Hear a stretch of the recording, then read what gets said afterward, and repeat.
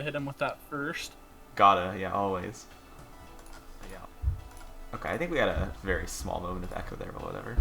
Yes, so UC11, starting in 30 minutes. To everybody who's here, if you're not a competitor, welcome. Hopefully you enjoy the show. If you are a competitor, good luck. Deep breaths. Okay. And we've also got Underdogs our mana. Cup. Oh. Yeah, man. Underdog. You bet. And yes, joining me is the legendary AddTagHere, the one and only. Yes. Any taggers out there? That's I think the most important question to ask. Yeah, there are taggers. All right. So I haven't really been paying attention. What are the like specifications of this Underdogs Cup iteration? This is S plus cap. S plus. I Yeah, see. which is a really interesting rank because that's kind of, I feel like, the rank at which a lot of players start to develop a sort of style, kind of. It's like that's where you start to see like a clear divide between like, yeah, these are like the offensive players, these are the opener main stick spin users, and then you have like defensive people. So yeah, that's usually around the time of the Tetrio player development when they learn either stick spin or DPC. So a very important player in the Tetrio player development. Yeah, that's a very important branch in their storyline there.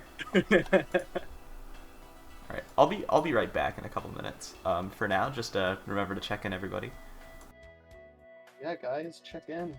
Underdog, you know, Underdogs Cup, Underdog Cup for Underdog, Underdog Cup happening now.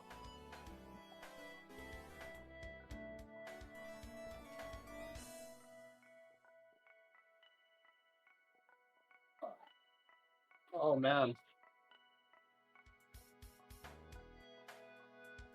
Hopefully that's not getting picked up by my mic. There is this funny football going on, and yeah. Oh, Lish, happy birthday. It's actually a few people's birthdays today. Not only that, but it's also Halloween.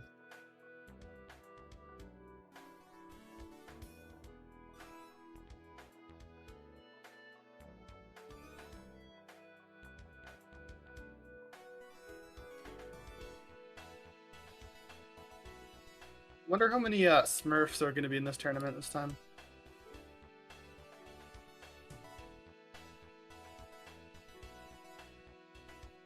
Zero Smurfs, huh? No Smurfs. Do you know this for sure, Manabender?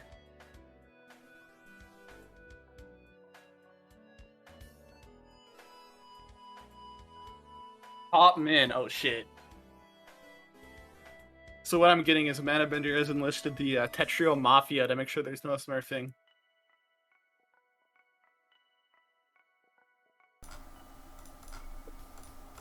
Yeah, I second that notion. You bet they will hunt down your family, they will hunt down your children, they will hunt down your siblings. No one will be safe if you're found guilty of this horrific crime. Oh my gosh, Caboozled Pie is back! That's right. Caboozled Pie from Underdog. That's right. Caboozled Underdog Pie, of course.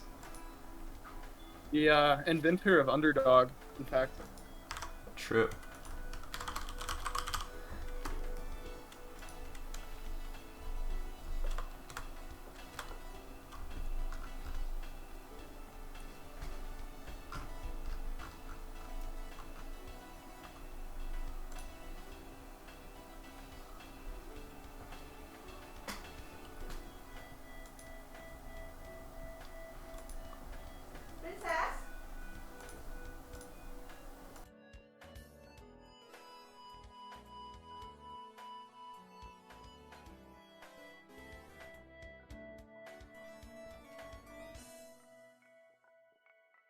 It's gamer, here's what you gotta do.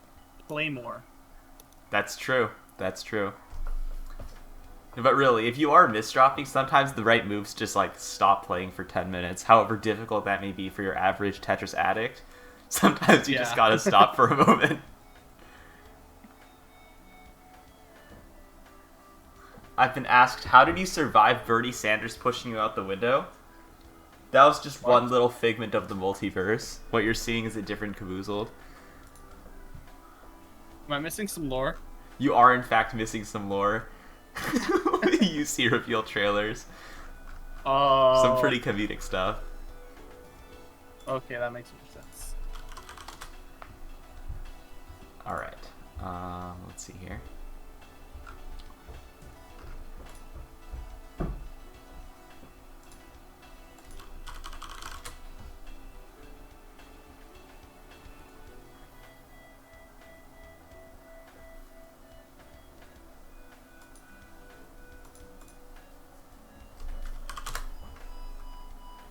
In the meantime, though, we still have about 25 minutes to check in, so that's quite a while. Just please remember to do that. Yeah, you have ample time. You have no excuse for not checking in. Absolutely. Yeah, you don't. Yeah, I mentioned this in the announcement earlier, but you don't want to be the guy who runs into Twitch chat later on, screaming about, "Oh, why am I not in the tournament? I hate these organizers. They didn't put me in." And as it turns out, you just didn't check in. So you don't want to be that person. Alright, 1 second. I'm gonna grab something. Alright.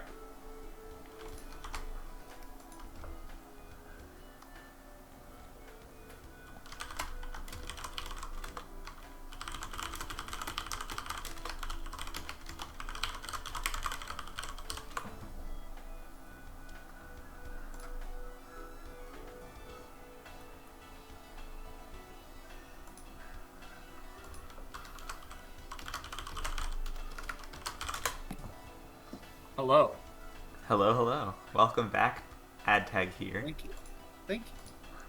Be sure to follow AddTagHere on Twitter at twitter.com/ddtaghere. Because, yeah, follow me. Yeah, as mentioned yesterday at Jester's Cup, he's a little edgy like that. All of my tweets are bangers. True millionaire, invested in Bitcoin since I was 1, graduated Harvard at age 9. That's how you know. Those are the qualifications that you need. I actually never miss. True. I also do dabble in ratioing Selena from time to time. Yep.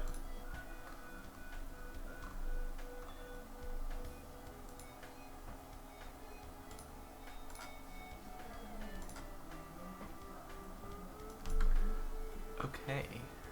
Let's see here.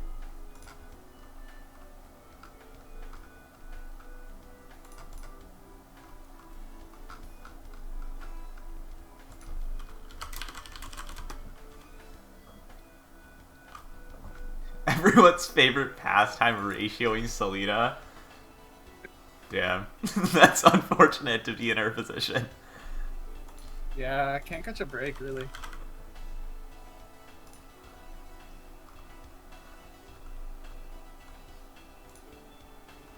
Oh man. Just like 12 more, no, 22 more minutes until the Underdog can play in a new cup. That's Underdog true. Cup.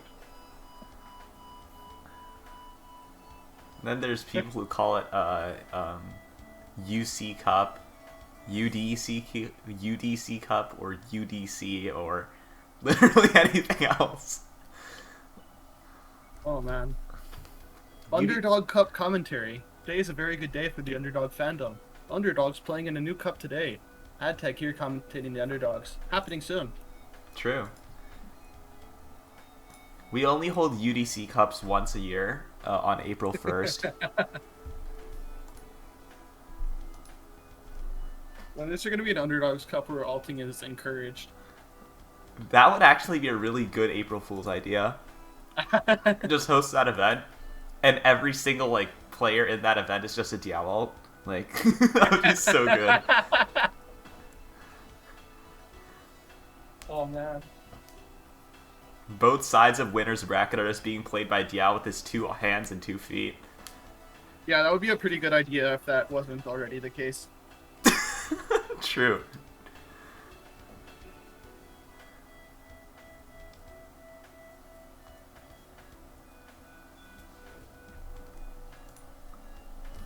Bro, do I seriously not have any green construction paper? What the fuck is this? Green construction paper. Yeah, bro, I'm doing homework right now. I see, I see.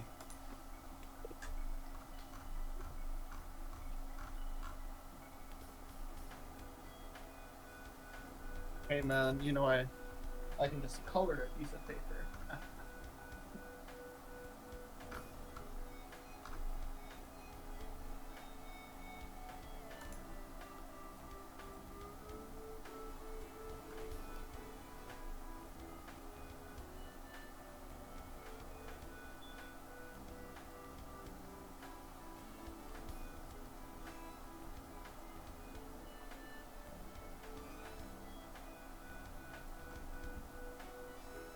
Ooh. We love some counterfeiting.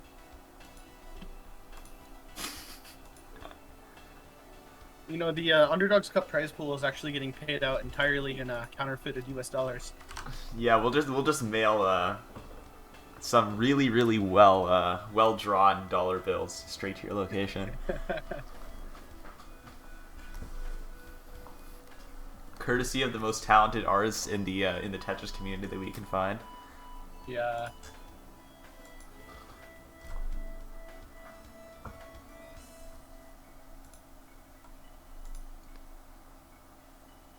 Alright, I'm gonna grab my pencil sharpener so I can turn this dull green colored pencil into a sharp one. Yeah, Tag needs to get that sharpened pencil to get all those deals going that he's got in the background. Okay, about 19 minutes. About 19 minutes left to check in. So if you haven't done so already, definitely do so. Luna, thank you very much for the 500 bits. But I will say now, if you want to contribute to the prize pool, you should do so here, or !donate, and that will take you straight to the prize pool where you can donate to that total. So, yes. Also, Titan, thank you very much for the tier 1. How would Smurfs be dealt with? We have our ways of finding these people. Yes.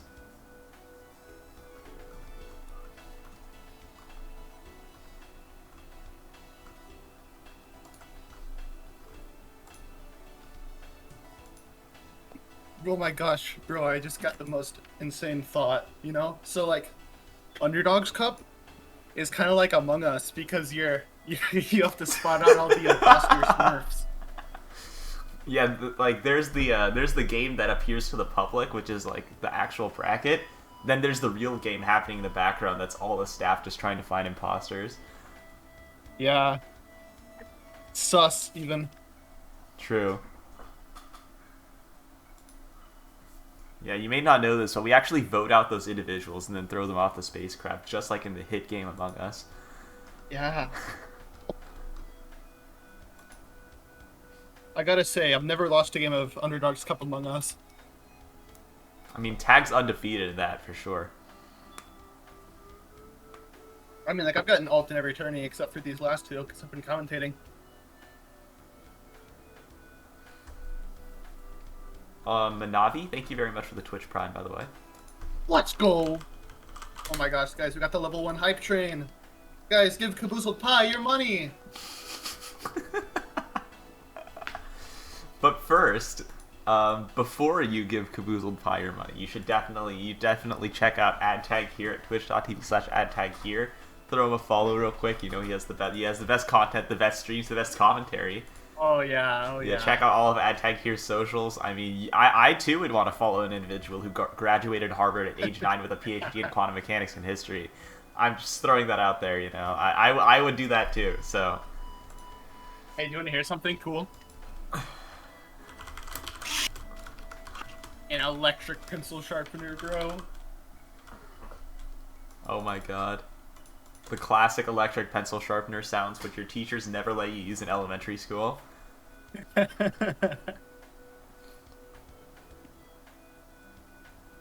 Chill electric pencil sharpener sounds to study/game to.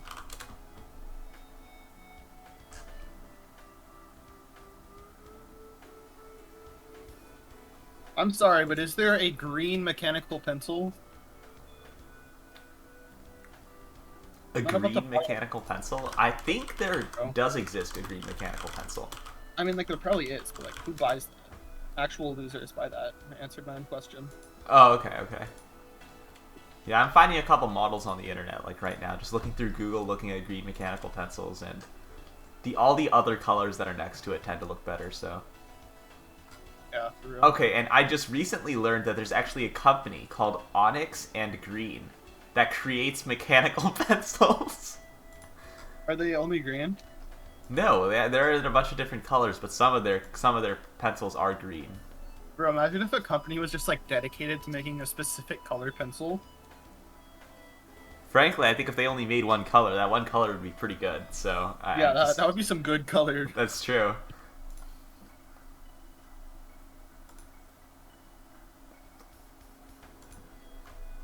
You know, what you guys don't realize by typing in /mod Zudo is that what you should actually be typing in is /mod AddTagHere.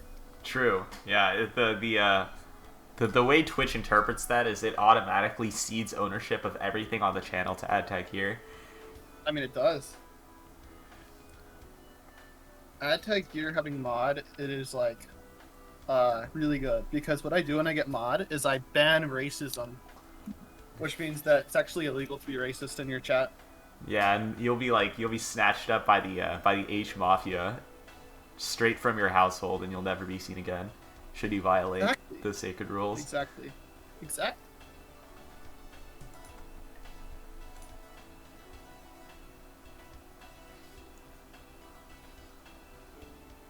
If I give you mod at AddTagHere, can I commentate instead of Caboozled?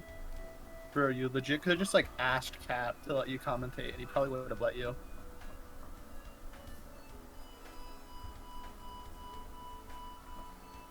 You'll use the VTuber model as your Halloween costume. That would scare a lot of people, I agree, except I think I'm too busy being a Tetris player to step outside and touch grass. Bro, that's so mean, Kabooboo.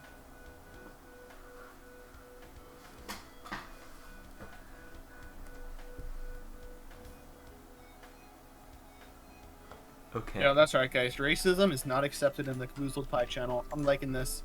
True. This is some great takes I'm hearing. That's absolutely right. We will dig up 10-year-old tweets from you if you're racist in this channel, and you will be removed off the internet. Oh shit. Yeah, that's it. Your career, your family relations, your friendships, all gone. Destroyed in a matter. We will take your social security number and we will put you in thousands of dollars of credit card debt. That's absolutely right. There will be no escape. And the shark loan companies that you did not willingly loan from are they're going to find you. We are going to take out so many loans under your name. It's going to be crazy. God, I love fraud.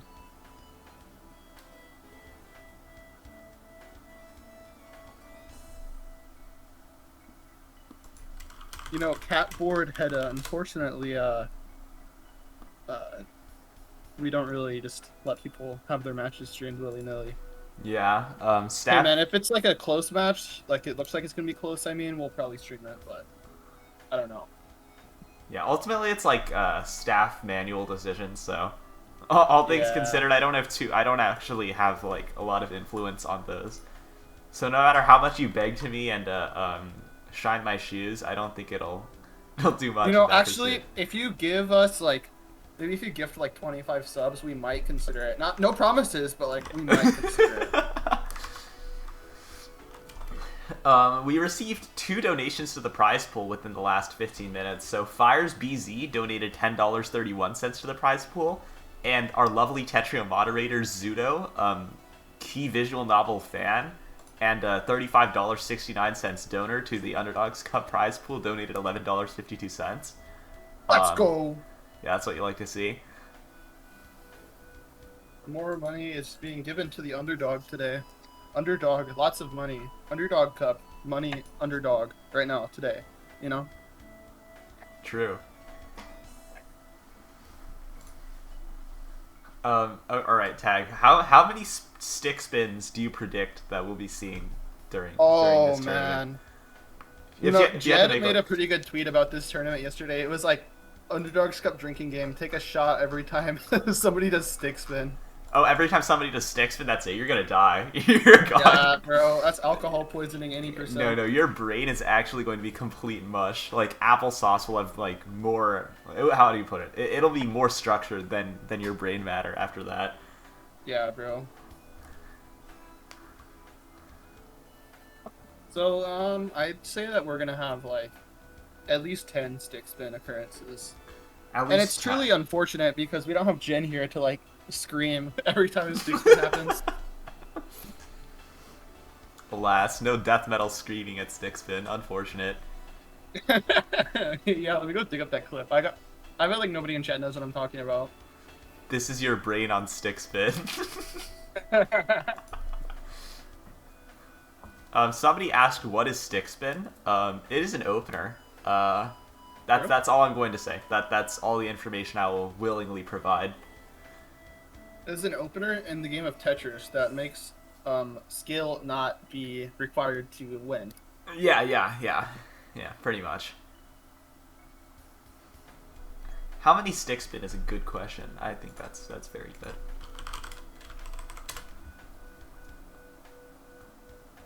And this is also about the point in the stream at which I realized that I'd completely forgotten to read over the questions list for this Underdogs Cup because we change it every tournament.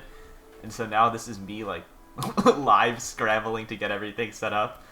Alright, give me a moment. Okay,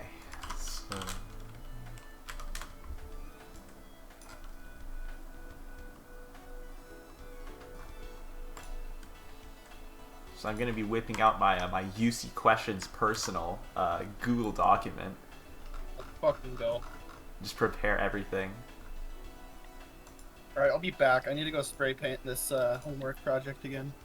Spray paint, interesting. Alright.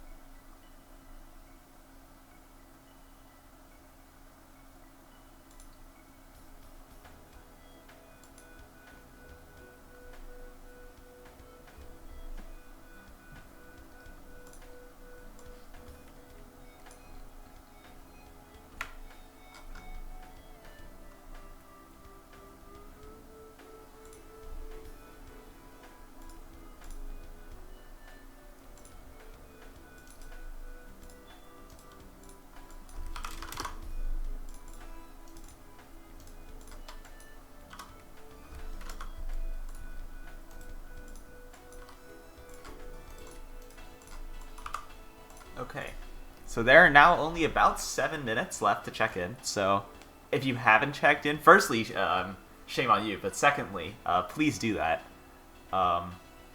It's definitely going to be a headache if you ask later on to be entered into the bracket because you forgot to check in and you want a favor from the tournament organizers, which notably we will not give.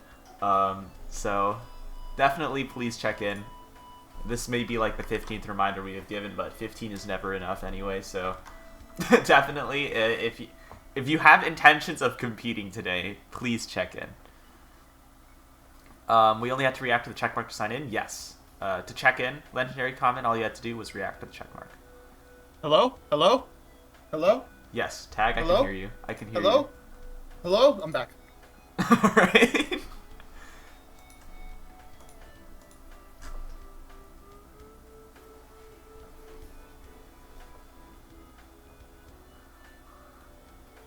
Chocolate Sprinkles, I will show the incredibly cool stinger for this UC soon. Once brackets are ready, I will show that wonderful stinger. Actually, I could just show it now. Showcase some of our badges that would be on display. All right, you know what? Let's see it. Let's see the legendary work from Chocolate Sprinkles. Let's get it going. Oh. Oh. And that is a pretty nice looking stinger. So yeah, we love the work from Chocolate Sprinkles. Every tournament, he puts out another banger. That's what you love to see. So yeah, Stan Choco Sprinkles. He always makes the good stuff. And yeah, here are 4 badges that you have the potential of earning this UC. So you have, of course, you have gold, silver, bronze. I'm sure we all know the connotation of that. First place, second place, third place. Then you have the prediction badge. What's the prediction badge? Well, it's the crystal ball. Basically represents a guessing game that we play before every single match. And the yeah, at the end of the tournament. Wait, that's a crystal ball? It's supposed to be. Oh, okay, that makes so much more sense now. Because like, you know, you look into your crystal ball to see the future, you know? That's what they did. Oh my gosh. Yeah, no, like it's only possible to win the crystal ball badge if you already have a crystal ball, of course. I mean, otherwise it's just not possible. And yeah, whoever has the most points at the end of the stream is going to have that badge, which is another way of saying that you don't have to be a competitor to win a badge from this event. So just throwing that out there. Can you win money? No, alas, you cannot. However, you can compete in other fantastic events such as tag cups and all the Team TSD events. So they hold like Jester's Cup, Tetrio Cup, and then there's Tetrio Journey hosted by Moo. So there's a lot of other tournaments out there that are pretty cool as well that you should definitely check out, especially if you enjoy your tournament experience here. So definitely check out other events too. You know, another way you could make money is you could just sell your Tetrio account for having a rare badge on the That's true, that's true, yeah. I could sell my account, have that #1 badge, and then just, like, take that to ship it off for, like, $5,000 on eBay. Yeah, bro. You know, I was thinking about, like, buying out a fake domain for Tetrio and just making a phishing site so I can sell people's accounts. Because, you know, a phishing site on Tetrio would actually be, like, so good. Because, like, Tetrio like always makes you log in every single time you go on the site anyway. That's true. That's very true. you could set up something like that and just start selling off like expensive accounts. Yeah, bro, we do a lot of phishing. You see what you want to have Firestorm's login details? That'll be $500. Yeah. So like if somebody's streaming, you can just like go in and be like, "Yo, I got a sprint PB," and then just like post a fake replay link so they have to log in. Genius. Hopefully, no Tetrio mods are listening to me saying this. Yeah, hopefully not. It would be unfortunate. Yeah, that would be rough for sure. Okay, so you have a little under 2.5 minutes left to check in. So if you have not checked in, you are a fool. Please check in. A fool and a cretin. Badgoblin raises a good point that you can sell all of the Gigawatt Gaming accounts as a set. And sell that to, like, I don't know, some horse racing watcher from Russia.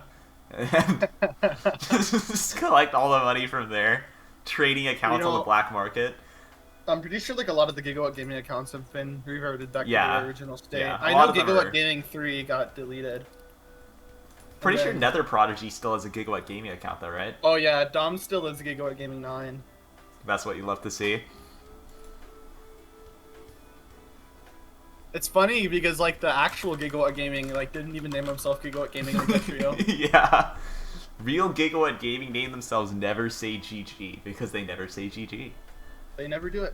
Really. Yep. Let's check in. Let's go. Looks like someone is in a cretin. Selling OSK account. Yeah.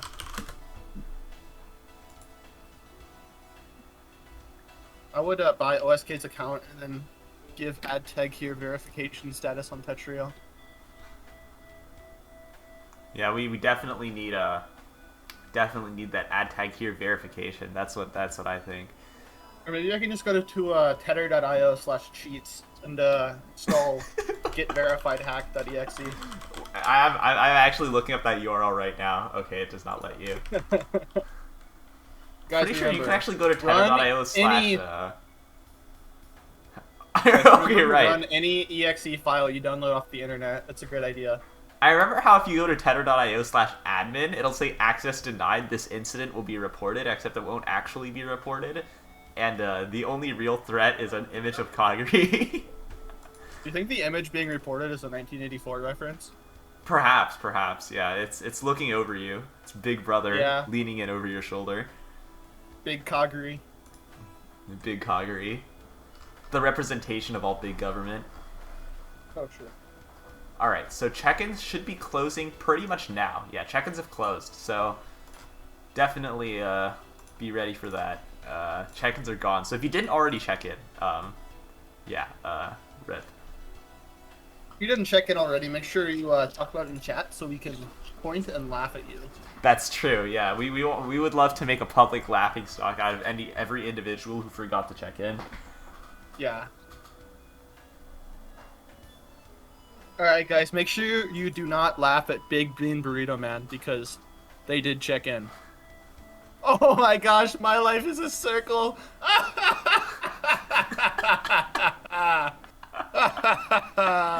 at this user. Laugh at this user. Oh man. They are definitely not X rank. Definitely not.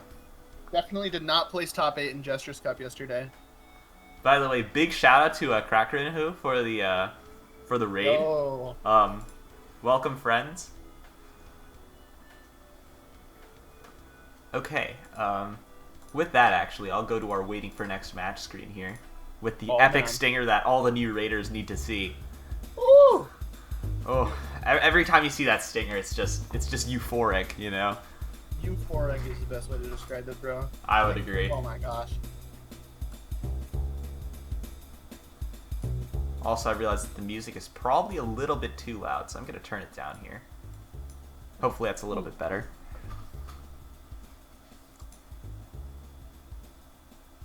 So glad chat can hear Caboozled play better now. Okay. Stuff should be underway now, so... yeah. Bracket should be finalized somewhat soon. Not yet, but... Usually UC's pretty quick about that, thanks to our lovely staff member, Promooooooo Mania player and top Quaver player, IceDynamix. Oh man, we love slavery. We absolutely do. Yeah, we had a pretty yeah, Xynix used to work really hard on UC for literally no pay, and eventually we resolved that we should actually pay her, and at last, as of recently, she has been receiving actual money. Lame. Bro.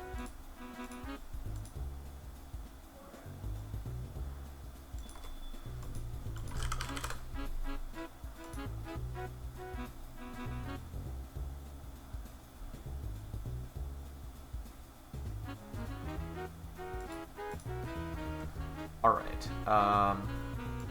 Let's see here. Preparing the on-stream setup as well.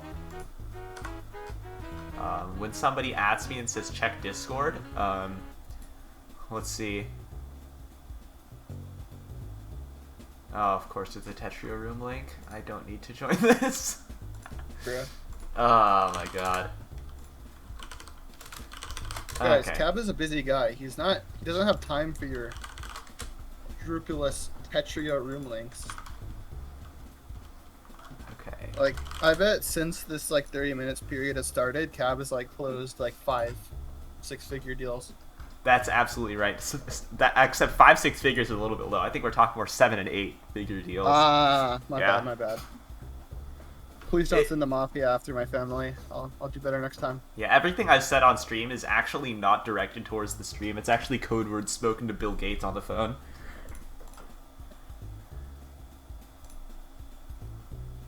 Yeah, if you're vaccinated, Cab can just like say a word and he can control your mind. That's absolutely right, yeah.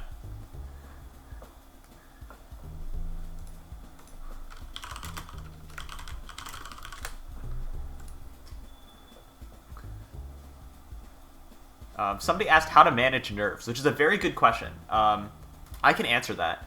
So there's a limit to how much you can manage your nerves. Like, obviously you're always going to be a little bit nervous. There's only so much you can do about that. With that said, make sure your body's the right temperature. If you're too cold or too hot, there's a good chance you'll be shaking a lot, so try not to do that. If your hands feel really fidgety, sometimes it's good to grip onto something like a water bottle and just like grip that. It's like your hands are like still again.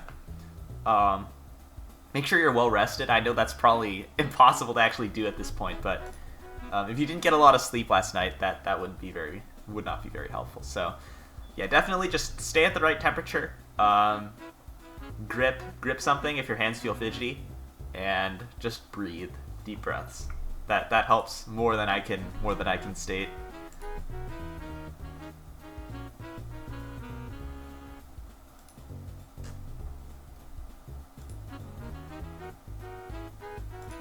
Yeah. Another thing you can do while you're nervous is you can just hit Alt F4 on your keyboard, because you don't have to be nervous about the match when you're not playing it anymore. That's true. That's true. AddTagHere speaks only the truth. I trust AddTagHere to speak straight facts 100% of the time. All the news stations wish they were as objective as AddTagHere.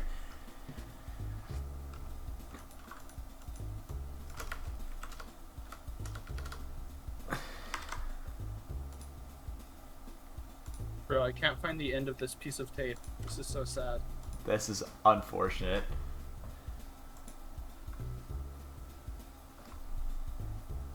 Okay. Because of a couple issues relating to Xynix being unable to do certain things today, we don't really have a commentator screen, so I think I'll just talk about them instead. So, commentators for today, we have me, obviously. We have our man with the plan, AddTagHere. We have Wawi Tetris, Tetris Friends veteran who made a lot of guides back in the day. And we have... we also have... I'm forgetting somebody. I'm really forgetting somebody right now. We have one more. Oh, man. We have Renge. How could I forget? Renge. How could I forget? We have Renge. A big man of Team TSD himself. True. I do remember Renge mentioning that he had a soundboard. So I'm curious what he's got in preparation for us here. Oh man, bro! If he doesn't have the Vine boom sound effect on there, I'm not gonna be happy with that. Yeah, there's gotta be like a Vine boom sound effect. Like, yo, Suboptimal, thanks for the raid. Yeah, thank you for the raid, Suboptimi. Because it's not actually Suboptimal. That's a capital I. Suboptimi. My bad. Yeah. You know, as soon as he raided, I found the end of this roll of tape, so that must be a good omen. It must be a good omen.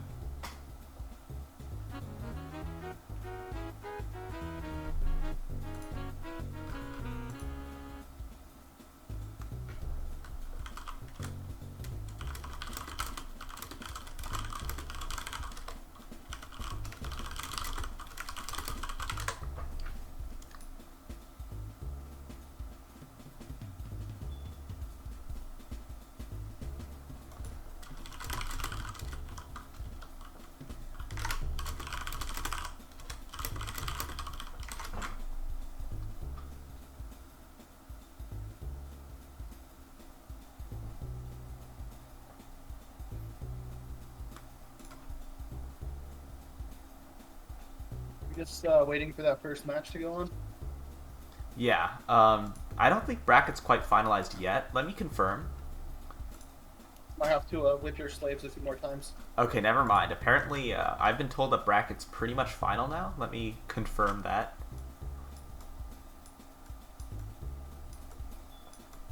Okay, yes, it appears that all 281 players in this bracket are ready. Yeah. So, I'll begin. Okay, so bracket has now finalized, or once this challenge page loads anyway. Okay, yeah, bracket is now finalized. I'll make the announcement relating to that, and then we will begin the tournament. So, okay, let me prepare this announcement here.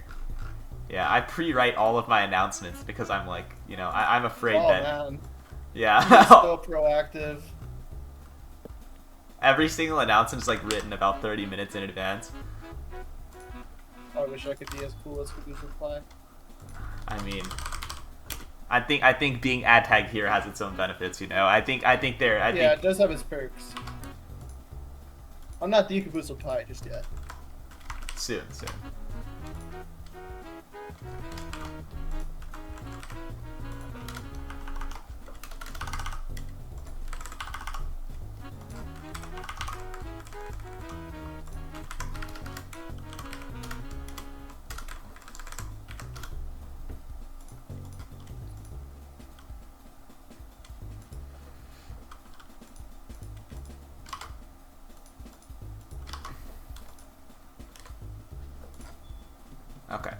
Also, to everybody who is competing, before you do your match, please read the rules. There are specific room code settings and everything that you're gonna want to have. So please read the rules. I know they're all written on the challenge there really easily, but it's pretty common that, you know, nobody reads the rules anyway. So please, like, before you start your match, there's a section in the rules called Format, and that should tell you pretty much all you need to know. For every rule left unread, Cab will spend 1 minute tonight extra crying himself to sleep. That's true. Yeah, I'll spend 1 more hour. And my night will actually extend itself to, like, multiple days if even more people don't read the rules, so... Exactly.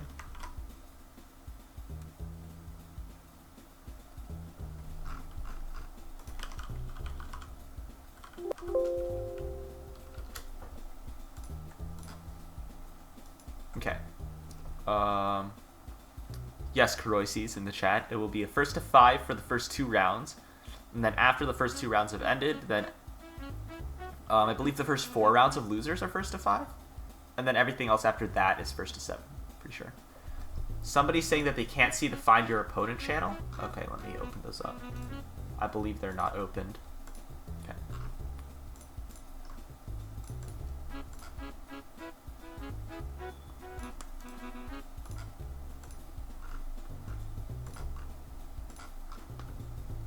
Okay, these channels should be open now, so head over there, find your opponent, ping them, set up your room. How can I see who I'm up against? Go to !bracket and check the link over there at the challenge, and you'll be able to see your matchup through there.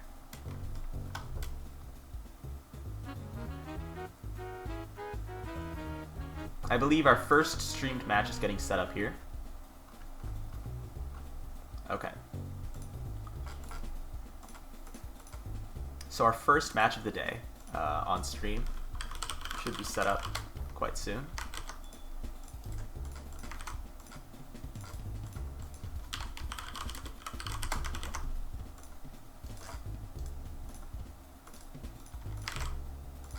Okay, and yes, this should be our first match of the day.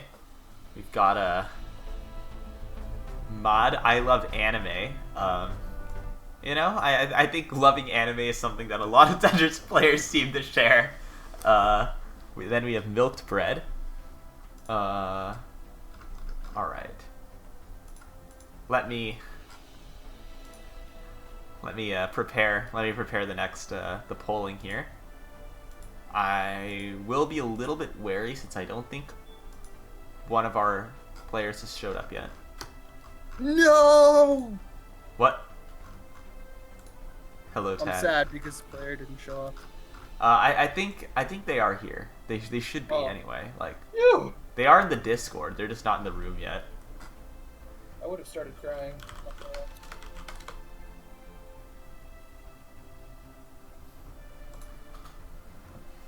Anyway.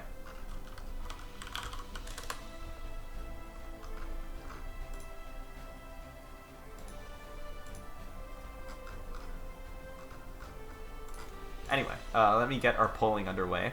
And of course, the first question of every single event is always how many rounds will there be? So, yeah, how many rounds? It'll be a first to 5, so please do not guess this assuming it will be a first to 7. So, yes.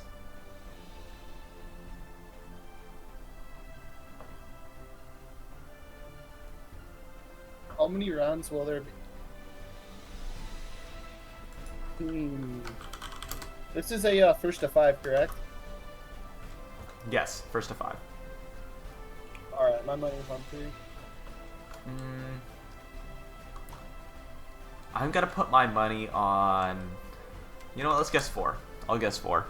Now, I'm wrong every single UC, so don't trust my opinion. But, I'll guess 4. I think the highest I've ever scored in a UC was about 5,000 points, and that's me guessing every single time and getting about 70% of them wrong. So... you know, I gotta say, you getting all these wrong is like a very clever way of like giving the illusion that the stream is not scripted. Pretty clever there. Yeah, I mean, I think it makes like the entire storyline more convincing. if Yeah. like the main character doesn't always win, you know? You're Yeah, the main I think character. I think it's just better story writing that way.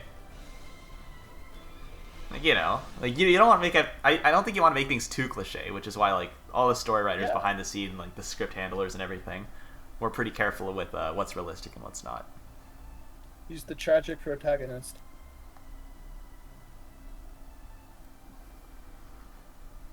Okay, so guessing is now closed. So if you put guess after that message that Manabender just sent, my condolences to you. With that, we should be going into our first match very soon. So, all right. Man. Just confirming with the players that they're ready, and then we will get into our first round.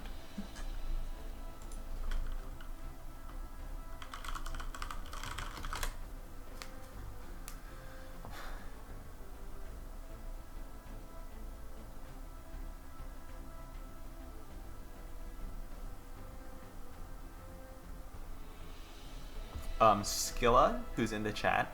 I think it's actually supposed to be Skyla. Thank you very much for the tier 1. Let's go. Also, shout out to Skyla for having donated to the prize pool $20 earlier. Let's go. Alright. Now, I think we're going to be getting on our way with our first match here. Alright, let's go. What do you think? Are either of these players gonna do stick spin? I'm not sure. This is a lower seeded match for sure, so Oh, no stick spin. no stick spin, that's what you like to see. That's what you like to see. I know 9-0 is not exactly the strongest opener in the game or anything like that, but if it's not stick spin, I respect it. Is Mad I Love Anime doing a 2-wide? Admittedly, I'm not entirely sure. Maybe he watched Garbo's Tetrio guide and now knows that 2-wide is the objectively best strategy. Perhaps. I don't know.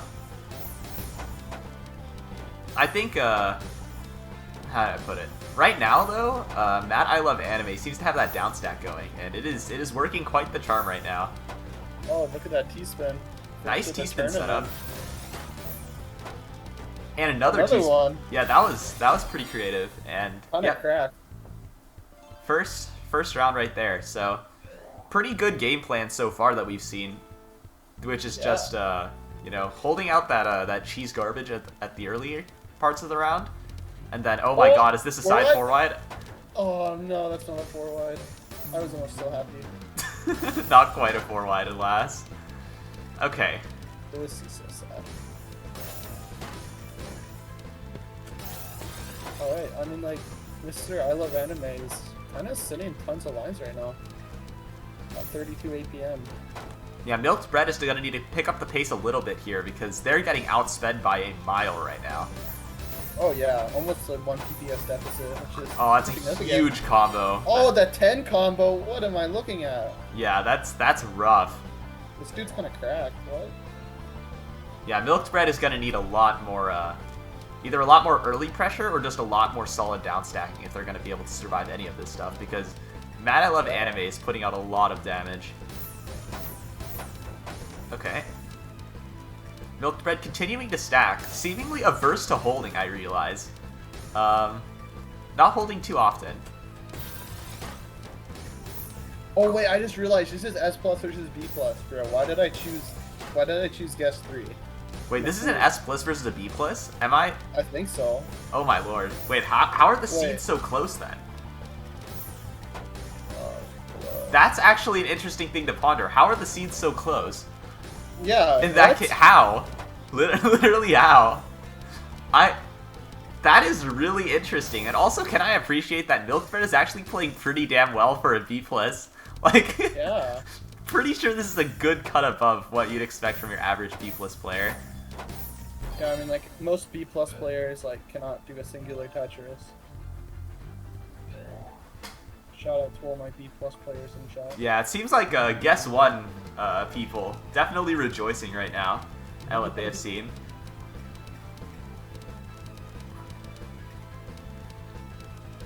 Oh, we do have a 4 wide. Alright, we do have our first 4 wide. Let's see how far this goes here. That's not where it goes. Yeah, that's not quite correct there. I'd love to see Milk Bread punish this hard, but yeah. Man, I love Anime with the pretty quick down stacking. Oh, and a nice multiplier to finish that off too. And Milk Bread is kind of on the back foot here. They're gonna need a hell of a down stack to get down here, and I'm just not sure that it comes in time. Man, this triple rotating, man, you gotta stop. Learn both rotations. I triple rotated my way up until like mid SS, so I was a triple rotator for quite a long time myself. Oh man, I like learned both rotations like the same week I picked up the game. Oh, it's a huge 4-1 actually. Yeah, 8 combo, pretty good. Can Milk Bread get down from this? Because it's not lights out for them yet. Yeah, good O placement. Can they get the eyepiece over? Okay. Alright.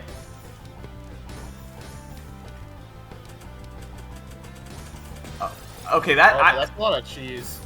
I don't know what Manabender was doing there. That looked like a little bit of a small quantity of BM.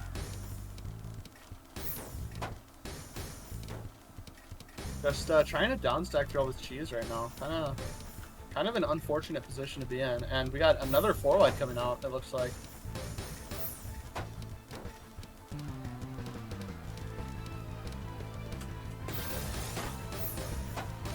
Also, Catboard Theta in chat saying that the seating is wrong. I recommend that you take that up with the staff. You can ask them in tournament help if you need to, but Twitch chat's probably not the place to ask for things relating to that. Yeah, and so Milk Bread, yeah. The Discord would be a better place, and yeah, that's gonna do it. Just yeah. Not really in any good position to kind of downstack any of that. And alas, not the closest of matches.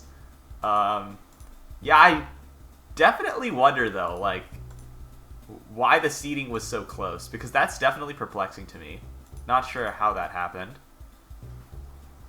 Let me actually take a look at the bracket here, see how the seeding panned out.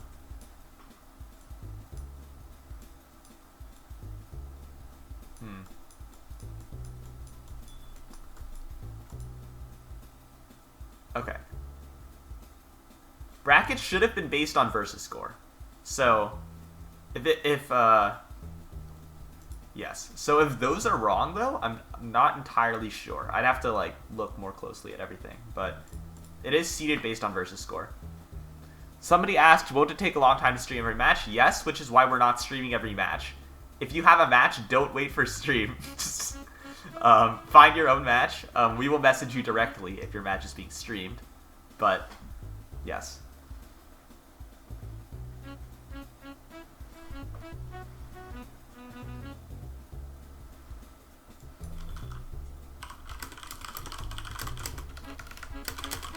We're just waiting for our next match now.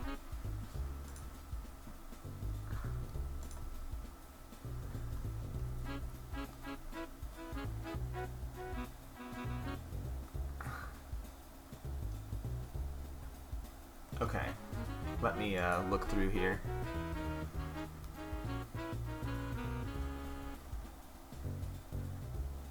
Leaders. Okay, so we have quite a couple people who got that one correct. Let me look through here. Next match should be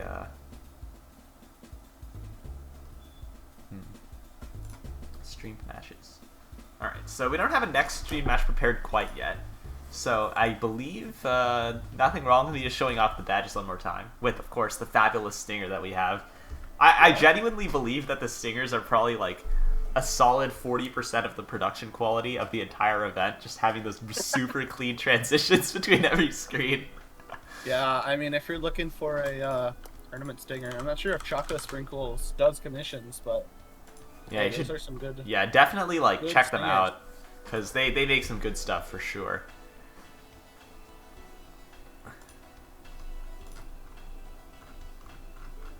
Now, while I wait, I might just play a bit of Geometry Dash. Who here in chat has played Geometry Dash at some point in their life? I need to know. That should be almost all of us. I mean, For those of you who know anything about the old videos on my YouTube channel, you would know that I was quite the Geometry Dash player at one point. Yeah. Yo, beat an extreme demon. Let's go. Let's go. Isn't down base an extreme demon? It is. Right? It definitely is. So. Dang, bro. My hardest level is 9 circles. This is so sad. That's only a hard demon. So I have that. I have the Geometry Dash credentials like on my belt. The Geometry Dash street cred. Absolutely. Like I just flash my like the demons I've beaten on like a badge or something, or like a keychain, and I just walk through the street and I'm given respect. Yeah, you go to a job interview, you're like, why do you think you're the right candidate for this position? Well, I beat an extreme demon in Geometry Dash. Alright, you're hired. I mean, who wouldn't hire you after hearing that? That's my question. I mean... I know, right? I just shake your hand on the spot and be like, hey, you can be my manager next. I'm just throwing that out there. Cap, didn't you say that you would do a Geometry Dash stream when, like, 2.2 comes out? Yeah, that's another way of saying there will never be a Geometry Dash stream, because that's never happening. It's so true. It's literally never happening. Bro, that dude, he just keeps on adding new features to the game instead of just, like, finishing the update. Yeah, it's unfortunate that that panned out that way, because, like, it has been years, like, a long time. Pretty sure last update I was in, like, 6th or 7th grade, so... Yeah. It has been quite a long time. Unlucky.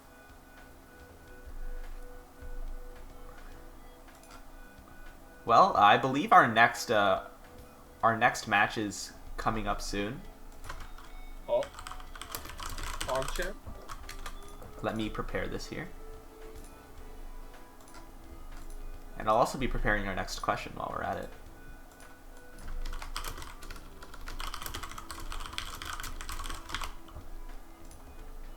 Okay.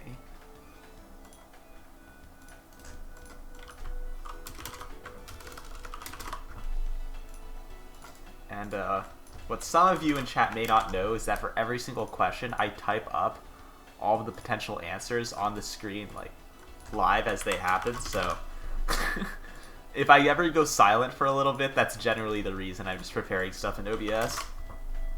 What do you mean? I thought you, like, did that shit, like, 30 minutes in advance. I mean, no, like, the polling questions, like, how many rounds will there be and stuff like that, that's typed up, like, 2 minutes before it appears. Dang, man, if only there was somebody in the community under the name of Nuke Explosions to make overlays automated. That would be pretty epic. I must agree. Yeah. Xynix used to set up all of them as images beforehand, so I could just choose an image and then just roll with that, but that turned out to be too much work, so we never ended up. Yeah, I did something like that for my first like Tag Cup stream, and that was incredibly stressful. Yeah. Like, the sheer amount of preparation that you would need to pull off something like that was just too much. Like, I'm pretty sure every TO has, like, done that one stream where they just, like, try to do it all manually.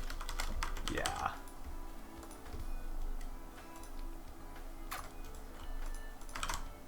And, you know, that is not often a stream that ends up working out, unfortunately.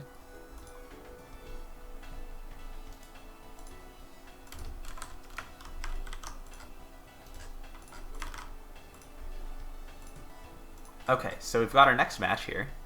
We've got Gladon versus Takoyami Towa. Towa? I don't know how the pronunciation is meant to be done. But yes, those will be our two contestants for this next match here. All right. There are a bunch of people in chat saying TMT. I don't know what TMT is. I'm confused and lost. I don't. Towa Maji Tenshi. Towa Maji. It's like a 90% chance it's weeb shit. I mean, like, these are Tetris players we're talking Hololive Fan Wiki. I see. Oh, I okay. see. Oh, okay. Okay. It all makes sense now. Official bio: a young devil who is visiting human society to gain experience. Oh my god. I understand now. I understand.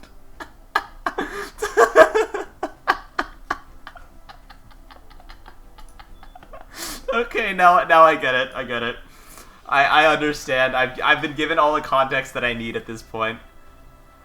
Okay, let me let me transition to our polling question. How many spikes will we see? Oh my god. Wait, what is a spike? Now that like the spike counter thing is different. Like, what classifies as a spike? Oh, that's right. 10 plus. Still 10 plus. Anything above, anytime they send more than 10 damage in a 10 combo. or more. Yeah. 10 or more is still a spike.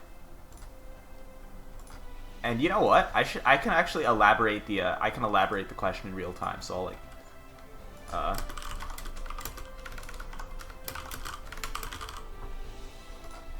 and then yeah, that way you can all see me typing it out live. Yeah, the magician handles everything that happens on the screen. It's being manipulated before your eyes. Somebody asked, what are the players' rating? Which is a very valid question to ask. So we have Takuyami Towa, which is 1.43 PPS, 54 APM. Okay, that's quite high. That is quite high APM, considering their rankings. So that's definitely something to watch out for. S plus 21.2 KTR. And the other opponent is, let me check here. It appears that Gladon has not entered the room yet, so I do not know what their stats are. Yes. Also, Tag, you were mentioning weeb shit earlier. Yeah. I'm looking through just all the people I can find, and I'm realizing that approximately 80 to 90% of them have anime/Japanese art PFPs. So you know how it pans out. Okay. The hive mind, bro. They've invaded UC. Okay, there you go. Gladon has entered the room. They are a 20.7 KTR player with 41 APM, 1.56 PPS, and 83.9 DPS. So definitely a little bit worse stats than Tokoyami Towa, which I will just say. Somebody said TMT, right? Okay, I'll call them TMT for this entire match. Where are people finding the link to this room? Oh, Tag. I think it's because in the streamed matches channel, you know, I should give commentator perms to the streamed matches channel so you all can see what's going on. I will add commentators, and yeah, now you should be able to see it. Alright. Alright. So, with that, let me confirm whether this is a first to 5 or a first to 7. This is a first to 7. Okay. That's a pretty important thing to point out. So, this is a first to 7 match. Okay.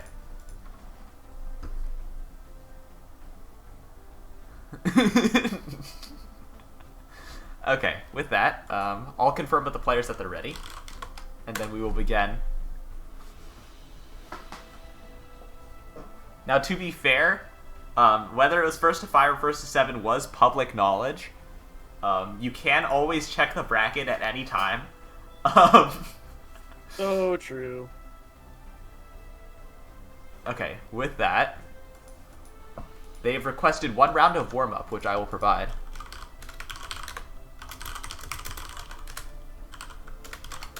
Alright, let me showcase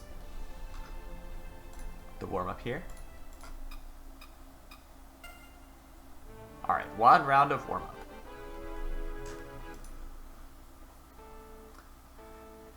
Alright, so we've got a PCO from Tokoyami. I'll just say TMT at this point. And we have a center 4 wide from Gladon. Okay, I think wrong piece choice there, but it works out. Yeah, didn't really stack it that high either. Definitely a mishold from Gladon there. I think they realized immediately after that they wanted a T-spin from that, but weren't quite able to. Are we gonna see an STSD? Not gonna go for it. Just stacking 9-0 here. Well, solid option. Oh, nice tuck from Gladon. Actually, that was a really nice fix, and pretty much fixed. T-spin. Yeah, pretty much just cleans up their stack really easily here. TMT might be having a little bit of just nerves or something, because this is definitely not where you want to be right now, and yeah, that's the warm-up right there. All right.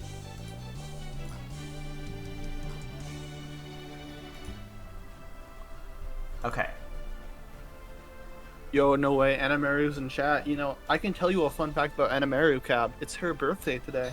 It's Animaru's birthday? Oh my goodness. Yeah, happy birthday, Animaru. One more year of fantastic artwork and Promooooooo gameplay from the one and only. Yes. Alright. But yes, happy birthday, Animaru. Congratulations on achieving one more year of age. Okay. And with that, we will get into our next match. Yes, everyone go like Animaru's tweet. That's true, yep. Go to twitter.com/Animaru_9H, I believe. Yep. Yeah, head over to that. Okay, and with that, we are getting into our first match. First to 7. Oh! We have a stick spin right out the gate. That's what you love to see. Stick spin! Double stick spin. Okay, this is what I was hoping for on this day. This is glorious. Okay, both C spins cancel instead of passing through, despite despite that. So, alas, not as funny as maybe we could have hoped, but quite epic. This is what you love to see. All right, well, no more stick spins, unfortunately. All right, yeah, but yeah, both players kind of make it out of that just fine. So. Oh, TMT with a bit of an awkward stack there. Gonna try to fix it up with a couple select skins here. And Oh, I thought Gladon was about to do a C spin. I saw that ZP skin. I was about to be so proud. all right. I need to be more greedy. That shit's fun. Yeah, both players actually with a really nice stack. So if they capitalize, this could be really, really big APM. Gladon kind of opting to skim though. Maybe playing a little bit scared, maybe a little bit nervous even. I don't know. Hey, I mean, like, nerves is a pretty valid thing to be experiencing right now. You are on stream in the Underdog Cup. Oh, pretty solid donation from TMT. Oh my goodness, goes into a fractal? Fractal? This is kind of cool. Okay. Alright, going into that setup here. Are they going to be able to fire off the entire thing? SPs to the right? Yes, they will. Nice. Opting to take another T-spin. Oh, that's really efficient. That's really efficient. And yeah, they are putting out a lot of damage right now. That's what we like to see. Gladon, though, just maintaining that solid down stack. And pretty much already down with a T-spin of their own at the bottom there. And TMT still struggling with that misdraw from earlier. Yeah, TMT needs to take it down now. Has a lethal amount of garbage queued up and ends up dying. And there we are. 1-0 for Gladon. So despite all those cool T-spins from TMT, just the solid down stacking and continued defense, as well as lack of misdropping was enough. Okay, we have another double stick spin. Except TMT's going at it a decent bit faster. Oh no, but did they? What happened? What happened there? Was that like a controller malfunction or something? Stick spin correctly. That. Oh, that's the price you pay. They may have jammed their keyboard or something because that. Oh yeah. That was unfortunate. Yeah, I don't. Yeah, that's definitely not something I would want to experience in a stream tournament match. That's for sure. Oh no, Gladon misheld their stick spin. And looks big like spike coming in from the stick spin here, and that just closes it. TMT wins with stick spin. Yeah, you know, the problem with stick spin sometimes is that if you misdrop it against it, like if you misdrop against it a single time, like you just evaporate. you just delete it off the face of the earth. So yeah, but this time TMT misdropped their stick spin, so Gladon might. Yeah, Gladon keeping up their stick spin here. Going to get that combo off too. Oh, however, TMT lives. yeah, TMT lives with a good amount of clean garbage here, and this is where the non-stick spinning player really has their advantage. They have so much clean garbage at their disposal. If they're able to just capitalize on it, taking a T-spin off the top, that's what you like to see. Oh, passes through, which is actually very much in TMT's favor. And Gladon kind of in trouble right now. Can they downstack out of this? Smart skim from Gladon there to live barely. Okay, then put the S there. Okay, no! Yeah, that's gonna do it. And TMT lives the stick spin and wins the round, so tying it up 2-2. It's pretty good stuff. All right, another stick spin from this time from TMT. Oh, they almost got it over, but it locked. They got this close. And okay. Let's see, how are they gonna fix this up though? Because it's definitely a bit of a chasm they've got on their board right now. Oh my lord, they're taking a T-spin on the top. Okay. And one aspect of stick spin that is commonly misconception is that stick spin is in fact not an invitation to be rude to someone, so make sure you're nice to them in chat. That is true. That is true.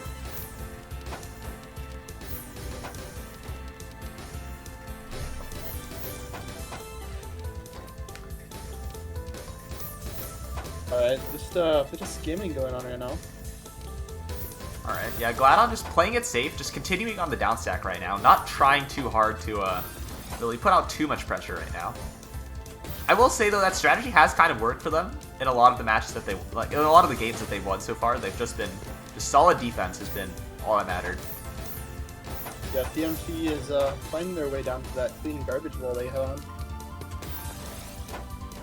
So, Tag, what do you think about, like, the, how do you put it? Do you believe that this match will be determined by stick spin, or do you believe that players will be surviving it consistently enough to get more of this mid-game that we're looking at right now? I mean, like, it really is just dependent on whether the players are in a good board state to tank the stick spin spike. That is definitely right. I don't know. I feel like stick spin is definitely going to control this match, but wow, that was a nice multiplayer T-spin from TMT there. Oh, alright, TMT on their way down right now, skimming through pretty solidly. Gladon also trying to look for a down stack. Kind of awkward placement there though. Had a little bit of a dependency. They skim out of it pretty well, and they're on their way down as well. Blocks their well with the S piece, but still fine. Yeah. Meanwhile, TMT with a ton of misdrops on the top of their own board. I think both players struggling a decent amount with just maybe tournament nerves. Not entirely sure, but yeah, definitely both players a bit jittery. To fix up the old stack. Now I'm just gonna get some skins. Nice T-spin.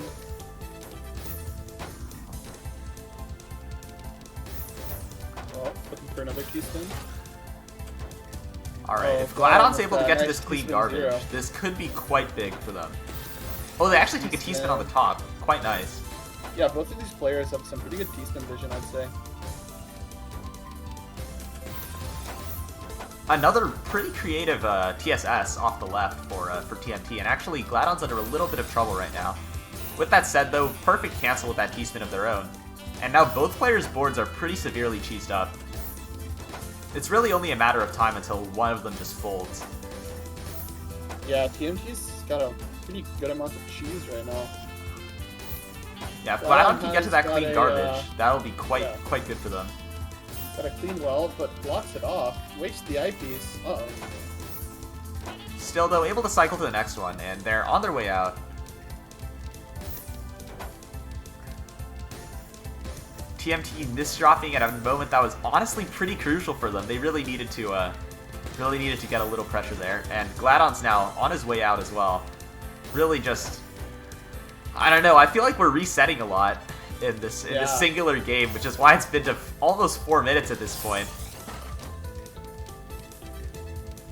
And here we are, just going through bit by bit.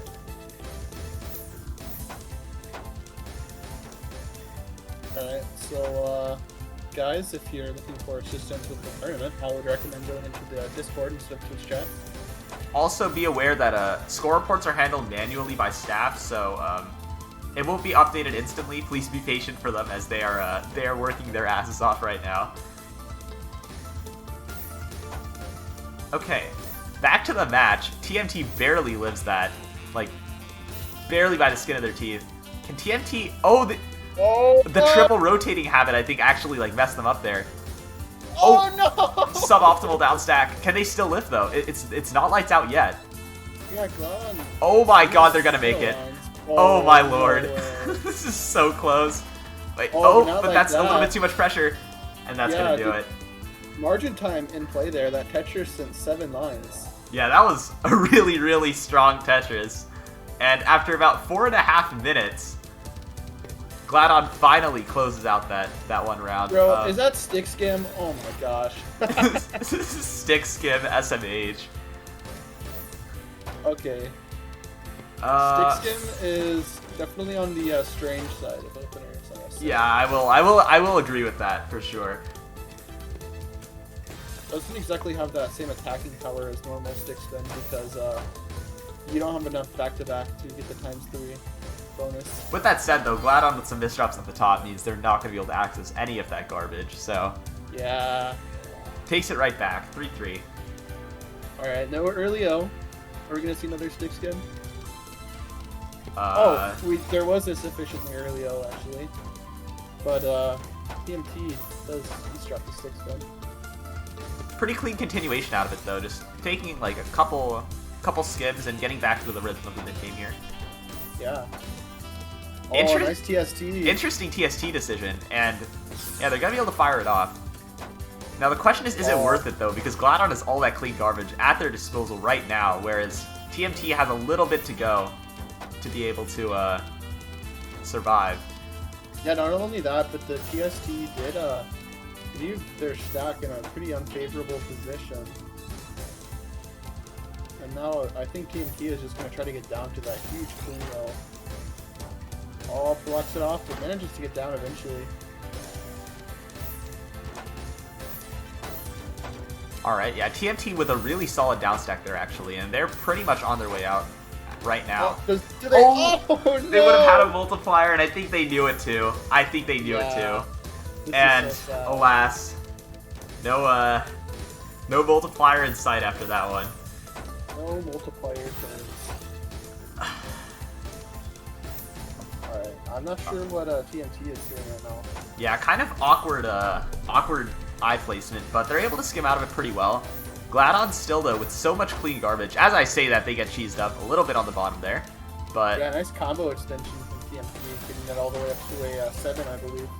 Small spike from Gladon, but it's all clean. So if TMT is able to get to that garbage, this could be really, really big for TMT.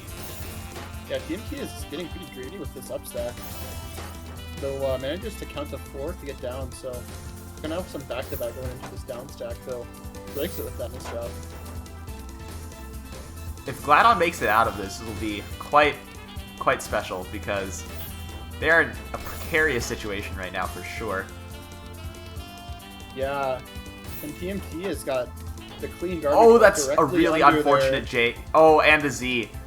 This might be this might be the round here. Yeah. The double Tetris spike. That definitely does it. Fourth spike of the game, I believe. And TMT up 4-3 now after that spike. All right, no early O. Are we gonna see another stick skim? We will. All right. Stick skim. Oh my god. All right. Well, looks like they're doing the stick spin right this time. All right. Yep. Yeah, No, TMT able to. Oh, that passed through. That actually passed through. Oh my god, dude. Utterly destroying TMT. Yeah, the passive that was supposed to be removed just demolishes TMT's hopes and dreams after that stick skim. Oh, TMT goes for NKO this time, actually, while Gladon is doing that tried and true stick spin. Well, you know, if they're gonna use a lot of stick spin, I think it's a good thing that they know a cool person opener like MKO to kind of offset the stick spin usage. Offset that nasty stick spin gunk. Okay, TMT actually with a really interesting skim there. They might be able to take a T-spin off of that. Yeah, exactly as predicted. And, I mean, Gladon's really in no position to... Wait, maybe? Oh my god, wait, that was really smart. That was actually... Are they going to make it out of this? Oh my god. They're going to make it out. They're going to make it out. Oh, no way. Oh my lord. I did not... There was no universe in which they should have lived that. Oh, but are they going to live this? Oh no, not quite. And TMT clutches it out, 5-4, but can I just say, that survival effort from Gladon was insane. Like, I really thought they were out after that. A very valiant effort, I must say. I know I got a TKI start from TMT. Alright. Nice donation. Second TSD follow-up for TMT. Now kind of wondering what to do, though, and they get spiked to the moon with that stick spin.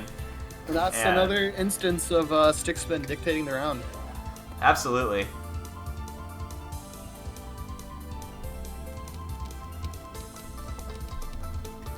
Alright, looks like neither player is going to be doing stick spin this time. Yeah, TMT actually did have a PC. Just didn't quite see it. And then they take a really... I don't know, I think they were fixating on the difficult solves so much they just missed an obvious one, probably. Yeah.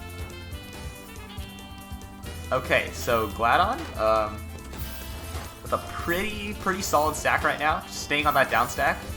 TMT trying to take a TSD here. Is it gonna work? Yes, it will. Getting down on their own board here. Gladon kind of set up a pretty poor stack for those Z pieces, and yeah, not any great position to place those.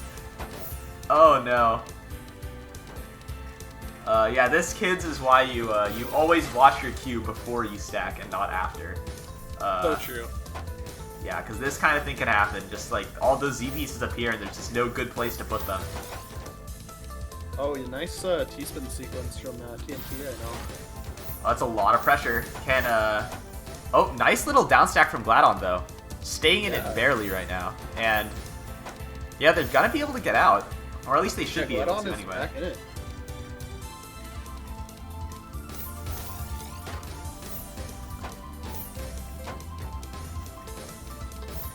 Alright. Gladon still trying to downstack, but with that huge multiplier, it makes things a little bit harder. And the T residue above their well as well. Oh, that's tough. That's tough. Can they get out? Oh. Oh. Oh my god. They always do. They always do. What is TMT building right now? Actually, yeah, what are they? What are they building? This is... Oh no, this is bad. Okay, TMT skims out a little bit. He's a pretty nice fix. Still, with that kind of board, a pretty nice fix is still pretty messy, though, and... Yeah, so many holes in the stack. Not gonna cut it. And Gladon lives after all of that to bring it to 6-5. I think we've reached that point at which, regardless who wins this set, if you're the players, you can't even be mad.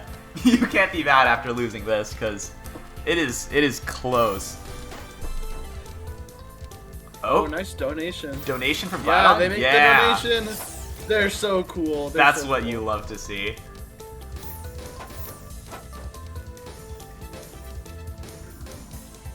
Alright, Gladon going to have to make another donation if they want to preserve this back-to-back.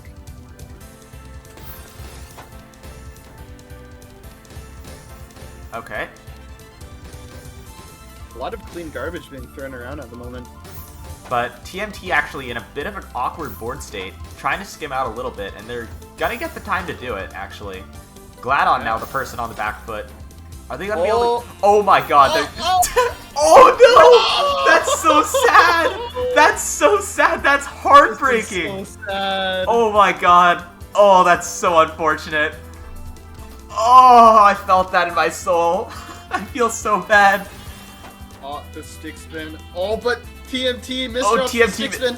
But Gladon does too. Gladon also misdrops it, and both players just trying to skim out right now. You can feel the nerves through the screen. Like oh yeah. They're definitely shaky right now, and I cannot blame them for that.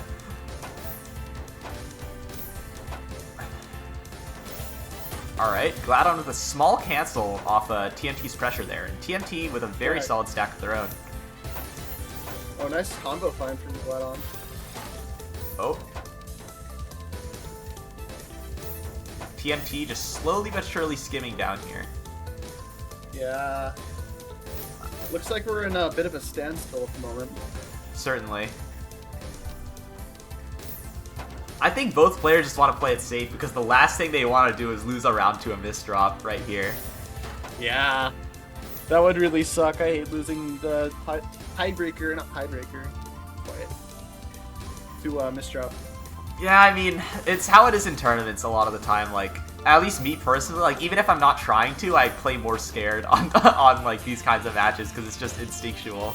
Like, my body just doesn't want to greed. It's just like salt in the wound if you die to like a OP downstack combo or a misdrop. Yeah. Oh. Oh, but speaking of misdrops, that misdrop is actually not that bad for Gladon. Going to allow him to tank a bit more clean garbage. Yeah, TMT was really stuttering there for a little bit. I think just wondering where to put their pieces for a moment, but they should be able to get out of this. Nice 180 nice fix. 180. And they should... Oh, no! Oh, Lord. Oh, I may have Commentators cursed a tiebreaker. No. No. Oh, that's it! Gladon takes it. GG's. Alright, and Gladon takes it 7-6 in an incredibly close round 3 match. Yeah. So, damn, that was a good set, you know? You hate to see that misdrop at the end, but that was a good match. That was a good match. Great showing from both players.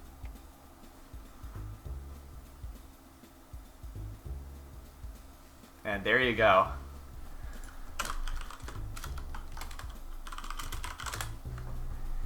Whew, okay. Awesome Fresh in the chat asking if it was supposed to be first to 7. First to 5 is the first 2 rounds of winners, and the first 4 rounds of losers, I believe. Actually, it might be the first 5 rounds of losers. Let me check just to confirm here. It is the first 5 rounds of losers are first to 5. First 2 rounds of winners are first to 5. And then every round after that is a first to 7. So that should help to explain how that works. And with that, we will be getting into our next match.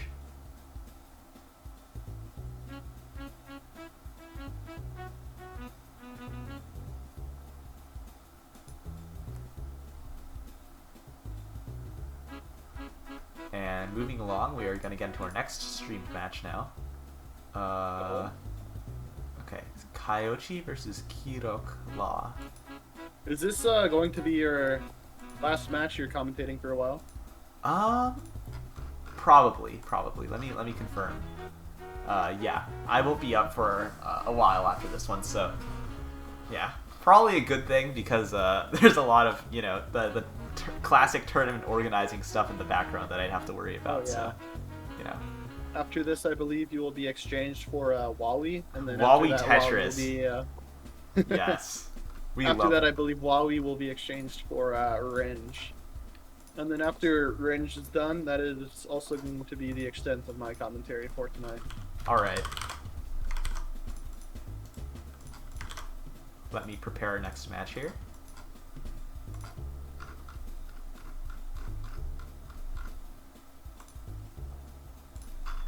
Okay.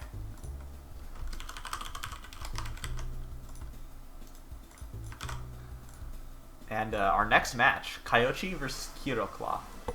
I don't know how to pronounce the R in that. I have no idea what language that is derived from, so not even gonna try. So there we are, our 2 opponents the name here. Kyochi sounds familiar. Wait. Kyochi. Maybe they like played in the Tag Cup or something. Maybe they did. I don't know. And with our next polling question, which I'll be putting in here real soon.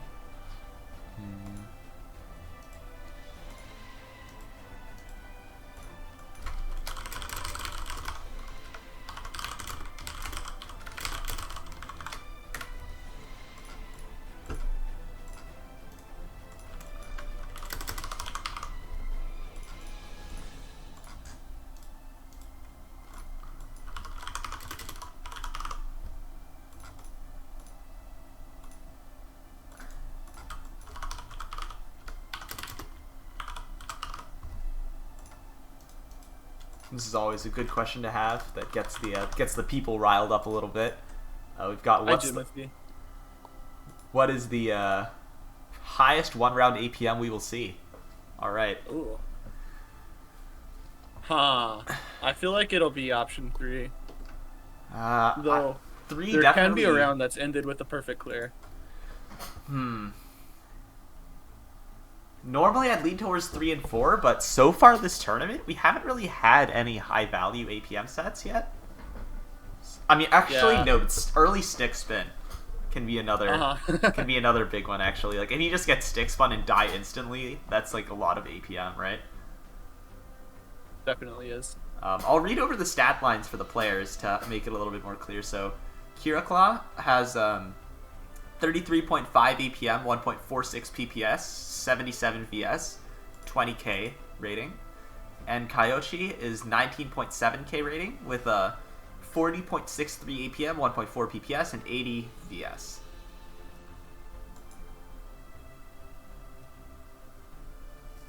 Admittedly, whenever I see 1 round APM, I'm just reminded of the time that Xynix broke like the 130 APM barrier multiple times in an S- tournament. Oh my god, that stuff was so funny. So funny. Alright, I believe guessing is now closed. So, we will begin real soon here.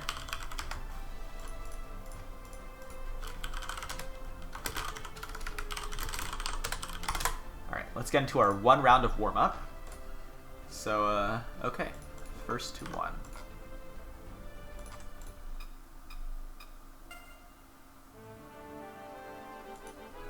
Alright.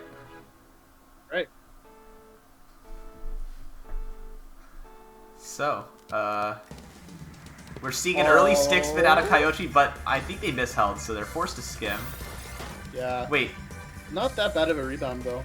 actually, this might be this might not actually be stick spin. Maybe it's like SDPC or something? Yeah, they might be going for SDPC, which is significantly more admirable, at least outside of a Blitz Ultra modes where it's it rolls back to degenerate a little bit.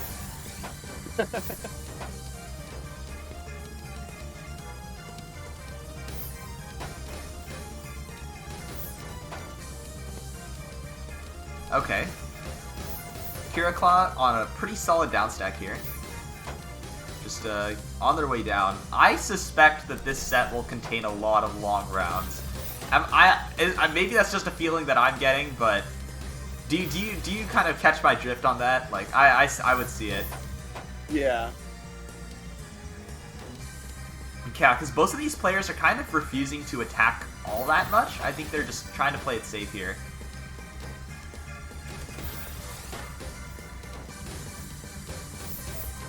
Okay, Kiraclaw stacking up a little bit though. This could be a really significant spike. The concern is that that might give a little bit too much time to Kiraclaw. Oh, yeah. But they fire it off really fast actually. They bursted that stack, and that's gonna Oh yeah, that's over. yeah, so that's gonna close up the warm-up here. And so, into our first to 7. Alright.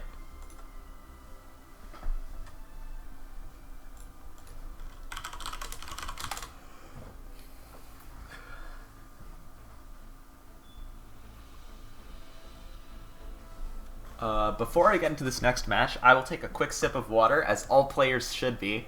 Please drink water during this tournament. I once went an entire Tetrio event while taking about 2 sips of water throughout the entire thing, and by the end I was completely parched. So don't make that mistake. Stay hydrated, you guys. Absolutely true. Stay hydrated, folks.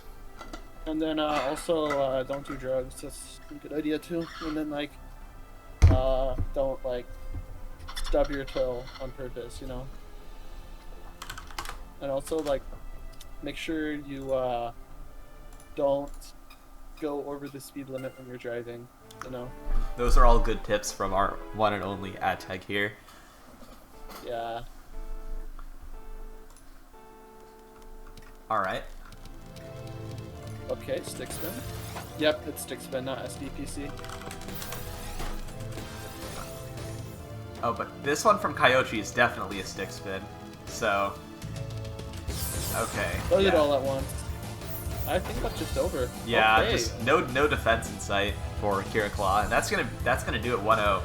That's an 80.22 APM round already. So everybody who guessed 1 or 2 is already in shambles. Will we see a 90 APM round, though? I think that's the real question. No way, a DT cannon, bro. Is that a Caboozled Pie reference?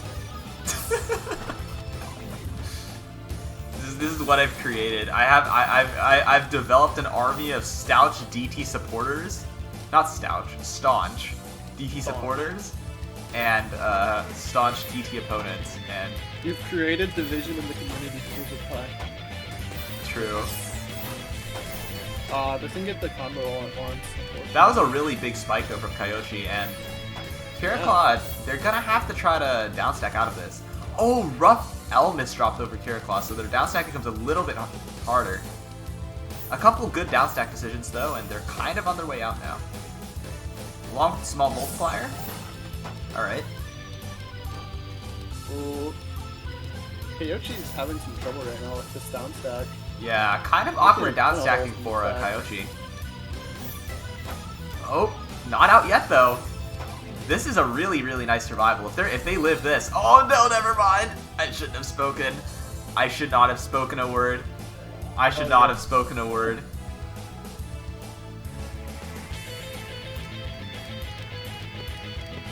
I have the innate ability to commentators curse anything. I swear. I don't know how I do it, but this is that's why you always get unimaginable.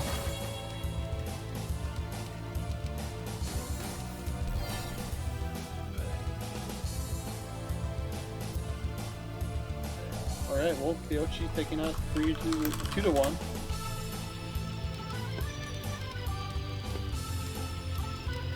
Alright, we got another DT. Alright. Is Kiro trying to just, like, start off 7-2, no matter what? Admittedly, I admire it. I don't know, the execution can be really hard on that kind of thing. Interesting set of skims, but it actually worked. They're on their way out, so if they can just get a couple select skims here, they should be able to live. Oh, but this is precarious, though. Yeah, that's definitely an awkward spot to be in.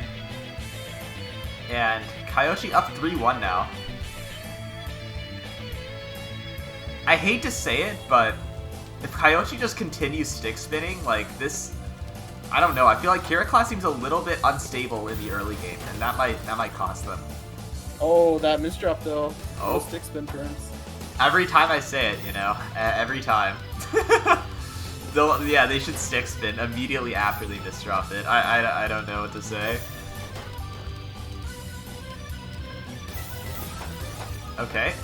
Nice T-spins coming out from Kyoshi, though.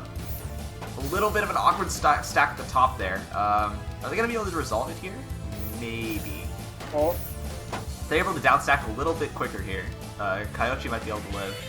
And Kiraclaw doesn't quite have any damage set up. Maybe soon. They need to get an overhang over that.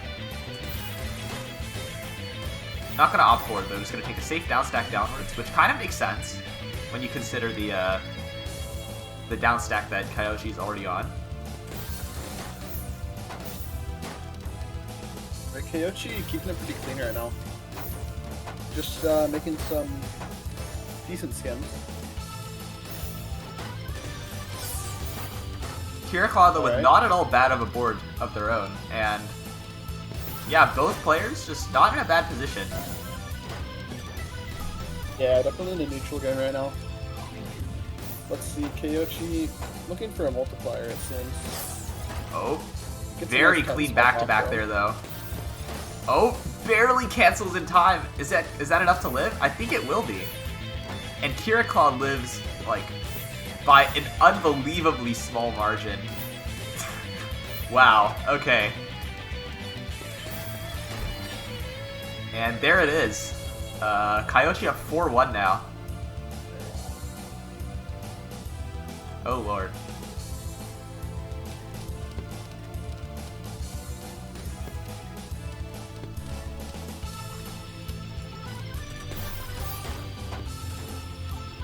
Oh.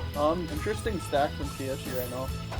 Kiraclaw kind of spent a decent amount of time just kind of jittering with pieces, and I think they kind of lost their advantage, especially with those misdrops. And yeah, Kyoshi in just a pretty good board state right now. I mean, not really anymore, to be honest. No, Kyoshi's board is not good either. Both players. Yeah, what is going on? Yeah, both players actually just really awkward board states.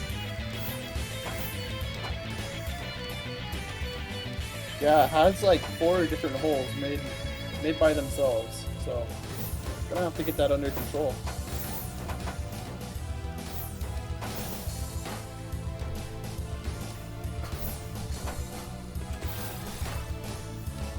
Alright.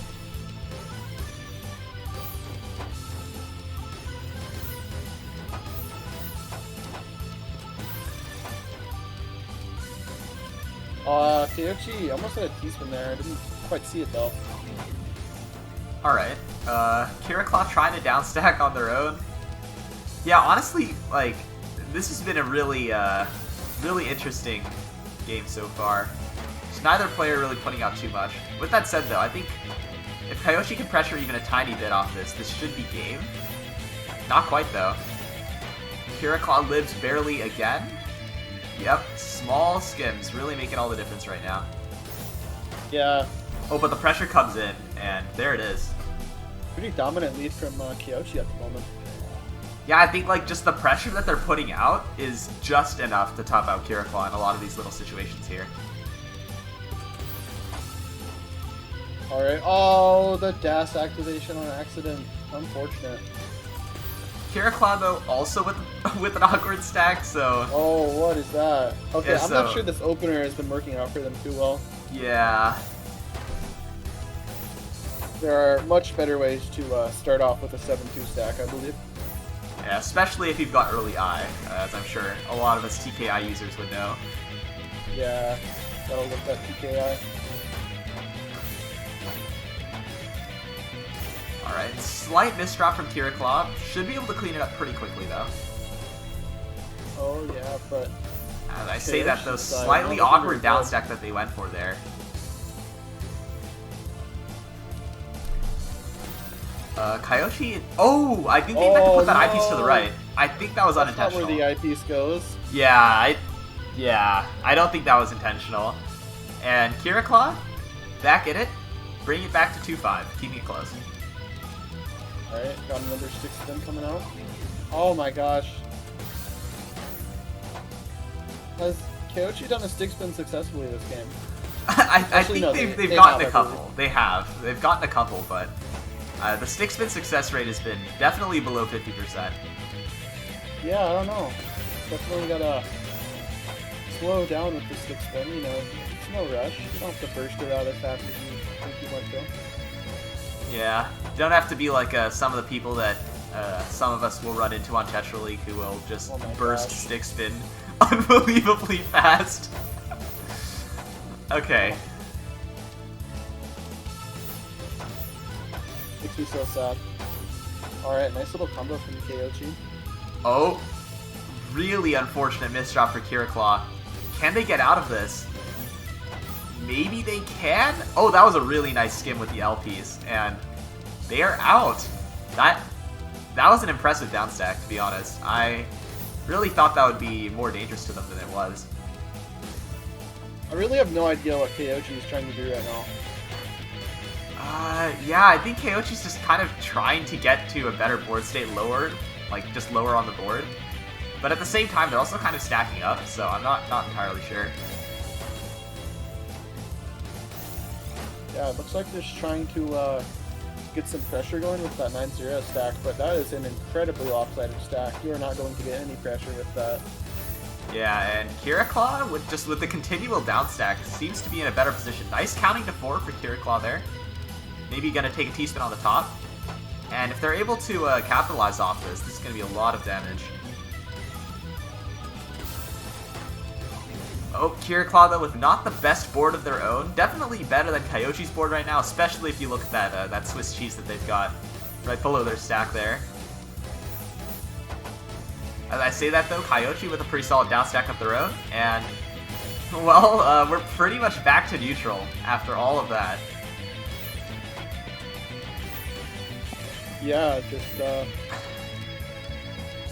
even positions for the most part. Looks like Kyoshi does have a bit more cheese though. Kiraclaw kind of in a rough spot with that eye dependency at the left. able to fix it up though. So again, just I feel like neither player is really pressuring enough to capitalize on their opponent's mistakes for the most part. Yeah. Both players at like 30 APM, that's really not enough to make a level of volatility that can punish mistakes. Oh. Okay, though, Kyochi with a pretty solid stack, and Kira Claw with an awkward stack as well. Never mind. Gets out of it real quick. And we're back to neutral at 3 minutes in. Oh, yeah. Oh, Lord. There's some margin time happening. Yeah, we may see some margin time. Yeah, as you know, in margin time, it eventually starts making attacks and more. So, I don't know. This might start to make the match go by a little bit quicker. But Kyochi is just, I don't know. They need to find some better downstack decisions. Yeah. At this point, the gravity is just so fast. Actually, yeah, the gravity I think is now the main opponent. I don't think either player is sending too much damage at this moment. Just yeah, they're not even like hard dropping themselves. It's just the gravity doing all the work. Yeah. Oh, okay. Kira Claw almost had like a catastrophic misdrop there, but you're gonna live barely. The 7 damage Tetris. Yep, it's the 7 damage Tetris. That's what counts. But it wasn't because of margin time though. Just a little multiplier there.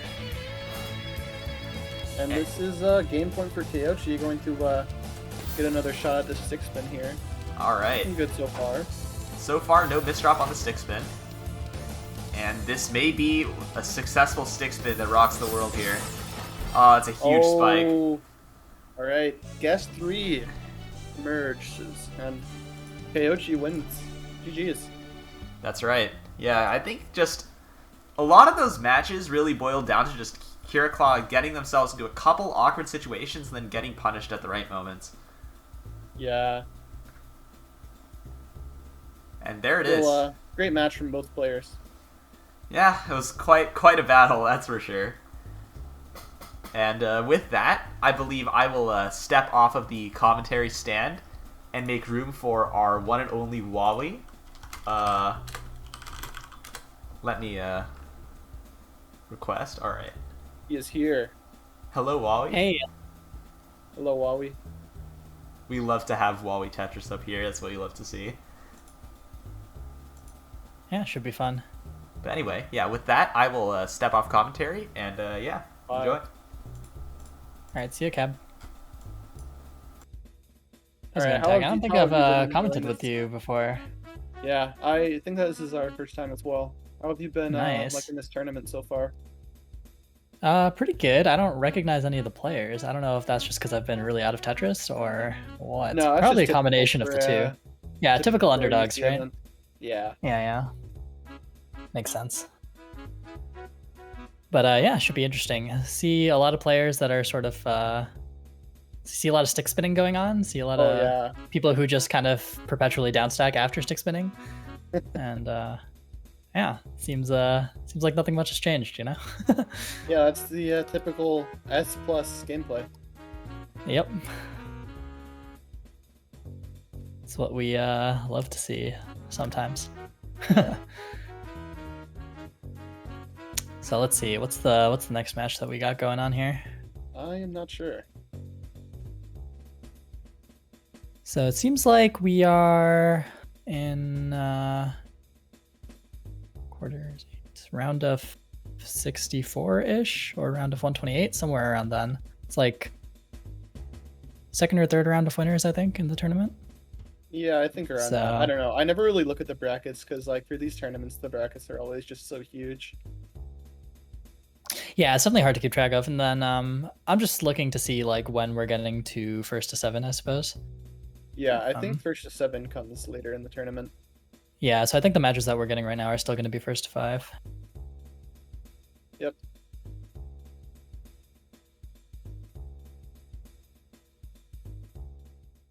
Oh wait! It is first to 7 already. Oh, it's first to 7.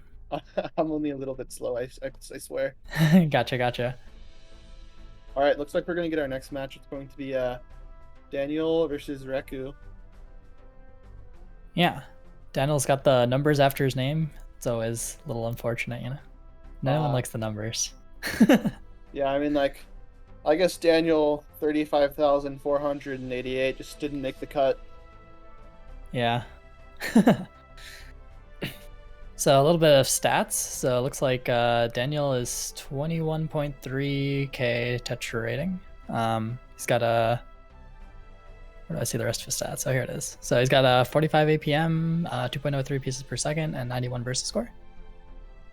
And then let's check out Reku. Looks like 21.3k Tetra rating as well. 45 APM, 1.79 PPS, and 95 versus score. So pretty similar. A little bit of difference in the speed, but it's like APM rating and versus score are pretty similar. So it should be a pretty close match. Yeah, and what is the longest combo we'll see? I feel like option 3 is the best. Yeah, I'm feeling option 2. Yeah, option 2 is reasonable, I think. Yeah, I feel like the only way you get 13 plus is if there's like a mid game 4 wide or something. Yeah. It's kind of unlikely. Yeah, you don't often see 4 wide in the mid game, at least at this level. Yeah. And on Tetrio in general, no one really 4 wides as an opening, so the only time you ever see it is if it shows up in the mid game somehow. Yeah, I mean, 4 wide can be somewhat good in Tetrio. It's just very situational, I believe. Yeah, it's just less common than it is in other Tetris games for sure.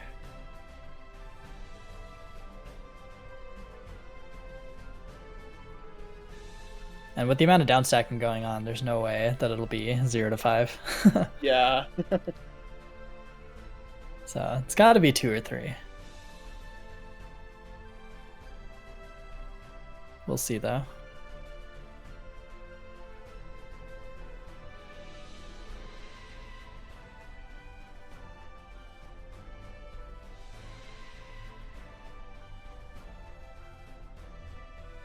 I think the warm-up match will be happening soonish. Yeah, let's see. They're both in the room. Yeah, we have both players ready. Just sort of getting the room set up, and then we'll be ready to go.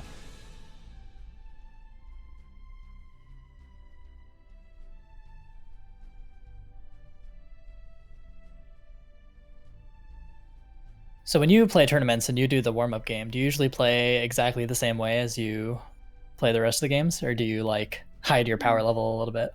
Yeah, usually I just play the exact same as I usually do. Yeah, I do that too. I don't think there are very many players who like purposely play a little bit slower or something, but I know there were a few like way back in the day. I don't know if anyone really does that anymore. Yeah, I mean, it doesn't really make that much of a difference, so like there's really no point in being super strategic with your warm-up. Yeah. Oh wow, we got Daniel's a decent bit of speed coming up from Daniel right now. Yeah, Daniel's got speed. He's just playing sprint in the warm-up game right now. Yeah, I'm interested to see what happens during the mid-game, I guess. Just because like there are a lot of players who will do this, and then the second they have some garbage on their screen and they're trying to downstack, suddenly they end up like half as fast. So we'll see how that goes. But well, Daniel finished the round at 2.4 PPS. Yeah, pretty impressive stuff there. That's like how fast I play in versus. That's like how fast I play in sprint, so.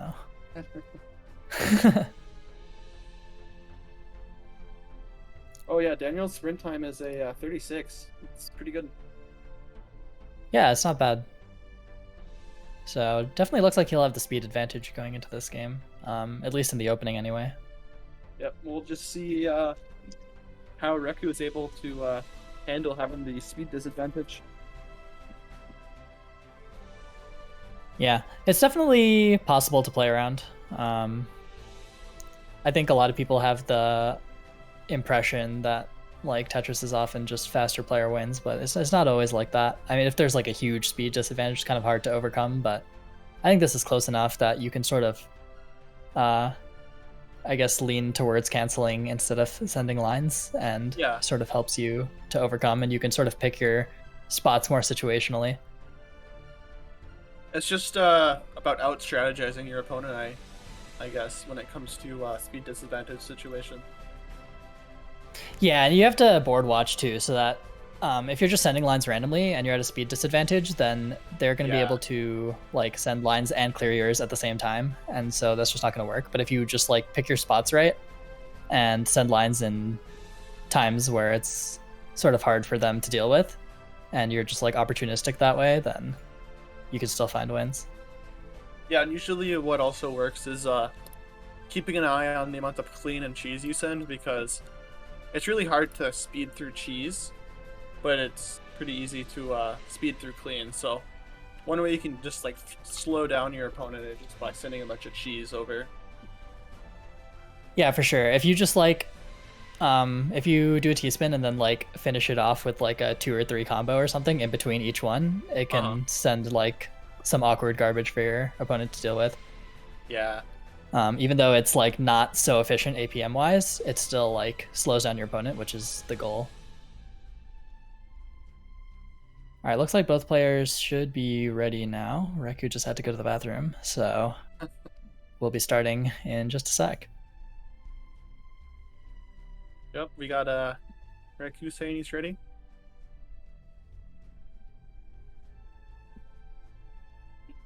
I guess we're just waiting on Daniel. Daniel said that he's ready, so we're gonna be getting into it. Yep. Good luck to both the players, and we're starting. We'll see if Daniel still just does the 6-3 stacking, or if he's going to do like a different kind of opening. Looks like he's going for the 6-3 stacking. Oh, Reku not quite having the eye block in time. Yeah. Nice T-spin for Daniel. Still a pretty clean board for Daniel, so he's not going to slow down anytime soon. We'll see how he deals with this misdrop. And botches that L-spin to fix it up. And now Reku still has like an equally bad stack at the moment. Has a bit of misdrop going on. Yeah, Daniel got pushed up towards the top there, but Reku unfortunately misdropped, so he wasn't able to take advantage. So I would actually give Daniel the advantage here, since his board is extremely clean. He should be able to pressure Reku towards the top here. Yeah, and then he's able to capitalize on that clean garbage wall. Yeah. Getting right back into a sprint stack as the round ends. Yeah, the misdrop is going to seal it for Reku there. Daniel was able to clean up that misdrop really, really well, so you'll like to see that for sure. Sometimes people who play a lot of sprint can have trouble with cheese, but he was able to clean up his misdrop really quickly. Reku starts off with a interesting STSD into a 2-wide. Honestly, not that bad of a opener. Yeah, it could be a decent spike for sure. Daniel has a little bit of a misdrop now. I don't think it'll slow him down too much though. Yep, and now it looks like Daniel is starting to slow down a bit more as he exits the 6-3 stack. Oh, that's a pretty painful misdrop from Daniel. I don't think Reku has anything to capitalize on it, so he'll be okay. I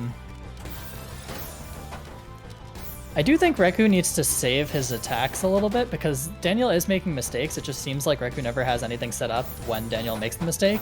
Yeah. So he's just like not really ready to capitalize, although as I say that, he seems ready to capitalize on this one, and yeah, takes the win there. Nice, ties it up now. And I'm curious to see if there's going to be a round where Daniel just takes it by spamming Tetrises. Yeah, I could definitely see that happening the way that he's playing. If Reku like misdrops in the opening or something, and Daniel just gets a ton of Tetrises in the beginning, then it could just be over. Ooh, Daniel sort of messed up his 6-3 in the beginning, but looks like he's got it under control by now. Yeah, it looks like Reku does have some garbage, but it seems pretty clean, so I think he should be able to deal with it. He's being kind of weird about... Yeah, he didn't use his eyepiece to get through that garbage there. Sort of favored a downstack combo instead, but it didn't clear all the garbage, so then it was a little awkward. Not sure about that decision. Yeah, he's going for this STSD opening again. He seems to like this one. Yeah, now this looks like Daniel is just going to do that tried and true. Oh no, but Reku had the unfortunate garbage under the STSD, so has to spin that L piece in, and actually ends up getting an 8 combo out of that setup. Yeah, pretty creative Elspin to get out of that for sure. You can tell that it's like something that he does a lot, the STSD, since it seems like he's very comfortable getting out of it. But yeah, 8 combo was what? Was that guess 2 or guess 3? I don't remember. I think that like is on the border of guess 2. Yeah, I think so too. So guess 2ers out there looking pretty right now. Oh, but Daniel's maybe going a bit too fast. Has a lot of misdrops. Yeah, he has a very messy board. We'll see if Reku's able to send anything. He needs to make sure not to cancel and to send this as like clean garbage to push Daniel towards the top, which he's doing a pretty good job of right now, but he has nothing to send anymore, which means Daniel maybe has a little bit of time to downstack. We'll see if Reku can like send an attack in time. Looks like it's not going to be. Plus it'll be canceled, so Daniel's going to be completely fine now, especially with that misdrop from Reku. He's going to be the one getting pressured. Yeah, Reku's been doing a pretty good job of sending tons of cheese onto Daniel's board. Yeah, for sure, but he's going to get pushed up now, and Reku has a pretty hard field to downstack through, so if Daniel can somehow set up an attack, should be good, and yeah, that'll do it. Ooh, could have been a TST at the end. Yeah. Alright, next round, we got Daniel going right back into that 6-3 stack. Reku finds a PC though, that might put a... Oh, I was about to say that might put a fork in the road for Daniel, but it went right under a 6-3. Oh my gosh. Somehow dies anyway. Yeah. I didn't see what happened to his eyepieces. Yeah. Super unfortunate that, you know, he got very lucky with the garbage placement error and wasn't able to take advantage, unfortunately. Yeah. Now it looks like Reku is going to start off with another STSD opener, but oh my gosh, Daniel is playing a risky game right now. Could say a nice multiplier combo though. Yeah, he's able to find the attack out of it, which is going to be really good for him. And if he gets this Tetris, it could spell doom for Reku, but he's gotten to the garbage hole as well, so maybe both players are going to be okay. Daniel has a little bit more messy of a board, but with a speed advantage, maybe he'll still be okay. Depends on whether Reku's able to attack in time here, which looks like he won't be able to. So, yeah, Daniel's still a little bit worse right now with this board state, but again, Reku with nothing immediately to attack with, so it'll be okay, I think. Alright, Daniel is just gonna try to downstack now. Looking like he's about to dip below 2 PPS right now. Having some trouble with all this cheese, but as I say that, it gets access to a really nice clean garbage column. Oh, yeah, I feel like I want to see Daniel build up his attacks more and like stack them one after the other, because it seems like he's able to push Reku like towards the top, but he's having trouble actually finding the KO in some of these situations. Oh, but that's a nice combo from Reku, but another huge clean garbage wall. Yeah. So yeah, I think Reku just needs to save his attacks a little bit more, and then Daniel, if he wants to like win these a little bit easier, just needs to stack his attacks like one on top of the other a little bit more, so that he doesn't give Reku time to breathe in between the attacks. Yeah. Because I think that would help for both of them, I guess, in terms of strategy. All right, both players misdropped the opener, but now it looks like they've sort of figured out their stacks. I would give Daniel the advantage right now, though, as Reku is really close to the top. Yeah, Reku couldn't find a way out of that. Kind of hard, and by the time he sort of found where to put the pieces, Daniel had already sent more, so... Yeah.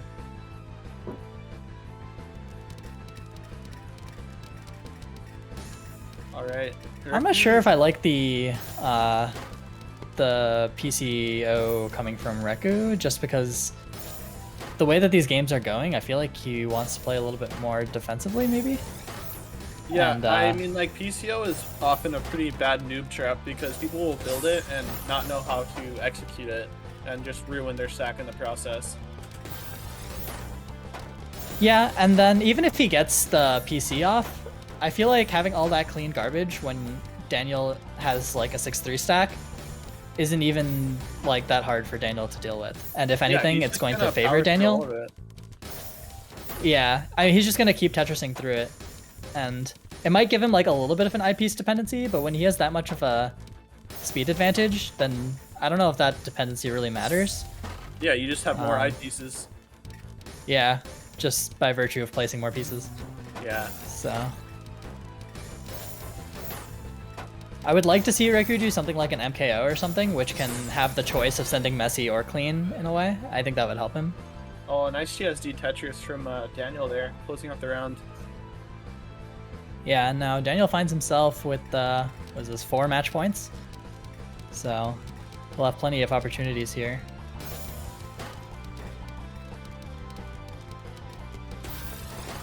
Alright, Daniel starting off another 6-3. Reku sent a lot of garbage to him with that STSD opener. Yeah, it almost spiked him out actually. If he had just like a little bit more juice at the end of that, it would have done it. But it looks like Daniel's able to downstack through this right now, and he's getting to the garbage holes, which means it's going to be a lot of garbage sent over to Reku. Reku is sort of having to use a lot of eyepieces in order to set this up, which is going to make it hard for him to downstack now. Alright, let's see. I guess we're just in the neutral again now, but Reku does have a disadvantage, however. Not that bad of garbage. See a few. Yeah, luckily Daniel doesn't have anything to send right now, so Reku does have time to get through this. If he can find the right pieces, which it looks like he can. Although Daniel is going to be sending garbage soon, so Reku needs to be a little bit quick about this. Able to get to the Tetris hole, so that's going to help. Let's see what next. Ooh, that misdrop hurts. Oh! That's an unfortunate place to win the match on, but that is it. Reku is now in the loser's bracket, I believe. Yeah, and I think at the end of the day, it's just it's hard to overcome a speed disadvantage like that, and you have to pick your strategies very deliberately if you're going to overcome something like that.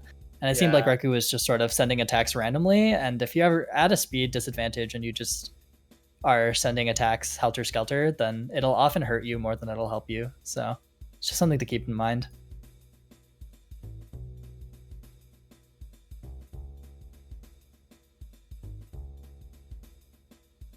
Alright, well, I guess we're gonna... But yeah, GG's to both players.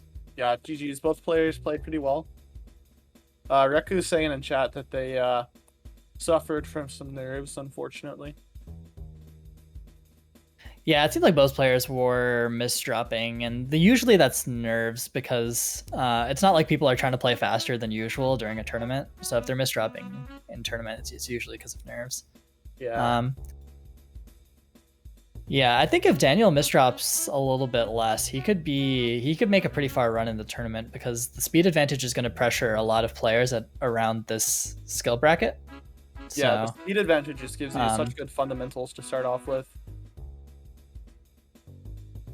Yeah, and then even like, yeah, just like hearing that when you're playing against it and like the match starts and you just hear with the like piece placement sounds that your opponent is playing much faster than you, I feel like that just like mentally already shakes some people, you know? I know it does for me sometimes. If I like start off a match against like one of the top players and I just hear like bam, bam, bam, bam, bam, and I'm like, oh no.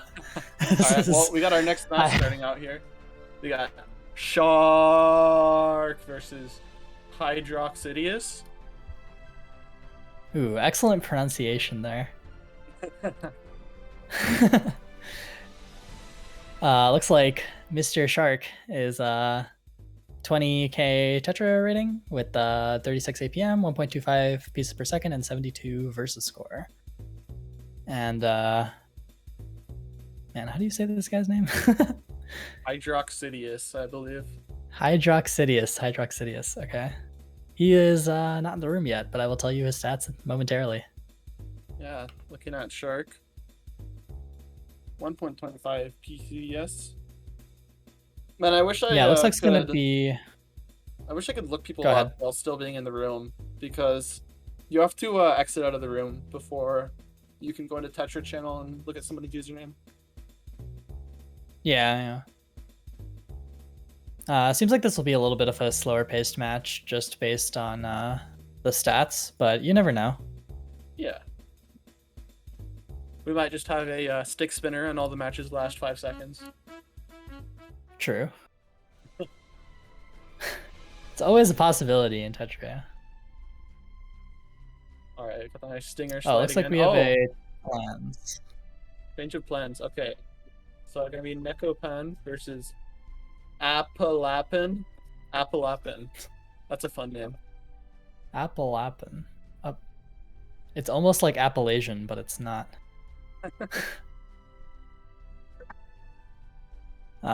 So yeah, Appalapan.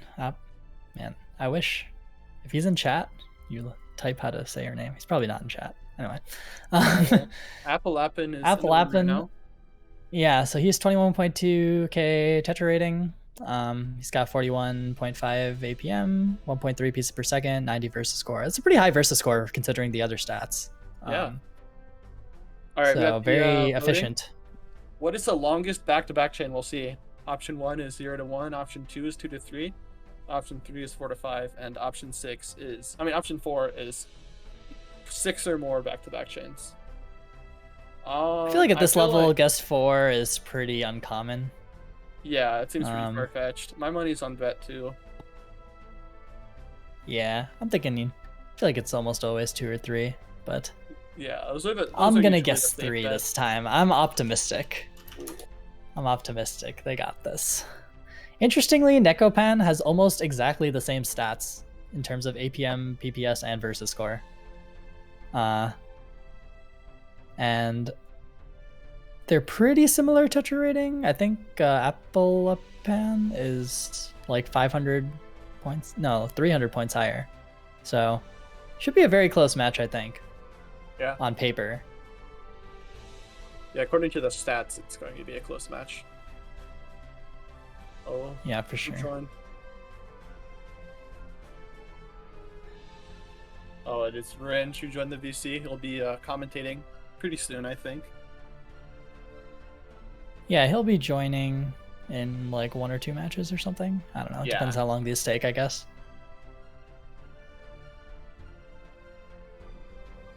The Underdogs Cup does commentary blocks a little differently. Usually people will do it based off of like top 8 or top 6 or whatever. But Cab did it based off of hours. So I'm going 3 hours at a time, and then it was Cab going 1 hour, Wawi going 1 hour, then Renge is going to be going 1 hour. Yeah, it's just like a rotation type thing instead of having like specific pairs for specific matches. Yeah. Sort of makes sense for Underdogs Cup, I think.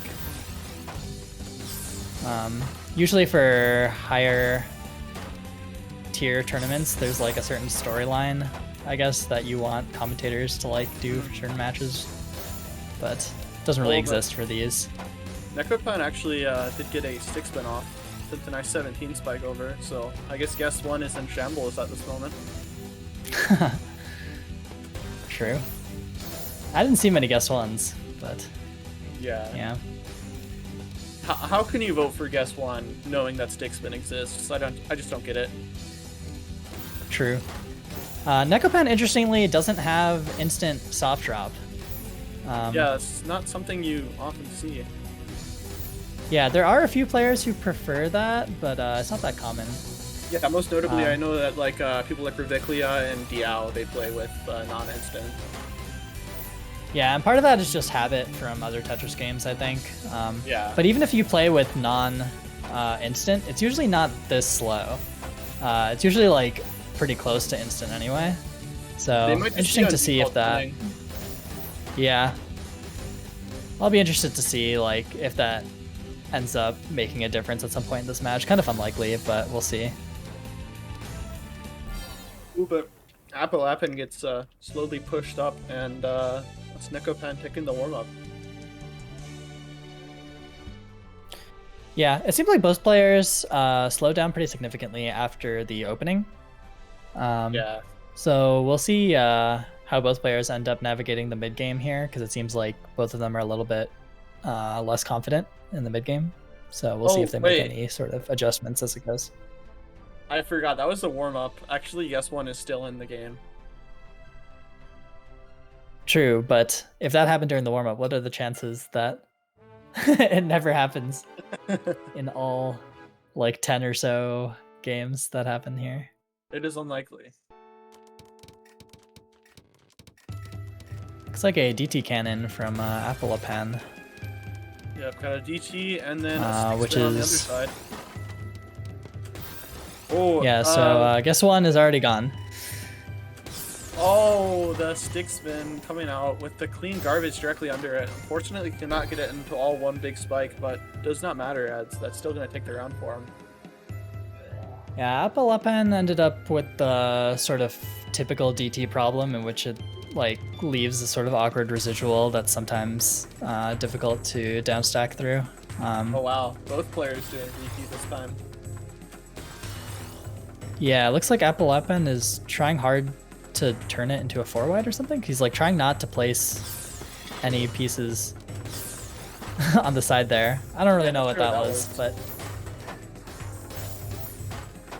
it seemed like he was doing it very deliberately, so kind of confused there. And he spent a lot of time doing that, so he sort of needs to downstack with some urgency now, but he's taking his time a little bit and covering his garbage hole. We'll see if Nekopan's able to capitalize. Ooh, barely gets out in time. Good job by Apalapan.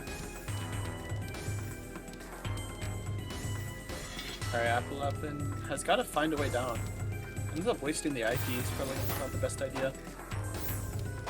Yeah, but it seems like Nekopan has slowed down significantly as it's gotten to the mid game here, so he's not able to send these attacks in time to finish the match. Which means that both players are just going to be like slowly downstacking here, although Apalapan has some clean garbage, so maybe he can use that for the attacks.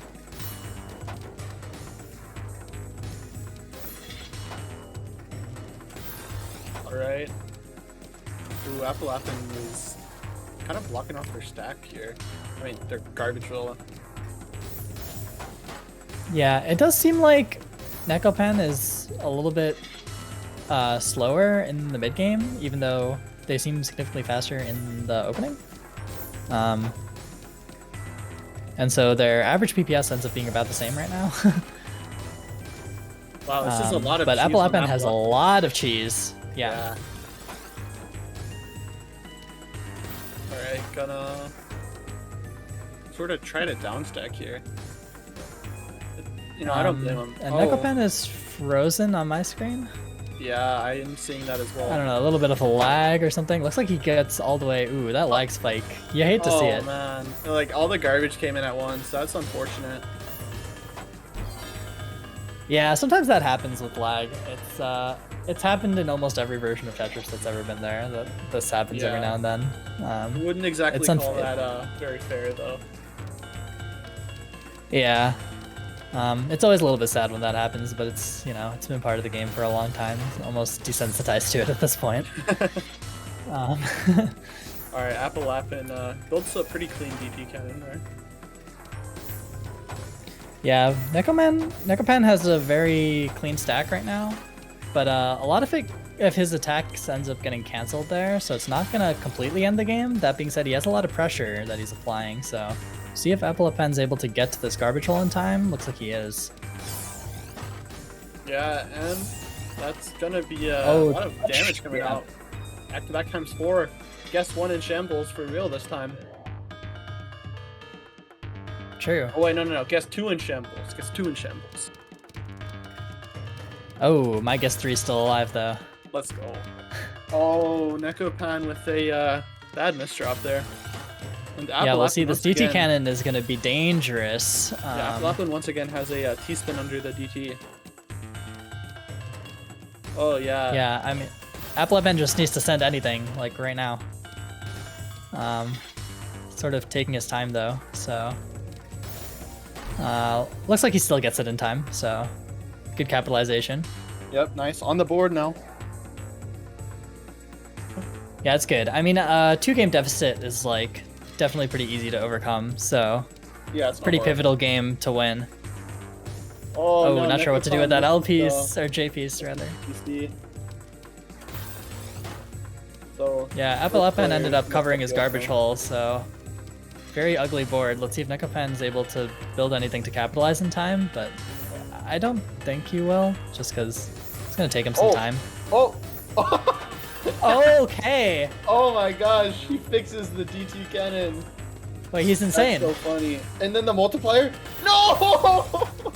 Oh, he doesn't go for it. He doesn't go for it. Oh no. Man, if he multiplied into the Tetris there, it would have been huge, but he didn't quite see it. Hopefully Appalappin looks back at the game later and realizes that there was a multiplier to take. Yeah, I like how we both yelled at it about the same time. Yeah. But would have been huge. Nekopan needs to, you know, just send an attack now. I think people agreed for like the optimal attack when their opponent is literally at the top of the screen and they can just send a double and it'll win the game. But oh yeah, Appalappin had 2 J pieces when all they needed was an L. Yeah, Instead unfortunate. they took one. True.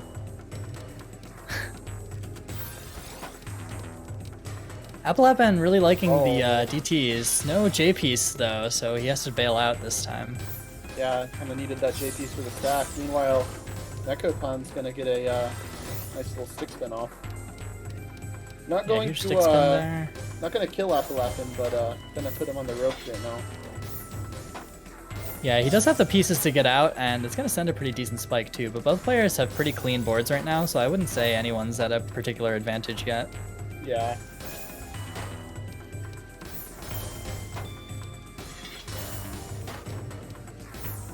Appalappin has gotten pushed higher, but it's all clean garbage, so he'll be okay. Nice, very fancy stuff by Nekopan, but it's kind of awkward. Oh no! Ends up kind of messing with him in the end, and Appalappin just send anything. Just send the triple. It's enough. Oh no! He waits, and so it didn't actually do it. Oh wait! Is he gonna live?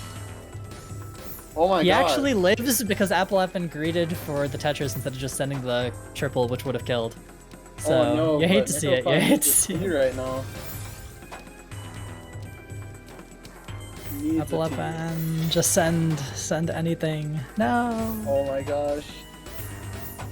All right, that's it. Yeah, surely this time it's enough. Okay. But maybe a little bit of awareness of where the opponent's board is would help both of these players in situations where literally you could send like a single combo and it would KO, but instead they're like setting up some crazy fancy thing that's completely unnecessary. But alright, well, Appalappin gets another DT going off. Yeah, he sort of gets the dream DT there. Yeah, could have made that into a PC if he was pretty lucky. Yeah. Not quite the right pieces. He's getting pushed towards the top now. Maybe he can get to this garbage hole, but Nekopan's trying to spike him out beforehand. Unfortunately, Appalappin had to use the eyepiece awkwardly there, so he's not able to get the Tetris on the way down.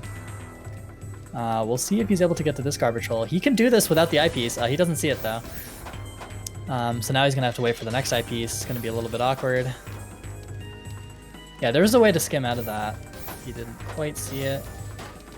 Ooh, Appalappin just barely survives again.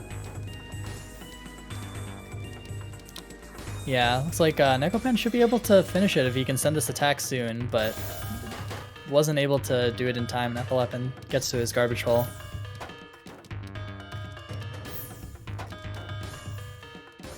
And now both players pretty high. If anyone's able to find a big spike right now, it could spell the end, but it's kind of hard. Appalappin getting pushed towards the top. We'll see if Nekopan can get to this garbage hole, which he can use to end the game. Oh, the single combo is actually enough.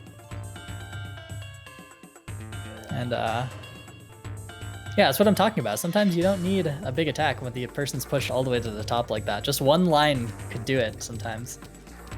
Alright, we got the mirror DT. Very clean stack from Appalappin right now.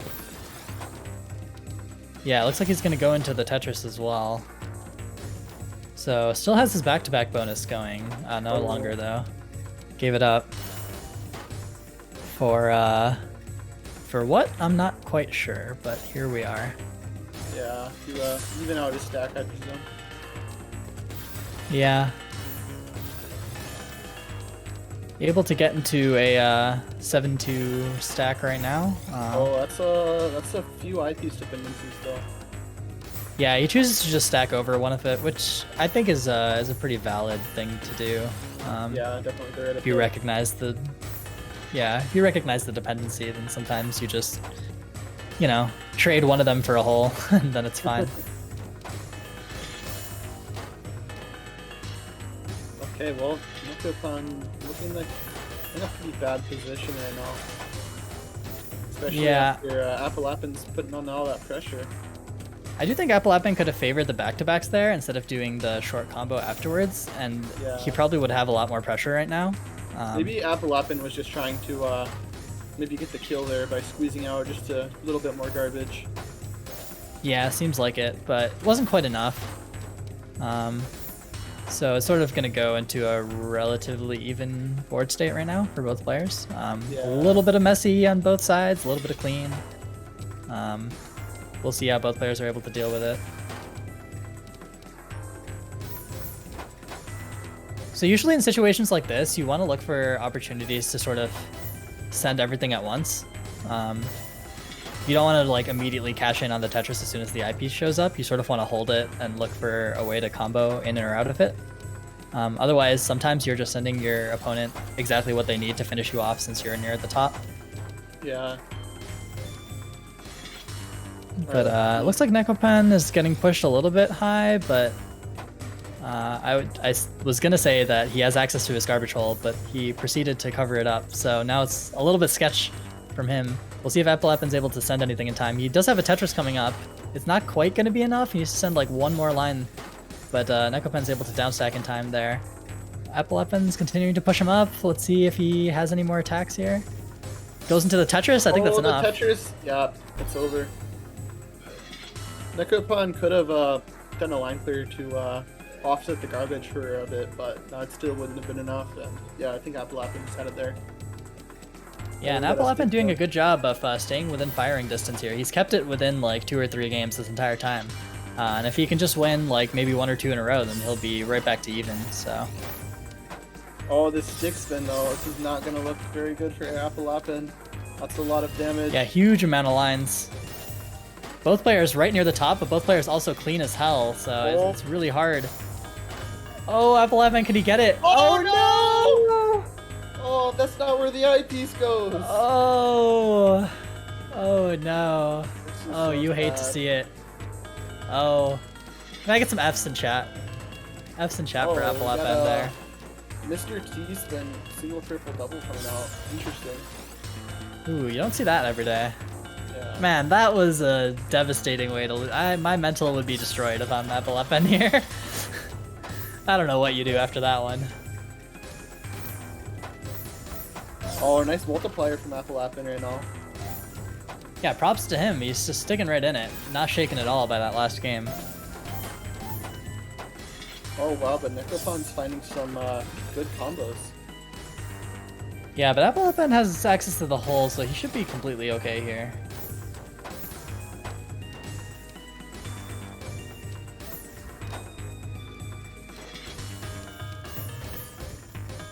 Looks like NotKaiyon is trying to get access to this garbage hole so we can start sending attacks again.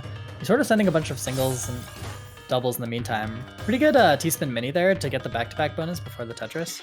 That's something that a lot of players don't do, but it's actually super free, and there's like no reason not to do it, especially with instant soft drop. Yeah.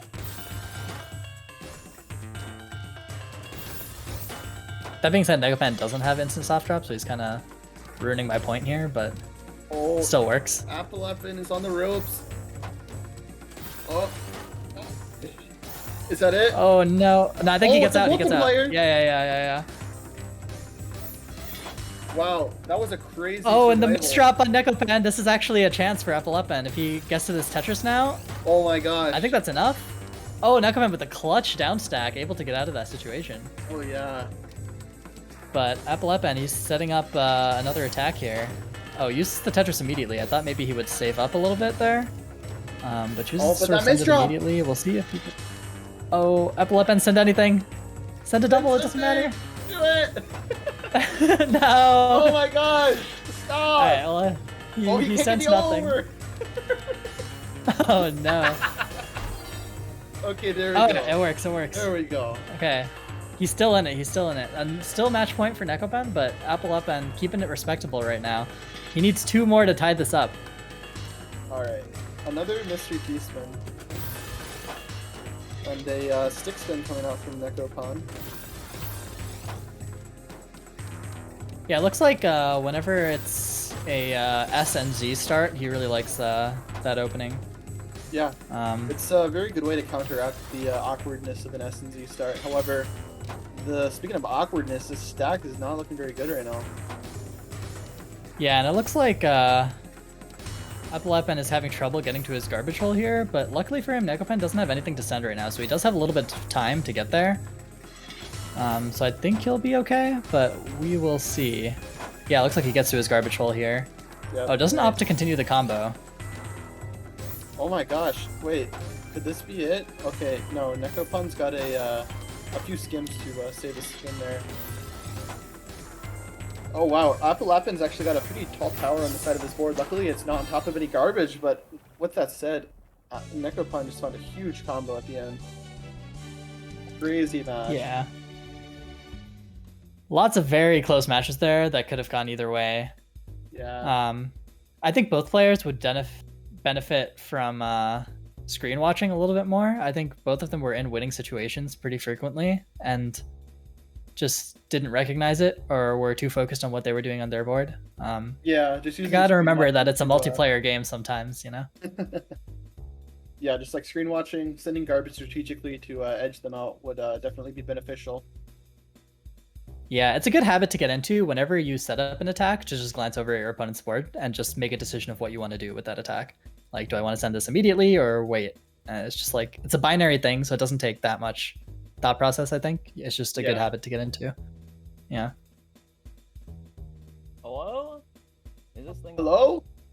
Oh my god. Hello, are you replacing me? Yeah, you're off. Yes, sir. Right. Hello, Renge. Hi, Tag. I'm actually... Gotcha. Low-key, I'm super sad, because for the past, like, hour and a half... Oh, I'm quiet. You are. Okay, hold on. I'll just, like... I don't know, just crank me up. I'm speaking as loud as I can. Anyways, for, like, the past hour and a half, I've been trying to set up the soundboard, and it does not work. So I'm really sad. This is so sad. Alright, I'm gonna take a moment to use the bathroom. I'll be back. Alright, Cab, how are my levels right now? Chat, how are my levels? Chat. I think you're fine. You think I'm fine? Were you listening to I the think you're stream or fine. you listening to the voice call?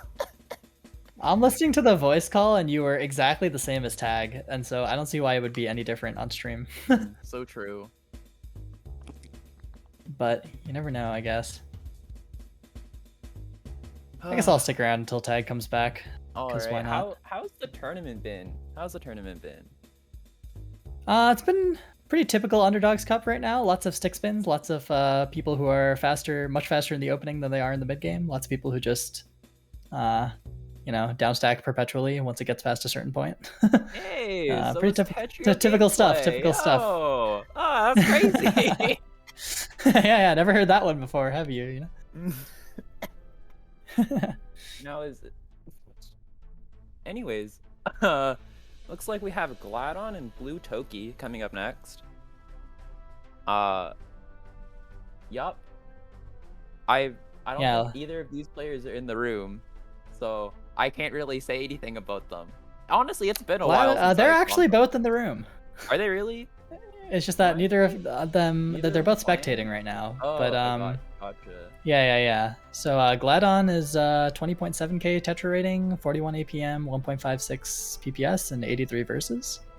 And Blue Toki is 22.2k Tetra rating, 41 APM, 1.81 pieces per second, and 94 versus score. So stats-wise, Blue Toki definitely favored here. That being said, I haven't heard of either of these players, so I think Gladon was on stream earlier, but I wasn't commentating, so I wasn't paying too much attention. Damn, so true. I feel like this could go either way. Yeah, it's definitely, they're like within firing distance of each other. Yeah. But like Blue Toki has pretty big speed advantage, like 0.3 at least. I think. Yeah, which at this level is a pretty big difference, and there's like a 2,000 tetra rating difference, I think. Oh yeah, for sure. Or I guess like 1.5k, but that's still like pretty substantial. Mm-hmm. Dude, I'm actually still so sad that my sound pad thing doesn't work. Like I had some good bits lined up, let me tell you. Yeah. What did you want to do with it? Hello? Well, who's that tag? Oh, you're just in time. You're just in time. Oh, that's my cue to peace out. But right. yeah, I'll be later. Wow. I'll be back later, guys. Have fun. All right, later. Tag, I was about to tell Wawi what the bits I had lined up on my soundboard were. Let's see. I got. Let me read through this list, okay? Oh man. And let's just completely ignore the question. Okay. What's the largest spike we're gonna see, guys? 0 to 12, 13 to 15, 16 to 19, or 20 plus? Guessing should be over. Players do the stick spin, because if they do, it's a guess 2, guess 3 kind of deal. Actually, we've seen Gladon before, and I'm pretty sure they do the funny stick spin. Oh, okay. So guess 2, guess 3 kind of deal. Yeah. Yeah, I'm honestly, kind of excited to see the stick spin. You know. Yeah, Can't wait to just completely go Gen Drag fan on this. Oh man, bro, Jin yelling is just like legendary. It is. It literally is. Okay. Let me read you these. Okay, I got Taco Bell bass boost. I got Vine Boom bass boost. Puzzle Kingdom, the best tourney commentary ever, and it's just Gen Drag fan's voice ripped from that VOD. And I have a special something for when someone says something I disagree with. But I'm so sad that it doesn't work. There's been I've been preparing for this bit and then it all falls flat. This is so sad. Okay. I know. Hopefully you can recover your bit before the stream ends. Hopefully. I think we're gonna get into a warm-up soon. What do you think on this spike thing? You think we're gonna see any big spikes in the mid game or anything? I think it's gonna be a guess 3 moment. Guess 3 moment? I feel that. Truly a classic. I'm really holding up the mic to my face, by the way, just because Cab's being annoying about me being too quiet. Wait, what was that? All right, shut up. What?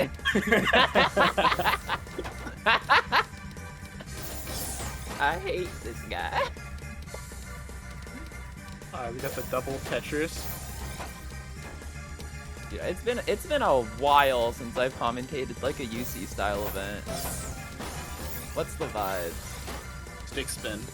All right, you tell him. This is all. Also stick spin and DT, surprisingly. DT? I'm not super surprised. I think since it's the warm-up, we don't have to talk about what's going on quite as much. So we can talk about more meta stuff. DT is pretty common at like the lower-ish echelon of play, I think. Yeah. It's easy to learn. It's the first opener that comes up when you search best Tetris opener, which I will always find funny. There's no world where that's not like absolutely hilarious to me. Glad on taking the warm-up. I don't know. Could be telling for the rest of the set. Might not be. Yeah. You know, one day I'll indoctrinate a S+ player into the Gamu Shiro. So then all the UC people will start using that. I mean, I think the people use DT, like, part of it is just to spite Cab. You know what I'm saying? They're just doing it out of spite. Because they go, Cab hates the DT cannon. Oh. Anyways, getting into the set here, let's see what happens. Oh shit, it's a stick spin! Oh, right off the cusp! And then they, they messed it up. Alright. That's okay. I guess Blue Talk is going to not be too phased by that failed opener as he continues to 9-0 stack. 9-0 stack, also like another thing you see pretty often at the lower level of play that kind of falls off towards when you get better and better. Yeah. Ladon's making some pretty inefficient downstacking decisions here. Has to waste an eyepiece. Ooh, but another eyepiece. Oh, missed a little bit of a missed multiplier, but that's alright. Still sending Blue Toki up, and Blue Toki's board looking really rough with that DP. Blue Toki needs a L piece right now to get down. Gets one, but not after blocking off the well again. Oh, and they block off the well one more time, but okay, here we go. Big down stack coming in hot. Okay, And a beast in there. stack. Good find. Alright, looking good now, but has a lot of cheese.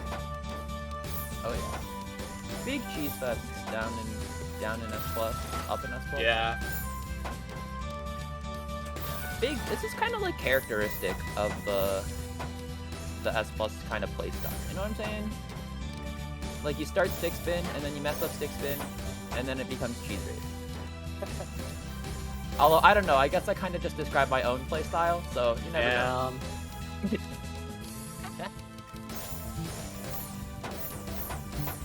Alright, Blue Toki is finding some pretty good downstack combos actually, getting to the bottom of the board now.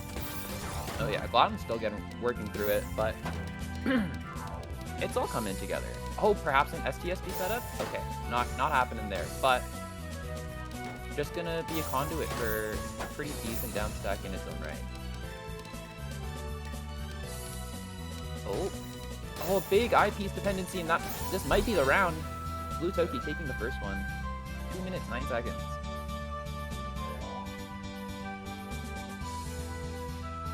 Tag getting mom.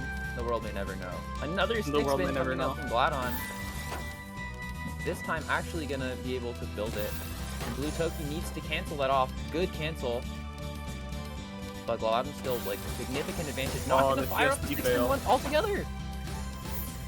No, that's not how you stick spin. You gotta do it. If you're gonna do it, you gotta commit to the bit, you know? Yeah. You gotta do it all at once so Jin can yell, "Let's go!" You don't send it all at once. The stick spin, it's still good, but it's not like the lethal opener kill that it's touted to be.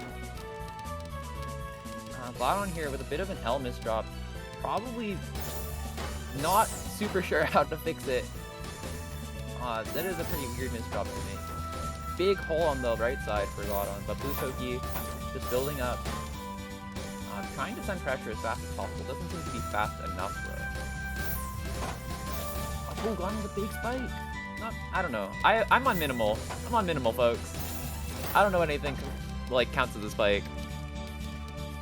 Yeah, spike counter is weird now that OSK changed the graphics. Yeah, I also like don't see the numbers at all. So I'm literally guessing if anything's a spike.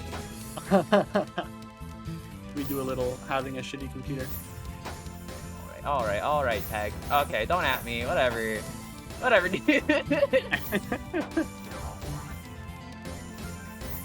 Alright, let's see. Blue Toki is having a bit of trouble getting down to this clean garbage bowl. Does so eventually, though. 2 eyepieces is going to be some big attacks. And Glotton might be topped out here. 2-0 Toki.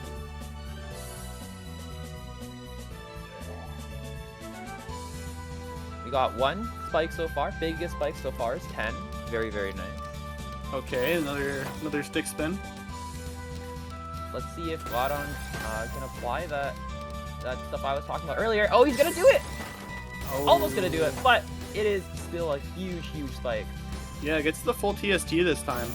Bad. Oh, but not sure what he's doing right now. Oh, I don't know what to call this one. The mid game is certainly not as graceful as the opener. Tell him. Oh, Glotton having to waste 2 eyepieces there. Oh man, that's an easy dub for Blue Toki there. Yeah, Blue Toki up 3-0 now. Is this going to be our first sweep of the stream? Could be. Glotton. Yeah, maybe if Glotton builds his stick spin like that, like every time. He's really trying to make it work, like as much as possible, even when it clearly should be like an abort mission, start 9-0 stack sort of deal. which Blue Toki is really, really taking advantage of. Like, the speed with that 9-0 is like pretty devastating so far. Yeah. Operating with a 0.5 CPS, well, not so much anymore, but in the beginning, you know, working with such incredible speed advantage. Ooh, okay, Blue Toki trying to get down. That's a pretty awkward stack. Oh, Blue Toki, good job not covering up that well there. Very good job. Good job, Blue Toki. And now, Glad again on the ropes, you know, like some clean, but he keeps covering himself up. He's gotta get down. Oh, a good not covering up the well. Very good. Oh, but that stack is really, really jagged. Not what you want to see. Oh, Glad board so rough right now. And Blue Toki, all he needs to do is just send a little bit, and he's just gonna find that triple into a Tetris. Yeah, nice combo there to close out the round. Now Blue Toki is up 4-0. Oh, Glad with another 6-spin. What do you think so far of these 6-spins? Definitely could be improved with the Oh, doing it at once! Speak of the devil! Oh my gosh! Oh my god! I'm doing my Gen Drag impression because I don't have this thing. It's very sad, I tell you. Alright, Glad on the board now, starting off with a PCO for change. You know, you get one 6-spin, you go, yeah, okay, back it up, boys. Yeah, I mean, personally, I would keep doing stick spin because that seems to be what's working, but I guess PCO will work too. I feel like stick spin has like that 1 in 3 or like 1 in 4 chance where when you do it, you like the Tetris well that you receive lines up perfectly, and then your opponent just like blows up. Yeah. And that's the dream. That is the dream. Yeah, sometimes you can even get like a double Tetris after the stick spin, but that's only in extremely lucky situations. Oh yeah. So I don't hear with a lot of... Okay, well, he's got cheese incoming. I was about to say he had like a pretty deep position, but... Oh yeah. Happens to the best of us, brother. Alright, let's see. Gladon right now just trying to downstack here, making some really weird decisions, and just in time for Blue Toki to get that double Tetris spike off. Blue Toki now up 5-1. Gladon gonna need, like, either, like, bring up his game really, really well, or, you know, just stick spin better, I guess. I don't know. Alright, early O start. Let's see if Blue Toki will supply him with a clean well. No, Gladon just gonna fire it off. And look at that, Blue Toki just sending all that clean right back. But now Gladon with that huge clean well. Perhaps if Gladon would have used a bit of timing there, he would have been able to get some clean garbage going. Yeah. You say that as though timing is like a common thing in S+. It's true. It's true. You know, they're S+ for a reason. It's That's really toxic. I think, I don't know, I feel like that's kind of a true statement. Like, players who are S+ and even players who are SS, largely they're not higher ranked because of like a couple deficits that they have in their play. That like a big one is like being upgraded down south. Oh my god! Wait, he didn't do the whole spike at once! Ah! And because of that, Blue Toki lives to see another day. Oh my gosh. Oh, we live in a society, boys. Oh, but Blue Toki's down stack not look too bad. Pretty bad. Yeah. Oh. Blue Toki working hard on getting through this cheese, sending a lot of cheese back to Gladon. Oh, but Gladon's sending like only triples, and that's all gonna come through his cheese. The thing is, in S+, I can't tell if it's on purpose. Like, sometimes just to be a little annoying, like, I'll do that on purpose. Like, I'll send only triples. No clean gaming. But, you know, you can never tell. You can never tell with these ones. Yeah. Oh wow, Blue Toki is maybe should have started down stacking instead of continuing to stack off above line 16. Oh, no early O for our friend Gladon here. Going to start off with a single line clear. Very nice. Start off with a couple single line clears. That's alright. Blue Toki not really able to bring on the pressure either in the early game. Not in that scenario. Lots and lots of skinning so far this round. But, you know, it is what it is. Yeah. We're here. Blue Toki now setting up that Euro 9 well. See if that gives anything, you know. Gladon pushed pretty far up. I don't know, anything could happen here. Well, that OP's gonna slow down him a bit, but yeah, he's looking fine now. And now Blue Toki is going to get down to that clean well. Gladon working his way down as well. Really, really close. Oh, but gonna cover up as well with the O piece, and then with the T piece again! For those not in the know, largely when you're down stacking, your end goal is to open up towards your clean well or to get down. Doesn't help a lot of the time when you're down stacking and then you continue to cover up the next hole that you need to clear off. So, yeah. Gladon. Game point for Blue Toki. So that's another stick spinner for Gladon, though a botched one. Oh no! Oh, big combo though. Oh, big spike! Is that over? Is it over? Oh, it is over! I think the eye piece was a panic holding there. Yeah. On Gladon's part. But that's gonna do it. Blue Toki moves on to, I'm not sure where we are in the tournament though.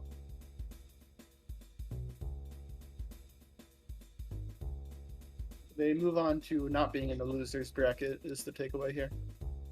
Oh, this is losers bracket? I didn't even know. I mean, not being in the losers bracket.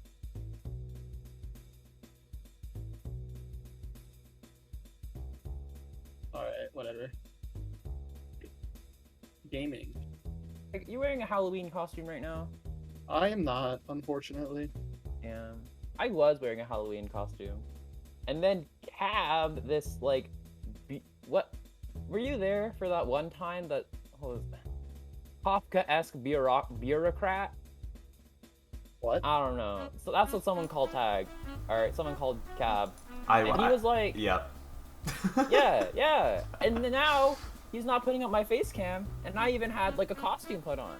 So I took it off. But, you know, the link still works, Cab. I'm just saying. I would like to interrupt this broadcast to thank John for donating $13.38 with the message, "Help, help, help, Cab is keeping me in his basement." I deny such allegations. This is false, Thank and you, I'm John. being framed. I hope Cobb can find the generosity in his heart to let you out of his basement someday. Yeah. I doubt. It's fairly Kafka-esque. True. Oh my god.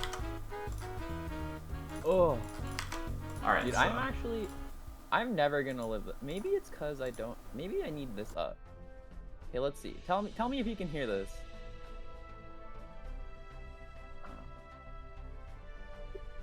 We do not hear anything right now. Did you get a Discord ping, Tag? Did I know? Okay, so it doesn't work. This is so sad. I know. I'm gonna message. Why doesn't it work? But we just got Blue Toki winning that round, and now he's gonna face off against Nekapan, who I think was on stream a little bit earlier, right? Yep.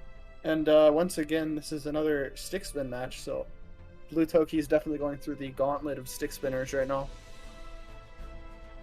How do you think Blue Toki is like coping with this? You know, I feel like he did a very good job against Gladon, but Gladon also didn't really utilize stick spin to that fullest potential. I mean, like, Blue Toki doesn't really need to cope. Kind of just, like, playing like a champ over here. We got a how long will the shortest round be in seconds? Oh, Cab my really money is hitting on us. 0.15. There's gonna be a stick spin match, bro. Do the stick spin matches in S Plus end in 15 seconds? Like, stick spin's a pretty beefy opener. It could be a guess two. I don't know. I feel like guess one is like still the correct answer.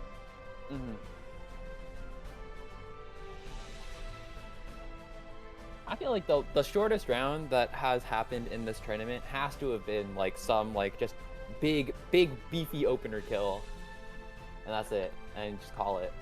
Yeah. Oh.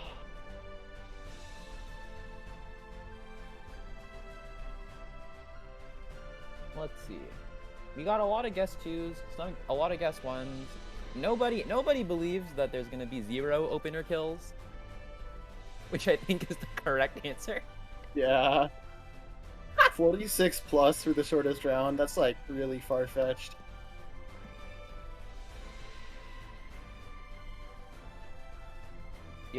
I don't think I've ever played a set where the shortest round has been less than 45 seconds. Yeah. Like, I don't know, I'm also like a horrible opener main. You know, I do the whole gauntlet. I do DPC for babies, I do opener kills for babies. I'd say I dabble in some LST stacking. True. LST, oh! Nekapan in the warm-up. We do a little opener game. A little Butoki here. Having to find their footing again. But gonna get there.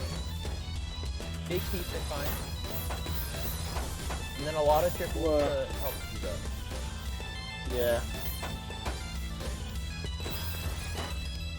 Alright, Butoki just trying to I don't know what Butoki's doing actually. I'd say okay, decent. Clears it into a multiplier combo. You love to see it. Alright, production's telling me that I'm quiet because I took the mic away from my face for 1 second. You do it one time for 1 second, and you know what Kafka-esque bureaucrat gets on your case immediately?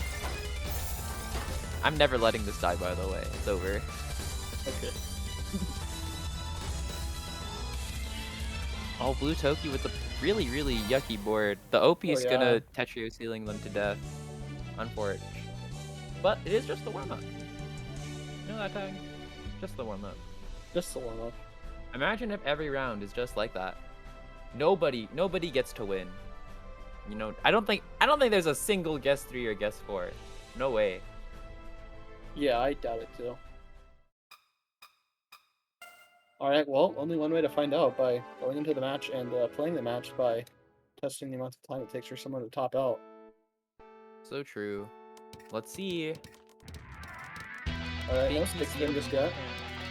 Was it an early O bag? I don't think. It was not an early O, but stick skim always happens, so. No way. People don't do stick skim like. I've seen a stick skim right? in this tournament. I've seen a stick skim. Oh man. That's a harsh reality. Another harsh reality. 22nd round. Guess 2 lives. Yeah, guess 3 or 4 in shambles. I mean, like, come on. Why did you? All none of you. Yeah. Oh, Nekapan. I'm liking these PCO follow-ups. Yeah. Well, I did, and then they did a bunch of triples, and then I stopped liking. But for the most part, not bad. Let's see, Nekapan probably looking at that possibility of the 2-spin. Meanwhile, should have made a cut copy. Estimation in my head. Yeah, ask the players in this tournament to make a cut copy. Ask the players in this tournament to describe a cut copy. That's I don't know. Every day I get a little more Joker mode.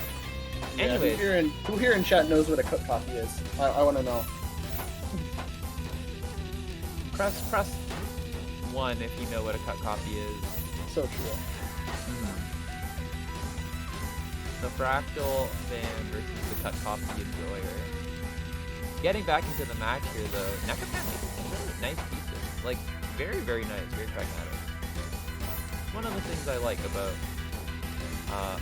good piece spins is like, you know, they're not overextending their position.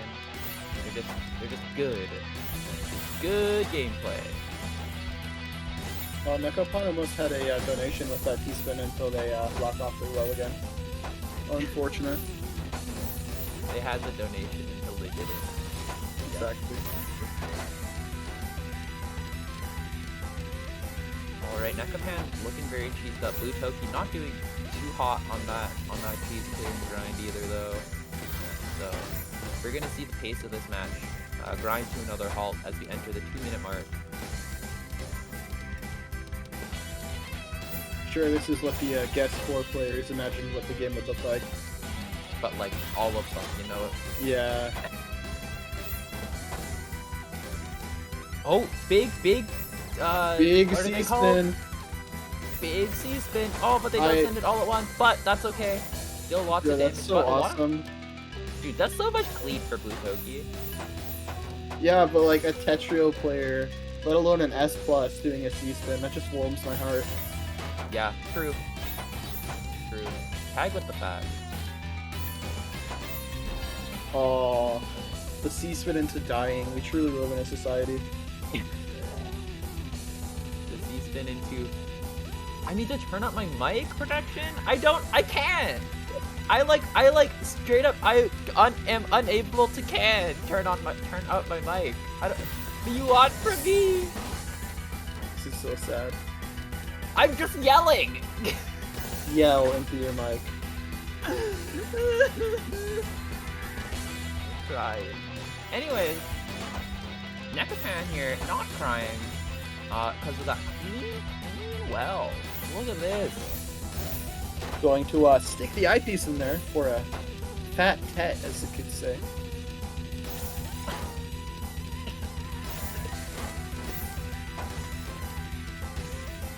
Sorry, I'm gonna need you to run that one by me again, Chief.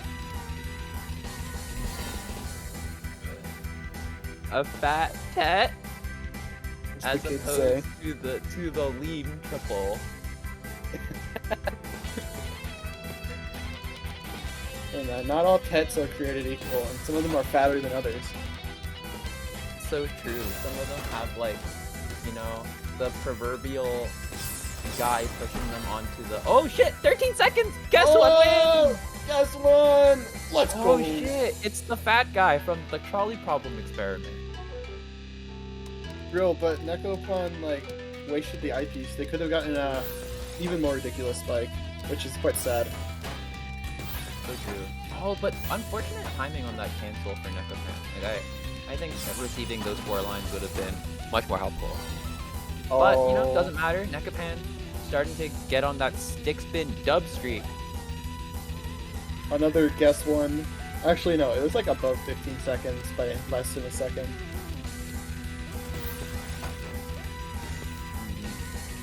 Alright, another stick spin. Very, very slow. Covering up that well is not what you want to see. They have to work towards this eyepiece really quickly here, or else, you know, the stick spin goes, Can't you die? Indeed. He is gonna live this one. Gonna be able to see another day, but he doesn't take the donation T-spin. I don't know, maybe it would have been a bad idea to take it, but... I believe the donation T-spin would have required him to waste another eyepiece, which would not have been a good idea, because he got the double Tetris anyway. Oh wow. Even after the stick spin, the stick spin win streak is broke. Let's go! Blue Toki back, tying it back up, 3-3. This is a pretty even set, although, you know, for the guessers, not so much. Yeah. Are you participating in the guessers tag? I am not. Yeah, me too. I lost one time, and then I was like, nah. No, I'm too salty for this. Never support UC ever again in my life, I say on UC comms. So true. So true. Speaking of supporting, Nekapan supporting this dub. What a right great now. segue. With the down stat. Thank you, Tag. I try my best. Oh, but that's not a good support. Oh, 180! Big 180. Big 180. Banger 180. Truly. Just banger 180s all around. Yeah, he truly never misses, except for when he gets topped out by receiving a bunch of garbage. Yeah. It is pretty rough to see. You know, Tetrio ceiling takes another one, although that wasn't really Tetrio ceiling. Although it was more like, okay, you know what I almost hate as much as Tetrio ceiling? Is like, the Tetrio, you know, like in Tetrio the pieces spawn like one higher than they do in other games? Huh? Yeah, okay, so it's that. I call it the Tetrio illusion of choice. Oh, okay? Because it's like, you think you can survive, because you're like allowed to place the piece, but no, you just die wherever you put it. So it doesn't matter. What's up with that, Oz? Huh? Yeah, once again, the game is made more respectable, complaining about not being able to get eye pieces over. Hey, wait, what? Anyway, You know, SRS Plus also made the game worse. I'm a big SRS pluser. No, I don't like it. Because, like, the whole reason it exists is because people whine about not being able to get eye pieces over. Oh, Nekapan Oh, wow. dying. Straight up dying. Just brutally gets murdered. Brutally murdered. Alright, Blue Toki now up 3-5. Nekapan's gonna need, what I like to call a couple early O-bags. And that's one of them. Oh, but unfortunate cancel on Nekapan's part. He's gonna have to accept so much cheese, but you know, sometimes it just doesn't matter because you send it all at once. And then Blue Toki built up a really big 9-0 stack. Just kidding. Big counter spike. Oh my god. This is a kind of a really dynamic round. Just like a lot more clean than probably the rest of the set. Yeah, Blue Toki is just like reliably taking out that 9-0 stack. Which is as opposed to Nekopan's like more volatile strategy of stick spin. Sure. Let's see. Now that we're in the mid game again, though, stats starting to come down, starting to calm down a little. You know, when you're at the Halloween party, and you know there's someone who's just really loud. You know, you got a Gen Drag fan watching stick spins on the couch. This would be a great analogy if Tetris players got invited to parties. I'm in my second year of university, and I still haven't gone to a party, like at all ever. This is the life I live as a Tetris player. This is so sad. Sacrifices must be made. No, I don't know. Maybe I'm the only one taking the L. Actually, just kidding. Blue Toki looking like they're about to take another L as well. Oh yeah. So much cheese and a brilliant segue. On point with these segues, man. Okay, Nekapan has a lot of clean, so that's gotta be it, right? Blue Toki living there a little bit longer than I feel like they had any right to, but that's alright.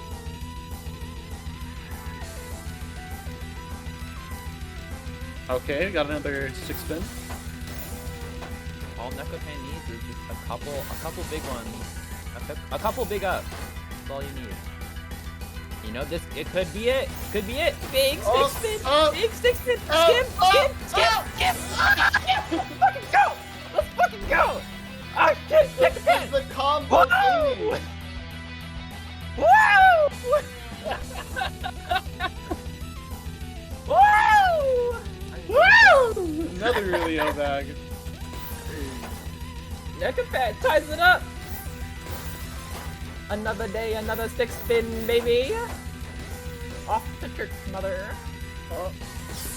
This one's not gonna be as big. Blue Toki cancels it all off. Man, I'm gonna sheesh.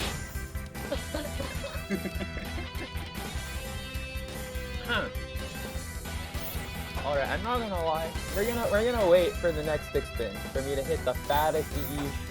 The fattest yeesh, the fattest sheesh you've ever heard in your life, chat. Okay. Oh man. You're gonna be so ready for it. This is gonna be your gimmick. Jin yells really loud. You say sheesh really loud.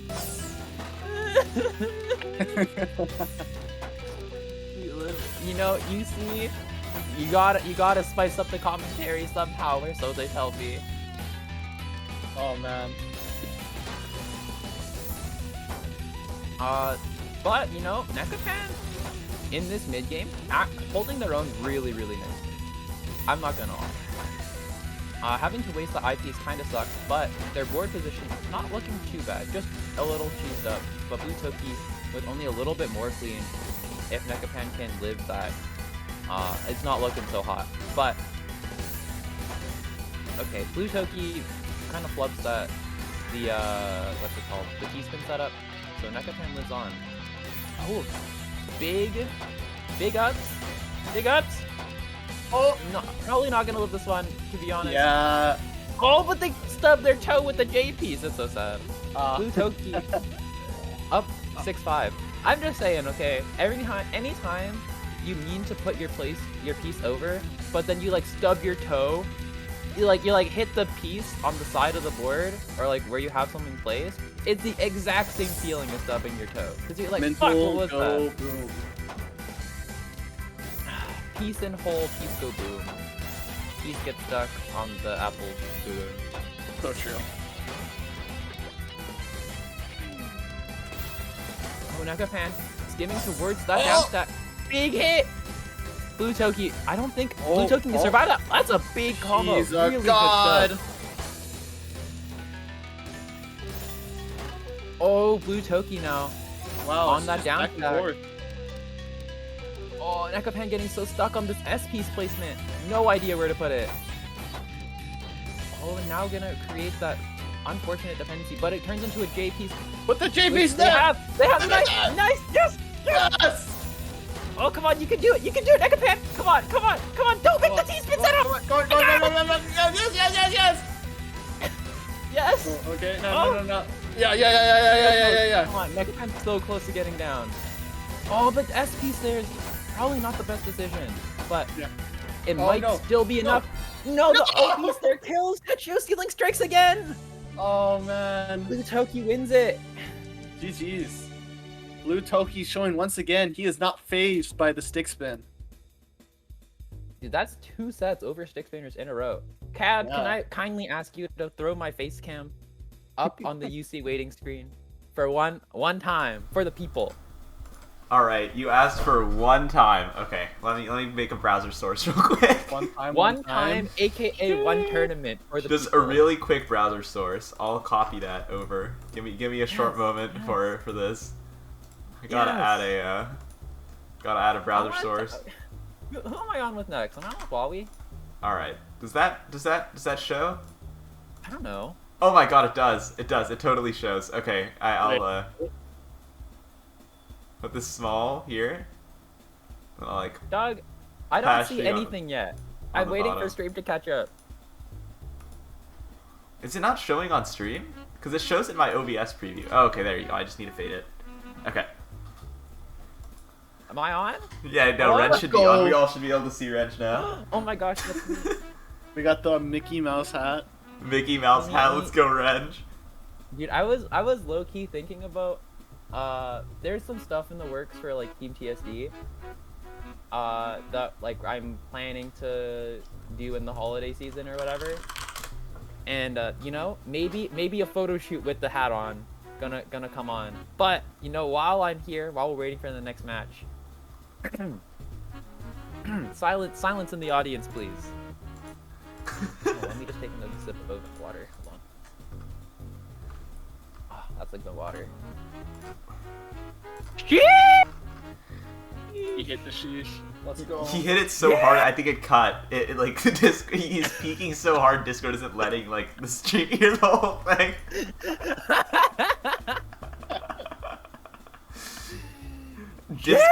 Discord literally blocks sheesh of this magnitude.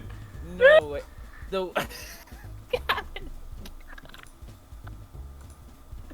hold on. Oh. Sheesh! All right, I'm gonna get you out of here. We're good. All You right. got the next match lined up coming soon? Yeah, I'm setting it up real quick. Wow, my mic did not pick that one up at all. This is so sad. I just hit You the have fattest to turn sheesh, off, but you guys will never know. voice activity Alright. in Discord settings.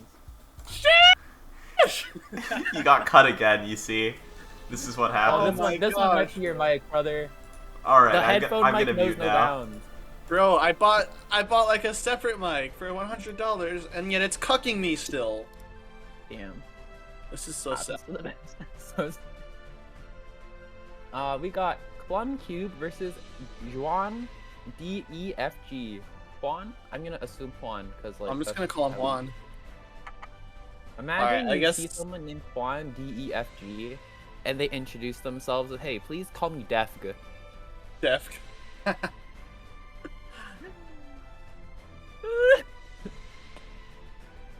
Alright.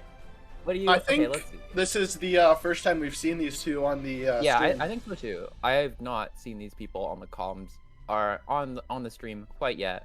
Although, in fairness, I did wake up today at like 1:30 in the afternoon.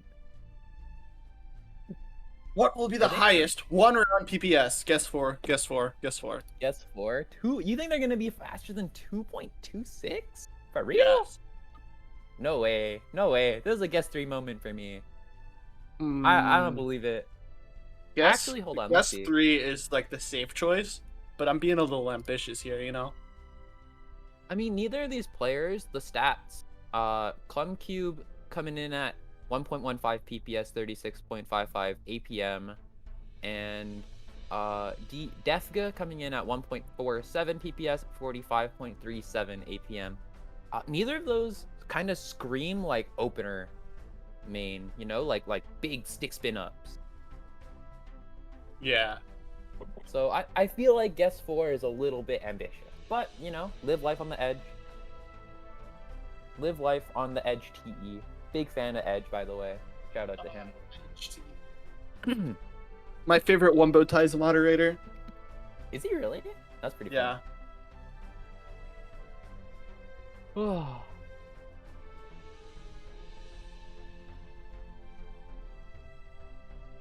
Let's see. How long do we have on these on this screen, brother? All right. Rest of the Have tournament not will letting us consist of know. the stream. Come again? The rest of the tournament will actually consist of this stream. True. Don't know how you didn't get the memo there. Hold on, let's see. Maybe if I turn off the okay. Let's turn off automatically determine input sensitivity. And then we're gonna try while we're in between screens. I think it's okay if we kind of muck around a little. You know what I'm saying? Let's see.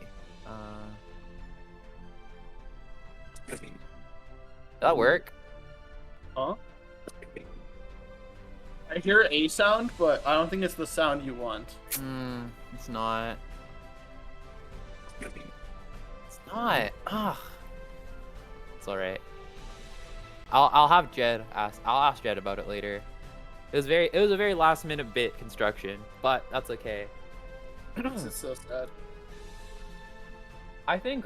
Do you think Clumcube or Juan are going to be do you think either of them are in the chat and they're just gonna like be like, hey, okay, let's play first to 6 and we both top out once?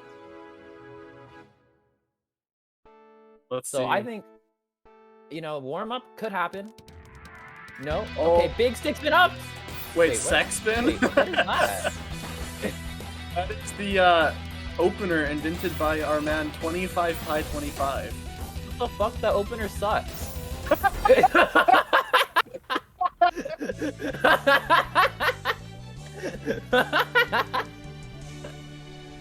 Oh my god.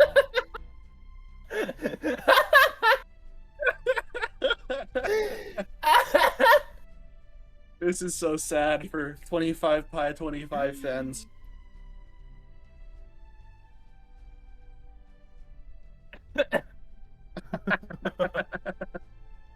Oh man. feel like I've done the opener by accident when I misdropped something else, you know? Like when you misdrop a good opener and then you do submarine instead.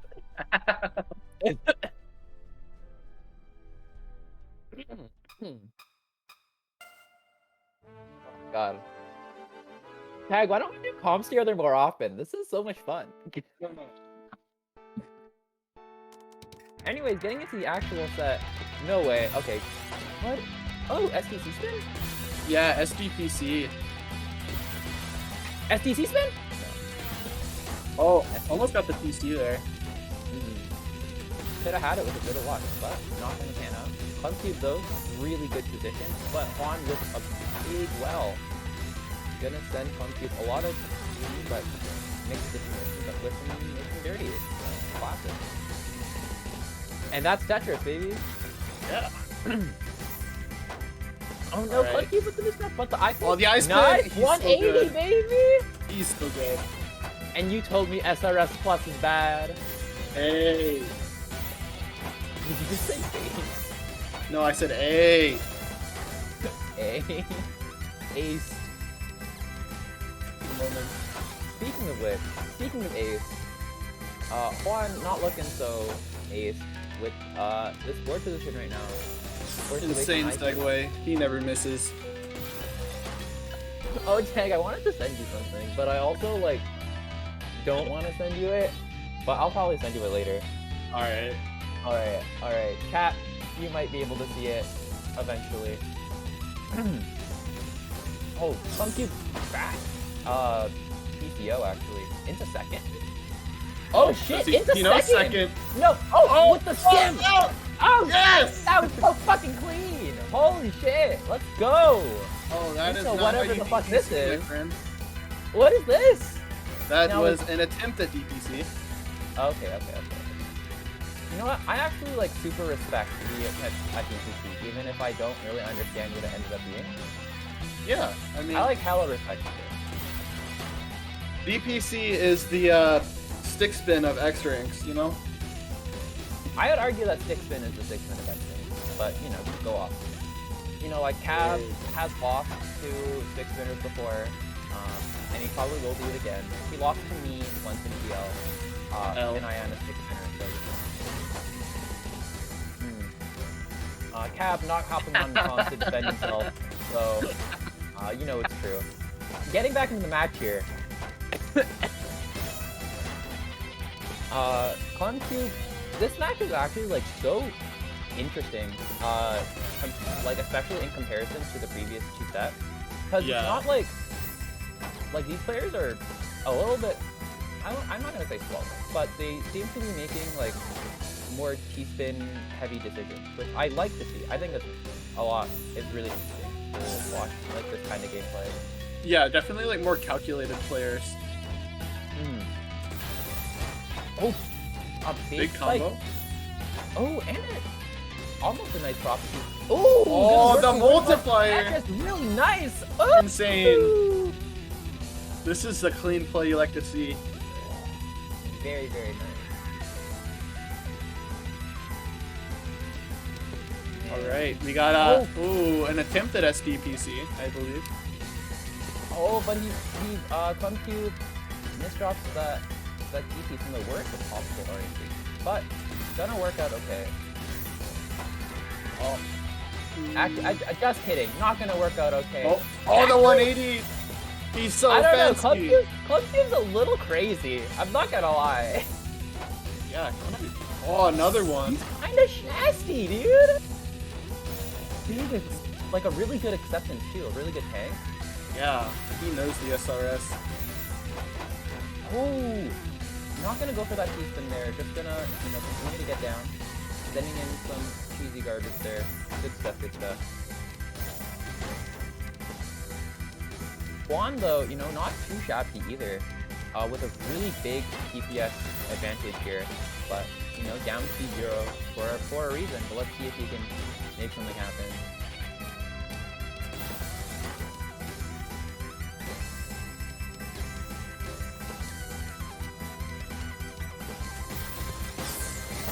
Oh man. Clumcube's looking not so hot here. You know, we both shut up for a second, and then we come back, and Clumcube's like dead. This is so Dead in the sad. water.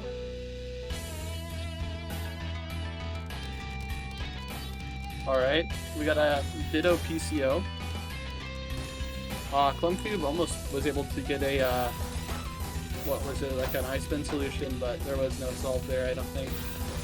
You know, respect the effort. I love seeing people like go for that kind of stuff. You know, like the stuff that's not immediately obvious. Just Like the thought that counts. You know, just like when people don't buy me birthday presents. Damn.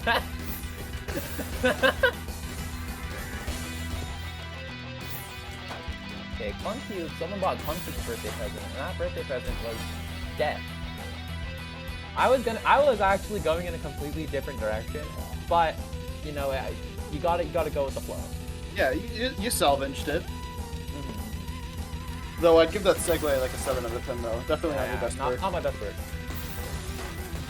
Speaking of best work though, Juan with that sweetness. But wait, I switched this. Okay, well, Ooh. didn't get the SDPC off, but recovered from it pretty well. Do you think we're actually gonna see Clumcube hit an SDPC? I feel like I think it's gonna be unlikely. you have to have like a really, really big speed advantage to get off that kind of opener kill with like a PSS, PSP, PC line. Yeah, it just like doesn't send that much damage. Until the PC. I would know because I use submarine, and it's like SDPC for like literal babies. So. Oh, Clumcube with that. Ooh. Oh, but Juan with. I don't know what that was, but it did look cool. Did you see that? You saw that, right? That was kind of sick. Yeah. You know, it's looking cool that counts. You know, that's why people always do fins and versus. Yeah. It was very unfortunate. I think Fins could do more damage. We'll just have to agree to disagree there. But they're so cool, and they also make your board position horrible. They're like PSPs. I don't see the difference.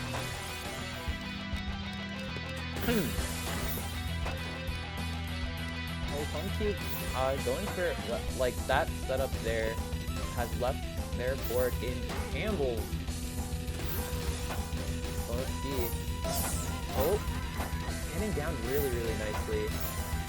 Look at this. Cray-cray. Both of these players are kind of going cray-cray right now. I'm not gonna lie. Yeah, Clumcube doing a bit of spinning though. I'd like to see a T-spin right here. Okay.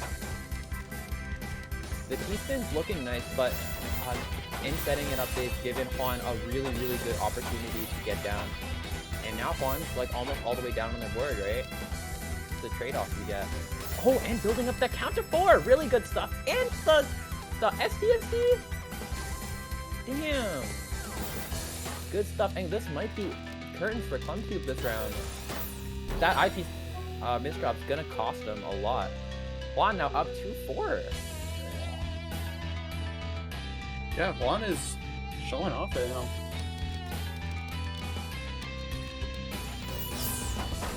Alright, starting off with the PC. That's making Clumcube's DT cannon especially risky right now. The panic of seeing your board go up, because like DT cannon is such a long opening, you know? Yeah. Oh, the double Tetris! Tetris! Attack! No way Juan survives this. They have no eyepiece in sight! Oh my no gosh. eyepiece! But they still manage to live. Clumcube not able to finish them off. Yeah, able to find skims in the opportune time and manages to survive that what would normally be a very unfavorable situation. Oh! Clumcube, you can't do that! That TSC was a little bit too ambitious right there. You know, Clumcube was at the sushi restaurant eating the sushi, and then, you know, forgot to pay the bill. And then Juan, the sushi restaurant owner, they said, "Hey, yo, you gotta pay the bill." But he didn't have any money on him, and then he died. He died. Dang. That The escalated story quickly. ends very sadly. It's true. Thank you to Cactus Room for the raid 23. Welcome in, Yo. everyone. You come Welcome, in at guys. a great time. Now let me tell you. Nothing like a raid message, you know? Another day, another good raid. Exactly. Alright, I'd say the players are looking pretty neutral right now. Nice T-spin from Juan. And a good defense from Uncu. Oh! Yeah. Oh! The clean. Oh, the miss drop! Fun! What are you doing? Good one. Okay, that round may be lost by Juan based off that misdrop, but a round won by Uncu with that very nice defense. Yeah.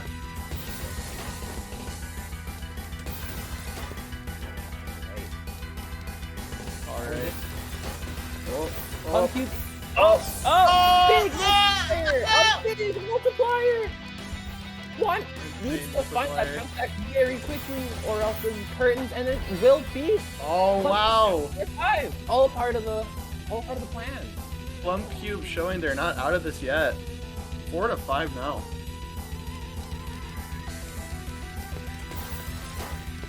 Is that a Sakana's Jaws for your opener? I'm not sure about that one. Oh, the all clear. Oh, what the fuck did you just say to me? Oh my god. Oh my god, Cluncube. Living. Oh, the What? LP's dependency. I don't know about that one. I don't know about that one, brother. Well, it's clear. No, You needed that! You needed that! What, no? Oh, you can't kill a brother. You can't kill a brother like that. Oh, 4-6, Juan favored.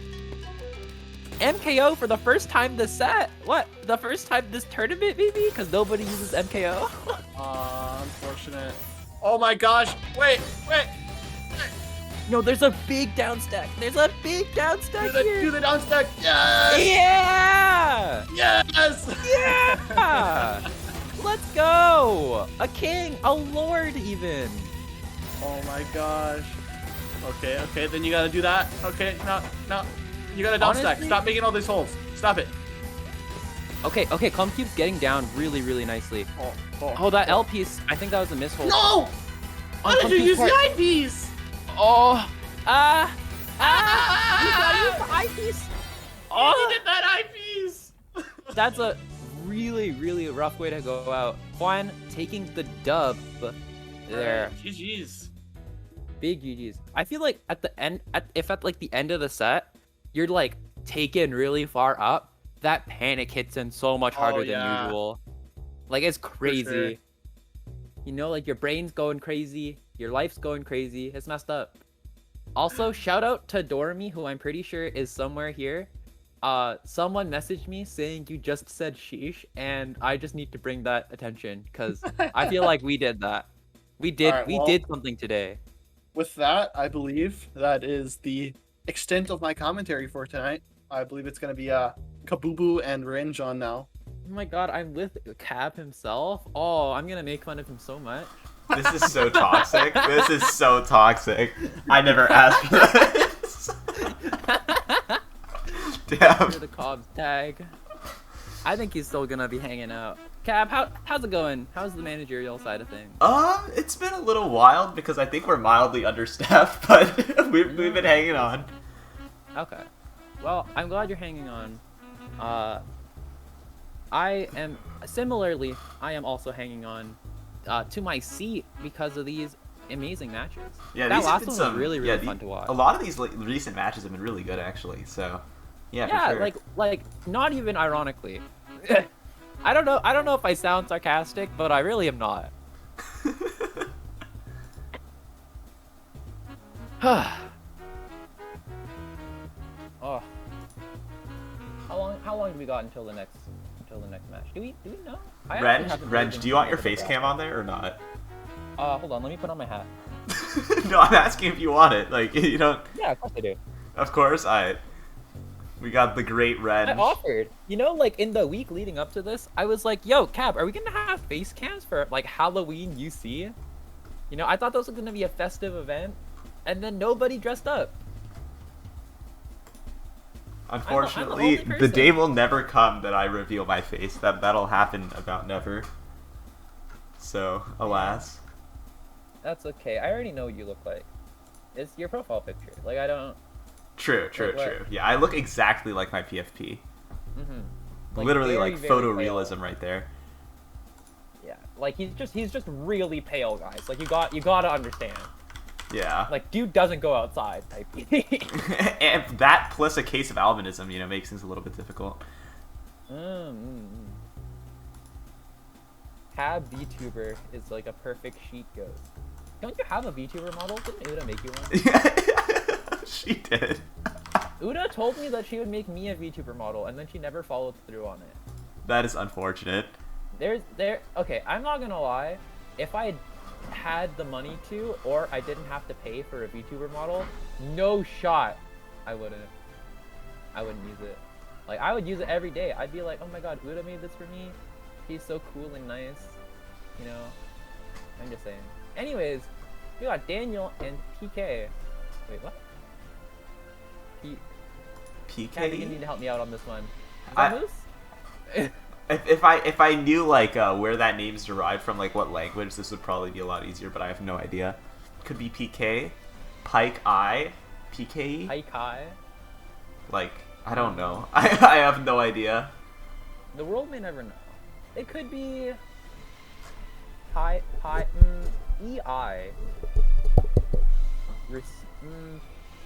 I before it. Hold on. What are some words that use EI? Weird? EI weird. Receive? Receive, yeah. I don't know. You're a spelling bee ace. You tell me. I don't know. I'm trying to think. Like, I can't tell. Oh well. Well, we're gonna call him Peak. I'm gonna call him Peak because PK screams Moose to me, and if I'm commentating Moose, I'm gonna be way more toxic than I should be. Damn. That's a joke. That's a joke. That's a joke, by the way. Oh my god. Alright, so we've got our next question up here, which will be, how many rounds will there be? Except this time it's for first to 7, so that kind of tosses things up a little bit. I was low-key hoping that you'd keep the numbers from the other one. Why? So, like, guess 1 is just functionally useless. What do you got? 7 to 9? Got 7 to 9, 10 to 11, 12, and 13. What is that? That's like 7071 for 7172. Yeah. For guess 1, 7374 for guess 2, 75 for guess 3, and 76 for guess 4. For those of you who don't want to do the monster math. You know, I'm gonna, like, go out on a limb here and say it's gonna be guess 1. You think it's gonna be a guess 1? You think it's gonna be a wash? I mean, In here's the what thing, though. direction, It's Cab? 7-0, 7-1, or 7-2. Which is, I mean, it's not that unlikely? I don't know. We'd have to see. I guess if you're looking at it you from know, like a strictly like utilitarian standpoint, you know, like it does cover the most amount of bases, but you're not using your heuristics, Cab. We took AP psychology. You know what that means. Okay, that's true, but you see, my score right now is 0, so I don't think what I guess matters. So you're wrong. Is what you're telling me. Hold on. I'm just, you know, I had the secret soundboard was, I don't know. This is actually a very obscure meme, but there's this clip from I think the first Muppets movie where someone is like telling Kermit. Also, you can just like start the warm up whenever. It's fine. He's telling Kermit the story of like, oh, I know your life, and then Kermit afterwards, he goes, you know, it's amazing. You were 100% wrong. I mean, nothing you've said has been right. That's me and you right now. And I'm so sad. No soundboard perms.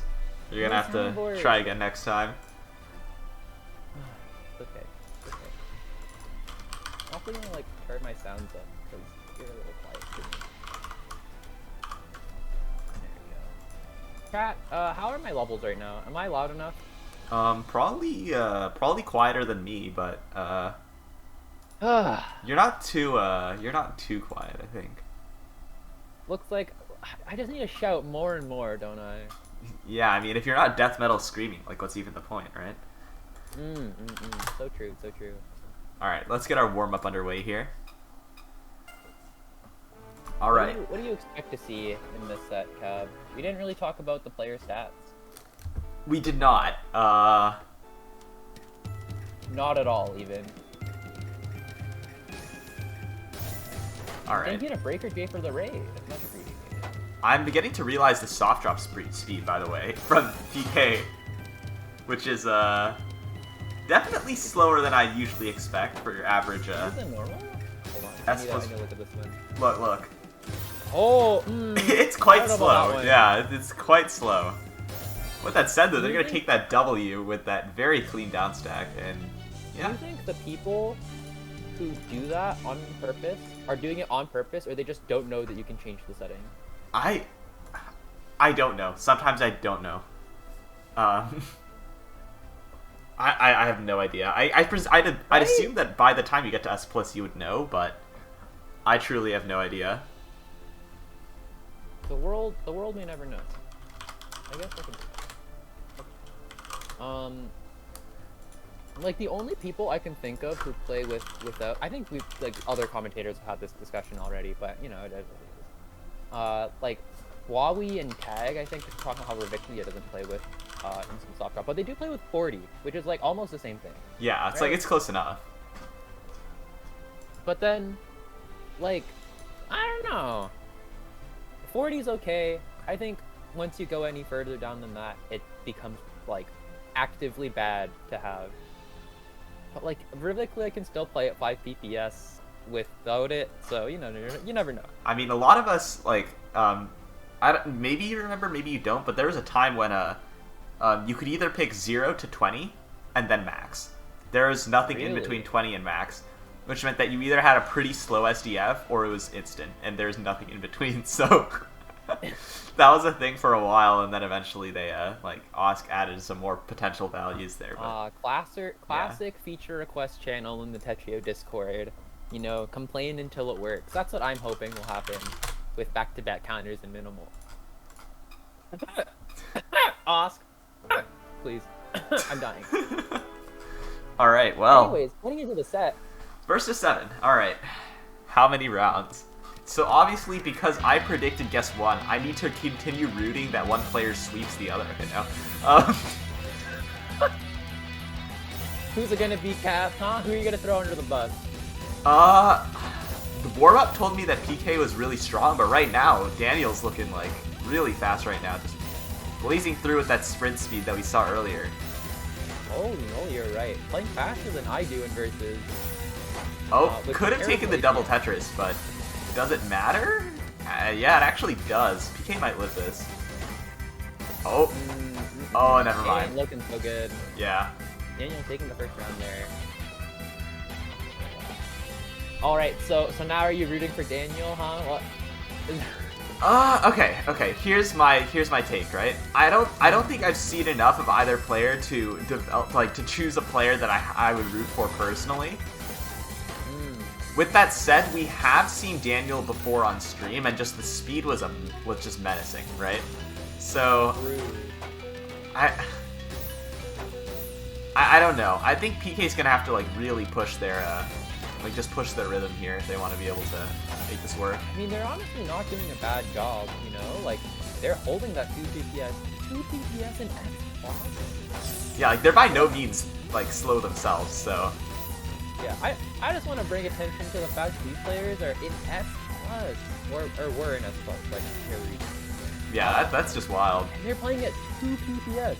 You know who plays at 2 PPS in U rank? Me! You're high U, for that matter. Yeah! There's no follow-up to that joke, it's just the truth.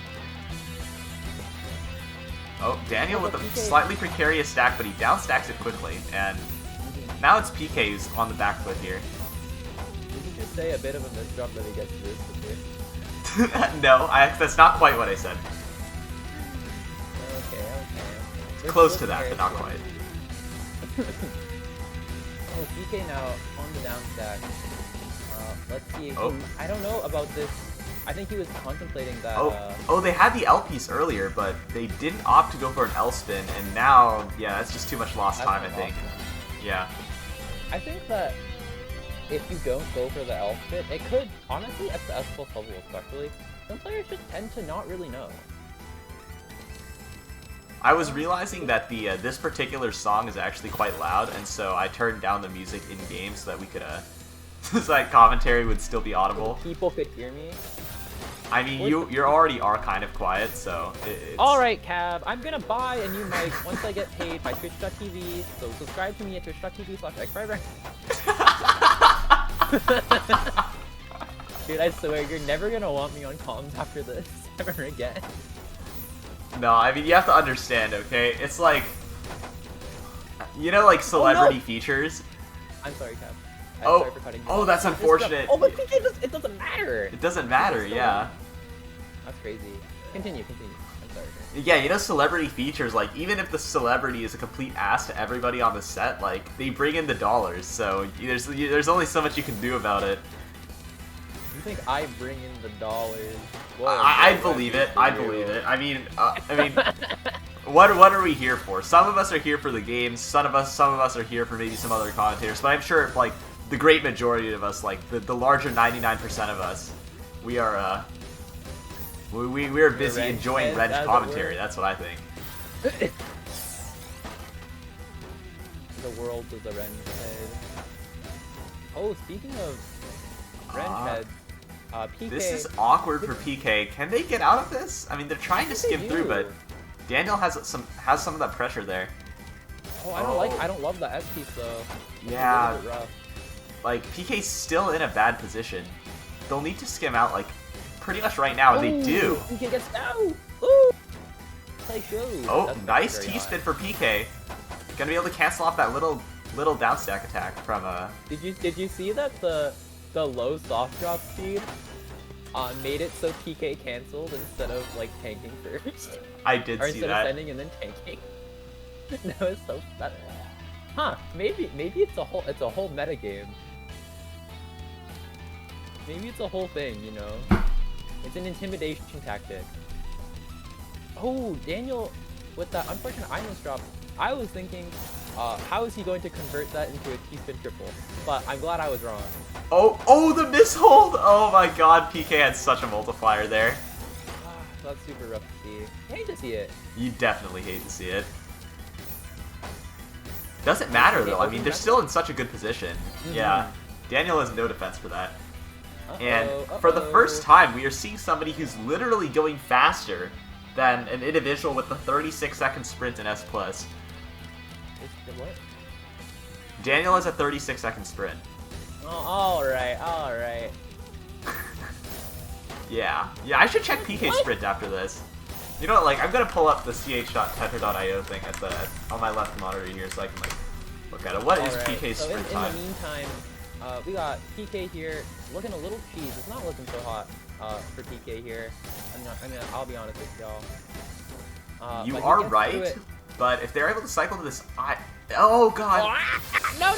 You got it! Oh, it's fine. It's fine. They should be okay. Yeah, especially considering Daniel's. Oh, that sucks. You're right. Yeah, that's rough. Can Daniel escape though? Because like this is still doable, I think. Just a couple select skims. Oh no, not in time. I don't like the eyepiece there. That was a little bit rough around the edges. You know, you have when you're faced with that big well, you gotta save your IQ as much as you can. So, upon further investigation, PK has a 42-second sprint, which means they're playing in versus the exact same speed as their sprint. I'll let that sink in. Alright, Uda. Is this you? It's you? Anyways, getting back into the match here. PK trying to get down, working their hardest.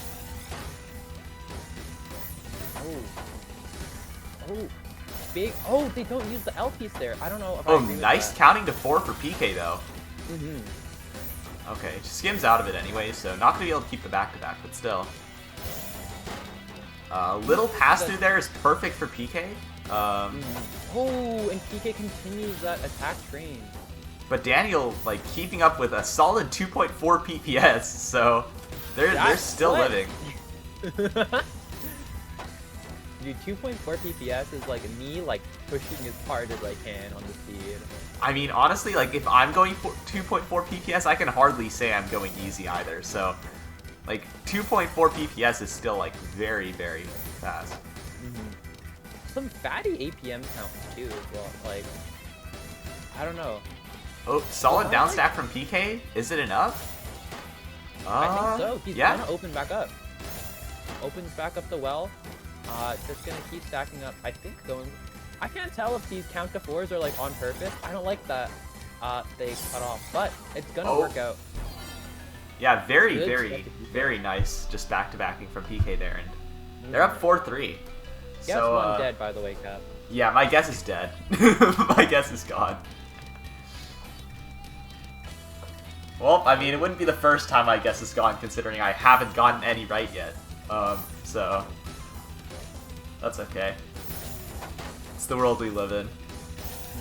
Truly, we live in a society, or so they tell me. Oh, rough PK with misdrop for that PK. misdrop. That's gonna be tough. Now it's Daniel's job to find the pressure to capitalize. Can they though? Still taking a lot of empty singles and Oh, doubles. and PK misses that. Oh, yeah. Daniel doesn't even really need to pressure. Yeah, Daniel didn't really send very much, but PK just had a couple just rough misdrops at the top, even after the previous one, and that's gonna close it out. Interesting opening from PK. They just kind of skimmed. I was gonna note that too. You know, it's not usually what you want to see, because you want to start with some amount of like pressure or up stacking, but oh, that's sometimes not it good for works. Daniel though. Yeah. Because, you know, sometimes you catch your opponent slipping, and then they kill themselves, and it doesn't really matter what you did. But it is what it is. All right, 5-4 for PK, so very close still. There is a solution here. PK doesn't find it. I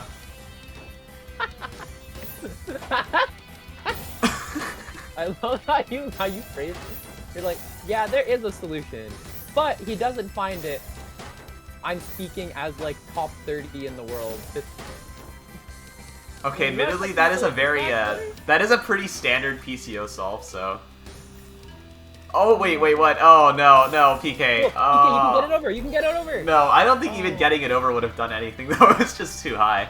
I think realistically speaking, the only way you could have lived that would have been like a clutch clear eye on the top or something. I don't know, like. I was thinking that too. Yeah, it would have been almost impossible to realistically live that. That's okay though. All right. Oh, Daniel. Oh no, this is unfortunate. Oh. Daniel needs to clean up the stack like right now. Ooh, I don't. Oh. This is a really, really rough position.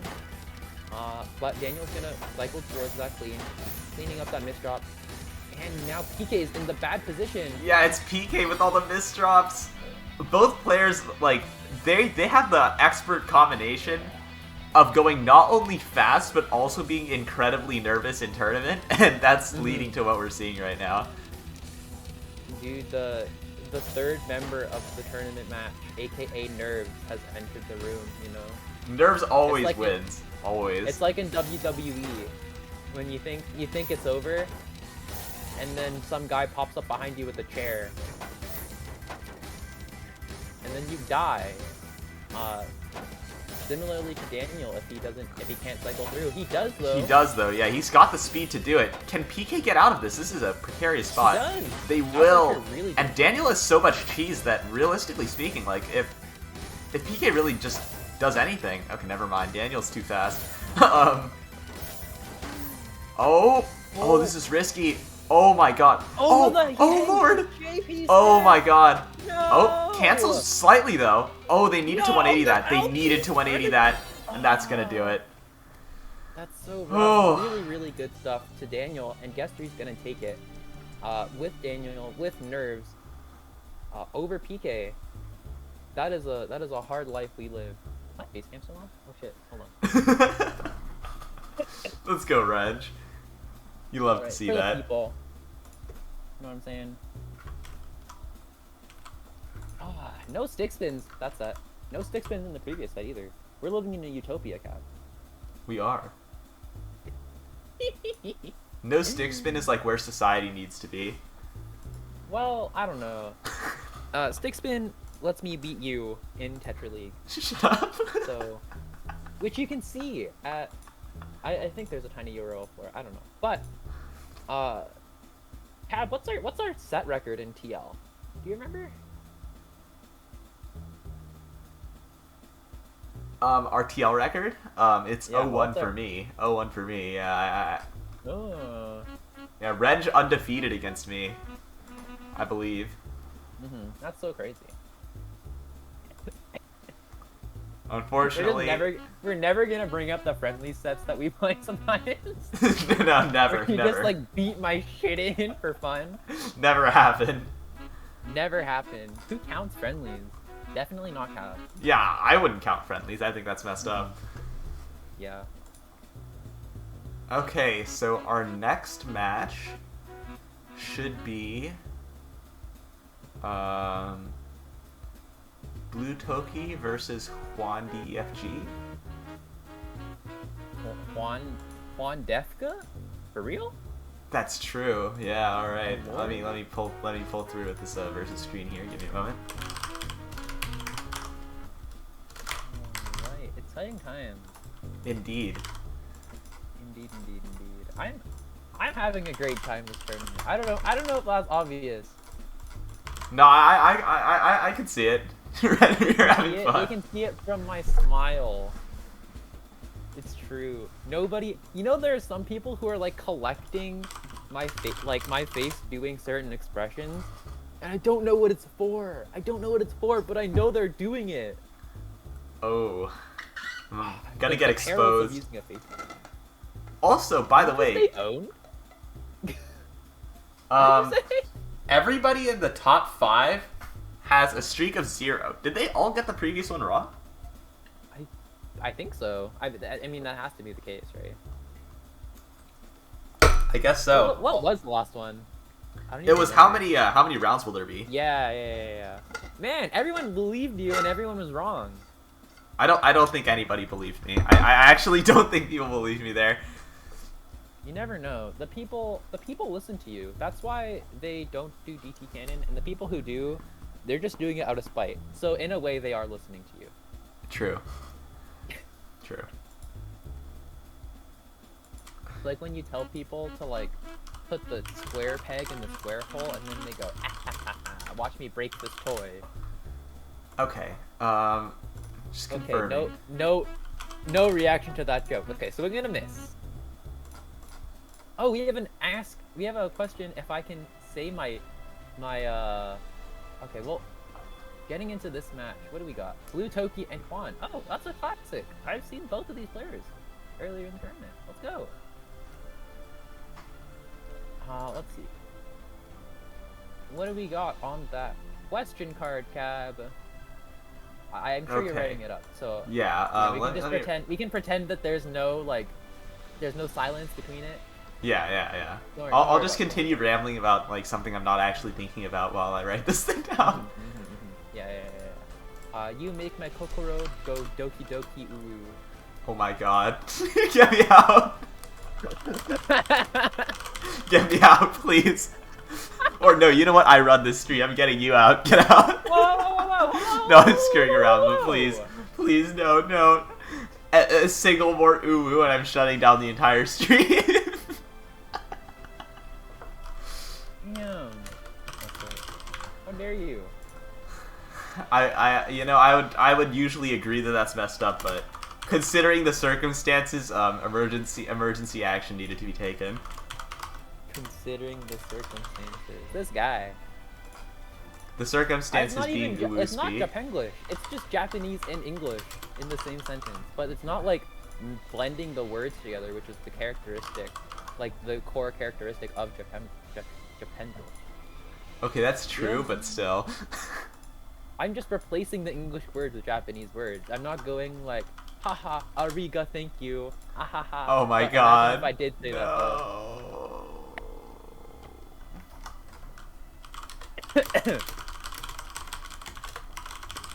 Don't worry, I'll say it with my face cam up later for the people. Let's see.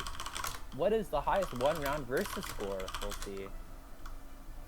What do you think? How do you measure versus score that well? So, versus score is really a measure of board height. For certain context, alright? A typical, like, quick DPC round for me would be upwards of around 350 to 500 VS. Alright, like, okay, that's a flex, but, like, you didn't say... Okay, wait, no. But imagine that at about half the speed, right? If somebody's, like, opener mating, I could see 160 pretty easily. Like, I could see it. Wait, who's playing? Because the two players in this room are not... Cab, are these... Who's playing? Cab, help. Who's playing? Thank you to Sakura... Asaki, hold on, the chat's going too fast. Thank you for the raid. Saki Midare Hana. Thank you very much for the raid. Breaking up the pronunciation too. Ooh. Phew. If I really try, I can pronounce things from most languages that are not like Arabic or Hindi pretty well. French? That's crazy.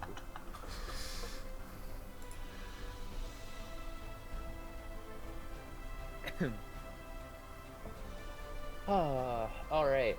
I feel like I don't remember either of these players being... Blue Toki went through the stick spin gauntlet earlier.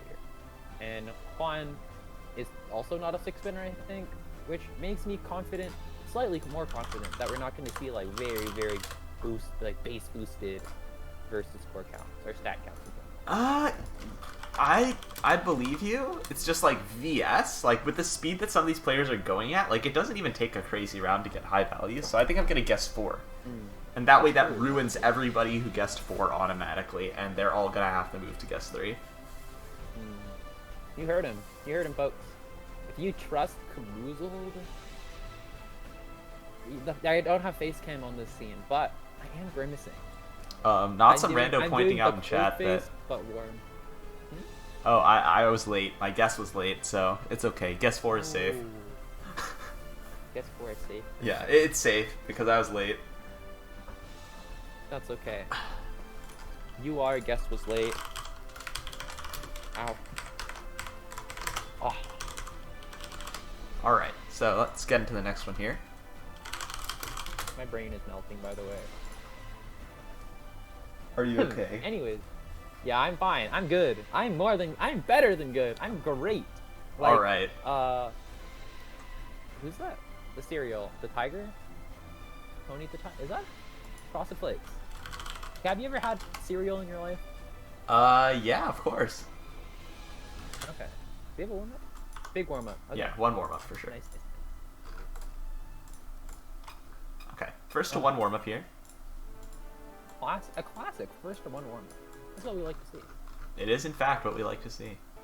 I wonder if we're gonna see some kind of opener game.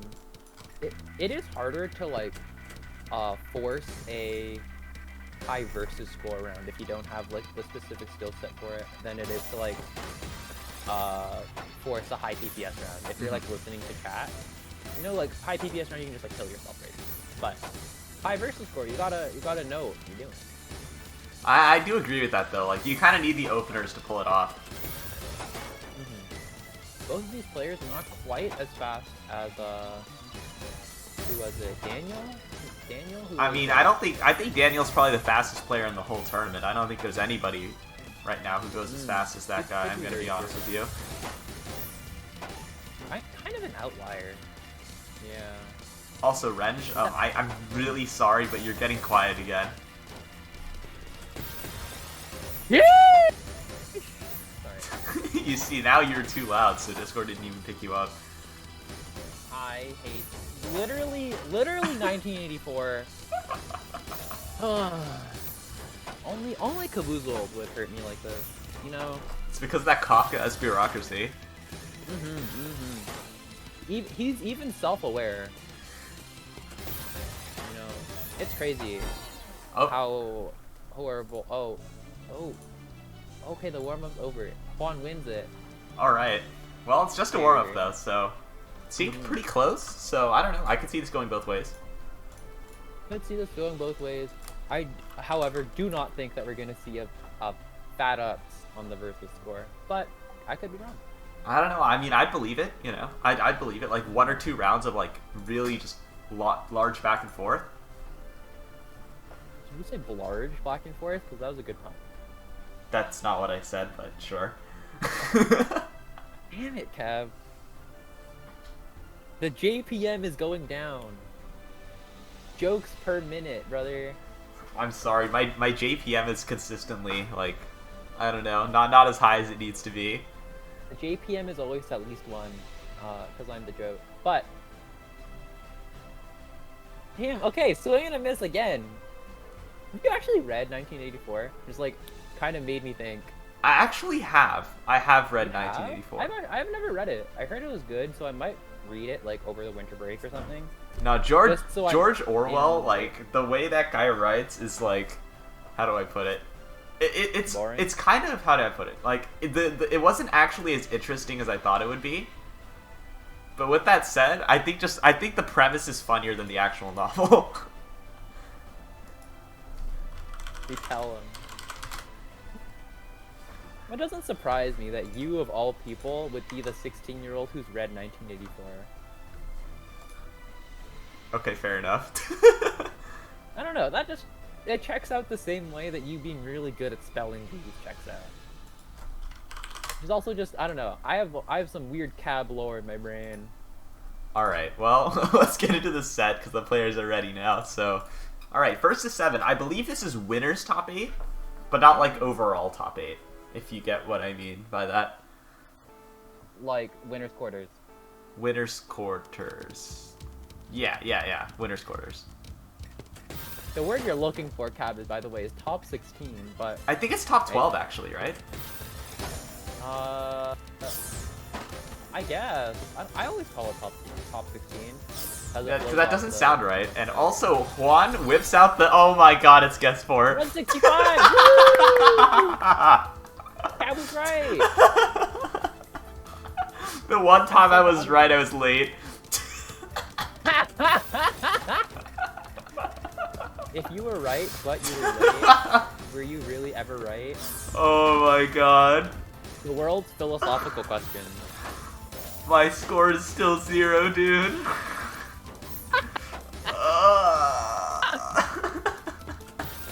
Oh my god. That's pretty funny though, I'm not gonna lie. That's pretty fucking funny. This is unfair. I'm just saying, you could put some pressure on Manabender.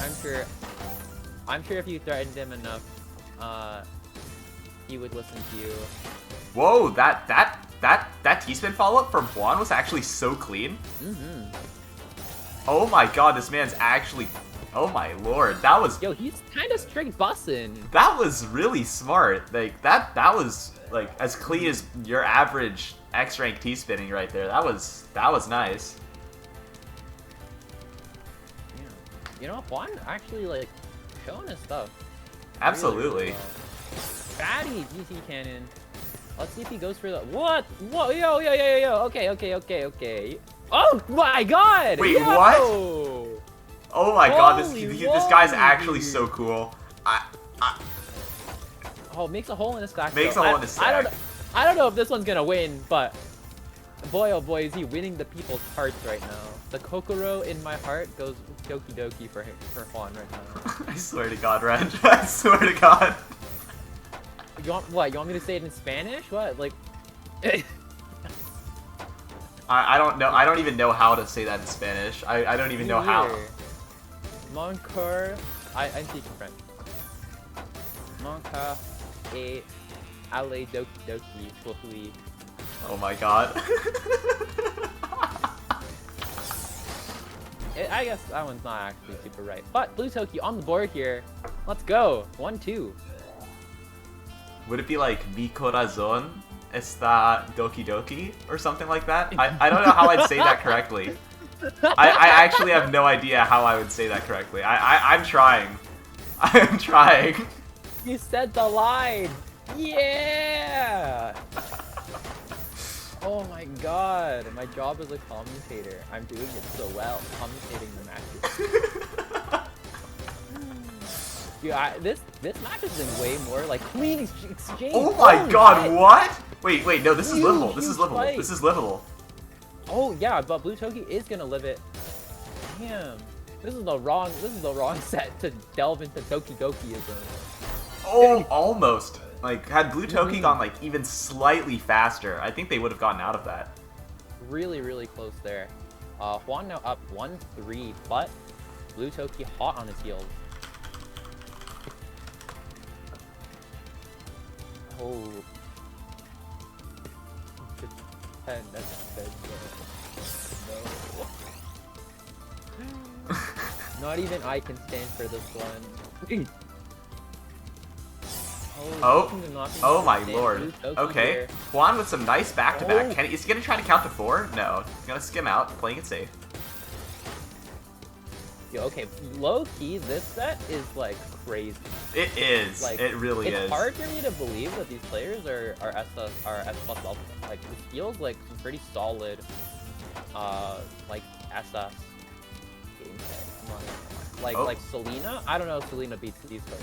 Oh my god, you're so toxic. Oh my god, dude. That's so messed up. That's so messed up. Dude, my commentary style for UC is just like shit on my friends. Oh my god. Oh my god. This is coming from the player whose account is named I Love Selena, by the way. So you have to be aware that she is in on the bit. Is she now? Dude, there's no way she is. You know, Selena and I are besties. Speaking of besties, Blue Toki becoming besties with this garbage with how much he's sending to Juan. Yeah, actually, like, I don't know. I think even though Juan's like incredibly clean on the back-to-back, it's Blue Toki that has like the super good down stacking.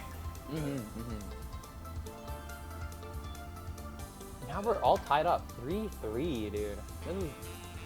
This is pretty good. Alright. This is a good set.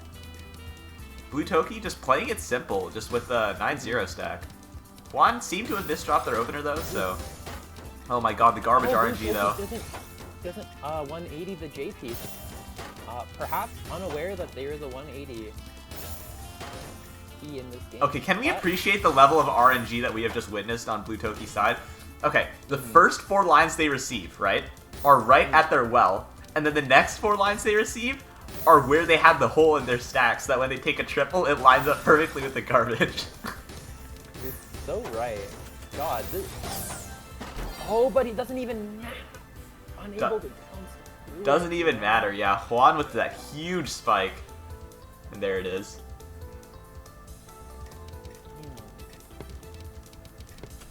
Some good 9-0 coming up from Blue Toki. I don't know how I feel about 9-0 at this level. You know, I feel like when I say at this level now, it's not even like at the S plus level. It's like going into the S plus. You know what I'm saying? Mm-hmm. Yeah. I think like at the like with the pressure that these players are putting out, like maybe 9-0 isn't quite the right move. I do kind of agree with that idea, because like Juan can send, like this guy can send damage, and often if you're using 9-0, you don't have enough canceling power to really survive that. Is he sending with mech TSD? What just happened? What just happened? Have I been giving this fella too much credit? No. Oh my god, there's no way. Oh, I thought you was gonna go for the S spin. Oh, that would have been so sick.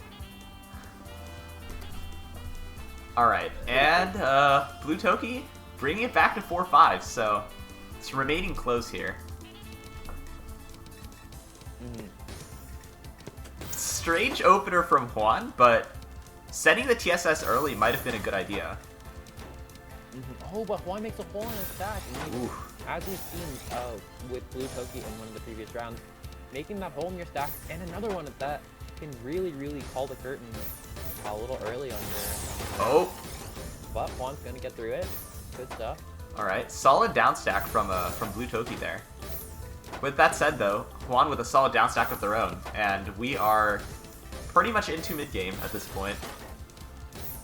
Just a good, clean mid game on both sides. Oh. Oh! As I say that though, Commentators hurt. I think Blue Toki's inability to 180 is actually getting them in certain situations. Yeah, it's like realizing. messing with them like way more than it should. Yeah. Cab, you want to read that? You want to read that message?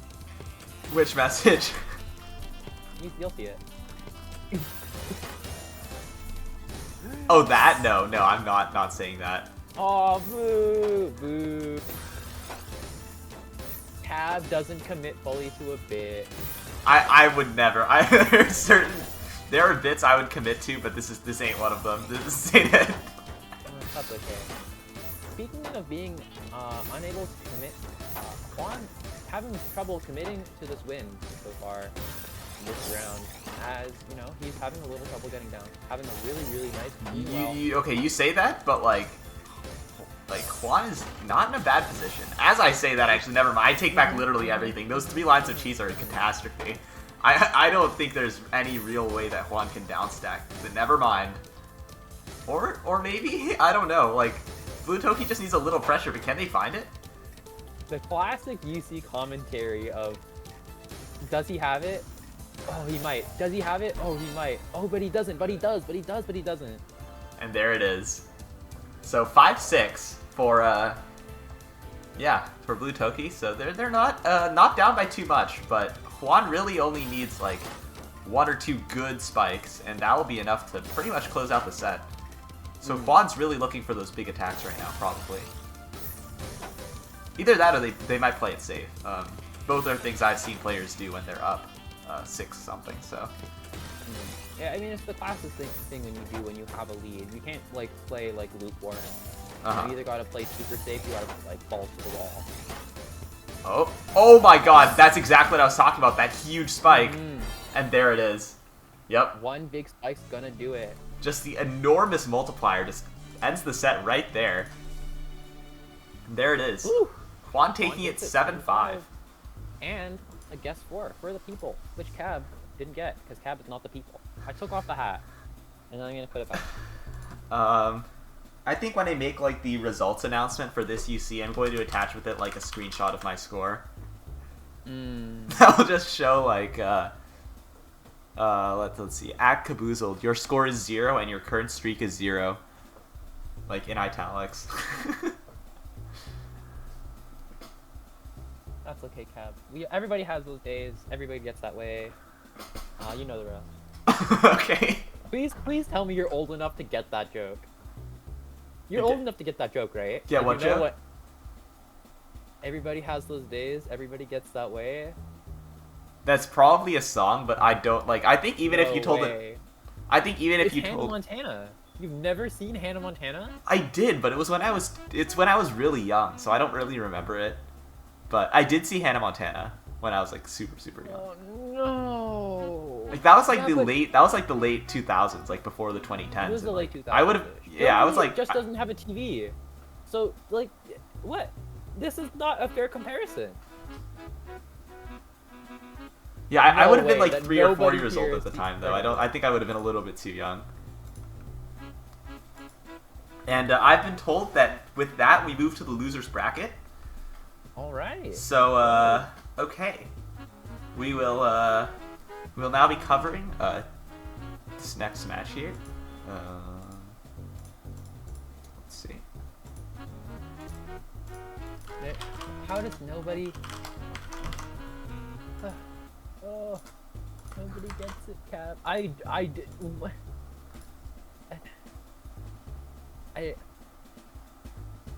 I've never. This is truly like a pensive emote, suspensive railway. Oh, but we got T's Prime versus Juan. Wait, no, this is wrong. This is most definitely wrong. This is most definitely wrong. Wait, it's been pulled. It's been pulled. I'm being informed by badgoblin in the hashtag streamed matches channel that is incorrect. So let me Let me look at what's going on. I see. But it's okay. We're good. We got a fair bit of time. It is all good. Whew. Okay, so our next match is this one might be a little bit funny. I'll just do the reveal once I have it on the screen. Is it your mom? Did your mom make loser side top 8? No, unfortunately she did not. And our next match is gonna be well, let's showcase it here. It's gonna be Utah versus Dunen. So yeah, there we are. Here's our next match. Naming yourself after a state of the republic. Yeah, the entire state of Utah. Oh, it's Uda H. Uda H. No way. Oh, I get it. Yeah, they're gonna whip out the 2.7 PPS mid game. Oh. Okay, let's get into the great value Uda. Oh my god. No name brand Uda. Only goes 2.55 PPS instead of 2.56. Hold on, let me see what Uda's profile PPS is. It's 2. Holy shit, I was right. Uda's profile PPS is 2.58. Oh my god. Oh my god, I'm a genius. Anyways. Too smart. Okay. Considering the advent of stick spin in recent times, this will be an interesting question. Let's see.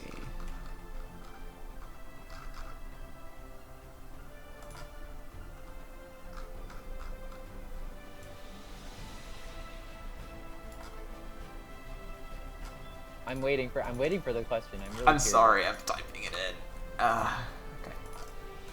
No. You can take your time, brother. Take your time. We'll just talk about the great state of Uda H versus Dunen. That's a classic. That's like such a normal person name tag. Like a normal person. All right, let's put this up here. How many PCs will there be? 0?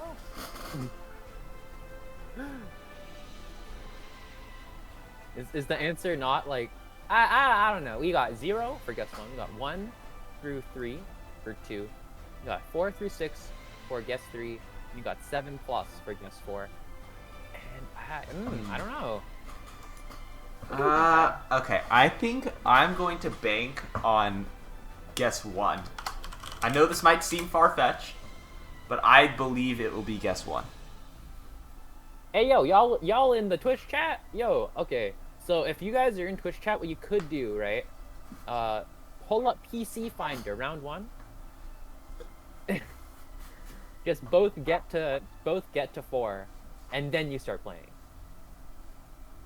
But realistically, I think this is more of a guess 1, maybe guess 2 moment. I don't really think PCO is quite as popular as it used to be. You know, replaced by the ubiquity of stick spin.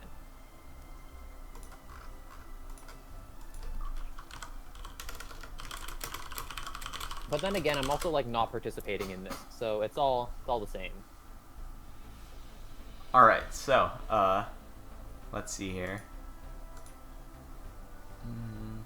Has guessing closed yet? No, right? Okay, let me prepare the next match here.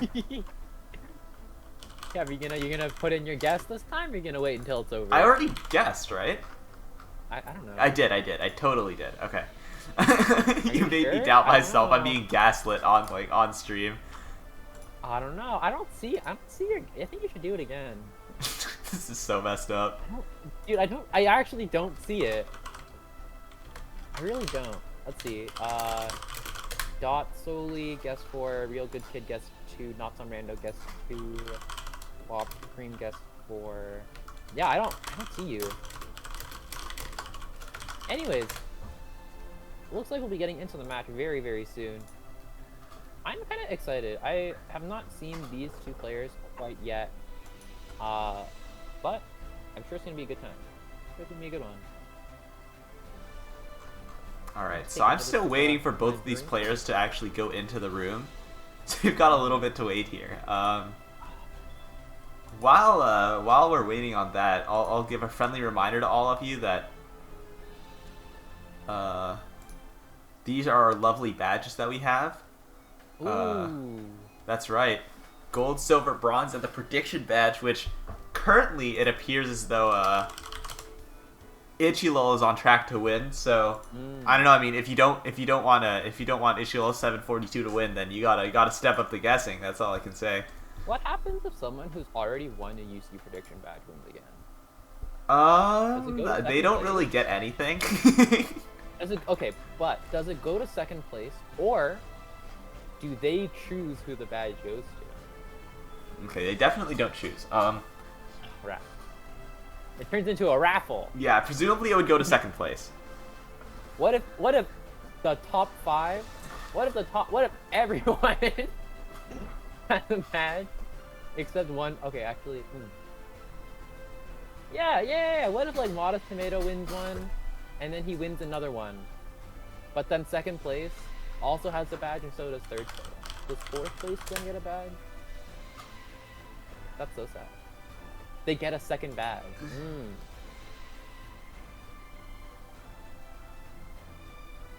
All right, we're still waiting on these players to join the room. It is a little bit sad, but you know, just you, me, and the soothing sounds of whatever Cab is playing in the background. Whatever I'm playing, what? What? What? What did you say? You said whatever I'm playing in the background, but like, are you referring to the music or the stream background? Okay. Why would I be referring to your background music? What? Cab, Okay. the stream can't hear your background. Okay, music. so apparently they completely ignored the what we sent to the stream matches channel and just started their match. Oh. This is why everybody out there who says I want to organize a tournament, you should be prepared for this kind of disaster to take place. Oh, this is the tournament organization experience. You go, hey yo, can you hold your match? And they go, we already playing. They gotta. I feel like you gotta have like Discord open. You gotta, yeah. You gotta be receptive to pings from the UC staff or whatever. Alright, yeah, we might have to, yeah, Manabender, could you just, like, close the guesses, because we'll have to do it again. Well, looks like Cab is wrong once more.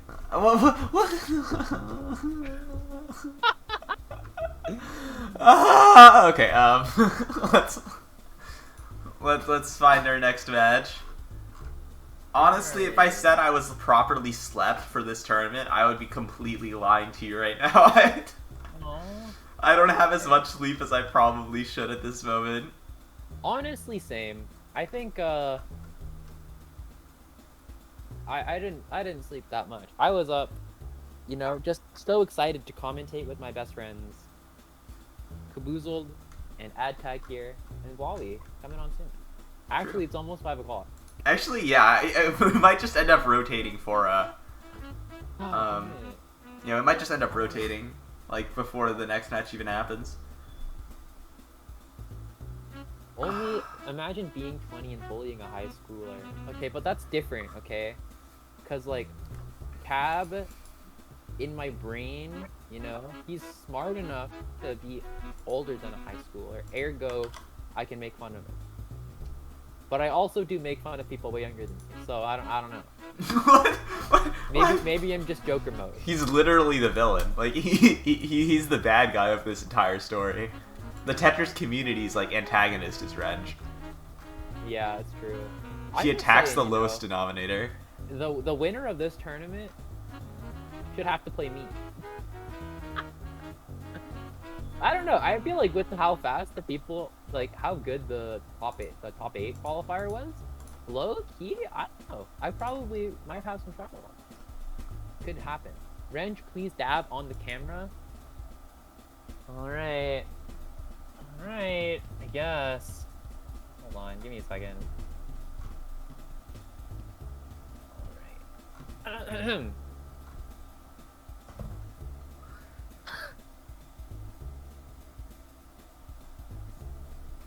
Okay.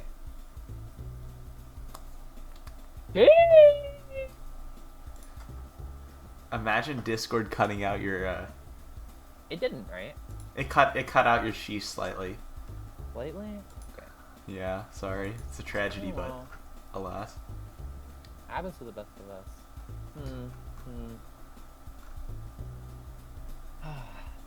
Alright. We're looking for streamed matches, but like this is a complete mess on the on the back here. Okay, so it looks like our next match should be okay. TS Prime versus Enrique CY. So Is this winner side? Loser side? I believe this is loser side. All the matches coming up are all loser side. Gotcha. Dude, why is it that every time there's a lull in the stream matches, everyone wants to be like, Renge versus Cab, play on stream. Stick Like, only? Man, I didn't know No. you guys wanted to just like watch murder, you know? Like I didn't know you guys wanted to watch Cab die. Yeah, Anyway. like I would just get destroyed. Like I would not stand a chance at all. Like it would be a complete waste of time. Alright. He's Prime versus Enrique from Mexico. This could be a student of Lacan. You never know. You never know. Enrique, a S plus 21.1k TR, 1.34 PPS, 48 APM, 97 versus score, versus He's Prime, S plus 20.5k TR, 1.56 PPS, 38.76 APM, 85 versus score. So very, very comparable stats. And we got the same question, how many PCs will there be? Again, I don't know. This one's definitely a kind of up in the air For sure, sort for of sure. one. You never know. Are we gonna have you and me calm this one, Cap, or are you gonna split? I mean it is 5:01 now, so like if we want to rotate, like if Wawi wants to step in. I mean, I'm here. It's up to you. Sure, alright, we can rotate. Okay, Alright. Okay. Alright, Hi, I'll Wawi. hop Hello, out for an hello. hour. Have fun. What's up, brother? Alright, see you, Kev. Later. And Cab. Don't tell him I said it, but I love that guy. You know. I know he can't hear me. so- Alright. Yeah, I'll keep it on the down low. I'll keep it on the down low. True. I got 1 more hour commentary, and then I am off the comms, and I don't know what I'm gonna do for the rest of the day. I'll figure something out. But You could watch some sick Tetris gameplay in the Underdogs Cup tournament. oh, that's so true. I don't know if you had considered that, but I think it might be a Really good option. hadn't. You know, being here and watching these, I definitely didn't consider continuing to watch. Damn. That's cold, Alright. man.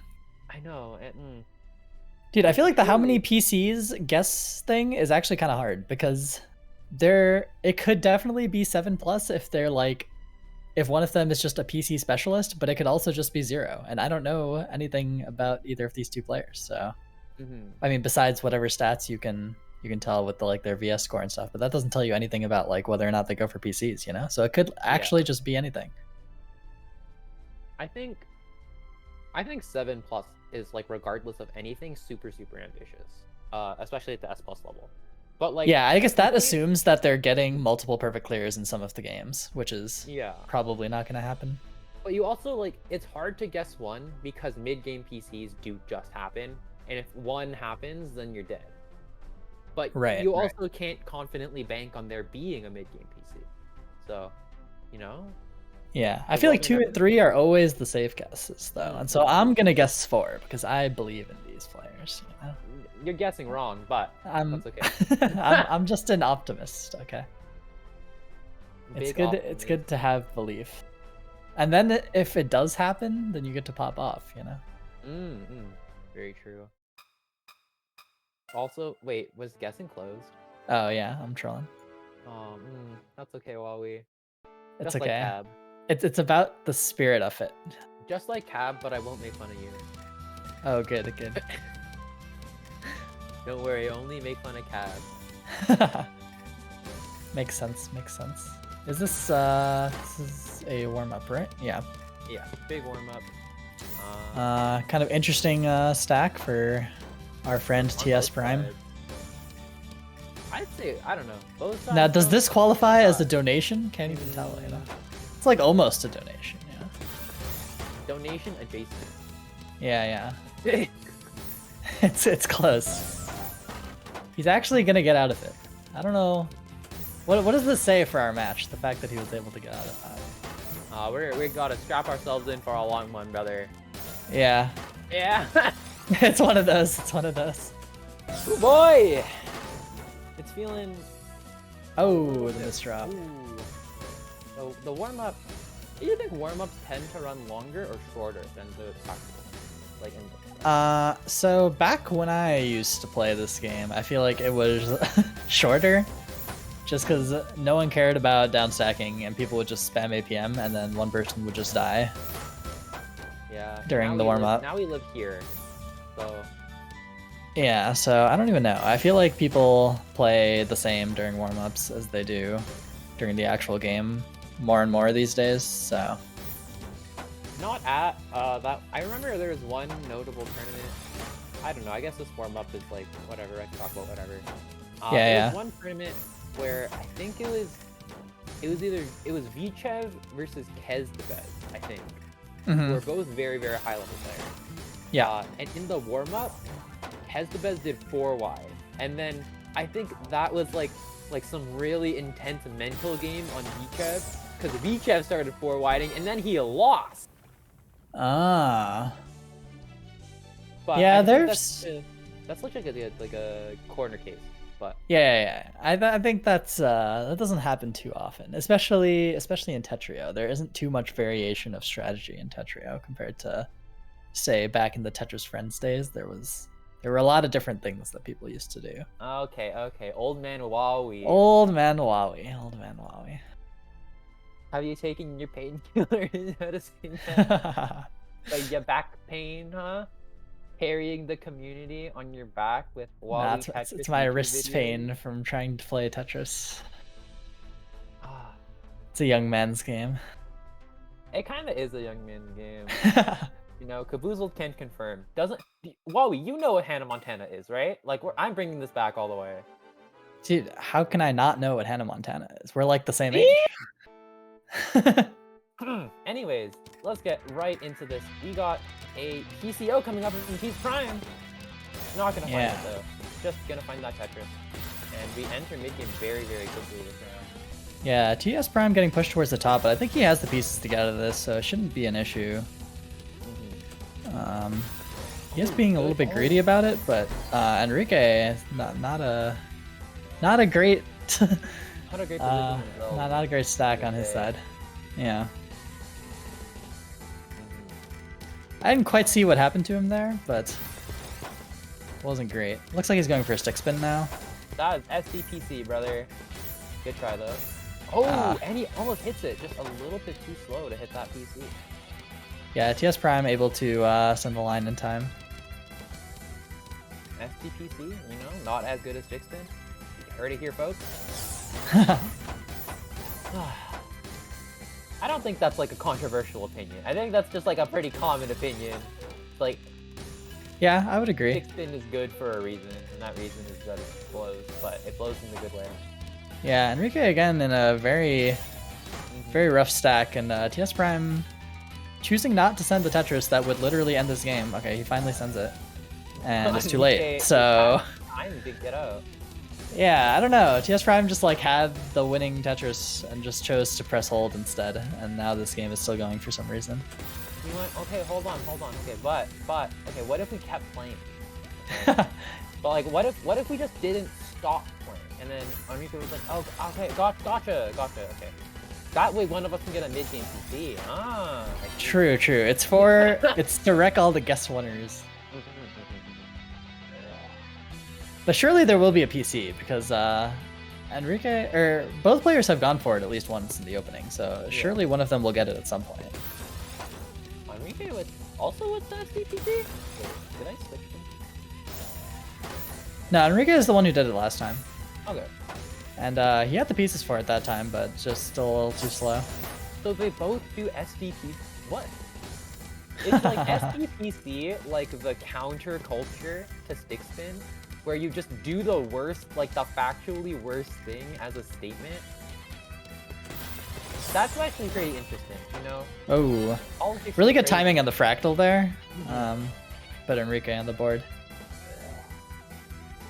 Let's go. Enrique, 2-1. I don't think this is like too far from being like a really close match for both players. Yeah, I can see it.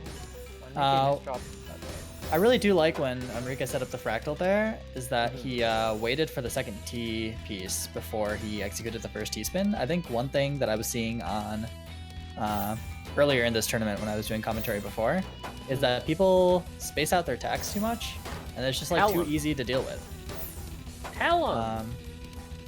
So it's a big thing that I think separates. So there's like in an S+, at the S+ level, I think there's always a few things, like the players generally are pretty good, right? Like they have a pretty decent grasp of the fundamentals of the game, and they can stack the blocks pretty well.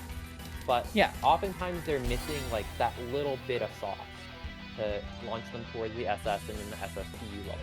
And yeah, I mean, I think that around that level is when it stops feeling like a single player game, and you start having to do things relative to. Oh, we got one PC.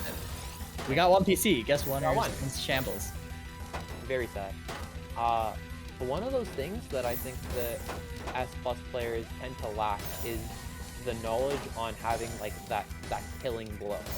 The idea of like a win condition. Right. Where you're setting up towards it for a lot of the game, and then you send it and your aim is to kill with that one spike. A lot of these players will like create some kind of pressure, but they won't have it in a way that's structured to kill. They're just like, oh, okay, I'll send you up a little bit at a time, and then, I don't know, I'll hope you just like fuck up and you die. Right, it's like sending lines that happen to kill as opposed to sending lines that are meant to kill, you know? For sure. Yeah, I definitely see that a lot. And then I also see when players are pushed all the way to the top, where literally like a double would kill them, like just a single garbage line, and yet they're trying to set up some like convoluted T-spin on their side of the board just because they're completely unaware that that's what's happening. And it's just, you know, it's a good habit to just check the game state every now and then, see exactly what you need to do. Yeah, especially when you're in an advantageous position. Like, yeah, you have upper hand tonight as well. Let's see, T's Prime like really stacking this up. Yeah. He does have access to his garbage hole, so he should be okay, especially because Enrique doesn't have too much set up to send over right now, so he has time. That being said, he's taking his time with this down stack, so we'll see. Oh, T's Prime misdrops that J piece. Yeah, I see what he was trying to do, because he had it placed in the correct position, and he realized that it was on top of a garbage hole later, so then he wasn't sure what he wanted to do, and then he just kind of freaked out. Placed it randomly. But he has access to his garbage hole again, so it should be okay here. Big down stack combo, but it's Tetrio, so it doesn't matter too much. An unfortunately true statement, my friend. And now T's Prime, with all this down stack, has cheese on up a lot. Like, look at all his cheese before. Yeah, unfortunately TS Prime misdropped, so he wasn't able to close out the game, because now he has to fix his misdrop. But a fractal setup, let's see if he's able to send this one all at once. Could be a killing blow, but Enrique pushed all the way to the bottom. And... Oh, oof. One piece away from that baddie fractal. It was a rough position to be in. Whenever you set up something like that, you need sort of a sense of urgency of getting out of it as fast as possible. Otherwise, sometimes your fanciness can be your own downfall. Speaking of which, Enrique's fanciness is turning into his downfall currently. Speaking of thing, let me just highlight thing that like proves my point completely. Classic Wawi on the nose with this analysis. One thing that I've liked so far from both of these players is that their down stacks actually are tending to be pretty decent, I'd say, like across the board. Not so bad. Pretty decent. Yeah, we've seen some pretty good down stacks so far this match for sure. And T's Prime doing one of my favorite openers. I call it the Kazman special. It's when you do PCO, but you do it wrong. Ah. Yeah. It's called that because Kazman does all the time. You can tell that my commentary is basically just like really make it just ragging on the people who I'm friends with. But that's okay. 4-3 here. T's Prime in the lead, but double PCO start here. Neither of them able to find it. Ooh, that's a good one. That's a good one. Pretty good spike. Enrique having a little bit of trouble finding this garbage hole. I don't know if TS Prime can sense something. He is some self-made garbage himself, so probably not. Oh, a good T-spin from Enrique. Let's see if he's able to... Oh, you don't gotta waste that. Nice. Good find there. Now he's gotta speed up a little bit getting towards that garbage ball. And he's going to. Really, really good play. Oh, TS Prime, can he get out of this one? It's looking rough. I don't know if he quite has the pieces. Enrique, just send something. Dog, you gotta just, oh, no. place the pieces. Yeah! There it is. Oh, Lord. really taking his time with that one, but he got there.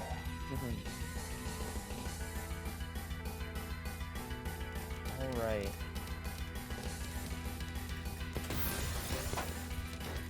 Big SBTT from Enrique once more. Say it with me one more time. Not gonna find that PC, but either way, it's gonna put him in a pretty decent fourth position. Yeah, he transitioned pretty well there into just freestyle T-spinning and pretty clean board from either of them. TS Prime, this could be a huge spike if he gets the right pieces for it and is able to clear all of it at once, but looks like he's just going to do a short combo out of it. You kind of have to get lucky with the pieces in that position to get a big spike out of it. Yeah, that's pretty true. That's alright. Ooh, barely gets that Tetris in time. Or quad, it's not a Tetris. That's okay. We all know what you're talking about. Big brother TTC isn't listening, it's fine. They're always listening. In my experience, they're always listening. Oh, literally 1984, baby. Oh, T's Prime continuing to cover up that well. Really, really close to getting out, though. Has to waste the eye. Oh, no. I don't think he had to do that. He would have been okay. Yeah, I don't think he had to either. He just really wanted to clear a Tetris instead of a triple, but then he didn't have another IP, so it ended up being a triple anyway. So... Oh, the rest of this down stack is not bad, but not quite enough there. Enrique now up 4-5. Yeah, he was down. He was down 2-4 earlier, so he's gotten 3 in a row now. He's kind of on a roll here. Oh, Enrique finding this. Can you find it? It's there. Oh, a fatty PC that T's Prime was unable to do because he did the Kazman special instead of the normal PC. I do that one a lot. The solution or doing the PCO wrong? Oh no, doing the PCO wrong. True. Oh, Enrique's position here, not looking so hot, but he is gonna be able to open up. Let's see, he has to find that kind of pragmatic sort of down stack here. Yeah, he's looking for the garbage hole. He's gonna find it, able to get a pretty decent attack there, but unfortunately the T-spin didn't clear 2 lines, so wasn't able to get the multiplier. Oh, Enrique here, this is a rough place to be for him. You look at all that self-created cheese. You gotta look at that and you go, oh, how did I get here? Yeah, it's always tragic when you have like an S or Z spin hole, but you don't have enough of a stack around it to actually do the spin. And so then you're kind of like, you could stack around it to do the spin, but then you've stacked too high. And then you could not, but then there's no other way to plug the hole, so there's like no good solution. Always feels bad. Yeah. It's a rough life. It is a rough place to be. Oh, T's Prime makes that. This could be Enrique's game to win. Could be. He doesn't have too much more to send, so TS Prime does have some time to get down here if he can find it. Find that way down though. It's a real question. He's struggling right now, and Enrique is pressuring a little bit here, so able to find one Tetris, but still not the cleanest board for TS Prime. Nice counter 4 though on TS Prime's part. And now Enrique, he just has this really big well that he's going to send with, but that's all clean for TS Prime. Yeah, it seems to got to a pretty even position right now. TS Prime is pushed up a little bit further, but it's mostly clean garbage, so he's able to get through it no problem. Enrique can't really decide what to do. I was trying to fish for a PC there. Gotcha. I wasn't able to like count the blocks, but I think he was pretty close. It looked close. Gotcha. Both players have a pretty deep well right now if they're able to send something real quick. They both send it at the same time, kind of cancels out. We'll see if TS Prime can get a multiplier into the Tetris hole that's below. Could be good. Not the biggest multiplier. I think it was just one, so not as good as maybe it could. Still not so bad. Still pretty decent. Yeah, it's the same as the back-to-back, right? So Similar. not the worst. Oh, but that one's gonna kill TS Prime with just that. I think that was either a big Tetris ups. Yeah, I think it was a back-to-back Tetris and then another one. So PCO able to find it. Yes, I'm gonna find See it. what the follow-up is. Enrique does not have a board right now. TS Prime can just play a sprint. And he wins. Just play a sprint. Oh, okay. I think if he doesn't hold the eyepiece there and just does it immediately, maybe he wins. But it's close. It's close. Enrique has that out. He has the out. It's TS Prime just sent. Oh, he didn't send it. He used the eyepiece in his stack. He lets Enrique out. Just, what if we played a little bit more? No. Oh no! Enrique lets no. Attack, dude.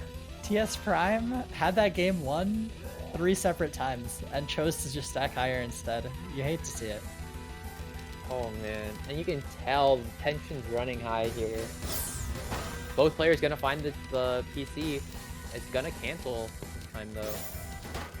Yeah, we'll see what the follow-up is. Looks like Enrique has a little bit of an awkward T position there, but able to clean that up pretty much no problem. Very clean board for both players. It's the last game. This one decides it all. With a bit of a 2-wide, I thought he was gonna upstack that. 2-wide as a bit of a surprise, like boo, it's a 2-wide. Those can actually be really strong, especially if your opponent is not like actively paying attention for it. Yeah, and they can like randomly turn into a multiplier combo, like because while clearing the 2-wide, you can set up a Tetris hole pretty commonly. So it can happen. Like the big up. Yeah. Oh, so close to a PC. Enrique was there. Yeah, but TS Prime has the clutch denial of that one. And both players keeping their boards very clean this game. You can tell that no one wants to get pushed up and pressured in the last game of this set. So I don't know. Enrique, does he have the thing to deal with this? I don't think he has the pieces, and TS Prime is going to take it. That was crazy close. Well played by TS Prime, holding the eyepiece there so that he could send both at the same time and get that game-winning spike. Well played. Really close rounds on that one. I'm kind of about it. I'm having a good time this tournament. This is a good one. This is a good one. I'm glad. That was a pretty good match. Right. So congrats to TS Prime, and pretty good showing by Enrique also. What place is Enrique out at? Production, can I get some confirmation on this one? Let me find him. I don't have the bracket up. So. I can't count that high. Losers round 15, whatever that is. It's like losers round. How many more rounds are there? Can you? A lot. Like, what's the last one? Last one is, I don't know. I don't have the full thing up. I have it cut off at wait, hold on. I can do this. I think he's out at 64 64th? I'm not sure. We're only in top 64 in losers? I think so. For real? I feel like I've been here for a while. It's unclear. Yeah, that's alright. I'm happy to be here. Alright, let's see. What is our next match? Do you know? I don't know. I don't know. I'm just trying to guess based on the bracket.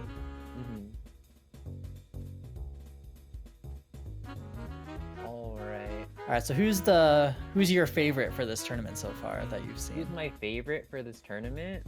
Yeah. Hold on, let me find the bracket so I can recall the names. I commentated one guy, it was like Daniel and then a bunch of numbers, and he seemed Daniel's pretty good. Probably he seemed pretty good. He seemed pretty good. Could definitely see him making a deep run. I'm not sure where he is in the apparently he's in winter semis. Yeah, he's in winter semis right now. So DLG Protogen is a name that I've seen before. I think he could take it too. Yeah. I think any of the top 4. The winners bracket people right now. Yeah, any of the top winner semis. I think they all have a really good shot at taking it. But looks like we got our next match here, Dunin versus Koala Man. Also, holy moly, this turn is big. Yeah. Koala Man is 20.7k Tetra rating, 33 APM, 1.13 pieces per second, and 80 versus score. And our other hero, Duanen, has not joined the lobby yet, so TBD. We're just waiting on him just a bit. Yeah, he should be here soon-ish.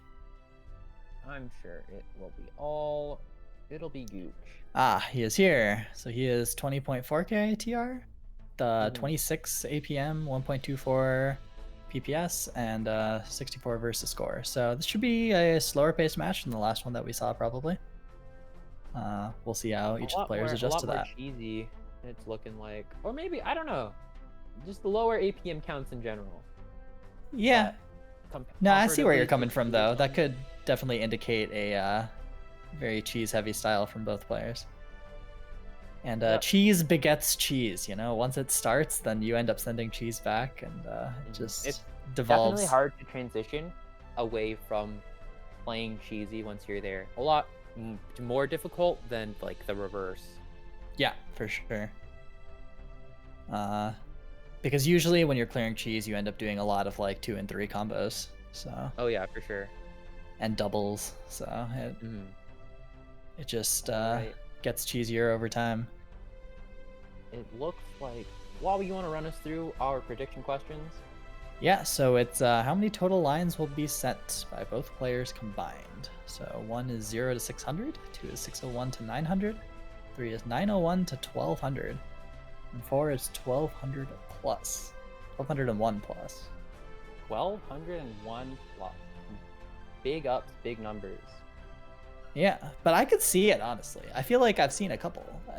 It's more a guess of how close you think it's going to be, because even if the APM isn't high, if both players are somewhat slow, then there could be like, you know, a lot of really long, grueling matches where each match is like 4 minutes or something.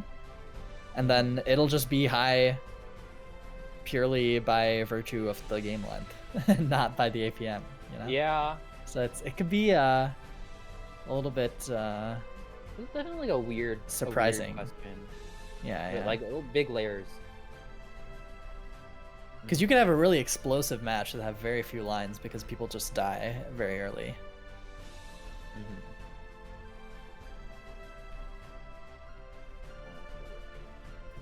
Alright, I'll guess 4 because I'm down for a slobber knocker. You're down for a big close quarters cheesing? Yes. I want to see both players in self-made hurry up garbage at the top of the screen, just cheesing each other out. That's what I want to see. Man, people called me the villain. Oh, okay, Wawi. Whatever. That's what I want to see. Well, it wouldn't be an Underdogs Cup without one of those matches. Oh yeah, without, I think, what, like 7, all the ones that I've commentated have had at least a couple matches where it's just like 45 minutes a set. And it's it is like brain melting to watch. You must embrace the chaos. You know, those are my favorite because I start talking about whatever on commentary. You know, you can just at that point, no one minds. You should just say anything. Just talk about whatever you want. You start screaming into the microphone, and people love it. Yeah. So we're watching the warm up right now. Seems like both players sort of just stacking up Tetrises. You know what I haven't seen as much as I would have expected at this tournament. I've seen way fewer like wide, like 3 wides, 2 wides, 4 wides. Oh, I don't know. I didn't really expect that. I just think that with the rise of Tetrio and popularity, those kind of openings have just fallen out of. I don't know. I mean, I kind of agree with you. Yeah. But I also like don't agree with you, cause the last big rank cap tournament was Tetrio Journey, the baby bracket. Mm-hmm. And the person who got second place at that was like 3 wide special. I'm surprised that hasn't rubbed off on more people. Like more people haven't seen that and gone like, this seems like very effective. I should learn this. That's kind of my thinking. But gotcha. The world may never know. Who knows? Who knows? Interestingly, Koala Man does not have instant soft drop on. That's what I noticed. I wonder if that's a conscious decision, or like if he's just like more comfortable with it, or if he just hasn't really tuned with his settings that much. Unsure. I know there are like a few high rank players that prefer that just because they have the muscle memory from other games anyway. Oh yeah, we talked about that a couple times. Yeah. Like the big proprietor of that. But there are probably some other folks that are like around that level. But yeah. Reviclia definitely the highest level to yeah, for sure. Yeah. So it looks like both players are. Oh, actually, Koala Man going for a PCO. I was gonna say they're both still looking for Tetrises, but Koala Man deviated a little bit, able to transition into a T-spin. I look at Dunan's board when he was stacking up, and I saw 3 T's in the stack, and I was like, oh man. Hey, he's just he's playing 40 lines, you know. Thank you, Tommy333 for the raid. Welcome in, everyone. You're coming just in time for the start of the set. We got Dunan and Koala Man looking to be a bit of a close quarters, you know, like long drawn out sort of deal. Drawn out sort of stuff. Yeah, we'll see. The warm-up match shouldn't take that long, so. I don't know. We are approaching the 1 minute mark. That's true. That's true. And I do see that Koala Man really likes to go all the way to the bottom of the screen after sending every single attack. Even if it doesn't like combo to get there, he'll just like do a single just to get to the bottom. Like right now, he's about to go to the bottom. Yeah, he did it. Yeah. So. Well, this is pretty characteristic of the infinite skimmer, or the infinite down stack sort of archetypal player. You know, not super concerned with the big up stack. Just working that way down. And we have seen in previous UCs and in previous tournaments with the similar rank cap system that kind of works. Like it is successful in kind of curbing different kinds of players. But that turns out that in a block clearing game, if you just clear a lot of blocks, it works pretty well. Oh yeah. Ooh, yikes. Who would have thought? I will say, not exactly the most riveting gameplay, but we're still getting there. Yeah, it seems like Koala Man is not really willing to commit to any kind of attack. And Dunan maybe doesn't have the knowledge to be able to set up attacks, even though he seems willing to do them when they show up on his screen. That's really like minimizing the range. I think is a big factor in this. You know, Koalaman was like, I really don't want to take risks. I am okay with playing like the long con. Yeah, and some people are just comfortable with that, and they know that like they have the endurance to outlast anyone, and they're just like down to thrive in the chaos of the you know, crazy games that just last forever. Big UC history buffs will know the name Giannis. Ooh, from, yes. I don't know which one UC it was, but that man, he had 2 modes. One was BT, and the other one was Koalaman, but like way crazier, like even fewer risks. Yeah, we'll see if Koalaman opts to do something more to follow up on this PC, or if he's just gonna go into downstacking mode now. But reveal one's no Kazman. It looks like he's mostly just downstacking. I do think that after sending a PC, it does make sense to just accept the garbage coming in, because you're usually trying to get that big spike afterwards. Yeah. But he opts to just kind of, I don't know, cancel the PC garbage that's coming back into him, but it makes you question why the PC was there to begin with, to be honest, but I guess here we are. Like some players, I feel like when they do PCO, the follow-up, I think PCO being good depends on what you do after PCO. Like if you do something bad after PCO, PCO is not bad, but it becomes bad when you do it. Which is kind of the case for me. Yeah, I mean, PCO was just considered a troll opening for like years before Ajamba figured out how to follow up on it. So really, was the concept of second PC just like not a thing? I feel like no one did that like forever. That was not a thing for a long time. Old man Wawi giving us a history lesson. Yeah, history lessons.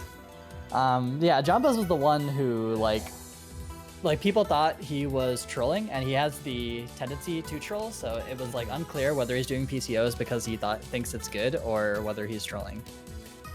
And then eventually people figured out that it's actually good if you know how to follow up. Yep. But yeah, he was the only one for a while, and then feels good to know that like my hypothesis on like the validity of PCO. Yeah, it's confirmed by history. It's confirmed by history.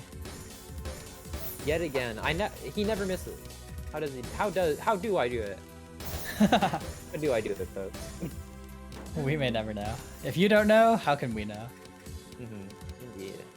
It's a hard-fought match. These rounds have gone pretty long so far. Yeah, it looks like both players are sort of willing to bleed each other out. Or actually, it does look like Dunan wants to attack. He's just like hasn't really set anything up, versus Koalaman sets things up and then just doesn't do it. So that's the difference. Oh, but Dunan receiving a lot of lines. Yeah, he doesn't have the right pieces to get out, unfortunately. So Koalaman's gonna go up 3-0. And with the way that he's playing, I feel like if Koalaman's better than someone, he will just win 7-0 because he takes 0 risk. So if he's better, he'll just always win. You know? True. It's like, it's very difficult to upset someone who has that kind of playstyle. He has a PC here, yeah. What do you think Dunan needs to do to be able to turn this one around? I think he needs to send cheese, because Koalaman will just not attack with the cheese there. And then once he sends cheese, he can just set up a big attack, and Koalaman's not going to do anything about it. It's feeling like a... I don't know if you know, good friend of mine, Gen Drag fan, he has this song, it's called I'm Playing Tetrio. It goes a little something like, I'm playing Tetrio, having the time of my life. And then it's just that for, for a while. And I think this playstyle is like really, it's more common here than it is in upper ranks, but it still exists in upper ranks. And like in my own experience, God, it is hard to Sure, like, I mean QMK is like the idealized version of this strategy. I don't right? know. I don't know. I way? think Kaiyon is closer to the ideal version of this strategy. Like QMK. That will- could be. I might just. I haven't watched any recent tournaments to be. Old completely man honest. Wawi. Old man Wawi showing his age yet again. Yes, you're just exposing me at this commentary. That's what's happening. Oh, might be. Don't worry. Oh, Dunin with a big clean spike. Ends up using a lot of it just to cancel off cheese, but it's actually not a bad way to use your garbage, because against someone like this who's just constantly sending you cheese and is waiting for you to like heal over. Yeah, I mean Dunin can actually win here. He just needs to accept this incoming garbage, and then now he can do an attack. I think. Yeah. There you go.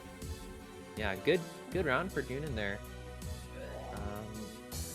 Yeah, when the opponent's stacked all the way up like that, and you're just stacking a Tetris, if you just accept the whatever attack that they send next, it's pretty much just a free win. They have to find like the biggest down stack combo ever for them to not just lose there. Other than that, it's like guaranteed. So it's good that he recognized that. If he had used his Tetris to cancel, that would have been very unfortunate, but good thing he had the presence of mind to execute that correctly. He's pushing up Koala Man right now. Koala Man actually needs to bail out of this touch. Oh, he doesn't skim. He doesn't skim. Oh, that was a bad down stack decision there. Oh, Dunin, does he has the Tetris? Does it come in time? Oh, barely doesn't. Dunin needs to send something like now, because Koala Man's gonna get to the Tetris and then he's just out. That's a rough. That's pretty rough. I feel like, but you know, like Dunin has positional advantage like through the roof. He does. He just needs to set up a clean attack right now and accept whatever Koala Man sends in the meantime. Or he could just spike him out right now. Is this double enough? Oh, just send anything. Yeah, okay. Here we go. 3-2. This is definitely a slobber knocker. Yeah, Dunin seems to have found something in the last few games. He's figuring it out. Able to spike him out. Again, Koala Man with his PCO. I don't know. Yeah, it doesn't seem to suit the rest of his style. It also just could be like it's the only one he really knows. It's the only opener he really knows. But at that point, like you might as well just like learn sailboat. You know. Yeah. Like, one of the ones that's just like very counter spike. But you never. He also could just like start 4 wide. If you're gonna commit, you commit really hard. Yeah, I don't think he would 4-wide. He likes to stay near the bottom of the screen, so I don't see him ever really 4-widing. My man. Oh, sending a big T-spin, and that's gonna do it for Dunin in that round. Koala Man up 4-2. There's no real way out for Dunin there. He just unfortunately has the bulk of his stack over his garbage hole, and Koala Man already has things set up, so. Yeah, Koala Man this round misdropped his opener, as we can see, continues to misdrop his opener. But I wanna say that was kind of looking like a single U, which is like the stick spin, SPPC, whatever. That line of openers, which is, I don't know. I guess it works. Yeah, just not really what you would expect from Koala Man, I suppose. And thank you, Uda, for the $10 donation to the prize. Much appreciated. I love Uda, by the way. As much as I make fun of Uda, I'm a big Uda fan. But I also like hate Uda. So. Makes sense.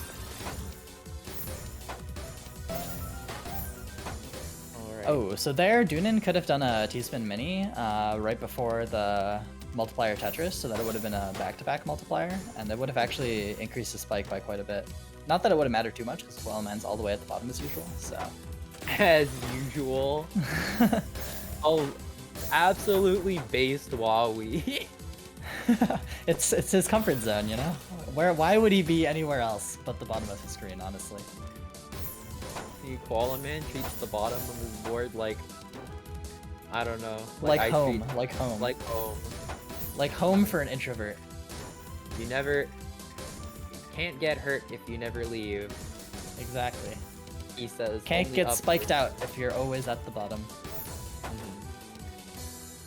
No one's sending 20 line spikes at this level anyway, so. Oh, you say that, but Dunin does send quite a number. Let's see if he's able to continue this attack.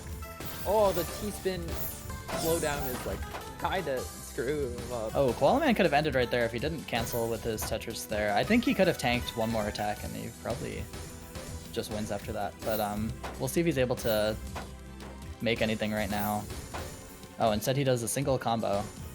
Oh, this is maybe not quite enough. a weird position for both players. Yeah, Koalaman just needs to set up an attack. I don't know. He's not committing to anything and sort of allowed Dunin to come down for free there. But at least he has something set up now, so maybe he's able to spike him up with this. Oh, I wanted to see him continue the back-to-back bonus there. I feel like he had a lot of potential for some high APM there. Oh, Dunin is setting up this multiplier. A really big spike coming in. Koalaman, the gravity's starting to set in as well. Starting to affect both players. But it looks like it might just be Dunin who dies off of that gravity. The eye piece gonna clip into his next piece. And that's gonna be it for that round. That was another long one. Yeah, Koalaman reestablishing his lead in this game. Mm-hmm. Up 5-2 now. It was 3-2 at some point, so he's sort of pulled ahead in this game. We're 5-2, you know. I feel like even though it is 5-2, each round has been so long and so like hard fought that I could see this like ending like 5-7 or 6-7 even for either player. Yeah, I could could see that too. Well for my mental state, but that's fine. We're here for content. True, true. Oh, Koalaman opting not to stack on top of that, instead to just clear. Despite not being in any trouble, really. But it is what it is. Oh, no eyepiece in the queue for Dunin. Eyepiece gonna pop up right as I say that. But I don't know, this combo is kind of funky. It's gonna send Koalaman a little bit, but the garbage shows up in a really good spot for Koalaman. Yeah, and Koalaman has a really good board right now. Yeah, and he's gonna use it pretty well, so he has a lot of match points at this point. Match point here. 4 match points for Koalaman. Until the tiebreaker. Yeah, and with this, with the pace of these games, 4 match points means he will be on match point for quite a while. So it's gonna take a lot of mental resolve from Dunin to come back from this one. Oh, huge spike. We love to see and it. Koalaman has covered his eyepiece well with another eyepiece. That's crazy how that works. Yeah, we'll see if Dunin's able to set up a spike in time here. He wants to absorb whatever Dunin... Oh, he did not absorb it, but... Oh, Dunin's so close. All he needs is one T-spin. You gotta make the T-spin. It's right there. It's right there. It's right there. Oh, brother! no! Oh, brother! Man. You hate to see that. That was probably a game-winning T-spin. Maybe not game-winning, but it definitely would have pushed Koalaman pretty close to the top. That... Unfortunately, did not see it. He had the O-piece for the pretty easy overhang there, but it's going to go back to a relatively neutral state here. Koalaman does have a decent spike setup, but it's not going to do much because Dunin's all the way at the bottom of the screen, so... oh, you say that, Wawi, but... Commentator's Curse? Commentator's Curse, brother! Oh, we see Dunin Dunin? down at the top, trying to figure out that He's down trying stack. to figure... Yeah. Does he have the pieces? The L piece is going to come right in time. And I think he has it. Nice! A really, really good skim on Dunin's part. He's gonna be sending a little bit. Oh, and Koalaman misdropped. Fucks it. He absolutely fucks it. And this could be Dunin. This is Dunin's game to win for sure. Yeah, I mean, Koalaman still has a little bit of messy garbage to get through. If Dunin can send some attacks here, but it looks like he's just trying to downstack himself right now, so I think both players are just going to downstack, and whoever gets there first is just going to start attacking again. I heard the pain in that laugh. I heard the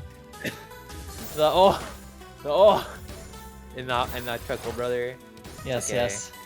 Oh, but I feel like this could be so close. Yeah, Koalaman's got this T-spin. We'll see if it's enough. It is. And Koalaman takes it. Very convincing win. He was never really in that much trouble. Played it very safe the whole time. Looks like there were 770 lines sent, which I believe was guess 2. Did you really do that math in your head that fast? Isn't that like 800 on the dot? No. 360 plus 440. Yeah, so 785. So, right? 443 plus 357 is 800 on the dot, right? Oh, I'm looking at the lines received. Wait, why are the lines received adding up to a different number than the lines sent? Canceling? Huh. Yeah, because it's 785 lines received, but it's 800 lines sent. No idea. Yeah, I guess it's canceling. I don't believe that whole set had like 10 lines worth of cancels and nothing else. But yeah. Unsure. you never know. Whew. We are closing in on the rest of this tournament. Trying to find where that round was in the tournament. It is. It was losers round 15. It's number 516 or something on the bracket. Losers round 15? Yes, or maybe it's different depending on how you filter it. I have it filtered by top 32, so I don't know if that changes anything. Aha! Yeah, much easier to read that way, right? Oh, we got T's Prime versus Gamer. This is losers round 14, which is, let's count backwards here. About That should be top 32, I think. 7, 9, 13, 17, 25, 24, 25, I think. This is like top 24 or something, around there. All right. These are both players I think that we've seen earlier on the stream. I know we saw T's Prime because I did commentate that set. Yeah. We were both commentating that set. It was earlier this block. So It was earlier this block? Yeah. It was recent. It was recent. It was against Enrique.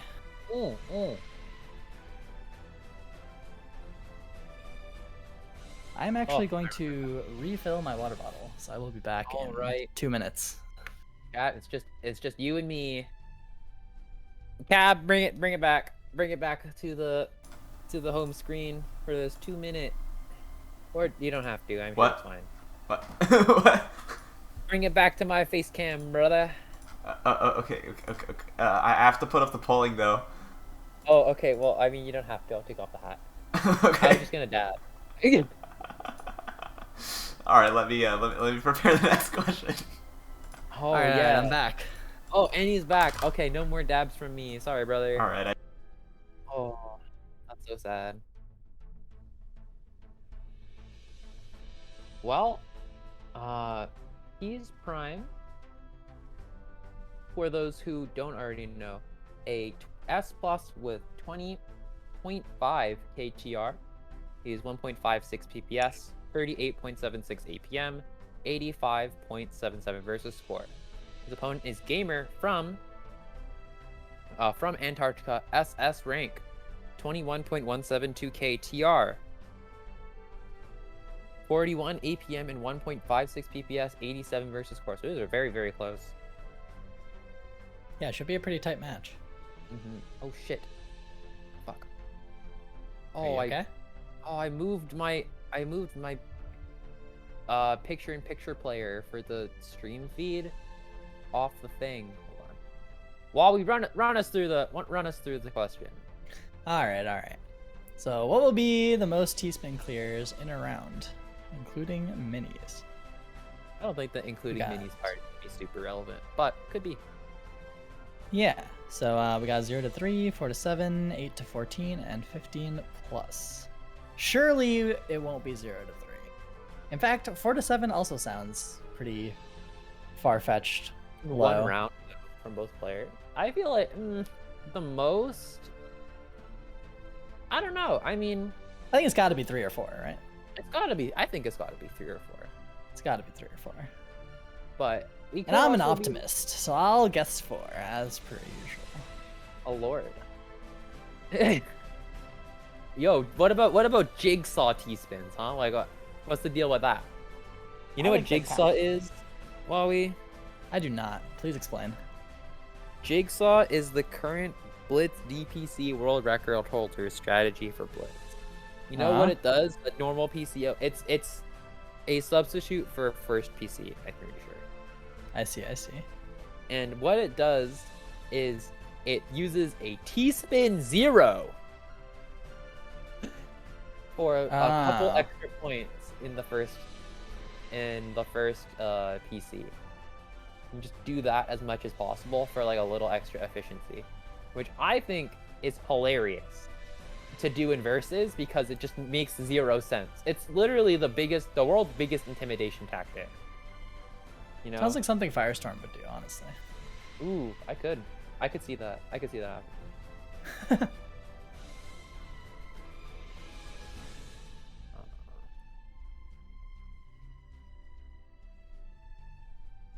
So it looks like these players will move into warm-up soon.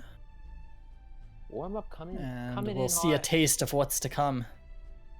I for one hope that they only do the play forever thing. You know, 0 T-spins. Yeah. Just Full make sure Tetrises. everyone's drawn. An honorable Tetris battle only involves Tetrises. I have never I don't think you were here for this, but I mentioned that Kermit thing. That applies here again. Yeah. It's amazing. Everything you've just said is wrong. I mean, nothing you just said is right. Nothing you said is right. Oh, let's see. Big PCO from gamers. Fast PCO too. Pretty quick one. Yeah, not bad.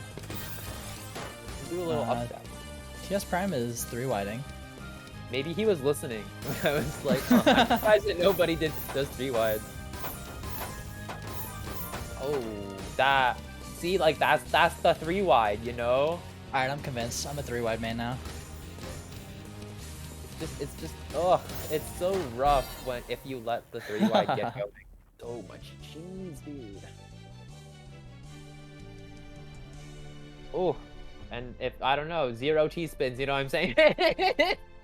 True. Oh, Fun fact, I only 2-wided for like the first 2 years that I played Tetris. I want you to get off this commentary right now. in Facebook Tetris Battle, I only 2-wided. Is it any good in Facebook Tetris Battle? Oh yeah. Is it? Combos are amazing because the bombs at the bottom add to your combo. So if you downstack at the end, it just continues your combo. So yeah, any kind of combo is incredible in Facebook Battle. Again, Wawi Tetris showing his age. Hey now. Hey. Get off my I'm just saying, get off my lawn, okay? Oh, true. I'm sorry for trespassing. Young whippersnapper. Bro, I don't know, I'm just saying, you know, 1v1 me sometime. Hey. Hey. I'm retired, okay? It's disrespectful. Can't barge into the elders home, you know? Go into the seniors home and go, Wawi! Time to die! Damn. Alright, so we do have this match kicked off now. Neither player 3-wided this time. So, looks like we have a good old normal Tetrio battle. As a huge spike coming out from Gamer and TS Prime not having the pieces to counter it. Oh, big up from Gamer, 1-0. see if he can. Let's see if he can keep this going. Oh, a really good set. I like that PCO follow-up. Gamer doesn't continue it the way that I prefer, but I like it. I'm a fan. I feel like Gamer thought about turning that into an STSD for quite a few seconds before, before realizing that he was getting sent too much garbage. The problem with thinking too much, you know. Yeah, you gotta just commit one way or the other. Once you think, it's already too late.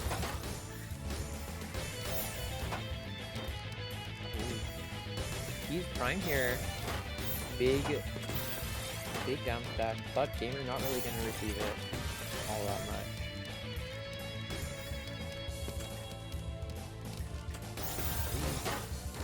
I don't know. This is looking like probably one of the cleanest sets in terms of like easy or clean garbage that I think we've seen. Yeah, this is a pretty high level set so far compared to the other ones that we've seen so far. So high level set, he says, compared to the other one, he says. Yeah. Would you disagree? I mean, no. Yeah. See, it's all relative, right? It's all relative. I was like, calling that one set with the big down stacker. I forgot his name. Yeah. Yes, Prime getting sent towards the top here. We'll see if he's able to get to his garbage hole in time, but Gamer's sending quite a bit of garbage. Good donation. Ooh, we have those? We got donations at this level? Dude, some people got them donations. Like, especially some people those, just like, see them. They're like the one. They see through the matrix, you know? They see the donations. Uh-oh, the PCO got a little pork there. Oh, funky PCO. AKA skim out of PCO. What? Gamer making it work? Oh, that OP's not great. I think he was thinking about that donation. Not as a particularly clean.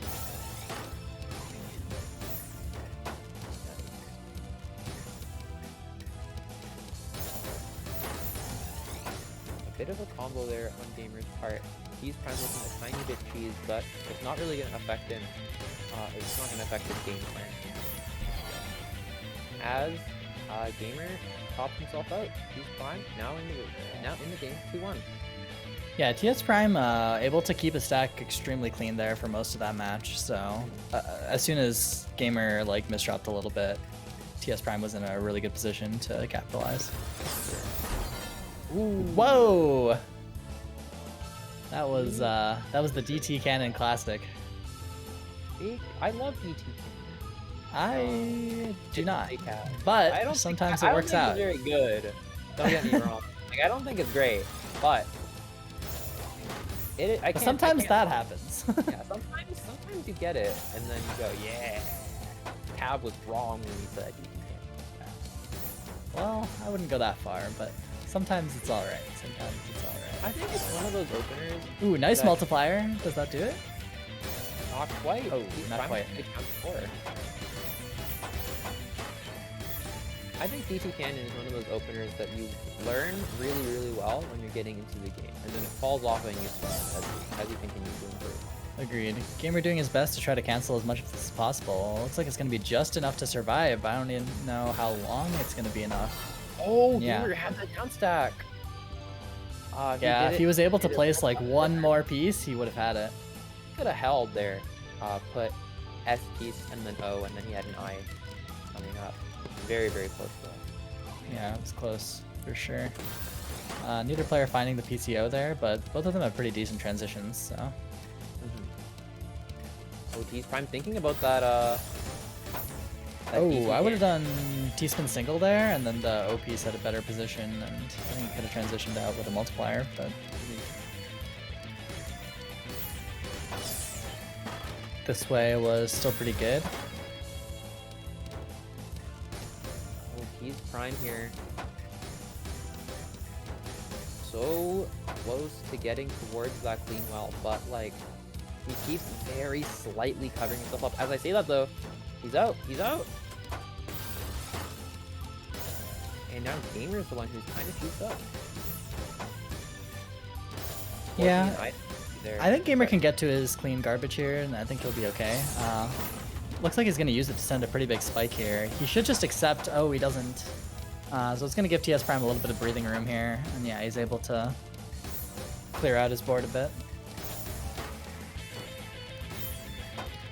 Oh, Gamer here trying to think of the right down stack. He's going to find a really good solution, but that loss in tempo is not great for him, I will say. As the kids say, not superb. Not superb indeed. As both players have pretty clean board right now. Gamer has a little bit of cheese on his side, but it shouldn't be too hard to deal with. I guess it's kind of awkward because he has a piece over his garbage hole, but good T-spin to sort of ease the transition a little bit there. Oh, having a little bit of trouble now, and TS Prime takes advantage. Oh, production telling me that I'm quiet again. My apologies.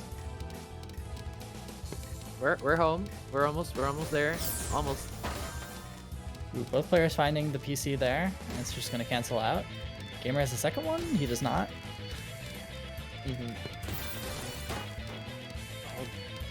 It shows confidence to go for it, though. Yeah, I think so. You like to see it. You like to see it. Or at least I like it. Oh, Gamer with another big T-spin. And I think he had the goings of another one right after. Huh. Gamer's kind of sick with it, not gonna lie. Kind of getting jiggy. His, I'm a fan, I'm a fan. ESPN, that is 2 spins per minute. Kind of going crazy. He's Prime though, not shabby in any department at all either.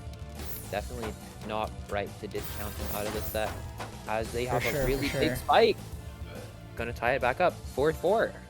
Yeah, it's a tight match right now. Both players able to find some pretty good spikes here. I think it's all just gonna come down to timing, really.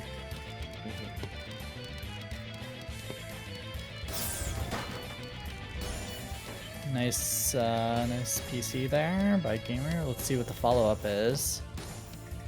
He needs to set something up so he can just accept garbage and then send it, but instead he just kind of messed around at the bottom of the screen for a bit. So now it's maybe not as big of an advantage as he would have had otherwise, but still doing okay. Still a fairly notable advantage. It's not dead. Yeah, it's pretty even now. Both players have pretty clean screens. Gamer has a little bit of cheese at the bottom, but I don't think it's going to be that big of a deal. I think he should just accept the next attack. Oh, but they cancel. Did it cancel? Was that pass through? Oh, big multiplier on T. Okay. And he's got a very flat board. Well played by TS Prime there, as he has an opportunity here because Gamer has a decent amount of cheese. If TS Prime can time these attacks well, we'll see. He's gonna be able to. Gamer here, he has that well, but he has no eyepiece in sight. Look at that Q.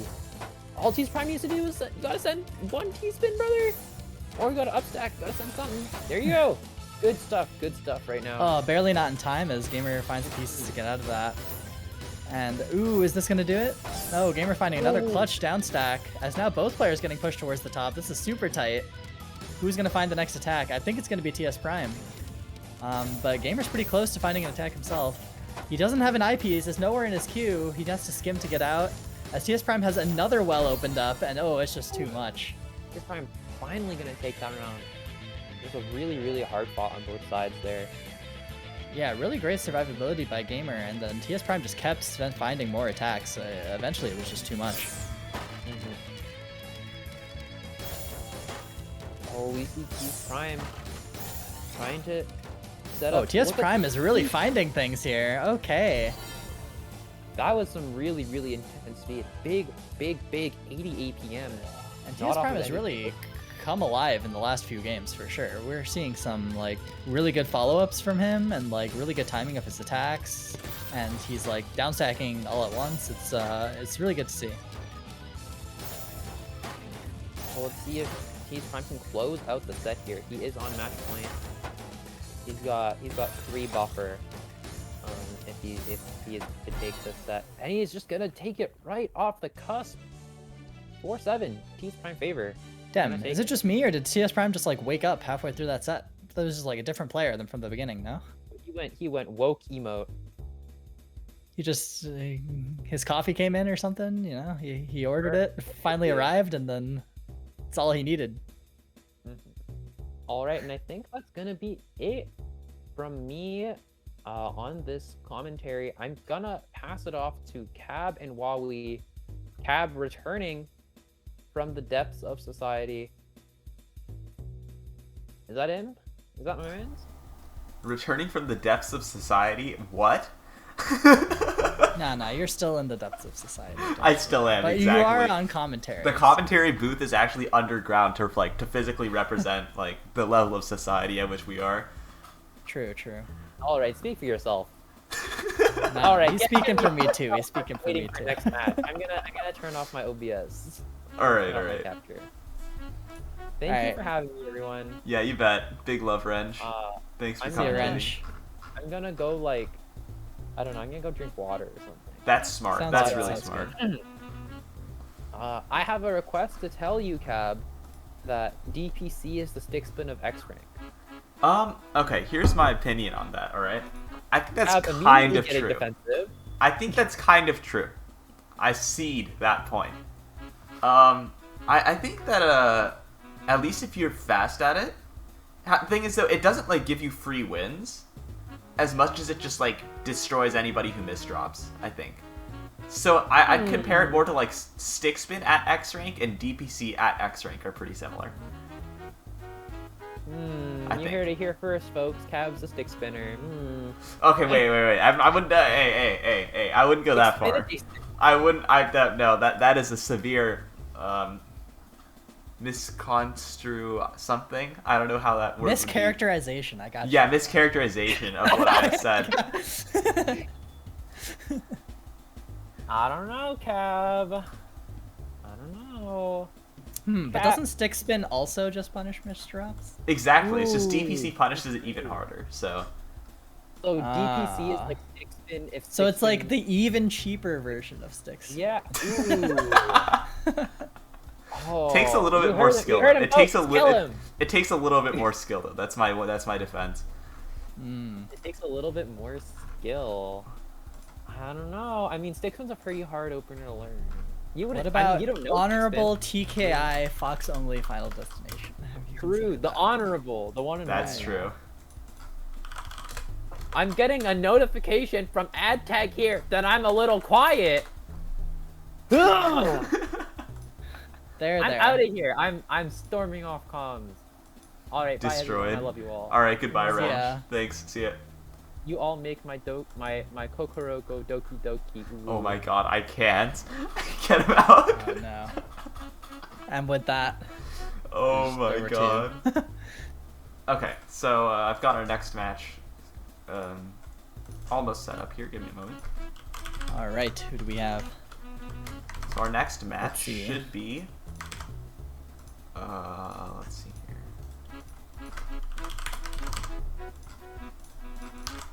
Alright. Qualaman versus Pike I. This is still Pike? PKE? What's the pronunciation for this? I don't know. Let me check their profile. Can you put pronunciation on your profile? No, but I can see the country flag at least. Oh, that's so it says they're from Honduras. So like PK, I guess. PK? Yeah, that would be like. PKE? I have no idea. I think just PK. PK. I think it's PK. But who knows? Okay. Well, let me get our next question going as well.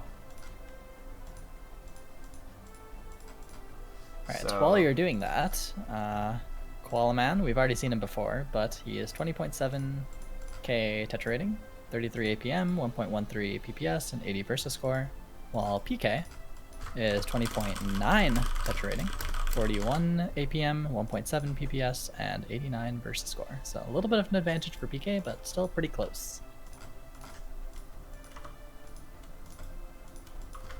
Definitely within firing distance of each other. Alright. Interesting question. What is the largest point lead we will see?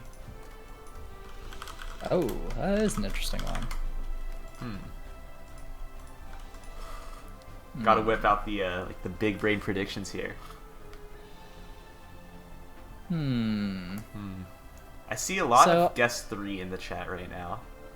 So when we saw Koala Man before, he just like was perpetually downstacking, that kind of player, right? And so I feel like if that kind of player is better than their opponent, they'll just win every game because there's like, there's no like risky part to their playstyle, you know? So I feel like it's gonna be a stomp either way. So I'm gonna guess. You're gonna guess 3?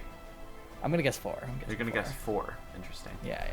I'm gonna guess 3 just to put all of the people that guessed 3 in purgatory. Makes sense.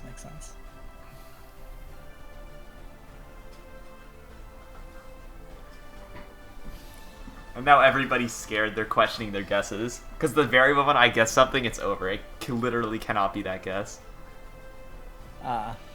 It's like the, it's like when you open the door and there's the goat behind it, and the Monty Hall thing, you know? Am I making any sense? Yeah. Makes sense. Right. Yeah, once you have that extra condition, all of a sudden the probabilities are all just completely different. Yeah. So once you pick something, it's like showing that that's the goat, you know? So then it raises the probabilities of the other.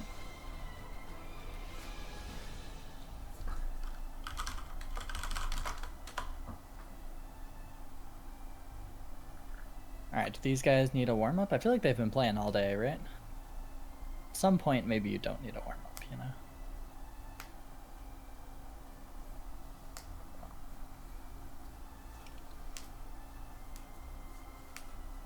But we will see.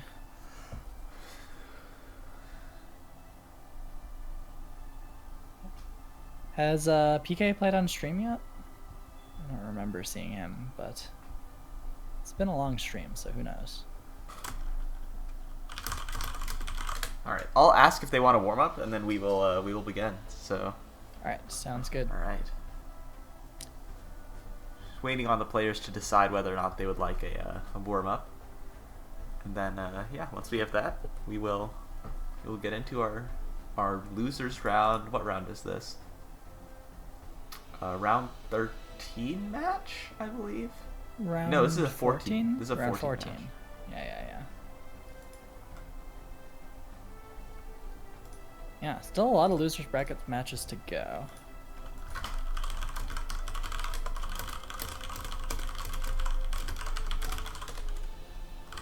Not all of them are going to be on stream, right? Yeah, not all of these are going to be on stream, I don't believe. Yeah, makes sense.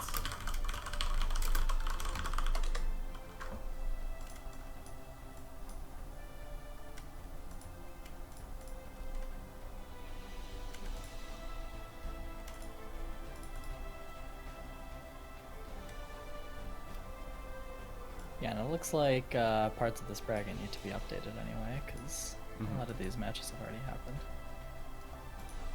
Alright, well,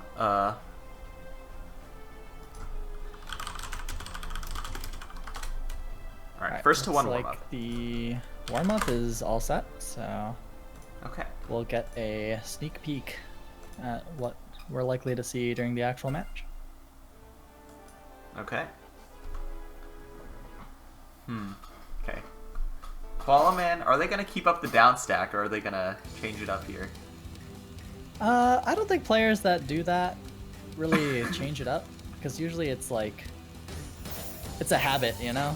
Like that, no one makes the decision to play like that. That's so we have essentially Tetris stacking versus down stacking. This is an interesting matchup to be sure. Yeah. Pike's got that speed. So it really comes down to whether or not they can like make the most of it. Oh, nice down stack from Koala Man with that multiplier though. Yeah, Pike is no solution. Yeah. PK had the LP's misdrop there, and it was kind of doomed from there. And there it is. Okay, so Koala Man, at least that round, looking quite dominant. We'll see. Alright. Well, let's confirm with the players that they're ready, and then we'll begin.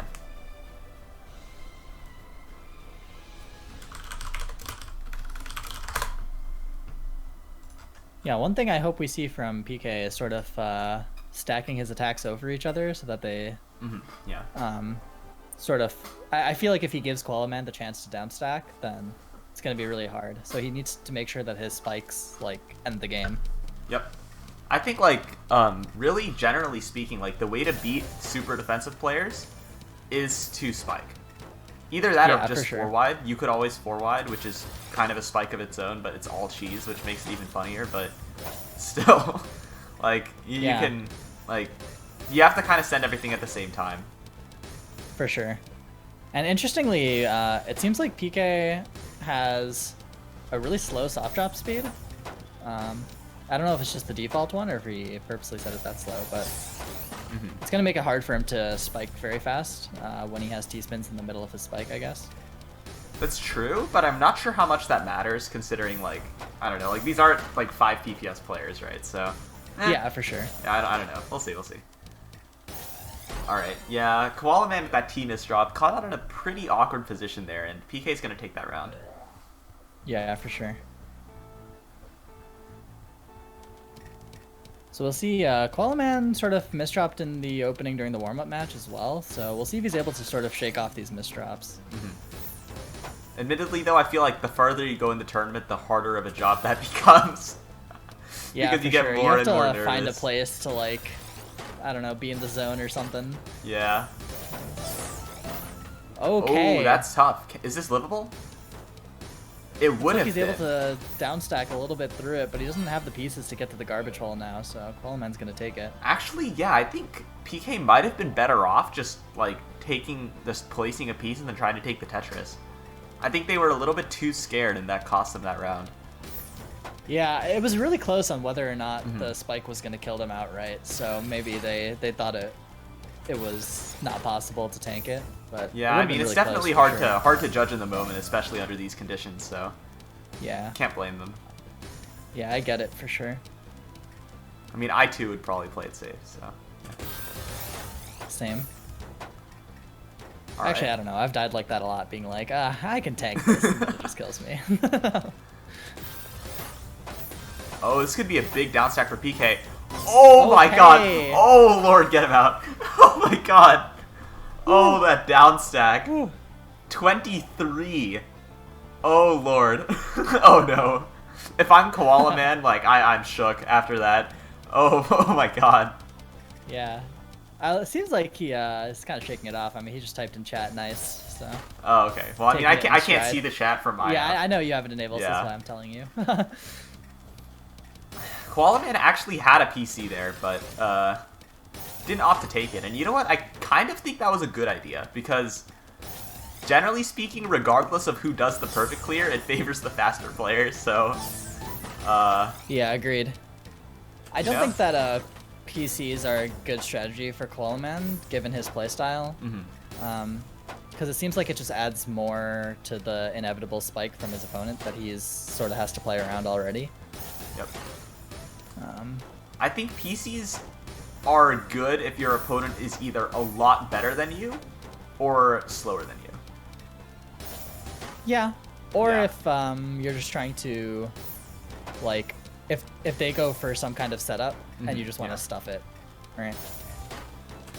I will say though, the best way to cheese players that are significantly above your skill level is to PCO. Like, every once in a while it just works a charm. Yeah, the RNG goes in your favor. Yeah, and then they just die. Yep. I'm like, you'd be surprised like how far up that goes. Like, you can do that against some really, really good players sometimes, like if you get the right bug. Yeah. I've been on both the giving and receiving end of that. Back to the match, though. PK still down stacking. Koalaman tried to do the same, but PK's board is much cleaner, I think. Yeah, Koalaman needs to get to this Tetris hole before PK can send this garbage. Looks like he's able to get there, although he sends a triple instead. Oh, that's clean down stacking from Koalaman, but PK cancels at the exact same time, so they both kind of made it down at, around the same time. So yeah, I think PK's board is a little bit messier right now, but with that misdrop, that though. L piece is not gonna help. I mean, fixed up pretty quickly. Just need to get to that get the L piece. Yeah, there you go. Yeah, I guess the thing is Koalaman doesn't really send too many spikes unless he finds like a multiplier down stack or something, and so PK sort of has time to make his way through these sorts of misdrops without it getting punished. So he can sort of take his time to fix it when he misdrops. Yep. Okay, this is an awkward position for PK. They're gonna wanna, they're gonna wanna downstack this ASAP. But the thing is, Koala Man isn't pressuring at all, you know? Exactly. So PK, like, he can just calmly fix it, right? He doesn't need a sense of urgency with fixing his misdrops right now, which is sort of a nice position to be in if you're PK. One of the drawbacks of this kind of style that Koala Man plays. Infinite downstacking works, but like it won't win you games. It'll keep you in the game, but it doesn't. It's hard to actually get to that winning point, I think. Yeah. It's really good at not losing and hoping your opponent loses rather than winning. But ultimately, though, misdrops kind of ended it. So yeah, Koala Man gonna drop another game. So PK up 3-1 now. Yeah, but the thing is, PK misdropped just as much as Koala Man. It's just that when Koala Man misdrops, PK spikes him out, and when PK misdrops, Koala Man just kind of chills. So, like, I don't know if it's like a misdropping difference or if it's like a capitalizing on misdrops difference, you know? Okay, if PK makes good use of this garbage, this is going to be a complete disaster for Koala Man here. Yeah, that's tough. That's a lot. Let's see if there's a follow-up from PK. There is. Yeah, there is. I think that's enough. Yeah. It comes back down to that whole situation where, like, you really need to send everything at the same time. Because, like, you could imagine if PK gave Koala Man, like, 10 to 15 seconds to get out of that, Koala Man probably would have lived. Yeah. But it was well executed, and he got all the way down to the bottom very quickly. Oh, PK just accepted, no? Oh, he accepted most of it, so that's okay. Right now, guess 3ers, feeling pretty happy with their guess, but we'll have to see how that fleshes out, because it could spill over. Could still be a guess 4. Yeah, could still be guess 4. Oh my god! As I talk about guess 4. Oh lord. All right, one more, right? And then it's a guess 4. One more, it would be guess 4. At which point, I think. PK, we believe in PK. Guess 4s, rally behind me. We got this. Okay, PK doing quite a good job right now, and yeah, Koala Man with a slight misdrop, but they're gonna clean it up pretty easily. PK still holding back-to-back though, so. Oh, as you say that, he skims the LPs there. All right, nice T-spin from PK, but Koala Man's got a pretty solid down stack to kind of offset some of that damage there. Yeah, pretty close game. Neither player willing to bail out their stack to down stack yet. I still think PK's board is cleaner though, you know? Like, as it is right now, Koala like, Man that cheese is not for PK... willing to get through this cheese. He's trying to just, like, sort of stack over it, but it's going to come back to bite him eventually. Oh, that's a big down stack for PK. Yeah, this is a decent amount of pressure. Koala Man does have access to his garbage if he gets the right pieces here. Yeah, nice T-spin there to get a little canceling. But they still need to get to that little well. He does have time though. PK doesn't have anything set up right now, so he has a little bit of time to get to this, and he will get there. As that gets PK quite close to the top actually, but he has access to the garbage hole. We'll see if he's able to send a spike here. Oof, gonna try to build up to that. Oh, it's not a Tetris though. Yeah, not quite a Tetris. This is gonna be a really interesting round because both players are so close to the top here. T-spin it's single. The self-made hurry-up garbage. Oh my god. they're both in such a precarious situation. Who's gonna find the tack? Who's gonna find it? PK wasted the eyepiece. Oh my god, PK misdrops! Wait. Hold on a moment. Oh my god. No. Okay, 2-5. 2-5. Guess 3ers actually rejoicing. But it's still not impossible for it to be guess 4. It's not impossible for the guess 4. Yeah, PK would need to win 2 in a row though, so I don't know. Not crazy. Yeah, not impossible. That last match was a little bit questionable, but I think he can bounce back. I believe in him. Oh, as you say that though, no, he's got this. Kind of questionable placements here. Nope, he's got this. He's got this. Honestly, though, both players just kind of, I don't know, kind of struggling a little bit. Maybe just from the nerves, which I could definitely sympathize with. Yeah, we're definitely seeing more flubs later in this match than we were earlier on. We'll see how both players are able to deal with it. Nice little spike really from good spike PK, by but it PK, sends but all it just clean. gets- Yeah. Yeah, it gets all cancelled, so. Although, Koala Man needs to find this T-block. Ooh, that's a now. lot of back-to-back, yeah. Oh. And this next match is not only match point, but it's also the match that decides between guest 3 and guest 4. So Yep. a lot on the line here. There is, in fact, a lot on the line. Definitely some people in chat trembling in fear right now at the prospect of a potential guest 4 victory. As the guest 4s are trembling in anticipation, you know? Yeah. But either way, they're trembling. For sure, for sure. This is gonna be this is a pretty monumental match in a couple of ways here. True.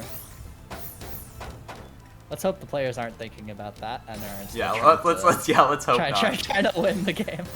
As it turns out, Koala Man's actually in the runnings for guessing, so he's gonna throw on purpose to get him again. And they get banned for match fixing. All right. PK with a solid back-to-back decision there. Bursting a little bit. Kind of awkward stack for PK. Koala Man needs to get to that garbage, but they're not going to be able to in time. And PK takes it. Guest 4s rejoice. As hopefully Koala Man guest 4 for the consolation prize. Yeah, hopefully. Yeah. And I can't help but like feel as though it really is meant, like, just not meant to be. Like, me winning the guesses, never gonna happen. I'm gonna check my score real quick, but I'm fairly sure that I'm still at 0. I'm pretty sure my score is still 0. Despite me having picked the most popular guess, my score is 0. It's unfortunate. Oh my god. I don't know how this continues happening. But you could have actually just, like, not entered this stream at any point or have never played Tetris or watched it and have the same amount of scores I do. I think that's a good thing to think about. Huh. Really puts it in perspective. It really does put it in perspective. Your average individual worldwide, including babies, the elderly, grown adults, teenagers, everybody, like, worldwide, your average has more points than I do. Let that sink in. That's what I think is a good. I think that's a good way to kind of conceptualize how much I'm suffering.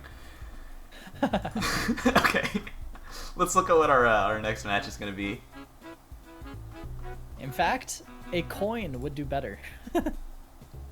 That just flips twice and that's how it decides. All right. Next match should be. Let me see here. Still waiting for that. It's going to be decided by the next match, so waiting on a result here. But while we wait, I remember a while back, did you, I think you mentioned this once in Garbo's chat, that you bought a house off of GameStop earnings. Is this true? Oh, yes. It's true. Well, it's AMC, but it was partially AMC, GameStop. right. But it was mostly AMC. Yeah, I got in at like $2 a share. Oh So my god, no, that's huge. I got most of the run up. Yeah. That's and then enormous before this, I was like thinking, like, you know, like getting to that age, maybe I should like buying a place instead of like renting, you know. And then like this happens the next week, and I'm like, it's a sign, we're doing it. So, yeah. What an absolute legend. It was an interesting time. Stonks, you know. Obligatory. This is not financial advice, but Yeah, this is not financial advice. All right, so we are waiting on on one of two losers round 14 matches to decide who'll be playing in a losers not losers round 13. I think filtering it by top 32 actually messed up this whole display somehow. Why is it reversed? Why is it like reversed in the losers round order? What's up with that? I don't know. I have no idea. I don't think the like labels of the rounds are very accurate. Yeah, I don't think they're correct. So I don't actually know the round number, but anyway. Yeah. Yeah, that's fine. Loser's bracket running a little slow, but you know, that's to be expected. Captioned by Stocks, he's clearly not cut out for this whole predicting thing. No, but you see iitalics. iitalics, you don't understand. Because I hold the power of making any prediction wrong, right? If I can invest a ton of money into like Apple or Microsoft, and it will tank the next day, and I can have a family member short that company, this is unbelievable. I think I've actually figured out the easiest way for me to like just create cash out of thin air.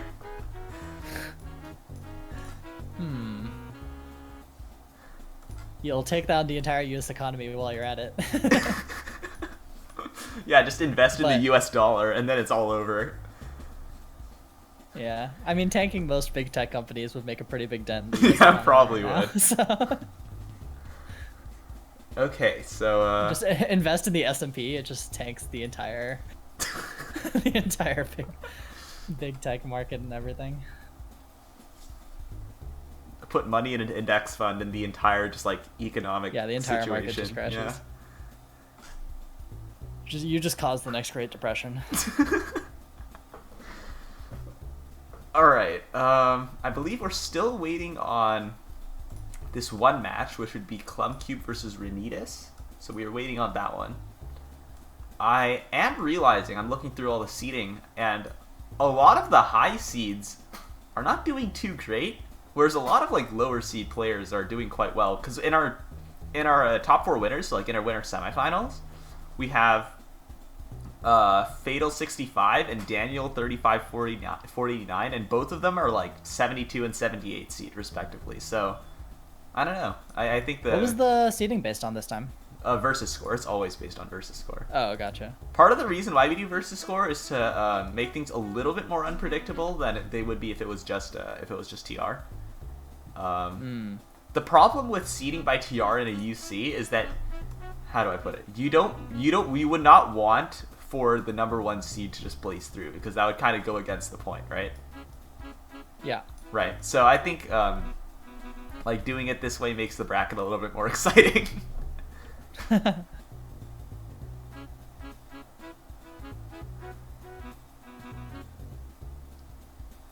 Yeah, and it's double elimination anyway, so you should end up with the best players near the end regardless. Though, I mean, of course, things happen, you know? Sometimes it just doesn't pan out quite like you'd hope. Yeah, and Tetris is a pretty high variance game anyway. Yeah. Where it happens at such a fast pace that like if you just didn't get enough sleep that night, then you're just like misdropping all over the place and it's kind of doomed. Yeah, I experienced that at the Infinite Finesse tournament two weeks ago. I threw. I did not have a very great night beforehand. Yeah. By the way, shout out to Fires BZ for donating $19.84 to the prize pool with the message, "Bye, Renge. Turn your mic up," by the way. Damn. Shade being thrown at Renge even when he's no longer on comms. This is unfortunate. Not even here to defend himself. Yeah. It's okay. Black Friday's coming up, and he's gonna get a pimped out mic. Absolutely right. Yeah. Like, most professional studios will wish that they had mics as good as what Renge will have after Black Friday. True. Alright, let's see. What's our next match here?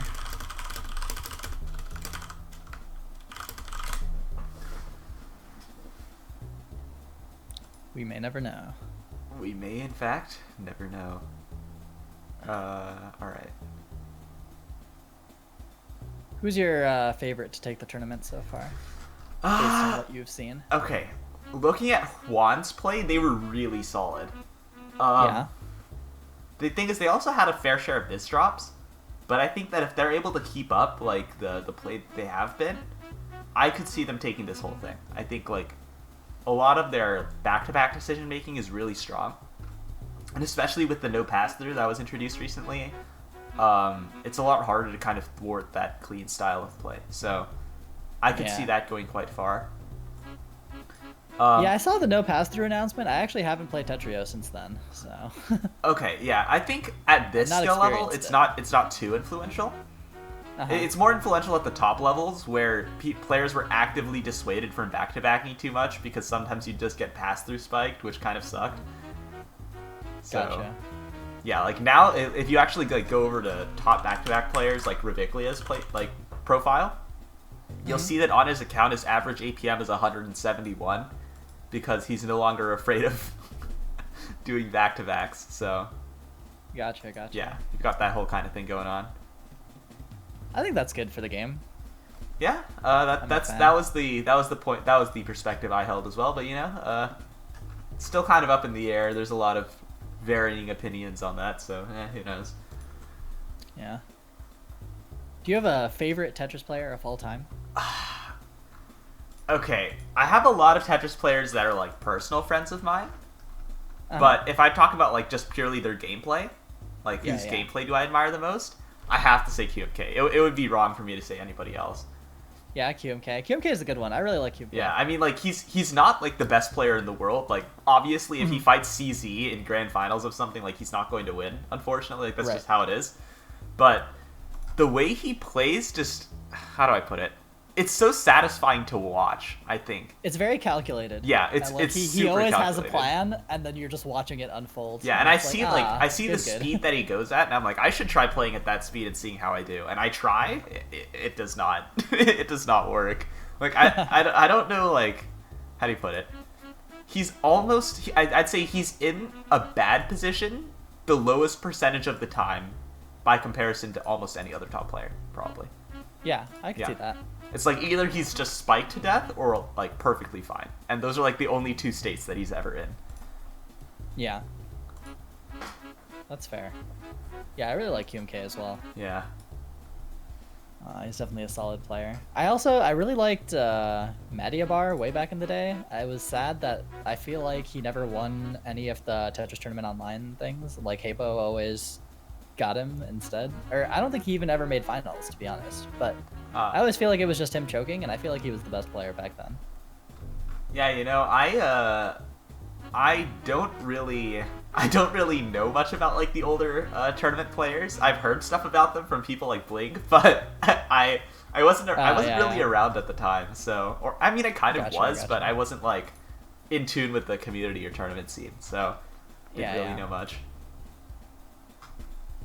And then it's always nice to watch Yakin, or Yakine, or I don't actually know how he says I think it's just Yakin. Yeah, Yakin is unreal, though. Yeah. Yeah. He's just, I don't know if I particularly like watching him in multiplayer, but just like watching him mess around is just like super satisfying. Oh, absolutely, yeah. I mean, the thing with Yakin is that even in multiplayer, he still does funny stuff, so... Yeah. But it's like, it's harder to approve of it when he's doing it in multiplayer, because it's like, should you really be doing that? Like, not really, but... but it's cool anyway. Alright. Let's see here.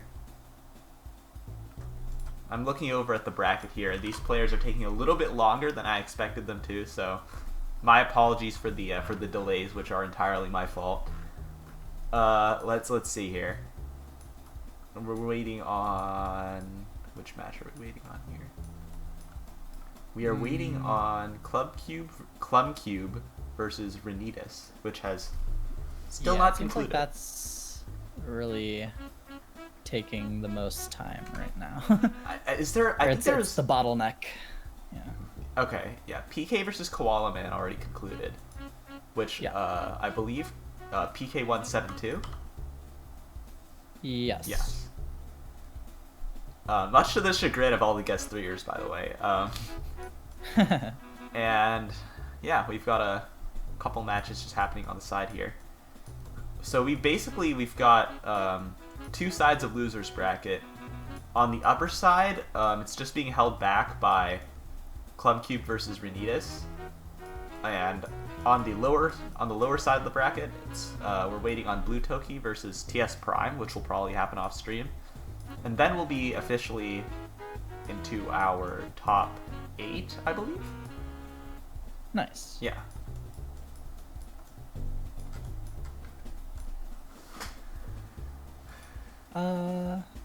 Yeah, that's true. That's true. Okay. Since we're still waiting, I will do a badges screen transition here, so y'all get to see the badges that you will get if you win predictions. Ooh, I'm excited. It is worth noting that currently Fire's BZ is on a serious streak. Actually, not a serious streak. At a serious lead, not a streak, because nobody guessed 4 except for number 4, I Can Has Dorito, who guessed correctly. I guessed 4. Yeah. Out of the top 5, though, there's really Fire's BZ at 9,500, Ichilo at 8,900, and then third is Badgoblin at 6,100, so it's not really close. It would take something pretty serious for somebody to break that top 2.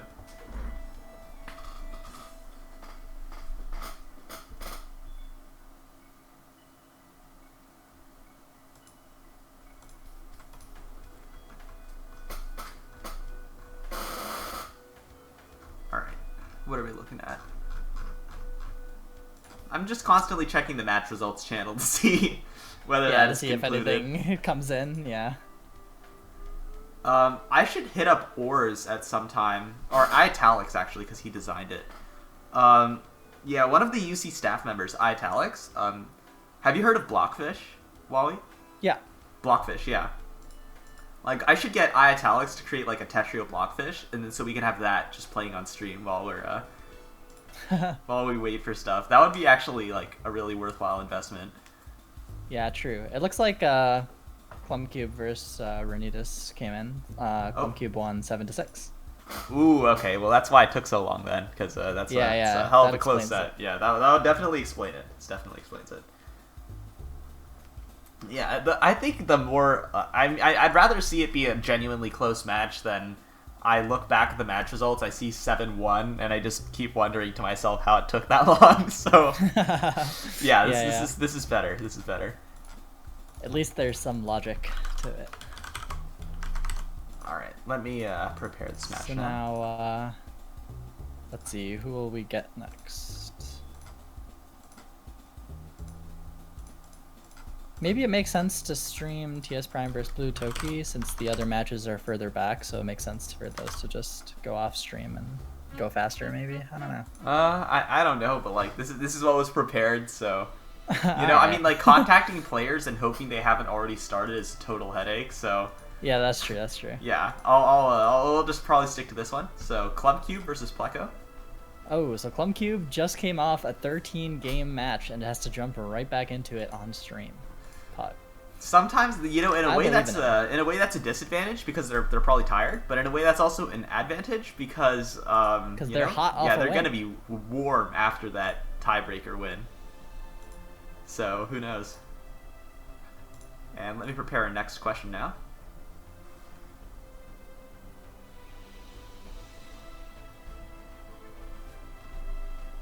Oh, unfortunately, PK has been defeated, so he's out at was that 24th or something?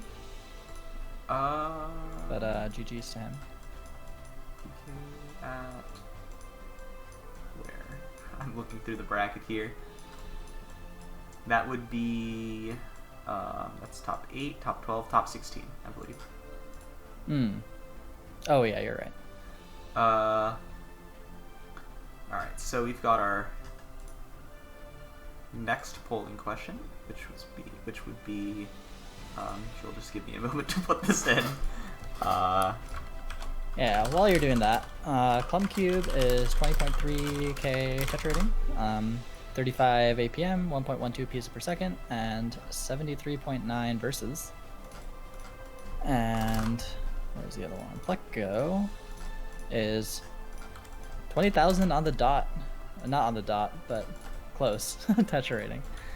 41.9 APM, 1.39 pieces per second, and 82 versus score. So should be a pretty close game. Pretty similar speed, similar versus score, so, and similar TR as well. And with that, our polling question is up. So we've got how many 60+ second games will we see? If I were a betting man, I would say 4. but I think that's another way of saying that it's definitely not going to be 4. I guessed 3. I mean, as long as you're not guessing what I'm guessing, you have a 1 in 3 chance of getting it right, so it's pretty good. In order for it to be 4, there has to be 9+ games in the first place, you know? So that's why I'm going with 3. But then again, a lot of the games have been pretty fast today, or pretty slow today, so. I mean, I think I'm just looking at Pleco and Clumcube's stats, and they're both fairly low APM, which leads me to believe that it would be longer, but... Yeah, that's fair, I could see it. Yeah, but since I'm guessing it, you probably can't see it. I already guessed 3, so... Pretty legit guess. I think if you guess 1, you're trolling, though. There's no way. Guess 1 is definitely an ambitious guess, but you never know. I would like to thank Comcast for not having made me drop frames this tournament stream, like what happened last time, where we had a multitude of drop frames, to say the least.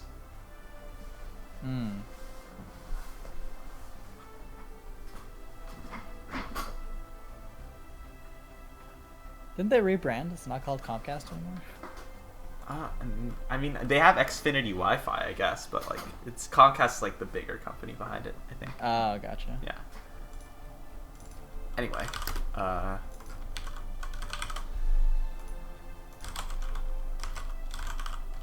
I'll confirm with them whether they want to warm up, and then we will begin.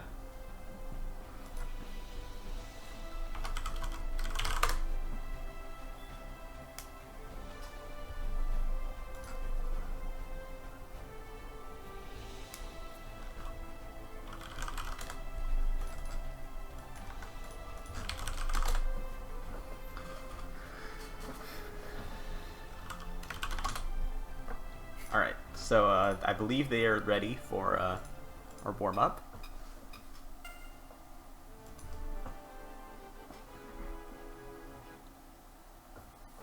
Comcast is for Zoomers, they say? No. Google Optical Fire is for Zoomers. Oh, wait, is this an attempted BT? It is a BT, okay. Oh, but a misdropped BT at that, okay. I feel like I haven't seen a BT in a while for some reason. Yeah, Sure I think this is the first BT this stream. Some pretty nice back-to-back from Clumcube, and Pleco's not in a good position to downstack, so they're going to need to clear a couple more lines here. If Clumcube can get a little pressure, this could be it. Had to waste like 2 T-pieces to build this T-spin, but... that's not how that works. Does this work? No, that's definitely not how that's set up for that to work. Yeah, it was a good effort, but not quite. Out of the way in the warm-up match. Yeah, not quite not quite what you're meant to build. It is a warm-up though, so you know it doesn't matter too much. Yeah. He's just testing for now, you know. Yeah. And you know what? I admired the attempt.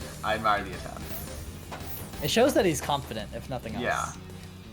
Either that or he's only confident in the warm-up, which admittedly is a trait that I too share, but... Alright, let's see here. Looks like both players have slowed down considerably since the beginning of this game. Yeah, we're at 1 minute 32, so this might reflect why I guessed 4. We'll see. This could be your first win. Yeah, hopefully.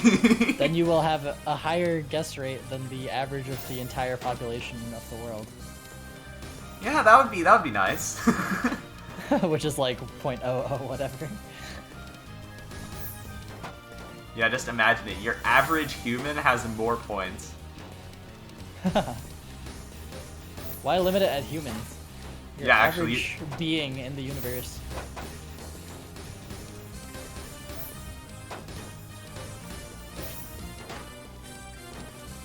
Alright, Clumcube with a little bit of pressure here. Pleco not in a great position to downstack that, so if Clumcube can just get a little pressure in. Never mind though, Pleco with a pretty nice downstack of their own. Probably going to be able to escape. Take the T-spin 0. Oh. I like he does a T-spin 0 while Clumcube did a T-spin triple, so the juxtaposition was kind of nice to watch, you know.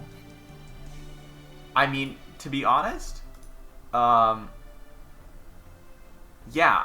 Pleco had a way of living that. I think they saw it too. I think they just decided not to bother. I really don't think match was kind of taking a while. Yeah, I don't blame them though. You know, so at a certain point you're like, yeah, not putting up with this anymore. Yeah, that's fair. All right, so if you're warmed up, you know. Yep.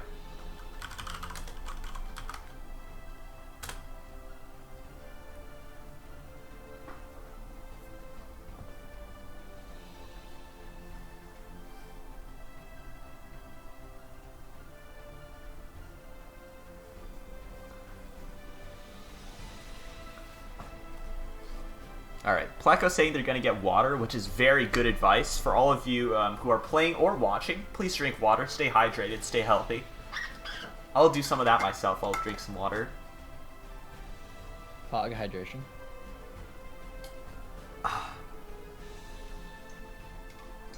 Like, this humongous thermos of water that I have is beginning to run out. You trying to keep it cold or warm? Trying to keep it cold. Gotcha.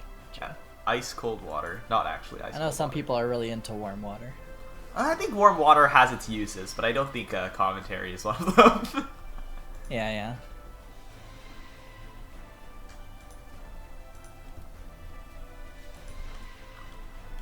Alright, looks like everyone's back, so we're gonna get started. Okay. Just confirming with them that they're ready, and then we will begin.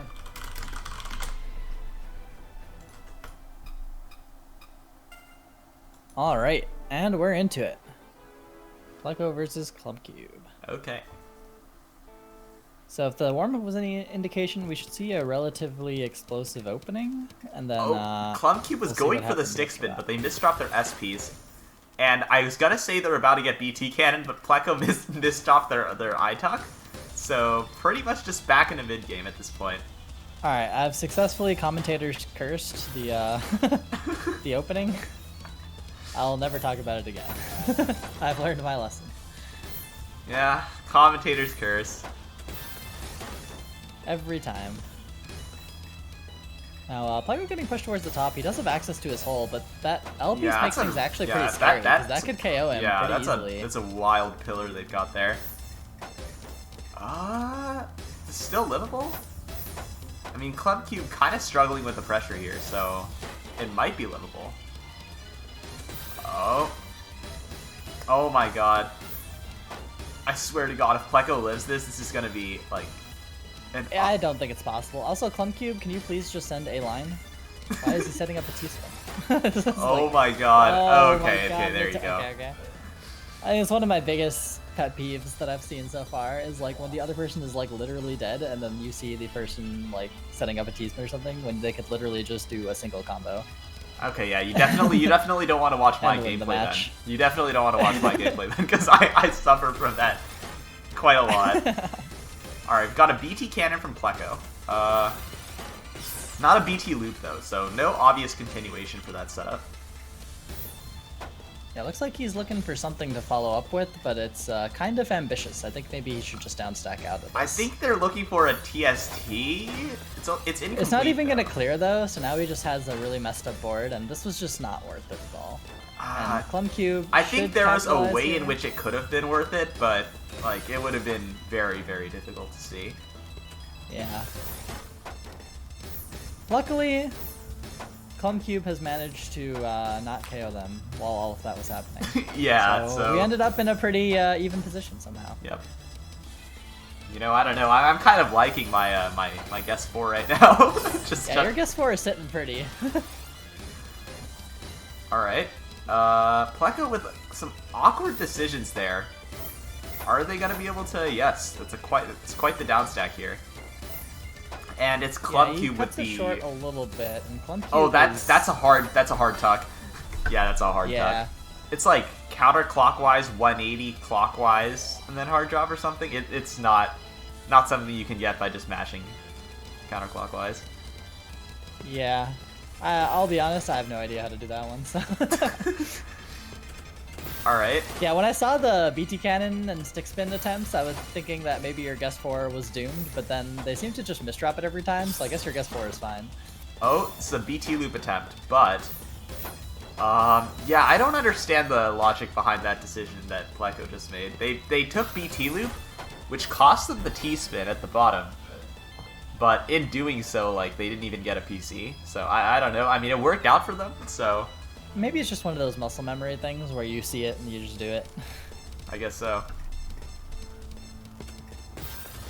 Alright, that's solid BT. Oh boy.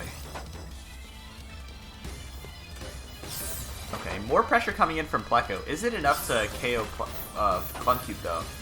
I think the oh, it's not enough actually. Not quite. Pleco needs to send lines.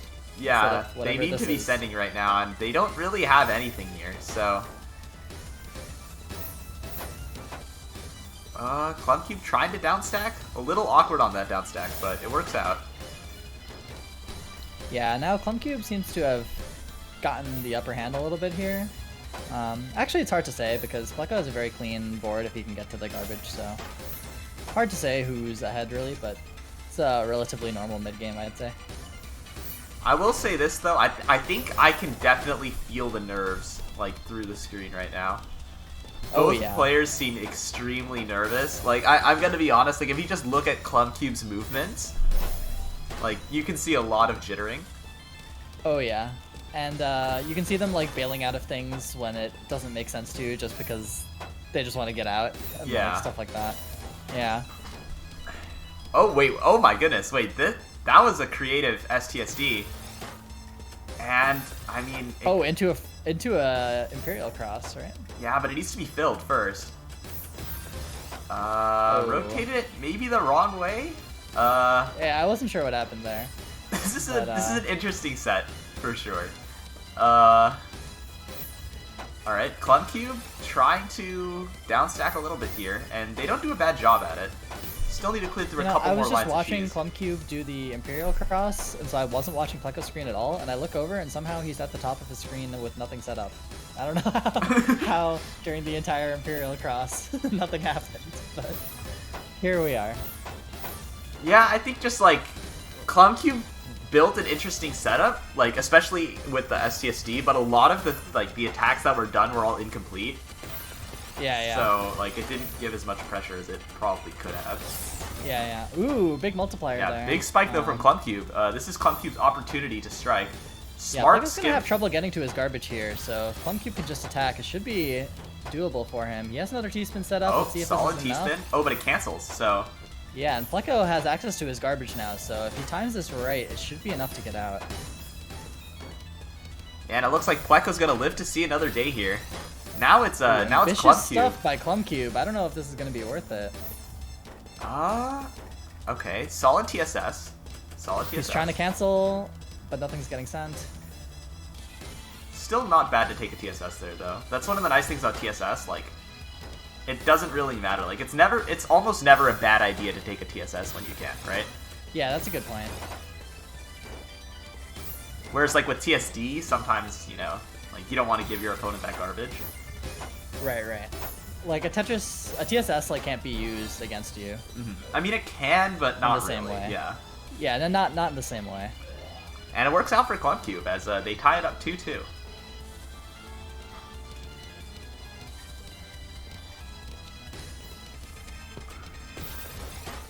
Alright, we see a Pelican opener, I believe, from Pleco.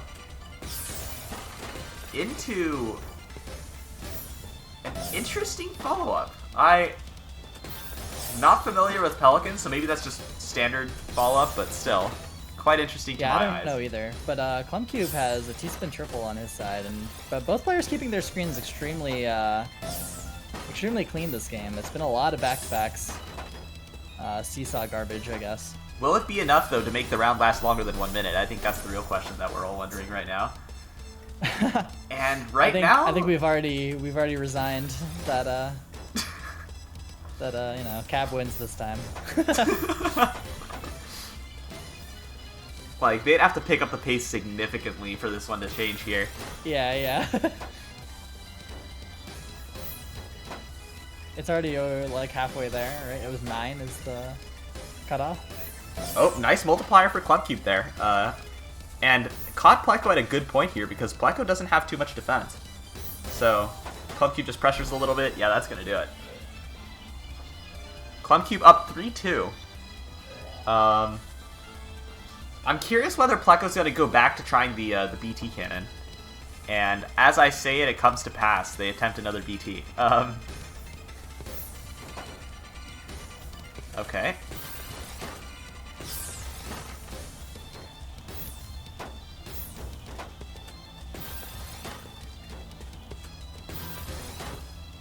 Well, that worked out perfectly for Pleco, actually. And Yeah, that was a really good follow-up. Is like considering that he had the misdrop on the left side there, but he was able to downstack through it perfectly. Yeah, I think like just because of the way the bag panned out, they basically got the same PC that they would have normally. So Yeah. everything just kind of worked out. Clubcube going with PCs. Oh my goodness, they would have had a PC there if they went just a little faster, but not quite in time.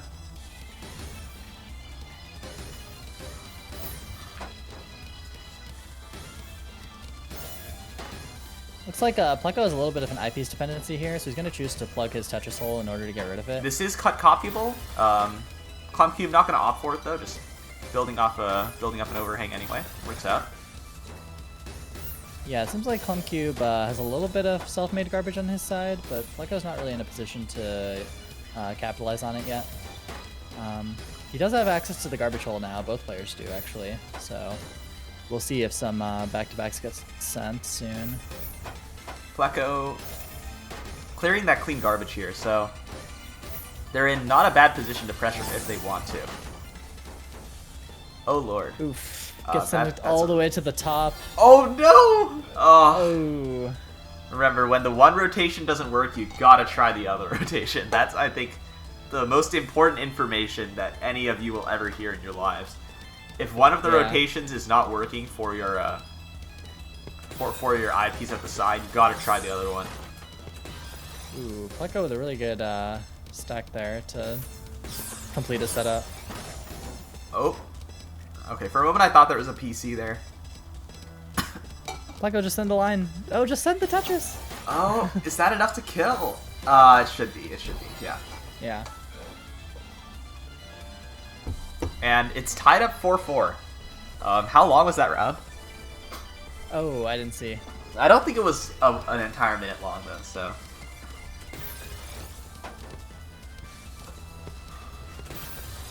Yeah, it kind of depends how effective these setups are.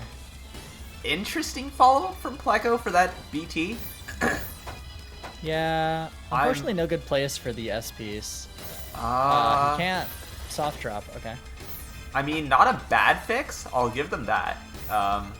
Yeah, a little bit of a sketchy board now. We'll see if Clubcube's able to send enough lines in time. I think he can. Now, if Pleco can find a cancel, that would actually be huge. Opts to just downstack, though, and they pay the price for not canceling pretty much immediately. Yeah. And it's just too many attacks by Clubcube. Yeah.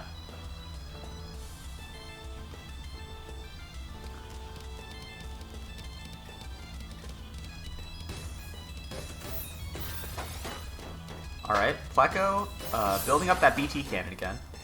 Yeah, he seems to enjoy this opening. He's doing it pretty much every game, so... Awkward misdrop though for Pleco, and if Clubcube can just get a little downstacking going, Pleco's gonna pay big time.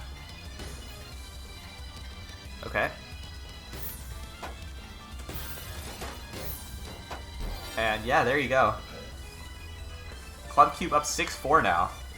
Yeah, it seems like Clubcube's done a really good job of keeping his board clean at the beginning, which is really important against openings like BT cannons, because you need to be able to use the opponent's garbage against them. So even if you have to bail out of your own opening earlier than expected, it's still worth it to just make sure your board's clean. Alright, Pleco, trying their best to skim out of this, but this is really not the board state you want to have. Is that still... I think... Yeah, no, that's death. And my guess 4 is still wrong, despite the matchup. I think I should just end this stream now. I don't know, man. Unlucky. Unlucky. But on the plus side, I got it right, so let's go. One of us did, you know. I'm telling you, man, Wawi's got it. I have not. Looking at the leaders right now, I believe Fire's BZ is still at number 1 with Ichilol right behind. All right. Pretty close top 2 right now. Let's check back in on the bracket. Okay, let's Yeah, so Clumcube won that one, I believe 7-5, was it? I think so. So yeah, so should be, let's see, I'm checking the match reports.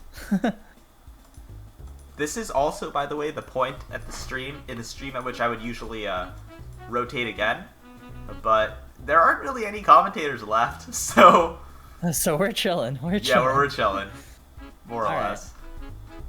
Don't worry, I won't abandon you. Not yet, anyway. Not yet, anyway. Yeah, we love Wawi. We love Wawi. Okay, so what's our next streamed match gonna look like here? I believe it would be Wertj versus Milo Zero. Okay, this should be a good match. Yeah. And for those of you who don't know, Wertj is a very active member of the Tetrio community, having done a lot of things for the game. So off that alone, you gotta respect him. 3-star supporter of Tetrio and IfDev supporter, so they've been around for a while.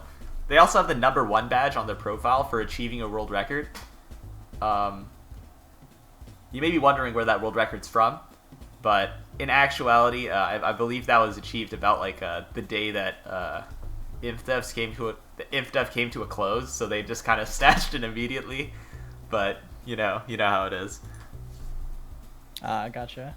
All right. Let's get into our next match here, and I'll prepare our next question,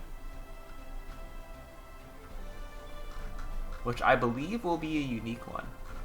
I don't think we've had this question before. All right.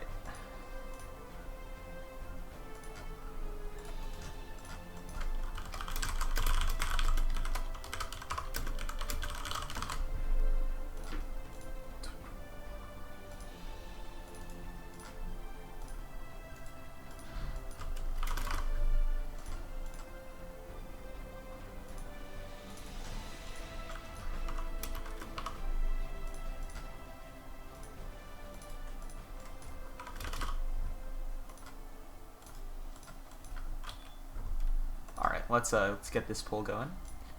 How many times will back-to-back times 3 be reached?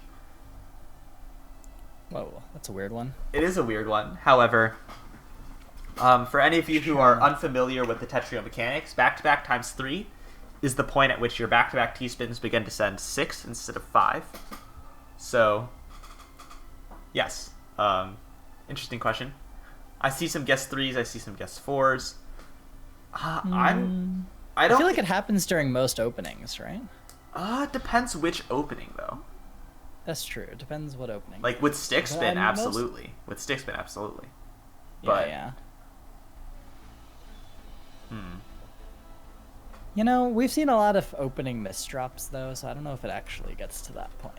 I'm gonna go out on a limb and guess that it's gonna be 3. Alright. Wawi on the guess 2. If I were you all, I would believe Wawi. I know, like, logic should tell you, like, yeah, you know, Cab's guess doesn't change anything about the result, but you should know better. At this point, you should know better than to guess whatever I'm guessing, because guess what score I still have? 0. Damn. Nada. At this point, it's collusion with the players, you know? I'm colluding with the players so I can lose harder. No. The players are colluding with each other to make you lose harder. Oh, that. I see. Yeah. Yeah, I'd believe it. The entire game was rigged against me from the start. Yeah. You know, last set should have been my easy opportunity to get it, and even then I still threw it, so who knows? Who knows anymore? Yeah, who knows? It was going fine until Pleco started spamming BT cannons, and then suddenly it wasn't fine. Yeah, then it stops being fine.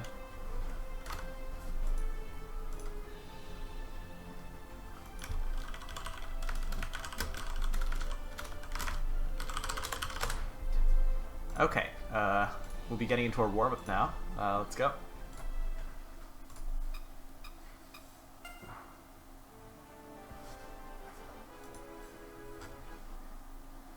Okay. I feel like which openers these players go for during the warm-up will determine how accurate your prediction is going to be.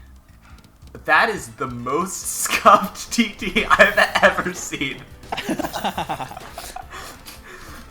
A really wild soft drop right side DT misdropped in the, oh my god. I think guess oneers are rejoicing from this warm up. I don't think we're ever getting back to back ×3 at this rate. Oh my god. I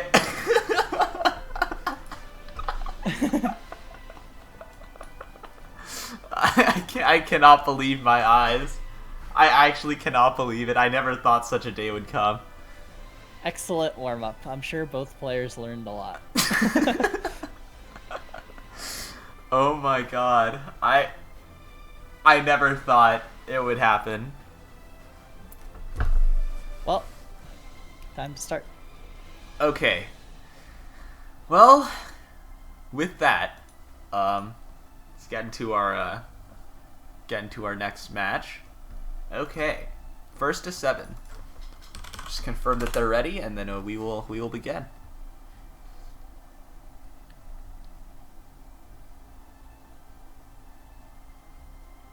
This is the point of awkward silence while I await a response from the participants. Wow, you're level 2,146. Yeah, I may play a little bit of this game. Clearly, I don't play enough Tetria. All right, let's go. First to 7. Do you get experience from spectating matches? No, you do not. No, you don't. So, okay, so I'm not farming XP. I just never gain XP. Yeah. Neither do I, for that matter. Yeah, man, that really sucks. The only reason I ever held UC was to farm XP points, of course. Of course. Yeah. Oh, Hachi PC from Wertj. Finds the PC. Not enough to kill, though, and now this is Milo's opportunity to send a hell of a counter spike here. You know, by doing the PC, he gave up his back-to-back bonus, which would have gotten to ×3 otherwise. You know? Oh. So I think the collusion is real. I really do believe it is real. Intentionally stopped back-to-backing. Okay, we're opening with the TKI. Both players opening with the TKI. Actually, I admire Milo for doing the TKI correctly. Alright, into an STSD. Okay, this is really clean. I'm liking what I'm seeing right now. Oh, this should be our first back-to-back ×3 here if Milo's able to get to an eyepiece here. Never mind. Never mind. Oh no. He like thought about it for a second and then just dropped the skin. Amazing. Oh my god. There's actual collusion happening right now. Honestly, at this rate, Wawi, even you're in danger. I know, right? Okay. I was just watching it with a grin on my face. Alright, Wertj though, gotta get to the back-to-back ×3, so we are seeing our first one. That's still number 1. Oh, this is really risky from Wertj, but is it worth it? I mean, the pass-through! Oh my god, the pass-through is so unfortunate for Wertj there. I think they would have been able to fire off a little bit more if not for that. Yeah, he was able to find a pretty good downstack combo though, so kind of saved, but his board is a mess right now, so it's gonna take a lot. That being said, I've seen it happen before, but not this time. Yeah, not this time. Not this time. Yeah, Milo had the presence of mind to just start stacking up there, which was definitely the right decision. Yeah. Great screen watching. Definitely was something that was lacking earlier in this tournament, so it's good to see that. Oh, if you do it, two line. Oh, okay, a little bit too slow. But still, though, you like to see it, or at least you like to see the attempt. Yeah. Milo, though, just solid on this down stack here. If they're able to get to a couple eye pieces, I think they'll be in good position. Whoa. Milo blocking their well off a little bit as well, but still not doing badly. Wertj with a bit of an awkward board themselves, though, so... What I'm realizing with Wertj is that he's able to, his skill cap is really high. Like, under good circumstances, I think Wertj might just be the best player in the tournament, like, just judging off the decisions that they can make. But I think, like, when the board gets awkward, sometimes that's when all the hiccups happen. Yeah, he doesn't really thrive in the chaos like some players tend to. Okay. Ooh, he has eye spins though. Okay. Does this resolve? It does. So Wertj with a pretty solid down stack. Gonna be able to take a couple skims there into a Tetris. So now the pressure's on Milo right now to find some kind of option. Oh, but Milo gets really passed pushed through. Up towards the top. Milo gets passed through. And Pastor was removed, by the way. Yeah, totally removed. Totally removed. Okay, PC for Wertj. Does he see it? He does not. My disappointment is immeasurable and my day is ruined. Anyway, let's see here. Alright, solid T-spin from Wertj to cancel there, and Milo needs to fix this board right now. Yeah, this is not the board state that you generally want to have in this game. Yeah, luckily so. Wertj doesn't have anything immediately set up, so Milo has a little bit of time to clean this up. But I would agree with that, but look at this back-to-back from Wertj right now. This is a lot of pressure. I think Wertj might have been able to continue it, but you know that's solid pressure, and that's what you like to see. You know.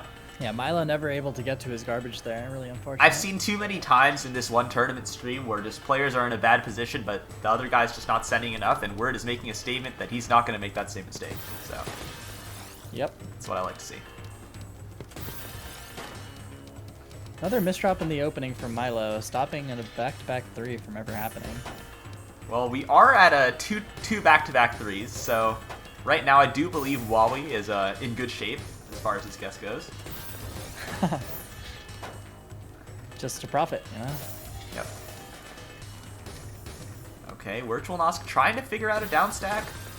Takes a T-spin single, which is an okay decision, I suppose. Another T-spin that I highly wonder whether it was worth it or not, but we will see. We will see. Yeah, Milo is a pretty good position right now. Oh, nice down stack for Milo. Spike him out. Yeah. And there it is. Wertj Milo keeping things competitive right now. Still up 4-2, but Milo definitely showing that, you know, things can still be done. Yeah, for and sure. We're seeing a stick spin for the first time this set. And this is really what's going to make the difference as far as back-to-back change, because this is easy back-to-back times 3, assuming the player is building it correctly. Yeah, there you go. We got one. So now it's at, I think it was 3 so far this set? I don't remember, actually. Oh, nice down stack from Wertj, though, and they're going to live barely here. Ooh, really good back-to-back Tetrises coming from Wertj here. It's going to push Milo towards the top, but he does have access to the garbage, so should be able to downstack. Yeah, another solid down stack from Milo as well, and we're now nearing a mid-game in which... Oh, wait, I was going to say Milo was at an advantage, but with that one unfortunate O placement, that just closes the round right there. And Wertj up 5-2 now. Yeah, and Wertj's board had much more cheese on it, so if that match had gotten drawn out more, I agree that Milo would have been at a slight advantage there, but unfortunately the match just ended before it was even relevant. Alright, we're building up some back-to-backs. Kind of questionable board state, but generally seems to work out with that L piece that they have. And they're going to be able to get down from this. Yeah, it seems like both players have a pretty clean board right now. We'll see who's able to sort of generate an advantage through the downstacking that ensues. I do enjoy the fact that Wertj is definitely doing more T-spins per minute than anybody I've seen in this tournament so far. So, oh. Yeah, it's always good to see. Nice spike from Wertj there. And Milo's in a bit of a rough spot here. Needs to find a downstack. Able to kind of open up the well, but still has a hole in the stack. He was luckily able to cancel a little bit of the spike. I think if he hadn't, it probably would have KO'd. So, really good timing by him. Oh, and a TST. Okay. Doesn't really matter, though. Milo's board state is really good. And that spike from Milo is going to be big trouble for Wertj here. Ooh, Milo needs to just send anything now. Yes, I love that he used the L piece there instead of waiting for a Tetris. Because he recognizes Virtual is near the top, and that he just needs to send like 2 or 3 lines to take the win there. Absolutely. Really good presence of mind by Milo. You know, I'm really, really enjoying this set. I feel like regardless who wins, like, these players are putting up a hell of a match here. And is that the stick spin punish that we were all waiting for? I don't know. Oh, really good presence of mind to put the eyepiece not over the garbage hole that's further down. Yes, but still an awkward board state for Milo. They still need to cycle to another eyepiece. As I say that, though, doesn't have anything set up currently, though, so he does have time, Milo does, to get there. Wertj with a bit of an awkward board of their own. Really nice donation, though, actually. And Wertj gets down. Yeah, both players getting out of that situation, although Milo getting pressured again. Milo shouldn't have a downstack here, though, yeah. Nice downstack for Milo, and we are looking at a... yeah, another pretty interesting even mid-game, I think. Although I would say Virtual still had a slight advantage on this board, just because he has a lot of clean garbage available to him immediately. But Milo able to get to it very easily, and just like that, he's gotten all the way down to the bottom of his screen again. Oh, I will say though, this is actually really precarious stacking for Milo. They're gonna have to skim out of this somehow, but with that short moment was just enough to put cheese on the board. Ooh. Oh, both players near the top here. It's going to be like, next spike is going to be big, but they're able to cancel, so now Virtual is pushed a little bit towards the top, but he has a lot of attacks to work with here. Smart compromise by Wertj to... really big spike. Ooh. Yeah, really smart compromise by Wertj to, how do I put this? Like, to use that L piece, like, compromise the stack for that multiplier because they knew it was strong. Yeah, really good, like, awareness of the game state to be able to go for that spike there. Wertj denied a Hachi PC. I highly doubt that was intentional, but who knows? Who knows? Alright, we're able to fix up that little hole there with the Z-spin. Milo actually having a bit of an awkward stack, though. They need to find a skim fast, because Wertj's board is so good right now. Yeah, they need to find their way to the Tetris hole, and they're just not able to. So, Wertj's going to take it. And there it is. Wertj takes it 7-3. Let's see. What was the result of that?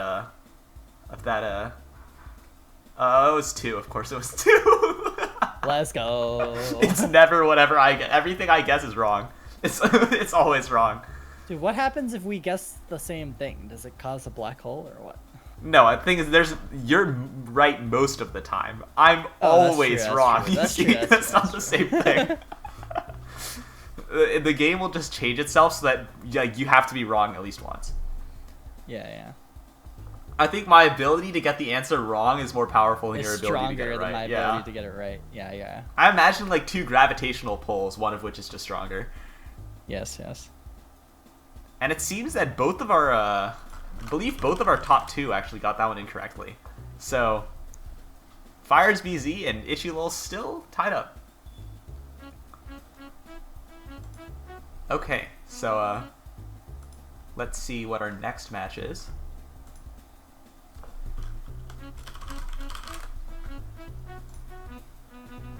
Let us see.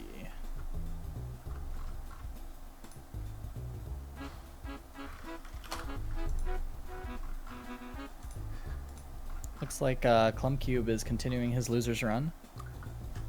Stream. I will say, we still have quite a lot of losers bracket to be played. So, like, we could do a commentary rotation here. Yeah, I'm down. I could just try to find somebody. Okay. You could also just play the rest of losers off stream and just skip to winners on stream to make things go faster. That is true. That's definitely something that we could do.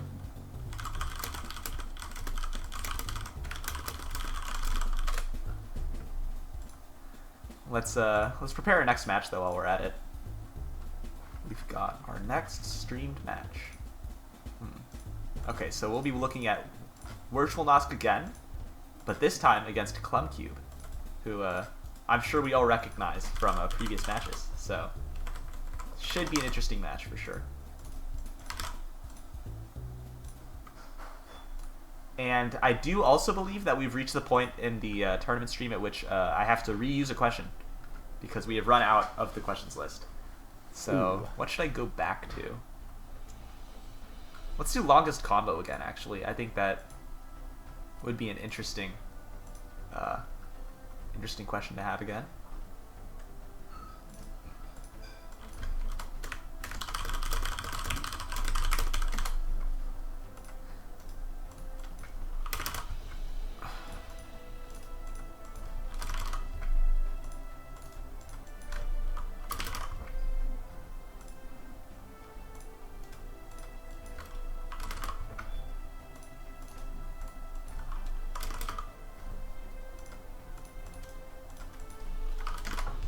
Alright, so how long would the longest combo be?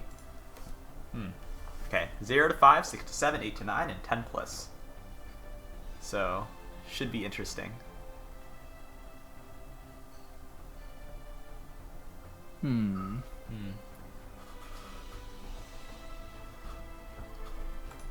I'll go for the guess 2. Alright. We'll see. We'll see.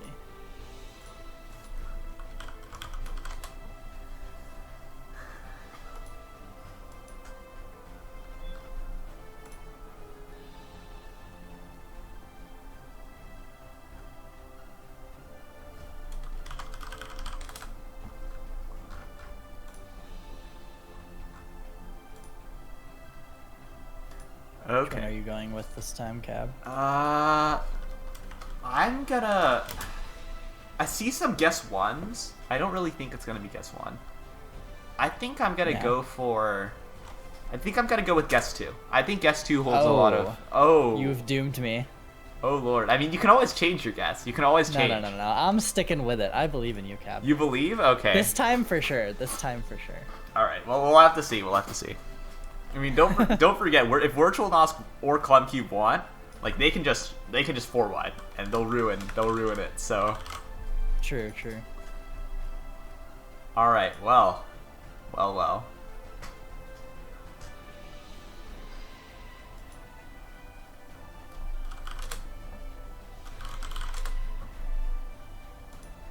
right. With that, I'll confirm.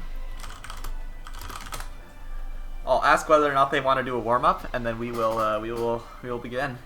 So, all right. I would imagine both these players are warmed up. But... They are probably pretty warmed up, but depends. All right, they did decide on a warm-up, so we will do a first to one. Okay.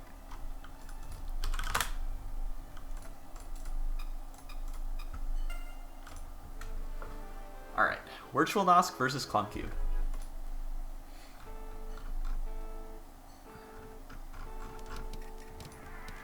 I'm on Team Virtual Nosk for this one. I think he showed some good stuff in that last set. I think he did. I want to see more of him. With that said, I think Virtual Nosk in this tournament has like the highest highs, but also some pretty low lows. And I know that sounds toxic, but like, I really do believe it. Like, if Virtual Nosk... That's not toxic. That's just a high variance player, you know? Yeah, I think like if Virtual Nosk is playing like at their best, I don't think there's really anybody that can defeat him. But if he's making some mistakes or like questionable decisions here and there, like I can definitely see another player capitalizing on those mistakes. So we'll have to see. By the way, I do believe that this is in fact a top 8 match. This is losers, right before losers quarters. So, yeah. This is a top 8 match. So, just throwing that out there. Both of these players have already secured some of the moolah, as they would say. All right, first to 7.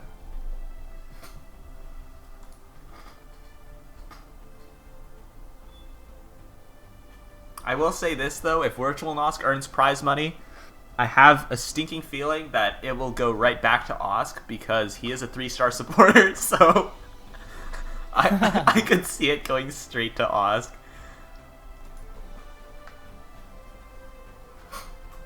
Alright. So we're just waiting for the players to be ready in a bit.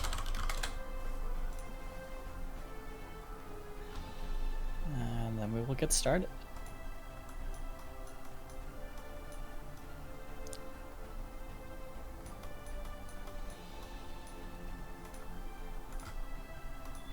Okay, so.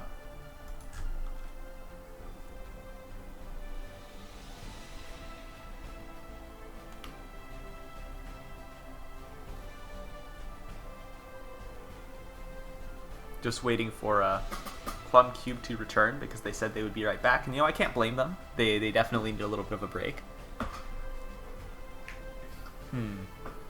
Really curious how this match is going to pan out.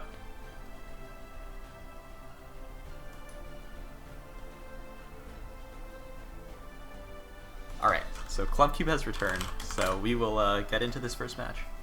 Not first match. It's definitely far from the first match. Okay. Anyway. It's okay, it's been a long day, you know? Yeah, it has been a long day. We are at 7 hours into the tournament stream here, and we still got pretty much all of top 8 to look at, so this could go on for quite a long time. So, anyway. Alright, first 7, WirtualNosk versus Clumcube. Losers semi-quarter. I don't know. Anyway. Octo finals? I don't know. I think it's called, is it Losers Quarters? I mean, Losers Quarters would be after this. I'm trying to think about the thing before. Oh, yeah. Quarters. Okay, Losers, Octos. Alright, WirtualNosk stacking up a little bit greedily for a T-spin here, but the speed lets him do it.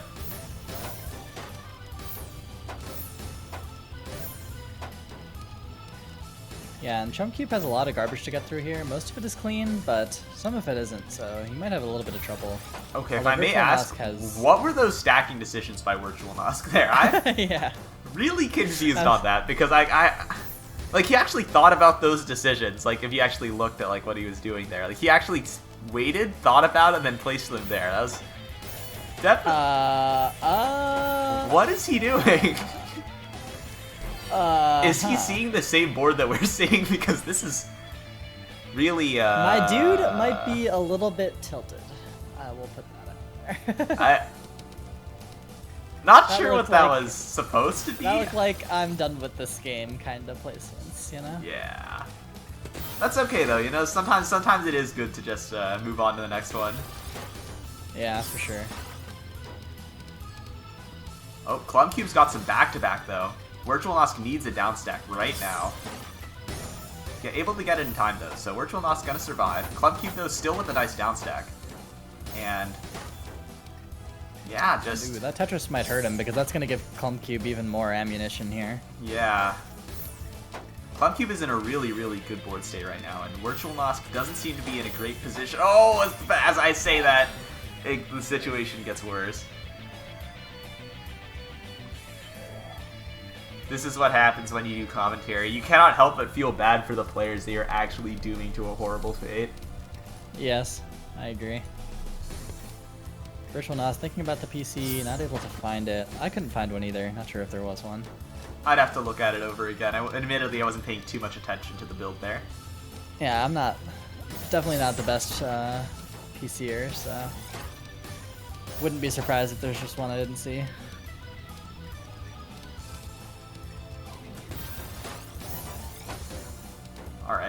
Interesting donation. It kind of messes with his board state a little bit, but he actually gets out of it instantly, so don't mind me.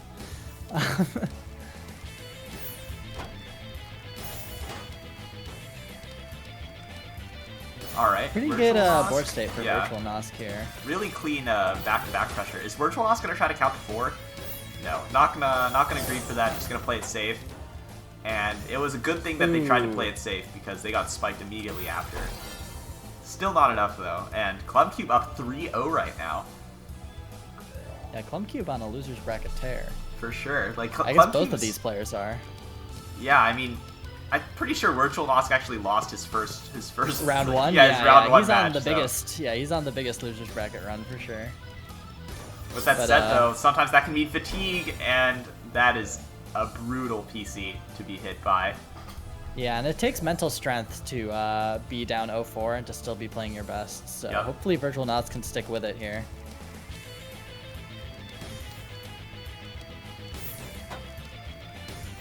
Not sure what he wants to do with this PCO. Opts to just turn it to a 4-wide? I mean, I'm not against the 4-wide, though, assuming he just fires it off correctly. This is kind of awkward to do. I mean, it could work. It could work, yeah. It gets a small 7 combo out of it. Yeah, it's alright. It's literally all cancelled, so it doesn't really send anything, but still, you know, didn't really work. He did it just for the guest 3ers in chat. Yeah, I think he did it just for the guest 3ers, and yeah, 7. So did I guess 3 or did I guess 2? You did guess 2. You did guess 2. Because I also did guess 2, and I believed in you, but you let me down. Come on. This is unfortunate. Was that an 8 combo or was that a 7 combo? Because if it was only 7, I'm pretty sure I'm still in the running. Oh, okay. I think it was 7. It was 7? Okay, we're still in it. Okay, gotcha. Yeah, I wasn't sure what the cutoff was. Alright. Oh, goodness. Virtual Nosk in a precarious situation again. But it works out for him. Really greeted for those 2 eyepieces, and it works out. Clubcube with a nice down stack, but it's gonna kind of, the going for the combo there jeopardized the board state. So Clubcube has a little bit of work to do on this board. Virtual Nosk punishing with a Tetris, but Clubcube able to open up the well just in time. And now I think it's actually Virtual Nosk with the worst board state here.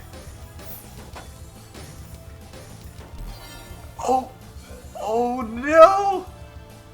Ooh, I felt that. There. No, I know, that was an eyepiece that got caught. Yeah. Oh man. You hate to see it. Unless you're Virtual Nosk. Which this is not Stickspin, this is SDPC. I'm a fan.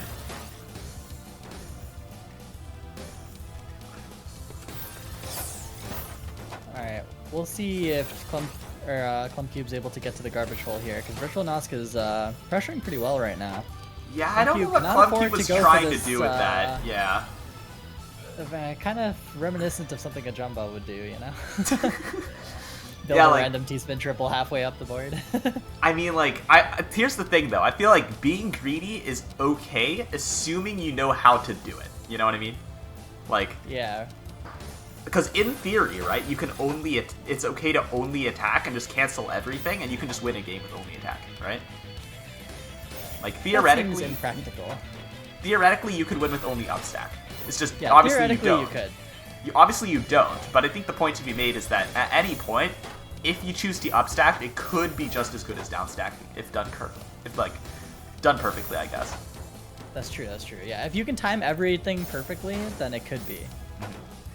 Especially with the removal, quote unquote, of pass. Removal in quotation marks, because yes. As we know, not quite perfect.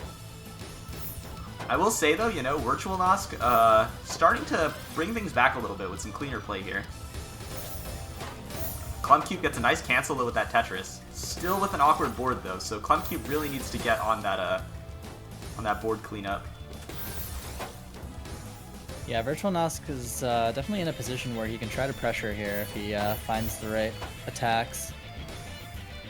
Looks like he's not sure what to do with his current pieces though. Honestly, I think you just go for the TSS there to continue your back-to-back and keep pressuring. but he opts to just do a Z-spin instead. Yeah, just kind of playing it safe, and I can't really blame him for that. I mean, when you're down 2-4, sometimes it's like your instinct is to just play it safe. Yeah, for sure. Oh, this is risky. This is risky for Virtual Nosk right now. Ooh, that O piece is going to hurt a little bit. It's going to take him a little bit of time to get out of this, and Clumcube, if he gets to this garbage hole, can really just put the nail in the coffin for this game. Here's the other eye piece. Oh. I don't know if Virtual Nosk can Oh, you know, this. He finds the down yeah, stack. that T-spin mini is definitely gonna protect him there. Yeah, oh, well but played by Clumcube Virtual still Nosk has to back-to-back up. So... Oh, yep, perfect cancel. You know, if Pass-Through was still alive, Virtual Nosk would have died right there. I just know it. Like, all of us Tetrio players understand exactly what would have happened about, like, a month ago. Yeah, for sure. So Virtual Nosk actually staying alive and getting all the way down to the bottom of the screen when he was in a very precarious position earlier. So well played by him. And Clumcube now has a decent amount of garbage on his side of the screen. So Virtual Nosk could look to pressure here if he finds an attack.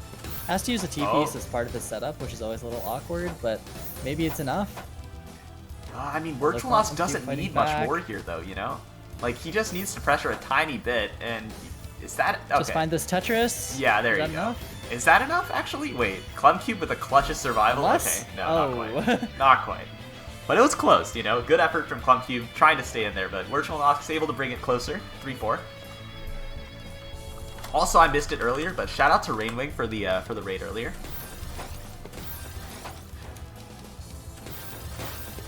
Oh. Okay, Virtual Nosk trying to think about the back-to-back follow-up, decides not to try, and yeah, there you go. Back to this sort of stalemate position. Yeah.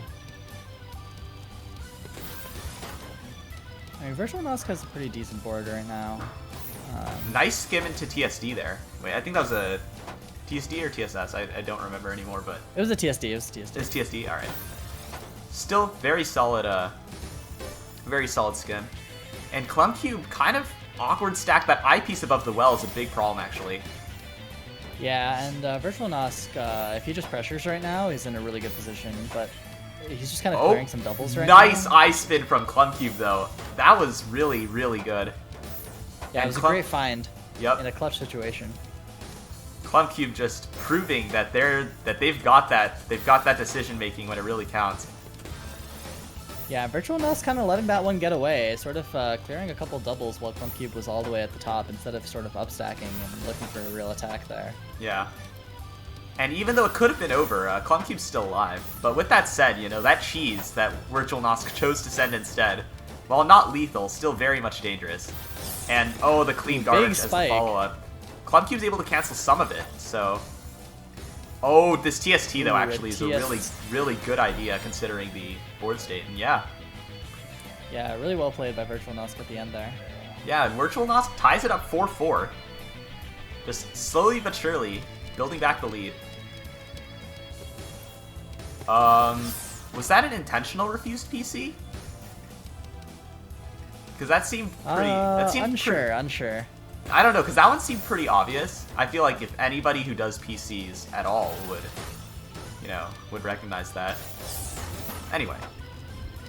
Alright, Virtual Nosk going to take a donation TSS at the top. And Clumcube still looking for a down stack here. Able to find it, though. Able to open up that well.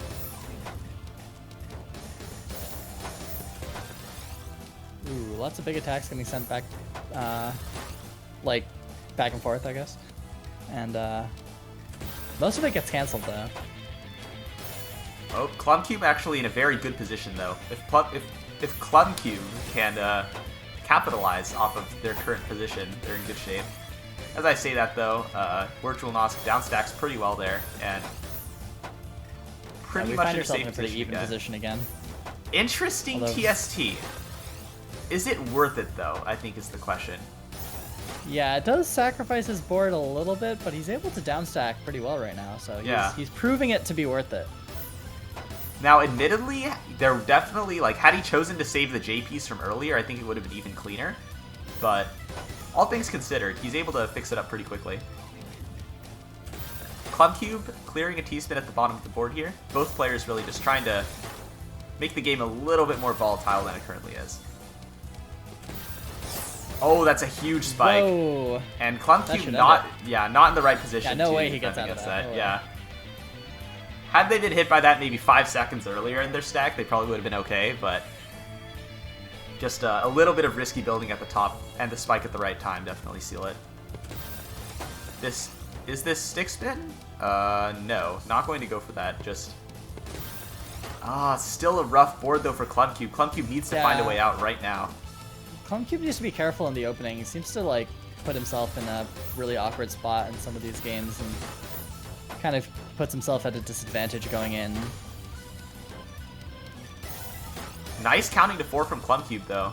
Gonna count to 4 again, keeping up the back-to-back.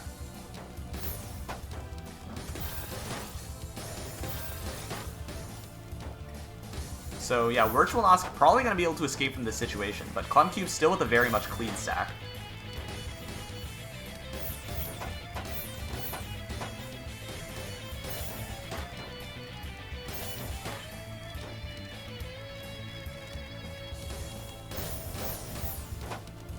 Very clean board by both players right now. We'll see who's able to find an advantage as both players continue to stack here.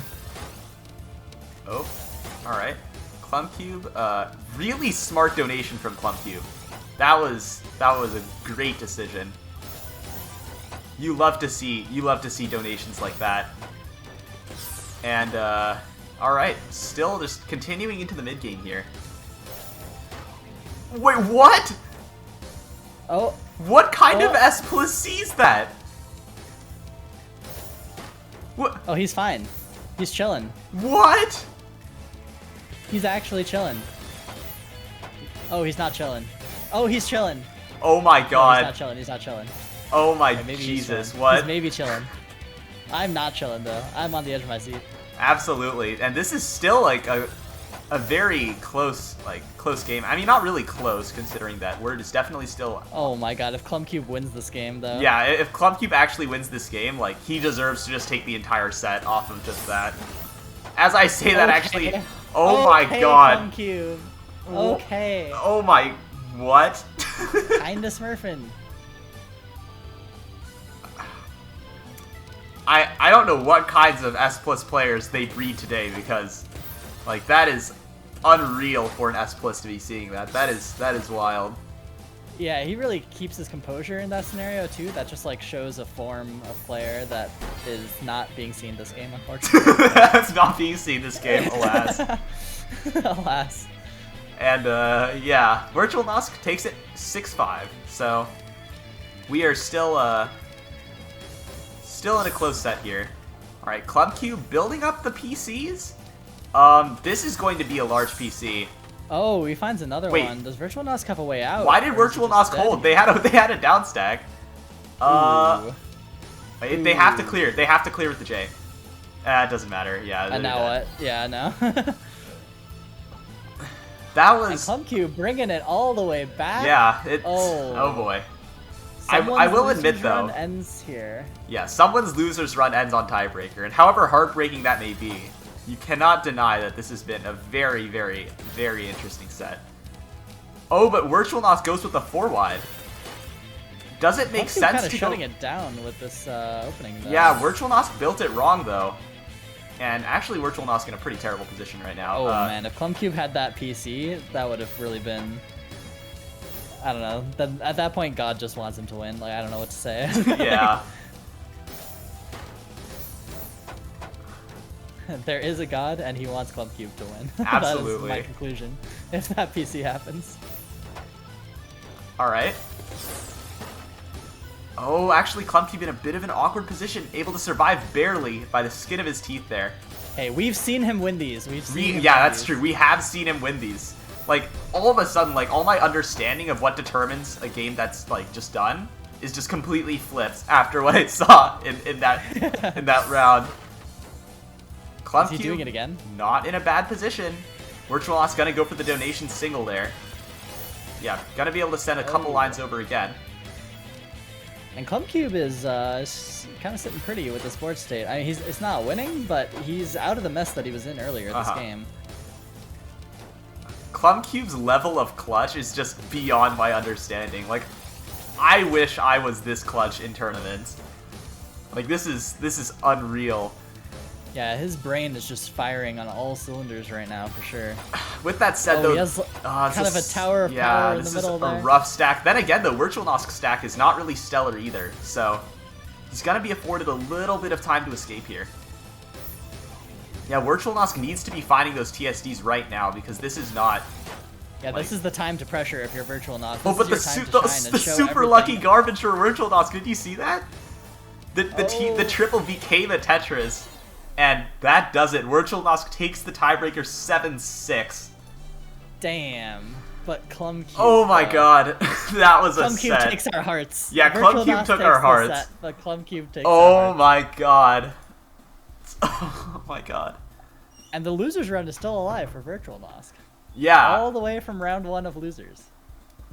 My dude's still going. I don't have the words to describe what I just saw. Yeah, I don't even know what just happened. That was an extremely hype set. Like, oh my god. But, Cab, I believe you won a guess. Oh wait, did I win? Did I win? Did I win? Did I win? I think wait, hold on. Wait, I'm checking. Did I win? Did I win? I won! Yes! Oh, let's go! Yes! 1,000 score! The fabric of reality right now is actually bad. Clumcube just broke reality so hard that it made you win the guess. Or maybe, Wawi, whatever you guess is actually so strong that it actually counteracts my... Oh, my gravitational pull is actually stronger. Oh my god. Damn. Okay, so... What, A monumental game for many reasons. For the guesses, for the gameplay. I am, like, actually in need of food, because I have dinner to eat. I was about to say that I might need to abandon you right now also. Unfortunate. Oh my god, okay. Well, we've got the wonderful Sinewave, who, is able to commentate and help out with us, so I will move him to commentary and he will say hello. Gotcha. Alright. Alright, hello Sign. What's up? We may never know. He remains muted. He can't talk? Oh, you have to give him permissions. Alright, you know what? I'll just give him the role, and that fixes everything. Give me a moment. Okay, cool. You should just... I think you can just right-click on him. Yeah. Alright, there you go. He should be able to unmute. He should have speaking perms now.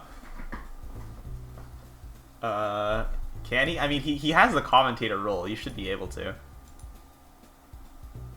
You might have to unjoin or rejoin for the new roles to kick in. Alright. Mr. Disconnect? Yeah. Alright, and then he just needs to rejoin. Yeah, there you go. I can speak. Oh my god. Go. Howdy. After several decades in the dungeon, he's made it out. I've been released. Alright, hello Sign, what is up? What's going on? Alright. Let's look at what our next match is gonna look like here. If you were watching that previous set, you would know it was... Oh my.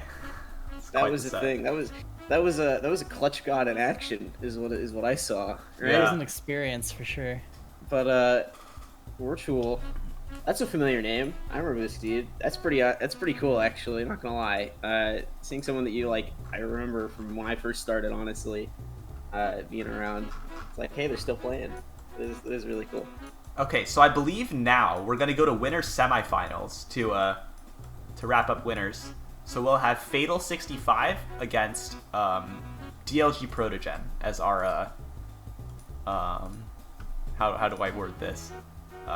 Winner semis. Yeah, winner semis. I just said it. I don't know how I forgot it, but you know that's the TOing experience. Let me. All right.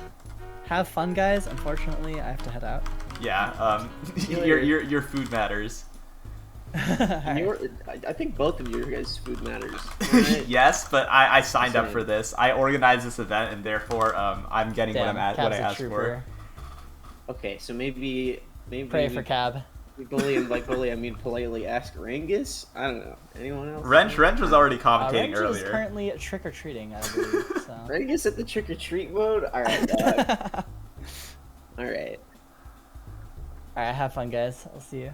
Take it easy, brother. All right, see ya. Okay. Oh, he is. Look at that. Look at that smile. Look at that smile for our one-man Rengus.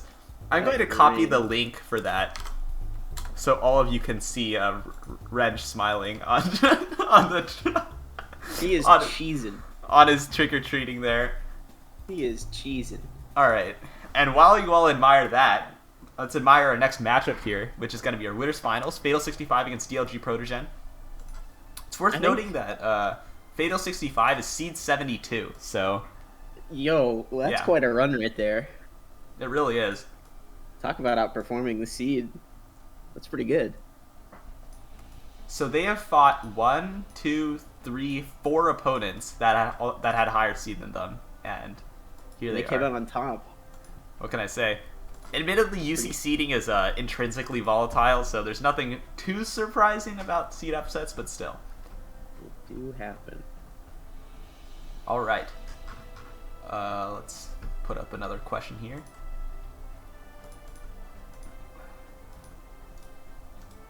Let's put up, how large will the largest spike be? Let's put that up there.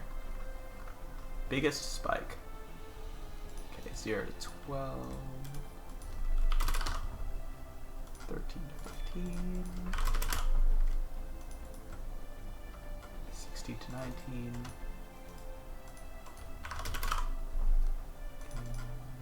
20 plus. Okay, so our not first. I keep saying first for a bunch of different things when they are not in fact the first of such things. But yes, our polling question is up.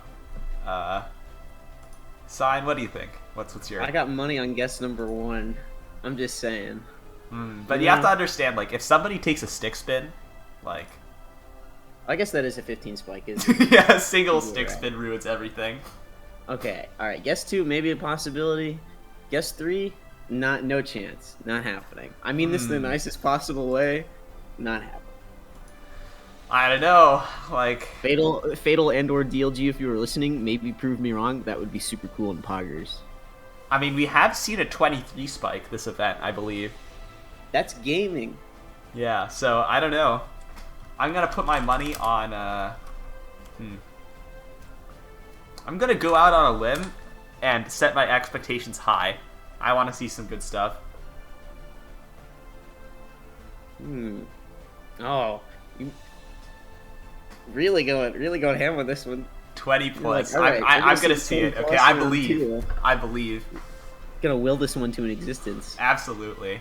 Or more like will it into inexistence, considering that I've gotten one question right throughout the entire event. Hey, that's commentator's curse, but not the way you expect, right? I'm just bad at the guessing game. That's the commentator is cursed. Unlucky. I suppose so, yeah. The curse actually like just rebounded back onto the commentator himself, and here we are. Unlucky. So apparently the word fatal is censored by Tetrio because it's apparently too adult, so instead you get to have 5 exclamation points. That's...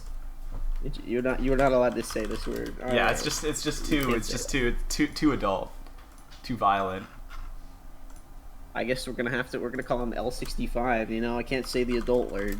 I'll be forbidden. God damn. You know? Okay.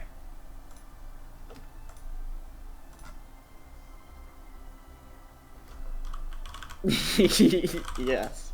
The exclamation mark spike. Very nice. Okay, with that, I'll ask them whether or not they want to warm up, and then we will get into that.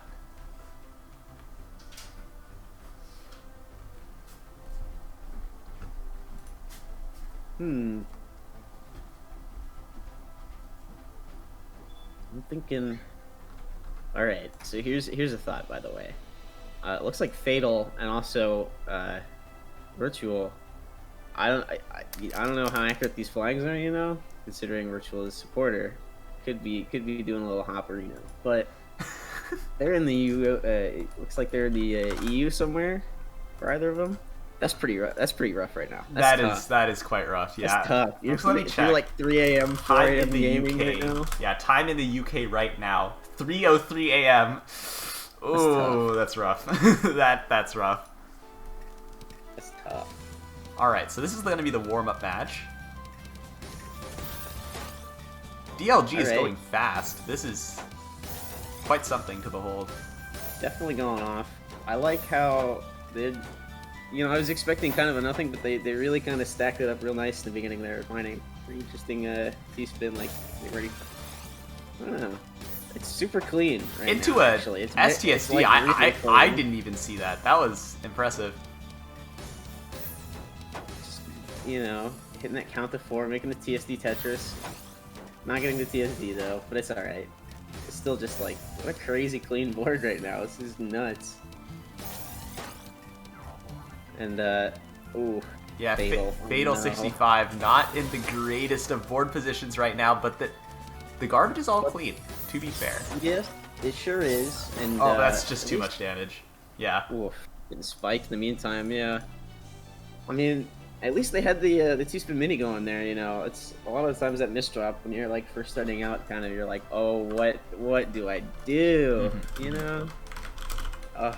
But they're somewhat able to clean it up, just not in time nearly before DLG was actually getting some big pressure off. And by big pressure, I mean counting to 4. Impressive stuff for some late night gaming. Or skipping school gaming if you're DLG, I guess. Right now, you know? That's right. In Taiwan, there's probably school happening. Alright, well, anyway, moving along. Let's get into it. First to 7.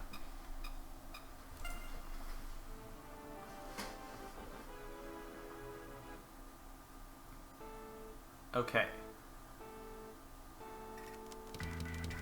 Fatal opening with a PCO. DLG Protogen doing the exact same thing. You're gonna cancel. I think DLG Protogen missed their second PC there, but, you know, it happens. Oh, no chance I see the second PC. That's not my style. But, you know, did clean it up at least in something like getting right in a decent stack. I mean, at least they're keeping up some kind of pressure, you know, that's pretty good. A lot of times you know, you hit that PCO, and you just kind of do nothing, and then you get counter spiked, and you're like, well, I don't know what I expected, so off to a pretty good start, but Fatal, also able to downstack too, you know, not quite knocked out of the park. Yeah, you know, you definitely never want to do the classic, you know, open with PCO and then try 9-0 stacking and then be absolutely shocked when you immediately die. Ugh, it's painful. I will say though, that mid-game DT, you see that? It was cool, but the execution was not a 10 out of 10. I'll give that. Unfortunately, not cool enough to save DLG from that. Fatal taking this first round here. Interesting pass through, and I think this is kind of in DLG's favor. We'll have to see. 100% right now. 100%, especially that they're able to get to that clean garbage. There, oh, that little misdrop. That's given Fatal the window of survival. But definitely have helped them out. Just had nothing but clean garbage to work with. I will say I'm pretty impressed right now with how clean both of these players are keeping these boards. Yeah, I think like one of the most underrated skills that I think like even a lot of U ranks don't have is just like you gotta prioritize not being in a garbage position before you prioritize killing your opponent most of the time. Yes, although I don't know if I'd agree with taking that Tetris before the T-spin. You know, kind of ruined things for DLG there. Not that they're in a bad spot, but you know, suboptimal spot, I'd say.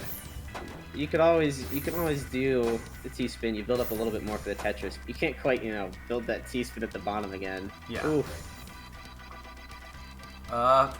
Interesting T-spin decision for Fatal 65. Seems like, yeah, they're gonna be able to skim out of it though, so not too consequential.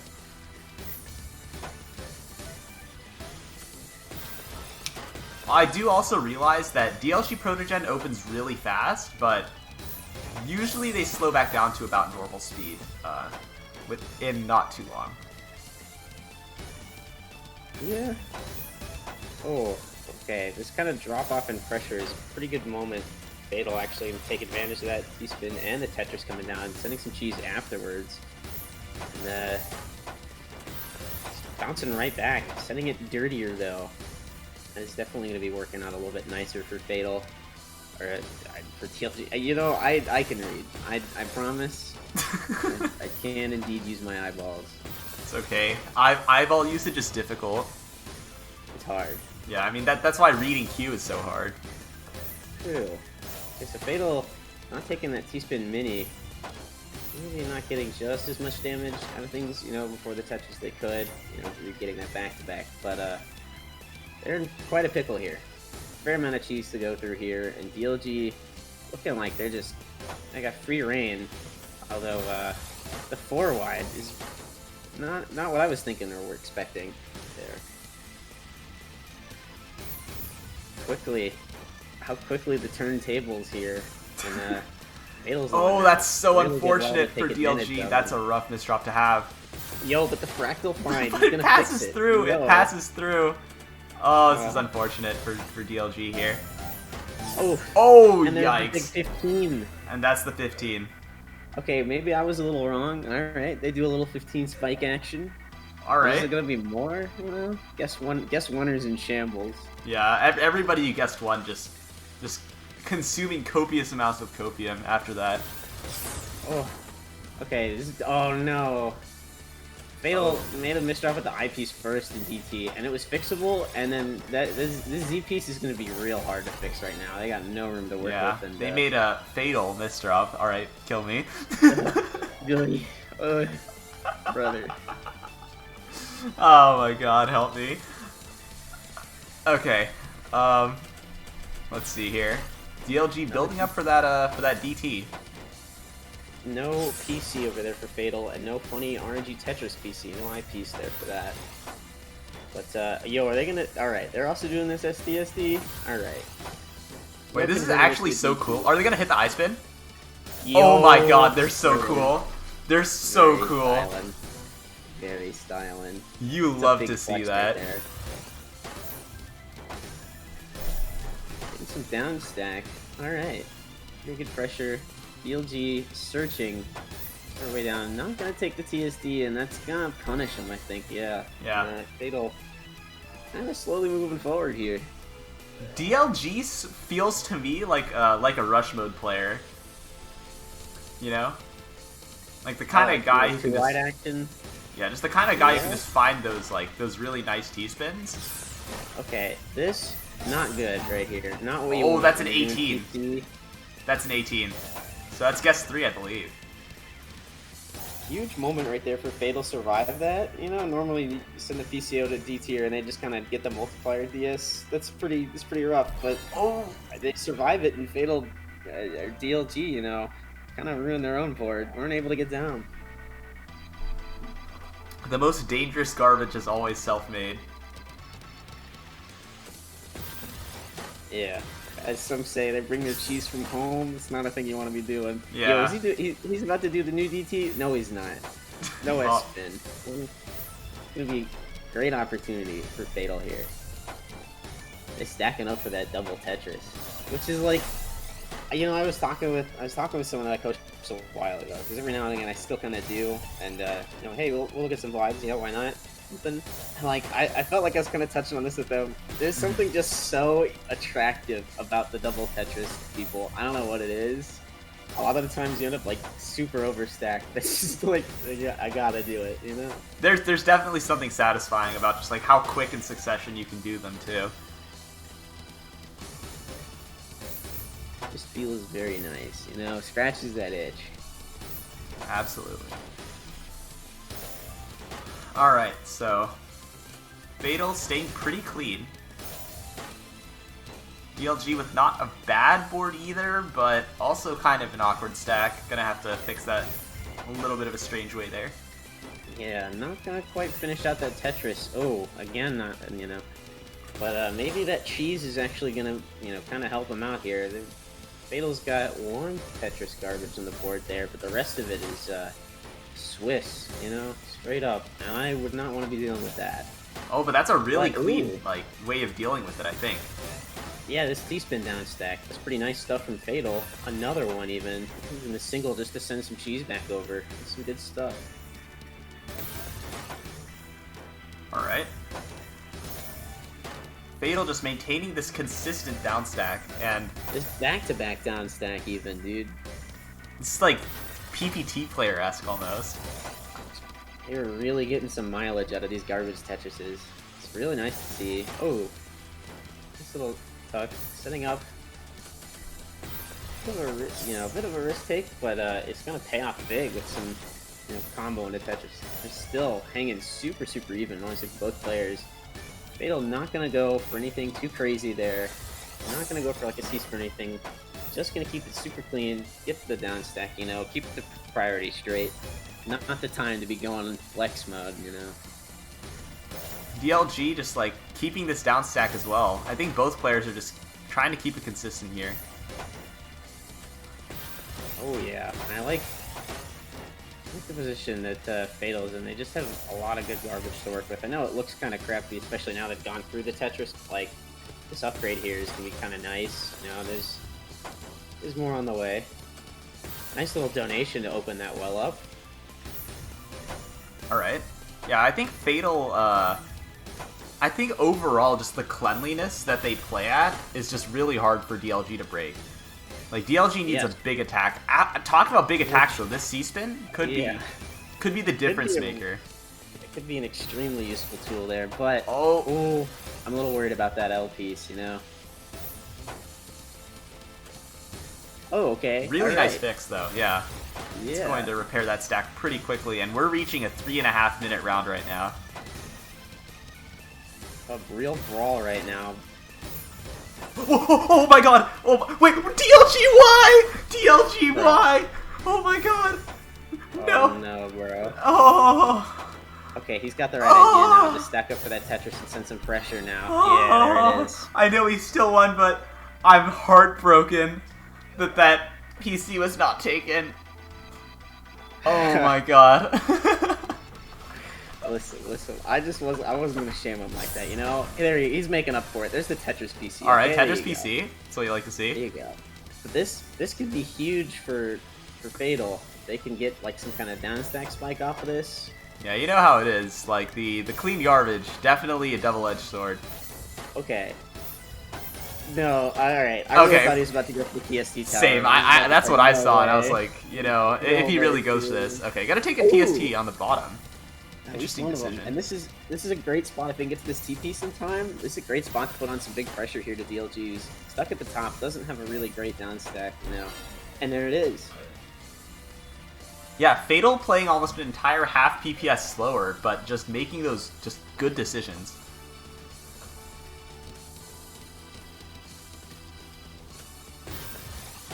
Fatal seems like the kind of player who makes like good enough decisions to be of a higher rank, but maybe is held back just by fighting too many stick spinners or something like that.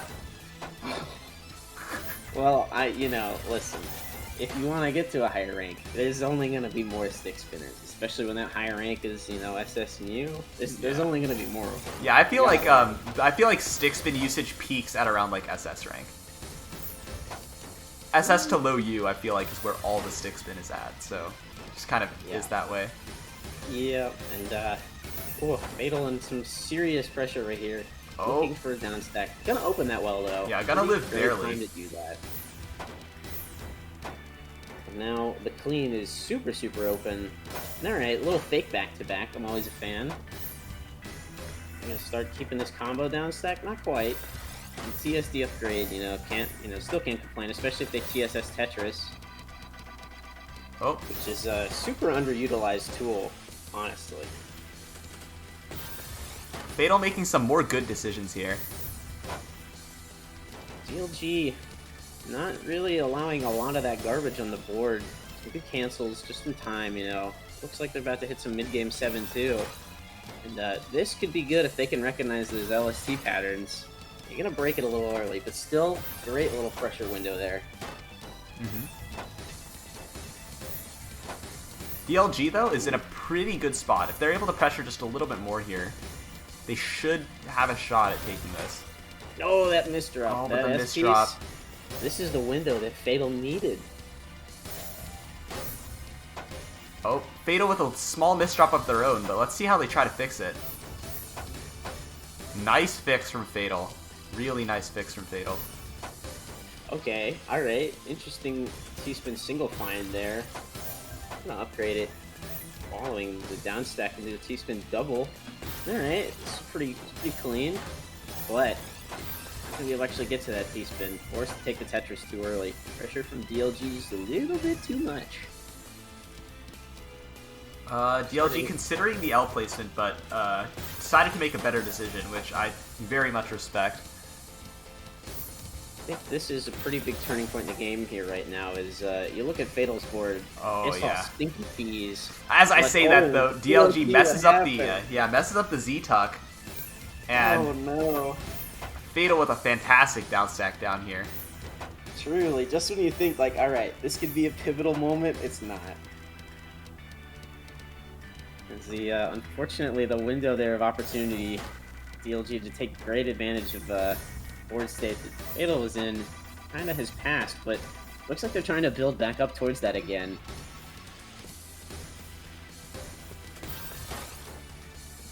Just need a little more pressure, and they might be able to close things out here. Oh, okay, the TSD Tetris find. Ooh, That nice. was pretty sick. Oh Just wow! really sealing the deal. He's still going on. Gotta make sure they're really dead.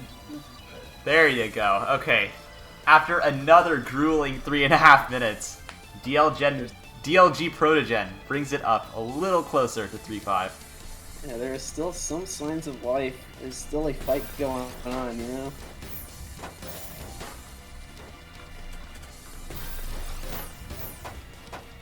Oh, alright. I think Fatal realized as soon as they placed that S and went to go with the Z, I think they realized it, oh no, what have I done? Sometimes that piece dyslexia just happens, you know? To the best of us, you know? Yeah, it really does happen to the best of us. But it's still alright, you know? Okay, but DLG starting to get this big 9-0 stack, you know, that's gotta be some pressure. Some clean pressure over.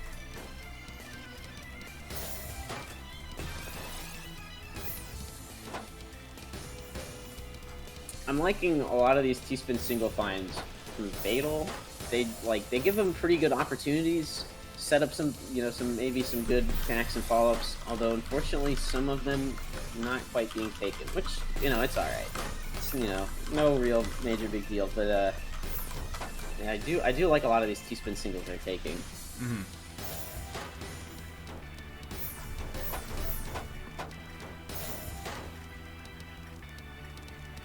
Ooh, DLG not quite able to find the T-spin double there, but instead finding a nice 7 combo. Damn, dude. Alright. Showing their stuff off. Alright, that one passes through, so... A little ping through action. Never hurt anybody. I mean, maybe, but... It has definitely hurt some. Talk about that. Yeah, we don't have to talk about that. Never mind. Alright, nice T-spin find from DLG. And yeah, putting on some serious pressure to a very, very cheesed Fatal. Yeah, Fatal trying to kind of find some kind of option here. Does the option exist, though? It does not. The pressure comes in too fast. Yeah, just barely not enough time to get to that Z-spin. And DLG bringing things up a little bit closer, so it's remaining close. Yeah.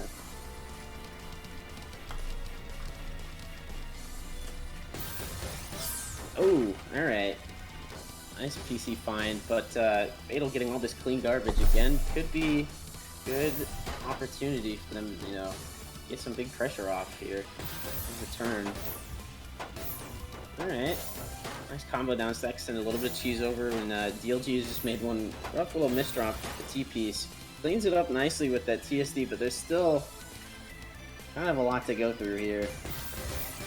No eye-piece in time, just barely surviving with their life. They're looking pretty good now that, got the board a whole lot cleaner. Oh no! The The eyepiece. I'm sorry, DLG. I really did you dirty there, and I said you're looking good now, and then right as it happened, you know. That is unfortunate. There's that eyepiece drop. The most painful misdrops. All right, Fatal going with reliable TSD. Interesting decision there. Okay, DLG getting the canceling off in the right time, but not quite getting that TC off. You know, they were looking for it, and like, they were making excellent use of timing there to make sure, you know, I don't want any of this garbage. Don't get any of these two spins from Fatal. A little mishap with that Z piece. Ooh, this is a bit of a rough moment here for DLG, looking for some kind of way down, any kind of way down, and plan's a little bit abandoned. But nice little 2 combo into Tetris, sets up that TSD Tetris. That's some big pressure right here for Fatal. DLG gonna go right into that Fatal 9-0 in a stack. pretty good position though, because they've got all that clean at their disposal, but DLG still has more pressure. Oh, okay. That misdrop is scary for Fatal though. This is not a good time for this. That's what we would describe as a Fatal misdrop. And there we are. 5-6. I should not continue making that pun, but alas, it's the only comedy I have left. He's gonna keep doing it. He's just gonna keep going, you know. Oh no, he's not. No, he's not. No. Wait, brother, this is no, actually genius, though. If you think about it, this adaptation should have been made earlier. Oh, that 8 combo. 8 combo's not enough, though. Not nearly enough. You look at Fatal's board; it's still actually, it's just clean now. Like, yeah, it's pretty much just exactly the same. There's like no cheese that made it over. Okay, Fatal thought about taking that skim. Making a better choice there to, you know, not, and instead finish that count to 4. I think that's gonna help him out, but this is a little sketchy. Oh, passes through there. I think Fatal is in a pretty good position. Yeah. They've been able to fix things and get things definitely going a little bit better. All right. What is this foresight? What? Oh no, not the eyepiece misdrop. No. Unfortunate. That was such a cool sequence, and then sad. Would have been a nice little multiplier spike.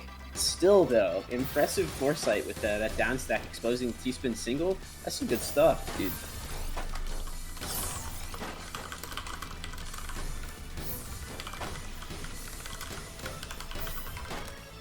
Oh, okay, so Fatal having a break in pressure here, giving DLG great time to go down, but things are not looking too hot. DLG's board either, and I gotta start getting down soon. Here it is, opening up that clean garbage, sending. Oh, this is such a nice down stack. They could have continued a little bit more, but it doesn't really matter in this case. They just really need to I don't know. I think DLG just needs a little more pressure. Fatal's board is not great right now. Yeah, this is a little scary here. I'm thinking maybe a tiebreaker is in order. Which, if you're Fatal right now, I don't know about you. In this position, I'm always like, please no, don't ever. Yeah, anything but this is really the mentality that I hold. Like, you were so close, but like, oh no! Oh my god! Okay. Oh no! Right. Oh no! Jeez, Oh. that is a series of unfortunate events right there. Someone get Lemony Snicket on the phone. Oh no! DLG racing to get out of this situation here. But it's so hard. Like, the amount of just skims that you need to do to escape this is just unimaginable. Oh god! Oh, no! Wait, okay. Sneaks right. the eyepiece through. Sneaks the eyepiece through. That was clutch. Oh. That was clutch, but that it doesn't matter. Yeah. That is the most unfortunate way I have seen a set end in a long time. That is unbelievably unfortunate. That was a little painful right there. You know, almost had that comeback. And you're like, all right, here we go. 6-6. That's my chance. You know, let's get going.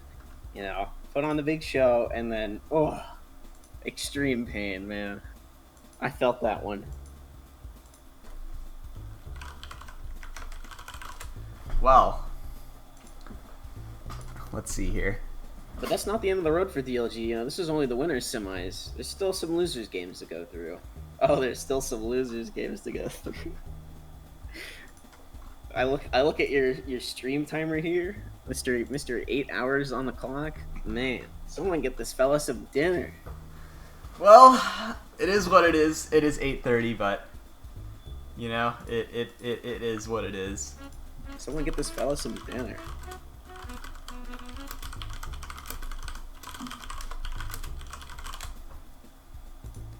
Let's look at this a little bit closer.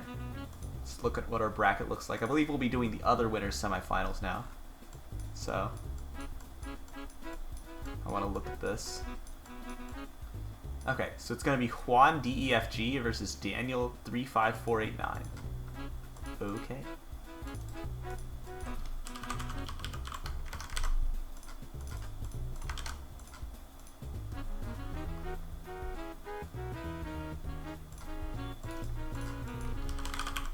I'm looking kind of hype. I don't know. Maybe that yes in chat was. I hope it's them being hyped to play. You know? Hopefully. And not just responding to something else.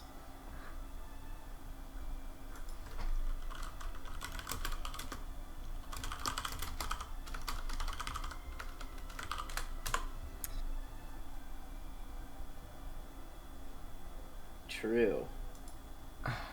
Well.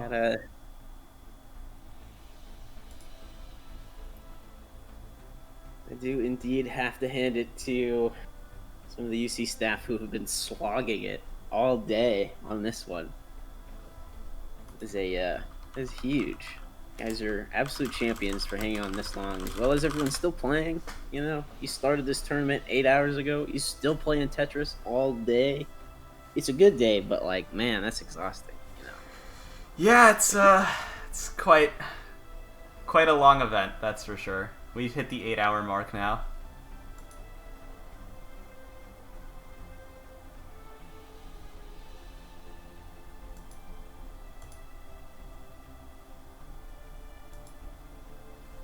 Well, yeah, at least they're doing you a favor. No warm-up, dude.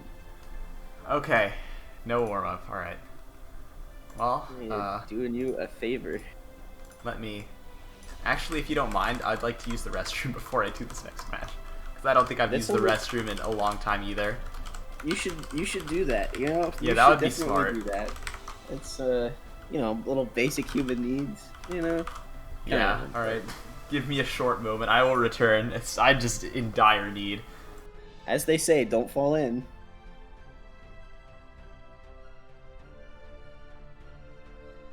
Alright.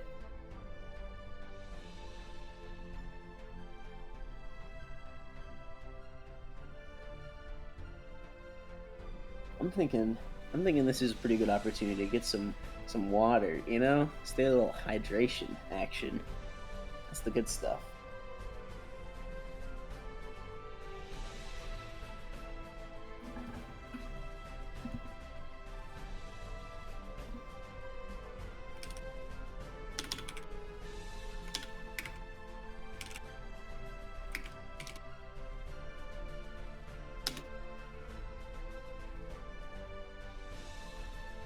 You know, badgoblin may or may not have sent me one very cursed rap that was originally be performed by Renge. I feel like it would be a dishonor to deprive Renge of his MC debut. You know, we might have to save that one for another time. But you know, I will forward this one to him. He's gotta prepare, get ready for this. Some good stuff right there. I'm really liking some of these lyrics. In the meantime, what's going on? Has this been a good tournament? I know I watched a bunch of it earlier, and then I kind of had to go do other things, and I came back, and it's still going on. It's a long one.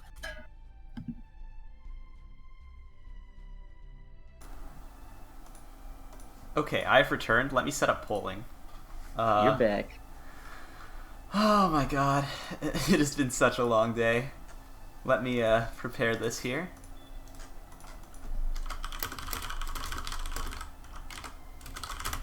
Looks like we're having a discussion about minuscule Joseph right now. What?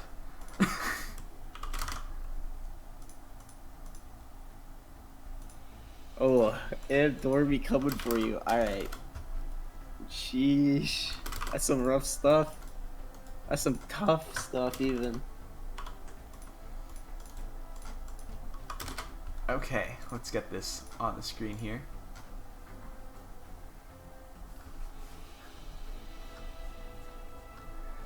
Ah, all right. Well,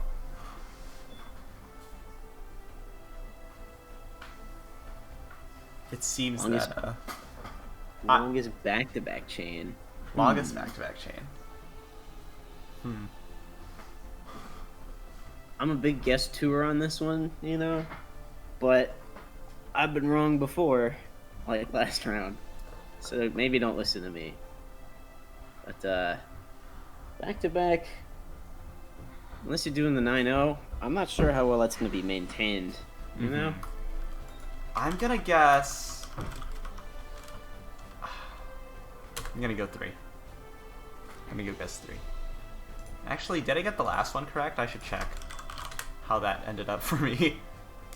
Oh, you did guess the 20 plus, and I think the highest we saw was 18. Super close in spirit, you know, but Close, still, but unfortunately, My score is still 1,000. big not. It's all right. You know what? You know what my score is? I'm a big fat 0. So you're still beating me.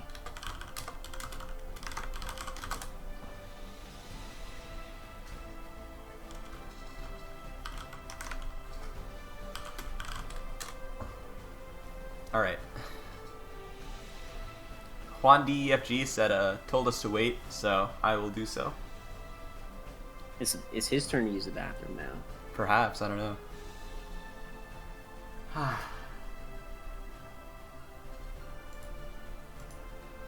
Let me check if we've received any new donations to the prize pool. We have 2 new ones.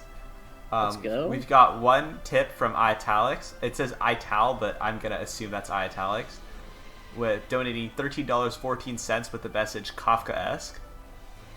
The metamorphosis. And then we have a $15 tip from Wonder Slime with the message, "Thanks for putting this together, Cav. Love your dedication and enthusiasm." I appreciate that very much, considering my lack of food. So. Oh, Italics says he meant to donate $13.12, but accidentally did $13.14. You know what? A 2-cent difference, we ain't complaining. Oh, You know, okay. going right to All that right. prize pool fund. But you know, I know what you're getting at. Very, very Kafka-esque. All right, let's get into this one. Man. Okay. Well, this is just winner's semis, so like, man, we still have a multitude of matches to go through here. Yo, brother. My God. Interesting way to open things off here for Daniel. Really trying to push some speed advantage at the start. I mean, this guy's been fast the entire event, so Well, this guy's playing faster than me. Admittedly, though, I think he usually, like, the early speed tapers off at some point, so I'd expect Daniel to slow down to a more standard, maybe 1.6, 1.7 kind of speed eventually. Oh, one with a little bit of a mishap over there. Okay, all right, this cleanup. Oh, almost really. I really thought he was about to go for that STSD. That was crazy, but still a pretty good cleanup from that misdrop. 1. Daniel not letting up on this high-speed cheese gaming here. Though, finding a little bit of a road bump in the stacking for Daniel as well. Not able to figure out a way down in 1, taking the first one right out the gate. Yeah, you know, I think when it comes to like kind of a clash of styles here, you have Juan, who has a lot of the kind of efficient decisions, and then you have Daniel with just the blistering speed. Yo, he's gonna do the flat top PC, but Daniel surviving with his down stack. What? Unreal. That's crazy. But big love to Juan. I don't think I've ever seen anyone go for the flat top PC in Versus. Not a long minute. So big ups for that. Like to see the variety. But this Daniel is looking crazy good this round right now. Playing super fast, super spicy, keeping up this almost 80 APM, yeah. All right. 180 fix. Ooh. Daniel going off, dude. Yeah, Daniel's speed is just it's crazy, man.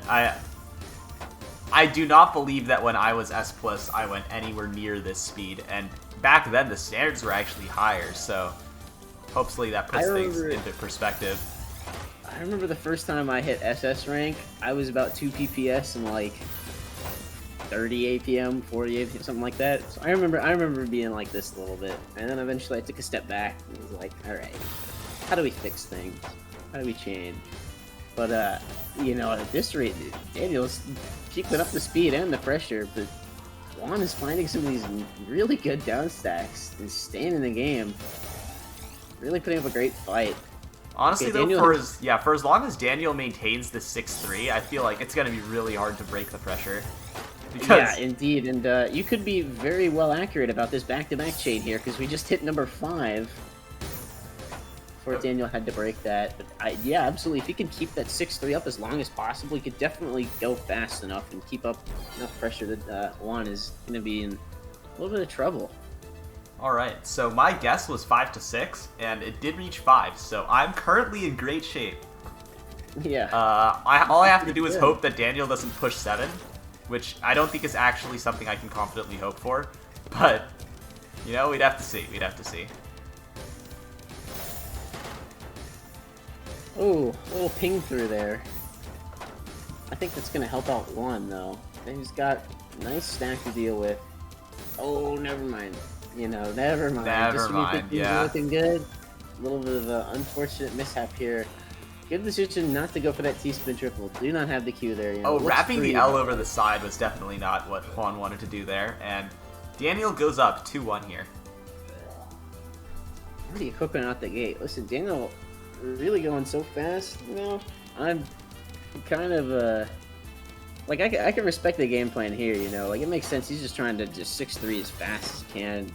You know, when you're playing, you know, this much faster than your opponent, might be a good, might be a possibility. But Juan with the smart play of sending the cheese.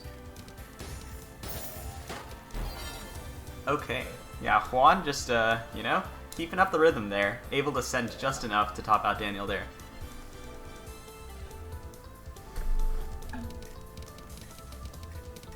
Daniel making a little awkward misdrop kind of at the very, very top, which is... There's one thing about the playstyle is looking like Daniel not afraid to really get into some... Really get into some upstack. You know, like we're seeing this right now. But that could be punished pretty well by Juan if he's able to keep sending his cheese over and, you know, force. The back-to-back. The pressure. It's too much, and you get to 6. Not quite yet 7, though, so currently I'm still in good shape. I'm so far still in good shape. Daniel literally playing sprint right now. Oh, okay, that early misdrop. A good cancel and return over there from Juan. Little brainy one here. Brainy one. Any Siberian fans? A little. Oh, and Daniel not able to get down in time. That is kind of a bit of the drawback here of him trying to push this incredible speed just by 6-3 stacking so much. You know, like, get that big up stack, maybe make one mistake. It's pretty hard to get down. Alright. Daniel just maintaining this stack. Ooh, oh! Another Nice. PC, more of the flat top PC action. And Juan has a lot of efficiency here. They just need to send a little bit more, but Daniel's out. Just that's all it takes, you know, that little moment for the quicker player to just capitalize. Oh, As I say that, though, that's a huge downstack combo from Juan. And they're up 4-3 now. Juan with this cheese injection in the middle of the game is really great counter here to Daniel's speed. Wait, is this a... Okay, that looked like a 4-wide for a moment, and it turns out it's just 6-3, but I really thought that was 4-wide for a little bit there. Yo, we would have had that second PC too. Unfortunate garbage, though, coming through. still, Juan keeping things very, very clean. Daniel kind of pushed out of their 6-3 comfort zone, but I feel like they're fighting, you know, to get back into it.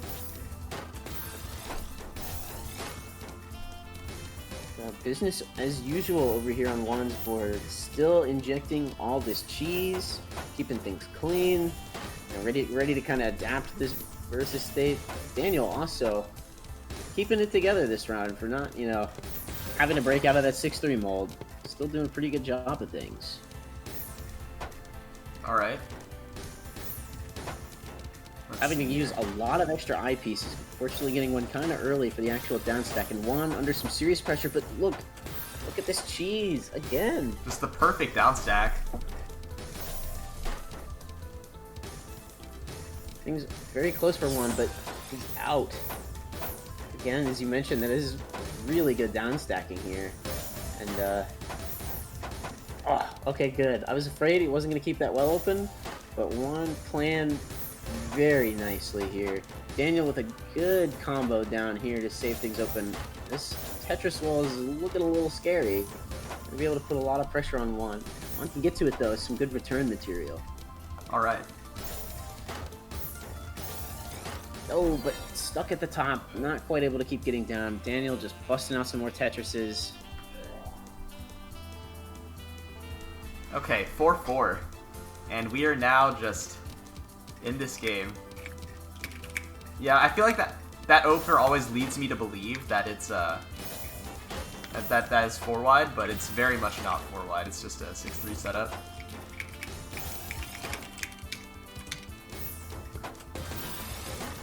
All right. Daniel not doing too badly for himself right now, but Juan is that spike coming, and Daniel needs to cancel. Able to get to that Tetris well though, so he's able to cancel some of it off. Yeah, but Daniel still has all this cheese, and Juan has, you know, that double Tetris wall. Oh, opting not to take it. Oh, oh no! Oh, Juan with the double eye misdrop there. Kind of missed a great chance to knock Daniel out, but things are still looking okay, especially if Juan keeps up this cheesy sending. No, but there's the...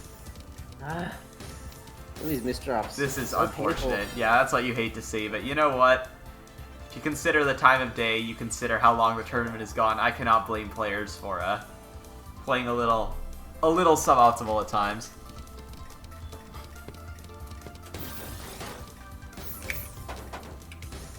Okay.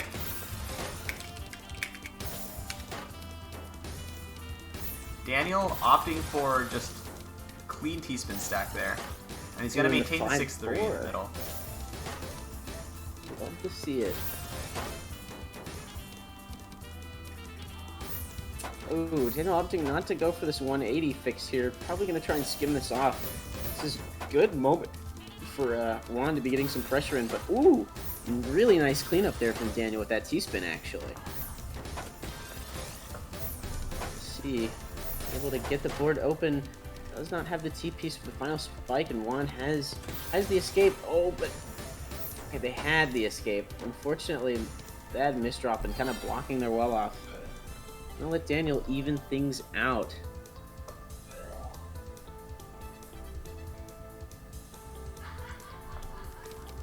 Okay. Well, you know, despite all the volatility of this set, it's still incredibly close. So... Sure is. It sure is. Daniel opting not to take the T-spin there, instead sending some cheese over. Not quite able to downstack fully out of it, and I think this is, as usual, a pretty good opportunity for Juan here. Accepting some clean garbage. Looking good, and there's the multiplier. Oh, that's the big Huge multiplier. moment. Does Daniel have the defense for it? He does not. Oh, no eyepiece in time. And now match point for Juan. Much quicker pace than the last game for sure. Like night and day. Juan with that flat top, going for the PC, but getting the 2 lines of garbage. Not happening today. Don't tell me he's about to mech TSD though. Okay. No. Canceling out of it. Interesting follow-up though. Yeah, I think it was, you know, if you're going for that flat top PC, it is really similar to doing mech TSDs. So like the idea there that he had to like, all right, well let me at least get some pressure out of this. I still think was a pretty good one to make.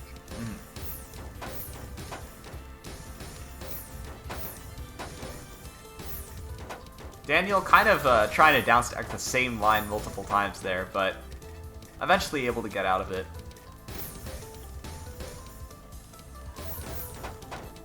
Well, I'm kind of thinking about this downstack for a little bit, but kind of pays off, making things super clean. And Daniel at the top of the board looking for some way down. Is a pretty good way out here.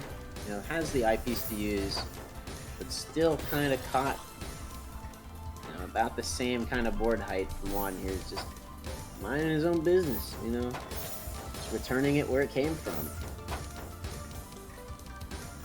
And I think despite Daniel's incredible speed advantage over Juan, I think just this board maintenance Juan has been keeping up, I think is going to give him a little bit of an edge, you know? Mm-hmm.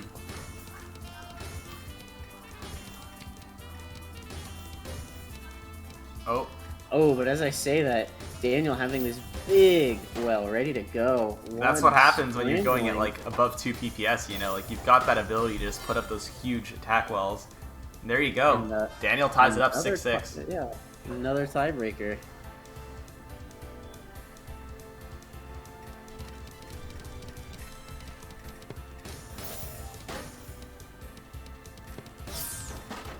Oh, wait, this is in Daniel's favor, though, if we're looking at the board states right now. Oh, but this is... I don't know. Oh. Actually, yeah, I don't know either, to be honest. Okay, never mind. You're right. You're right. Juan was keeping up some good pressure at the bottom, but the break in it right now is letting Daniel completely escape, kind of maybe start things back up in his favor. You know, he likes to get these big up stacks going.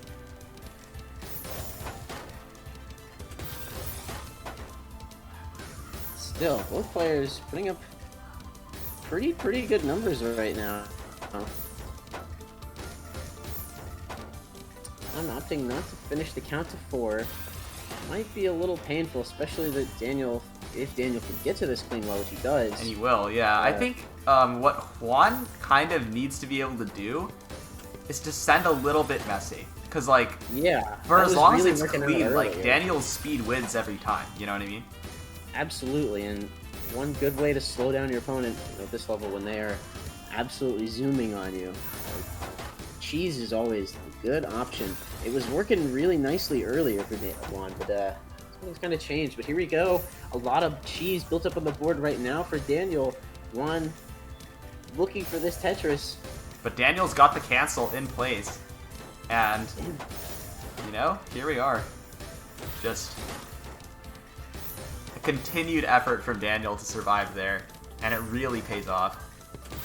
Indeed. Oh, but this T-spin, a little bit of greed there from Juan. And, oh, the misdrop too. This is going to be one dire moment. He's really got to start getting down, especially when Daniel's got, you know, not much to worry about. I swear to God, if oh my goodness, Juan. Ooh, oh, not quite, not quite. That's going to do it. And just after a grueling tiebreaker, just Daniel takes it 7-6. Oh my God. Okay. It is now officially 8:52 p.m. and I've still not yet eaten. Are you gonna eat dinner or what? Okay, so you really are gonna wait to the end of this tournament, aren't you? I mean, I could. We still have 1, 2, 3, 4, 5, 6 matches to stream. That one poor dinner plate, you know, sitting on the table. Everyone else already done cleared it, done washed the dishes, and then there's Cab's dinner sitting there alone on the table waiting.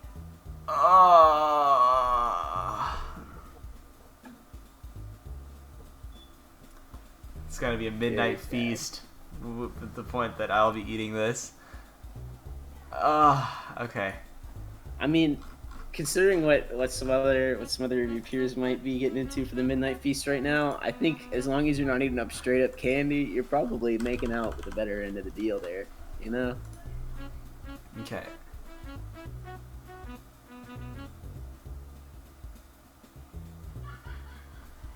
So, it appears that Manabender needs to head to sleep, which means I now hold the responsibility for doing the questions as well. So, yeah. This will be difficult. Resurn, since you're in chat, would you be able to assist? Because we are in dire need of help. Yes.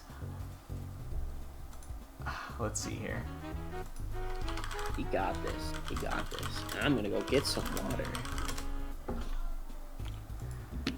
Okay. Anybody remember Let Modest Eat from one of the earlier UCs? Now it's Let Cab Eat. I have not consumed food for over 8.5 hours now.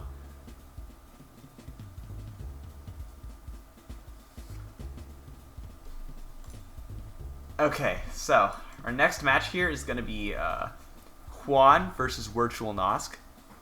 So, this should be an interesting match to have up here. Let me prepare that.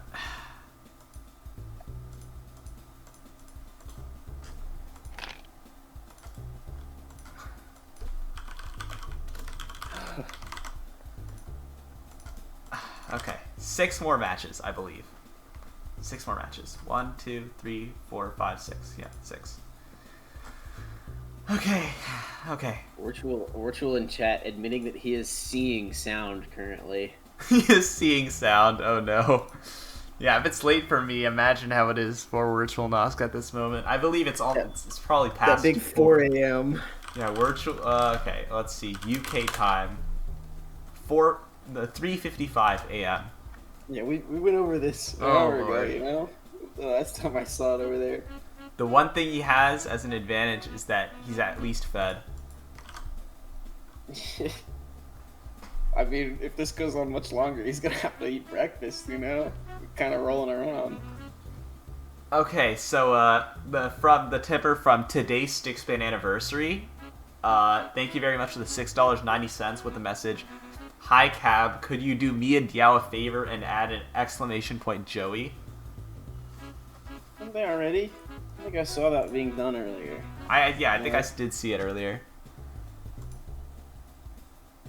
I'm just saying.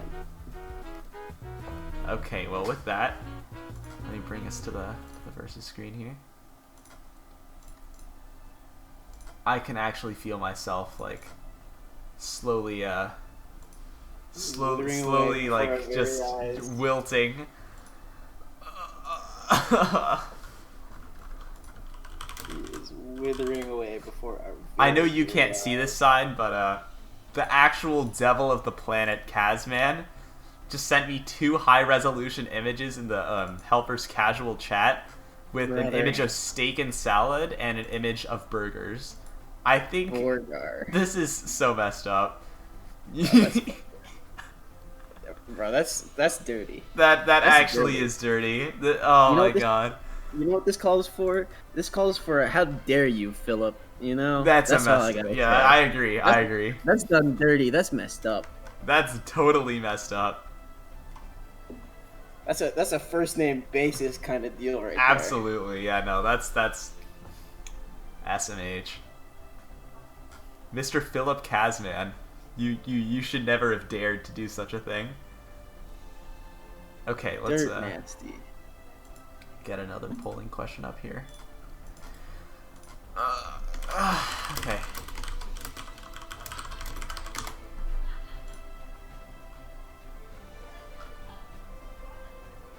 Okay, 0.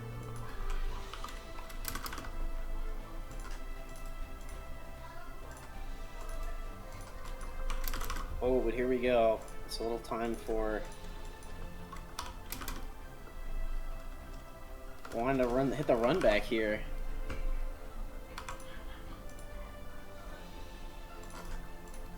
Okay, give me a short moment while I prepare this, while simultaneously suffering with my empty stomach. Alright, how many PCs will there be? Okay. Well, get those guesses in there. Okay, I know from what I've seen all one game of gameplay, you know. I know Mr. Juan here is a user of laptop PC, No DPC though. Also known to use PCO. So it's definitely a non-zero number, you know? Okay. Yeah, 25 Pi 25 brings up a good point. Virtualnosk lost the first round. He lost winners round 1. I'll let that sink in. Oh, so he been on the losers bracket tear, fighting for his played very through life this whole losers time. round. So he played winners round 1. Then he played losers round 2, 3, 4, 5, 6, 7, 8, 9, 10, 11, 12. And this right here is losers round 13. I'm gonna be honest. You started counting up the different losers rounds, and like by the time you got to 7, I'm like, man, this is a long one. And then you got to 10, and I'm like, surely he's not gonna keep going. And then you said we're on 13. Dude, how many people do you have enter this tournament? This is huge. There's a lot of people. We have 281 players. Oh my god. That is a big one. Yeah, that's part of why we have a 8.5 hour tournament stream. Yeah. All right. Oh, that's a great question from WonderSlime in chat. That is super important. What happens if there's only 2 PCs? Wait, crap! Wait. I did the count wrong. Oh lord, crap. I messed up. Okay, Alright, you know answer what? 2 should be 2 to 3. There you go. Okay. Answer 2 should be 2 to 3. God damn it. I apologize. Oh, he do be changing it on the fly. Woof. Yeah, that's not what I meant to do. Yeah, if you have to change your guess, change it, because I believe it's still open for a little bit here. Yeah, make sure you get those predictions in. You know you want that crystal ball badge. Thing looks pretty sweet, you know? That's the real one.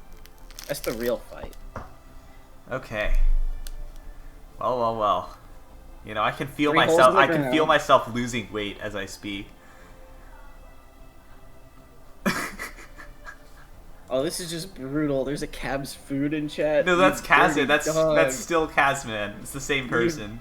You dirt nasty dog, you. This is so cruel.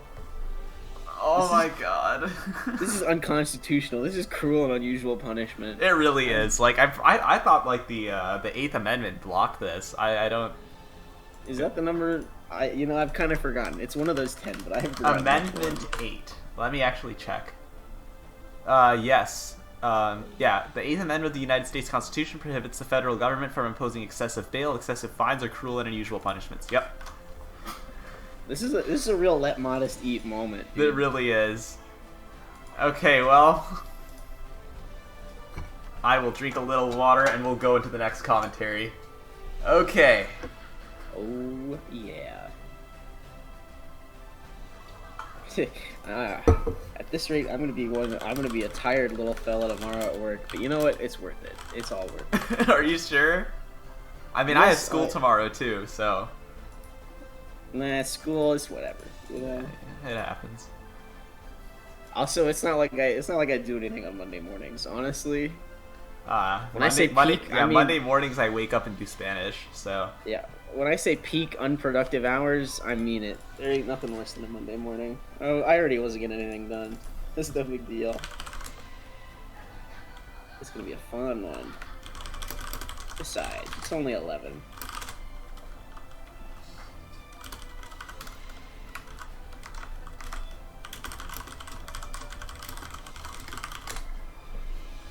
Okay.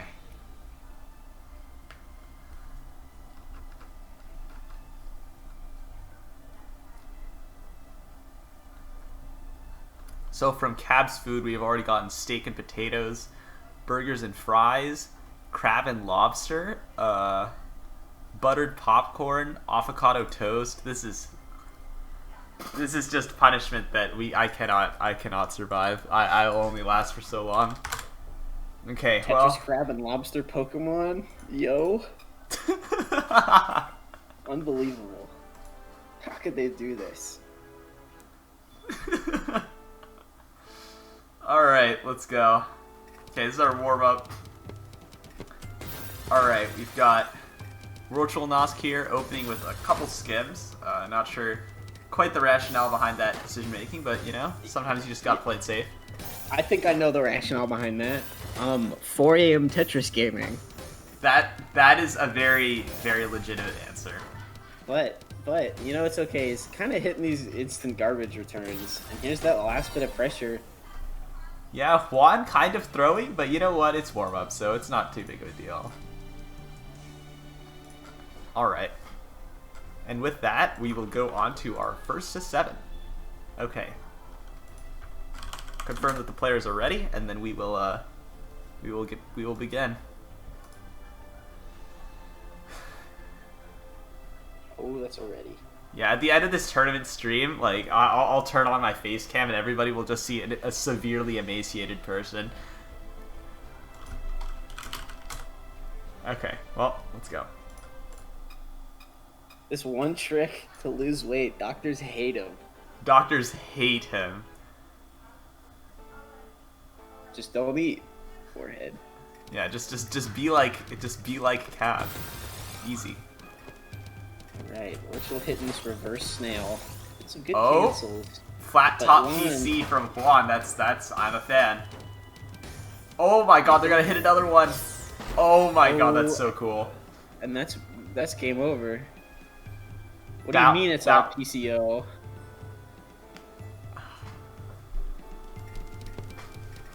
And guest winner's in shambles, as in one round it's already gone. Oh, but here's the third PC. Oh my god. Juan really just has Look at this garbage from Oh Wertj. yeah, no, this is huge for Look at Wertj. this. It is gigantic even. So much clean pressure. Just down stack. All you gotta do. Yeah, plus the misdrop from Juan definitely seals that round.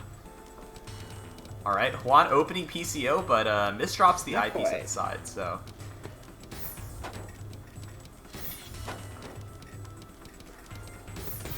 Oh.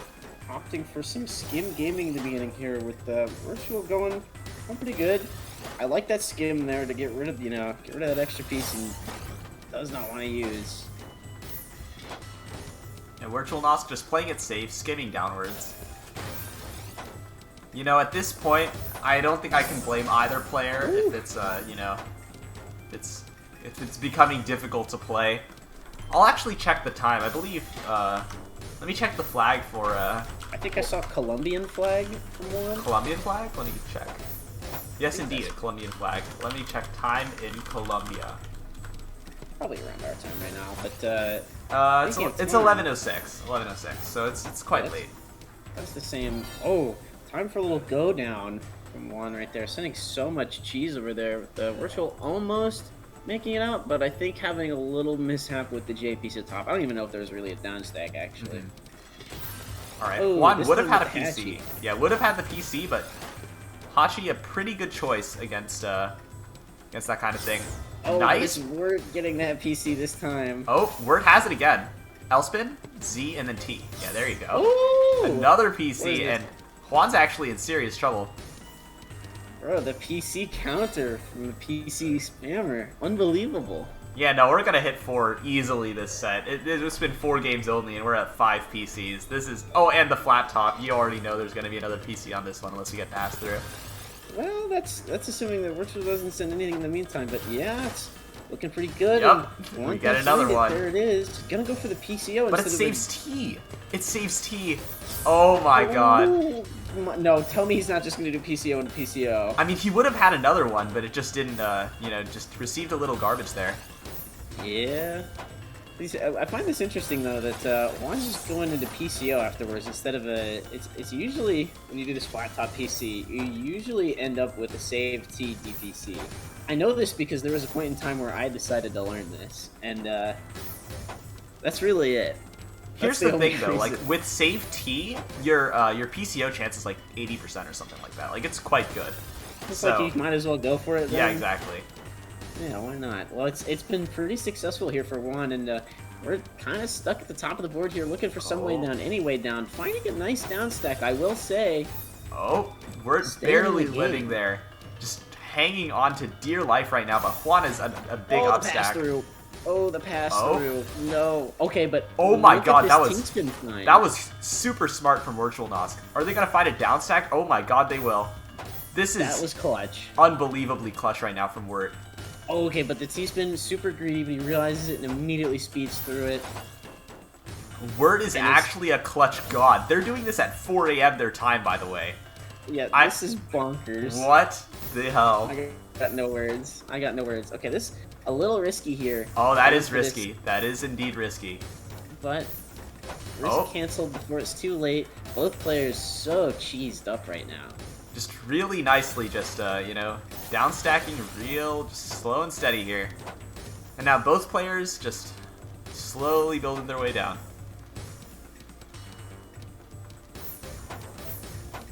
Oh, there's still so much cheese just all around. A little bit of a speed bump here for both players, but one slowly cleaning things up, getting to only some clean garbage, ready for some prime upstack territory.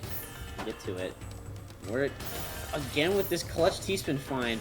I feel like that could have been a pass-through moment, and Wertj is just so lucky it didn't ping through right there, you know? Yeah. Looking for this down stack. Oh my god. Oh, tell me he's not going to find the top level clutch clear. There's the eyepiece, realizing it at the last moment, but I think Is this still livable? I swear to god if it is. I mean, it kind of is. If they're able to get that piece over. Oh, okay. Yeah, one with pressure at the bottom, finally enough to take him out, but still, some crazy survival here. Yeah, that was a really, really strong effort. Oh, and there's another one. Okay, but this is some extremely good garbage here for Wertj. We can get to it. This is really looking good. Oh, wait, J-spin down? Okay, never mind. Not able to get it. And, alright. Juan just trying to down stack as well. Wertj with a really awkward board state. Technically could have DTC spun off that, but not at all gonna put any blame for not having seen it, especially at 4 a.m., so, you know. Shout out to Jovely, by the way, for donating $20 to the prize pool. Let's go. Is that premier Minecraft VTuber Jovely? Minecraft? Wait, what? Oh, I meant Minesweeper. Oh no, oh no. Oh no. A horrible mistake has been made. Truly awful. But yeah, big shout out to Jovely for the donation with the message, Cab Go Eat WTF. True. Let Caboozled eat, as they say. Okay. Ooh. One little bit of a misjump. Gonna cut off the potential to kill here. WertjNosk making this nice down scap that I can't speak English anymore. I've lost the ability. Okay, well, think about it this way, okay? If you can no longer speak English, this man at 4 a.m. is playing at a Tetris tournament and making it work. I think that's just unbelievable. I don't even... Some crazy stuff, really. Truly insane. I genuinely believe that even in an Underdogs Cup, I would struggle to win under these circumstances. Honestly, I don't remember the last time I was even awake at 4 in the morning. Exactly. Like, I think I'd actually just unironically pass out and just be completely unable to play. Oh. Okay, WertjNosk looking for that option there. Juan makes a pretty intelligent decision with that T-spin. A little more pressure than he sent over. Wertj is, again, in a precarious situation at the top of the board. He can find a way. Oh, not quite. Oh. Oh, with the T-spin find. This is super clutch. Really has to get it over. Waiting and timing. Really nice cancel. That's a good decision. But I know someone watches the Caboozled stream. Absolutely. Oh, but it's not nearly enough with Juan with a little multiplier at the bottom. Knocking him out. 2-4 here. Okay. Yeah, I think that J placement from Wertj at the top kind of, sealed his fate there. Juan going for another PCO. I think missed PC there, to be honest, but regardless.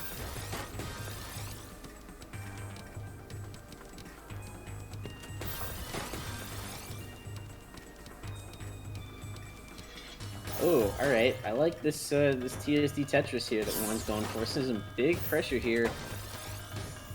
We're again kind of in a bit of an awkward board state, but finding this T-spin pretty nice, but Now also able to find the continuation, open things back up. Oh, alright, Wertj with a pretty nice down stack, gonna be able to get down a little bit, and it passes through, which I believe is also in his favor. It's much cleaner garbage, but he's gonna have to really step on the gas here. Actually want to make advantage of it. Okay, I'm liking these down stacks really, and Juan kind of caught in a weird spot, wanting to go for this two-spin triple, thinking about how they're gonna be able to make that last kick wall. Kind of dirtied things up, and they're really looking for any kind of down stack they can find. Able to get to this double nice down Tetris stack. of Yeah, garbage. nice down stack for Juan, and now it's actually Wertj who's kind of scrambling to find something. Oh, I don't think that was quite the right decision there, but can he get it over? He can. Still in the game. Unbelievable. Unbelievable survival right there. He starts to pull into 1.5 minutes of this round. Fatigue has got to be wearing on here for both players. Oh, but that's a nice down stack. And Juan's in big trouble right now. They're going to need a perfect down stack here to make it happen. Oh. And the pressure coming in just barely enough. And Wertj up, not up, still down 3-4, but able to get another round, make it a little closer.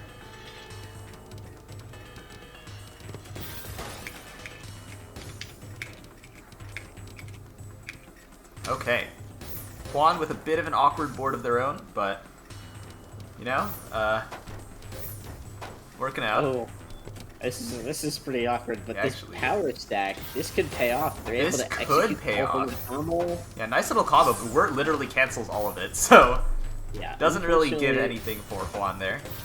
Unfortunately, it turns out payday was next week. Not gonna happen this time. Oh, rough this drop for Wertj, but should be fixable with that S-spin. Yeah, able to S-spin that at the right. You know, for as late as it is for Wertj, it's also quite late for Juan. I mean, not as late, but still quite late. So, Juan's definitely going to be suffering from some of that fatigue as well. Indeed. Oh, this is a great moment here. Yes, Wertj sees that nice donation follow-up and evens things out. Okay. Caboozled, tell me all these ain't going to be tiebreakers, brother. I don't know. This isn't gonna be we've had so many of those today. We've had 7-6, 7 okay, so many 7-6s today that I don't even know where to begin. Okay, all right. One said no, none of this dragging on again. Yeah, none of that crap. We're getting only the good stuff. All right, we're opening with just a freestyle stack here. But it's going to get punished quite hard by the DT, to be honest. Like, the DT was quite a good decision to make there. Doesn't matter, though. Wertj has his defense, and now it's his opportunity to counter-spike here. Yeah, it is entirely open. Oh, and getting that next... Okay, so this Wertj had some you know, 3-line cheese. Get some 2-line from one, and it's all in the same column. That's some Tetrio gods smiling upon you right there as he hits this big down stack. Oh, yeah. Nice down stack from Wertj there. But Juan's very much not out. Still, definitely a board that's down stackable. Oh, but the spike coming in from Wertj gets canceled off by Juan, though, and Juan's going to live. Oh, Wertj finding some really good pressure at the very bottom. One, making some great decisions, able to stay in it, too. I don't know how both these players are, like, maintaining their composure right now. This late in the day, I would not be able to do it. Oh, that was another tight situation for Juan, but he makes it out. Yeah, and there's a bit of a break here, and where's pressure? Oh. I'm gonna let Juan build some attack over there, but it's all clean. So Wertj able to just hit the down stack again. Oh, but this time it's dirt nasty cheese. I mean, I don't think Wertj's board is too bad, though. Wertj should be able to down stack this, and Juan is also not in a bad situation themselves. I think we're gonna end up back in a bit of a stalemate here. Indeed. No, Juan was thinking about that Imperial Cross. Makes the good decision not to go for it. We're taking interesting games there. Gonna be a little weird to open this back up, but able to. But look at this straight up cheese race beneath that. Oh, barely gets the cancel out in time, but Juan is still in a very favorable position right now. Wertj's gonna need a dream down stack here. Oh, but he's finding some pretty good stuff. I mean, yeah, not enough. Oh, but just not fast enough at time at the end there. And Juan is up 6-4. Okay. Well, you know what, though? I think in this case for Wertj at this point, I think it's a win-win situation. It's like either win or I get to go to sleep. Exactly. So, you know, I'm not even going to be mad about that one.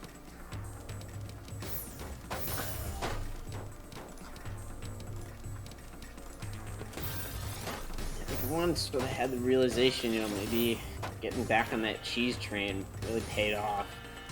Rather than just the constant clean exchange here.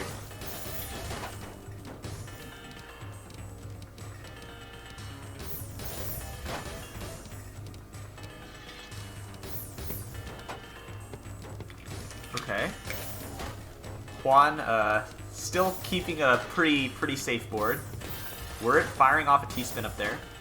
Oh, I don't know if this T-spin is worth it for Virtualnosk here.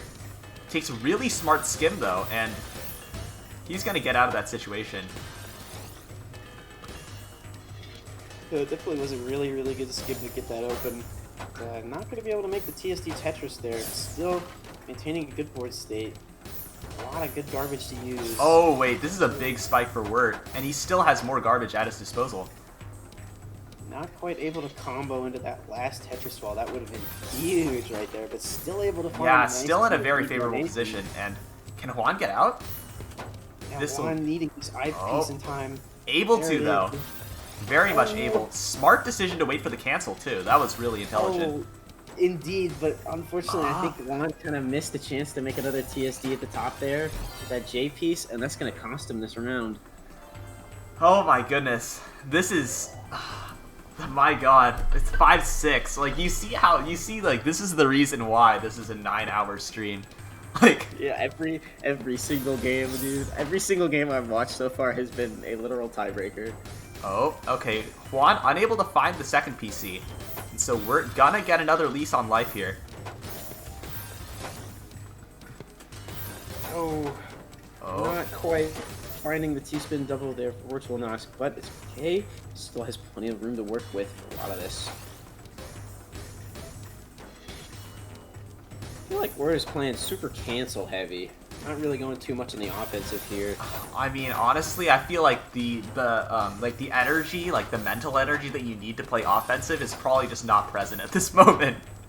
So, you know, I don't blame Wertj for playing that kind of defensive style. Juan with a really smart SZ box there. But Wertj just keeping on the pressure here. Oh, this platform skim from Juan was a really interesting decision. Oh. With the upside down T and then a horizontal I. Kind of awkward stack for Juan, but he should be able to clear it up once he's able to cycle those next IPs. There is a bunch of cheese though, and he's just sent clean for Wertj to use against him. But Juan making this nice down stack, getting rid of this cheese one by one, looking a little bit better. Oh, gonna be a nice down stack for Wertj here. Small little 6 combo over there, just keeping things alive. Indeed, and I say both these players are really capable of going in between cheese and pressure mode. Nice donation from Virtualnosk Yeah, there. seriously. I love to see donations like that. Like, that stuff just makes me happy, brings a smile to my face.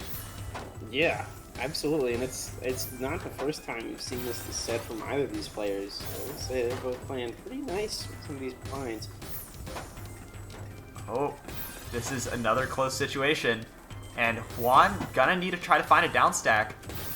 But it doesn't, there was no really good option there for him. And, Bro, oh man, this cannot be real. It cannot be real. We're at a tiebreaker.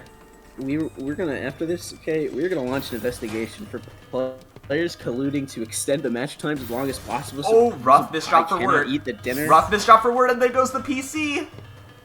That's gonna do it. Not like this. It ends so quickly on the last one. Oh man. And there it We're is. taking it. Oh.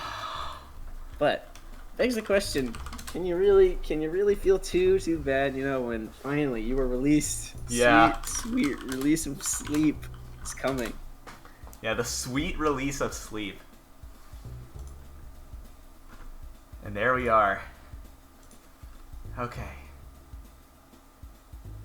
Still an excellent showing. Super close, both players there, really. In case you weren't keeping up, definitely, you know, kind of obviously, option number 4 here. Lots of PCs going back and forth this game from both players.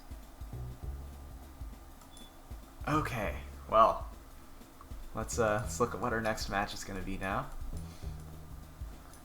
We've got DLG Protogen versus BlueTucky 23. Let me prepare that real quick. Okay.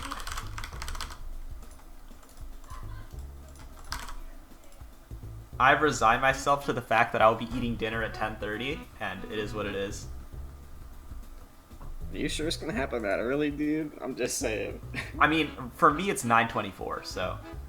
You think there's an hour left? That's true. It might be longer than that. Well, we'll have to see. We'll have to see. Homie eating dinner at midnight tonight. Oh my god. I don't even understand like how this tournament ended up going this long. Though we're nearing the 9-hour mark. Like, we thought UC, I think it was UC 8 that was extremely long. But this is just not even close. Like, this blows that one out of the water by far. So. Yeah, this is a oh brother kind of moment. Yeah, Mitsu AT in the chat asks, is this an Underdogs Cup record? And absolutely. I think we've already broken the UC record, and we're not done with this event yet, so. Well, yeah, that's how it pans out, I guess.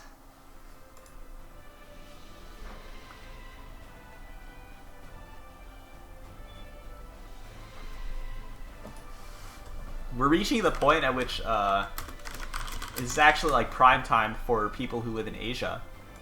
I believe that that midday action on the school lunch break even. Yeah, we're like nearing school lunch time for a lot of the Eastern Asians out there. So yeah, I just checked. It's in Tokyo. It's 1:25 p.m. right now. So they're actually like eating lunch, like, or maybe already done with lunch at this point.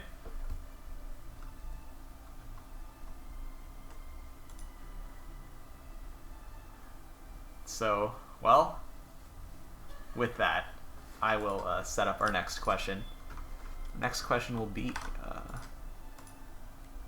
yeah, sometimes I gotta reuse questions, so.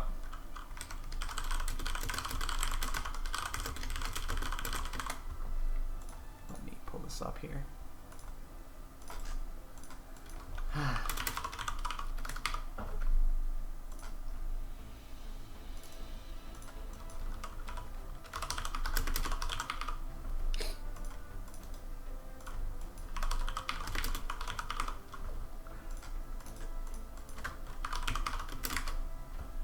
Okay, next question. Highest one round APM. Pretty simple prompt, but of course, you know, not the easiest to answer sometimes. We got DLG Progen versus BlueTucky. For any of you who are lacking context, BlueTucky, I think. Anyway, they were generally pretty quick player. Did a lot of counter spiking, and then we have DLG Protogen, who is the really big brain, but sometimes just doesn't have quite the restraint that they need. So there's your there's the information. I'm thinking we'll probably see a round end pretty quickly after the little opener gaming. I'm thinking the 65 is possible, especially from what I've seen already. Some of these new participants, I'm thinking it's possible.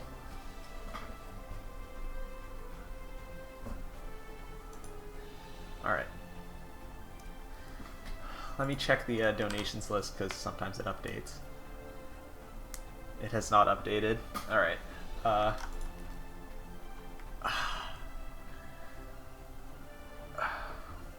Is Protogen an antivirus? I think that's actually.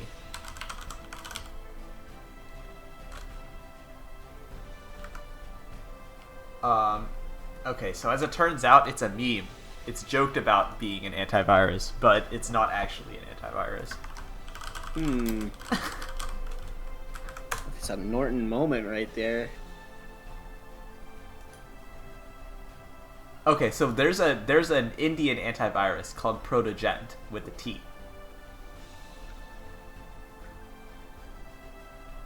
He says that's Protogent, not Protogent. That's not me. That's not me. I am not affiliated with this. Says that's that other guy. Alright, well, anyway. DLG Protogent says in the in-game chat, this time I got Chameleon music playing and made the mighty electro music. Bless me. Well, hopefully the Chameleon music keeps you awake because... Actually, wait, no, you're in Taiwan. That's competitive advantage right there. Actually, though, if you're an Asian player right now, right? You started playing at 3 a.m. and now it's lunchtime. Curious how that feels.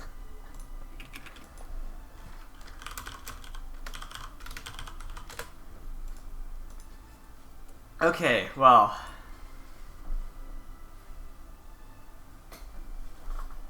Well. Alright.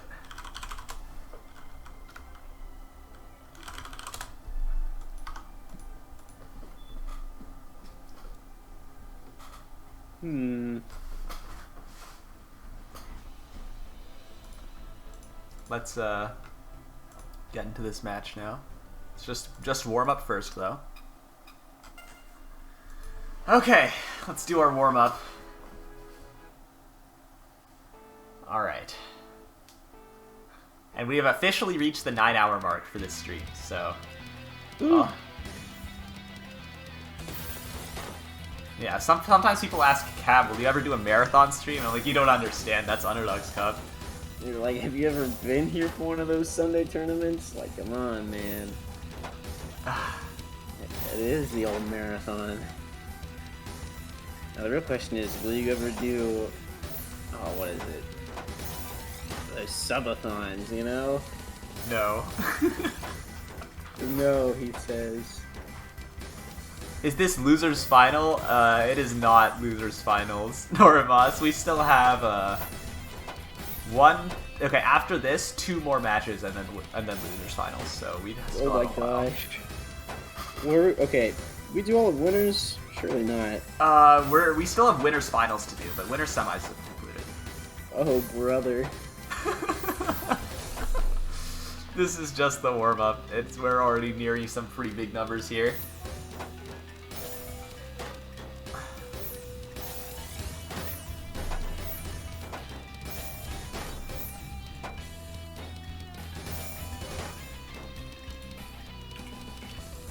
We'll just only stream a few. That's not something we can really do. I mean, I guess we could not stream Winners Finals, but that seems like, I don't know, like is that something that we should consider doing at this point?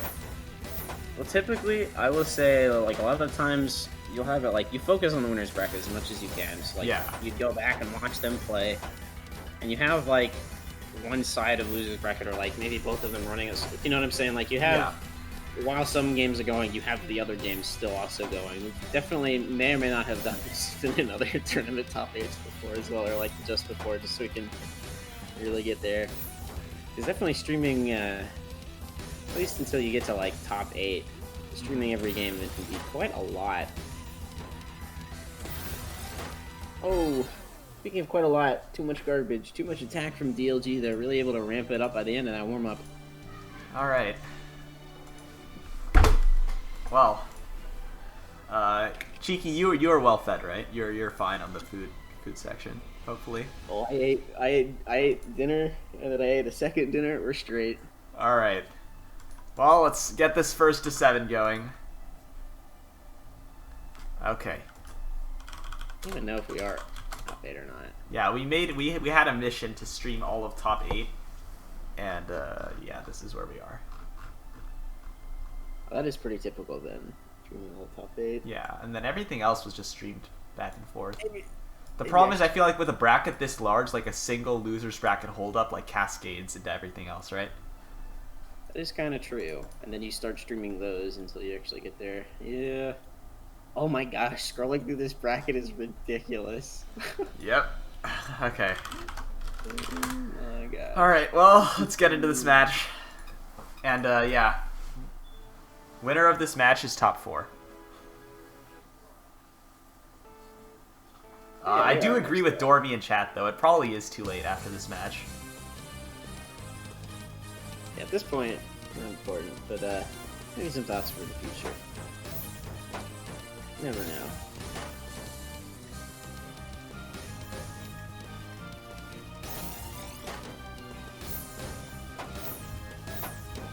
I never in a million years imagined, though, that we would get a UC that dethroned the 8-hour tournament. But you thought this was this one's solidly gonna be a 10-hour run, my friend.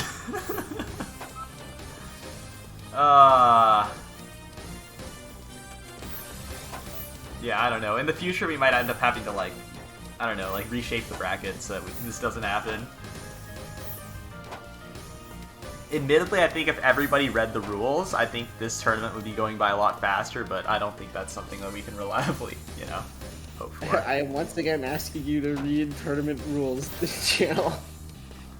What a beautiful sticker. Because the thing is, like, if your opponent doesn't show up, generally, like, the rule is to, like, if it's 5 minutes and they have not showed up, just, like, DQ them, right? But, you know, a lot of people don't know of that rule, so, you know, kind of... It's, like, one of the most important rules, honestly. It is. But that's a... Ooh. Speaking of, okay, NetherProdigy sitting pretty at the bottom of the board right now, but, like, just continuing on this cheese grind, clearing a lot of these singles, and giving Lutoki all the room they need to get out, really not setting them too much pressure, really waiting for that spike to come back in and send it back. And finally maybe making some more offensive decisions at the bottom of the board, and that's actually going to be able to enough. And there we are, so... Yeah, DLG gonna be up 1-0, and that's 1 round on the first to 7, so buckle up. We've got quite a couple more rounds to go through, and I think Blue Toki, like, just the way they play lends itself to just a lot of unpredictability, because if the round pans out well for them, like, they can get a huge counter spike. Alright, looking for something right there. Oh, missed the multiplier. Yeah, definitely missed the multiplier there.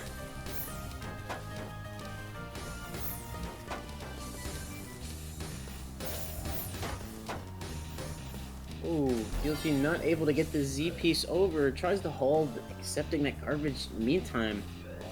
It's not enough. It's just beginning to dawn on me that I'm West Coast, and this is the best time zone you can realistically be in for this tournament. And it is 9:36 p.m. It's just beginning to dawn on me that this is going to be another 6-6 tiebreaker match, by the way. You ready for that? I'm so ready. I'm gonna go to school tomorrow and I'm gonna be literally like a husk. They'll be wondering what happened to me. Like, what are you, Caboozled Pie, really going ham on the trick-or-treating last night? Yeah, I was just trick-or-treating too hard. Going crazy. Oh, but here's some of the counter spike you're talking about. The double eye dependency. They're gonna be able to work through it. DLG just still trying to maintain here. Awkward stack for DLG though, and they're gonna need to find some kind of out here. A little creative skimming is probably in order. Alright, nice. It is. They're open up, but look at all the cheese on the bottom of their board. Oh, this is a really nice nice down stack though for Protogen. Yeah, just a little bit more. Clean garbage to work with. There you go. DLG opens it up. You know, let me check a thing or two. I feel like we're going. Oh, never mind. He's West Coast also. Oh, brother. Blue Toki is West Coast? No. I'm thinking like maybe Renge come back from trick or treating and we can give them some more sweet action here. But just occurred to me, probably not. I mean, it's only 9:38, but I could ping That's Red. what I'm saying. Maybe he has no idea it's still going. I mean, some different people end their trick-or-treating sessions at different times, so might be worth a shot. I know that man's still hitting up, still getting some candy. You know, you live in a big city like that? Definitely. I didn't get a single trick-or-treater. Not one person came by my house today. So that's what happens when you live in the middle of nowhere. Well, we put up a sign asking people not to ring, so... Please do not ring the doorbell. Important Tetris action happening inside. Yeah, please do not ring. We're gaming too hard in here. It's impossibly hard gaming. Going crazy right now. Alright, speaking of going crazy right now, both of these players, some good looking attack right now on each other, but things starting to slow down as both of them accepting cheese here. Oh, but Blue Toki getting kind of caught at the top here. Nice little T-spin though, and they're on their way out. Yes, indeed, they're gone and out.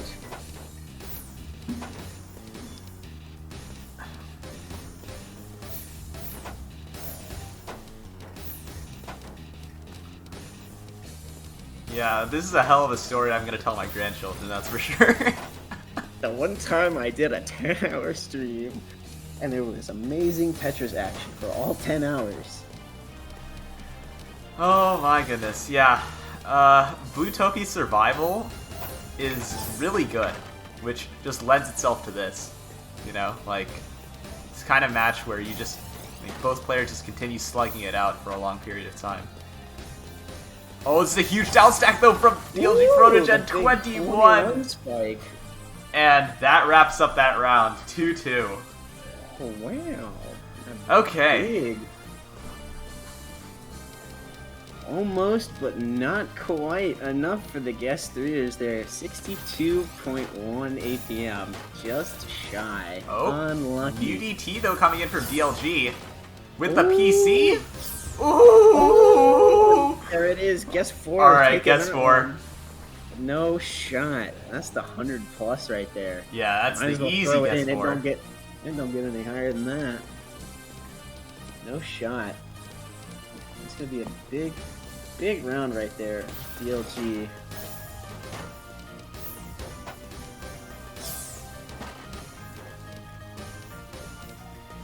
Alright, DLG's got a really clean board state though. I think if they just capitalize on this, is gonna be huge. Indeed, there's a little capitalization, nice TSD Tetris, and some more garbage Tetris action, but sending a lot of cheese now to the bottom, giving Blue Toki that gap they need, they will actually get out. And a break in pressure. Yeah, like, I think people often underrate like how hard it is to really keep up pressure for like as long as some of the top players do it. It's like, yeah. I could keep up a back-to-back times, maybe up to 10, pretty consistently maybe, but like up to like the 20s and 30s and just keeping that pressure upon your opponent, like that's not something that most people can do. Yeah, it's pretty difficult.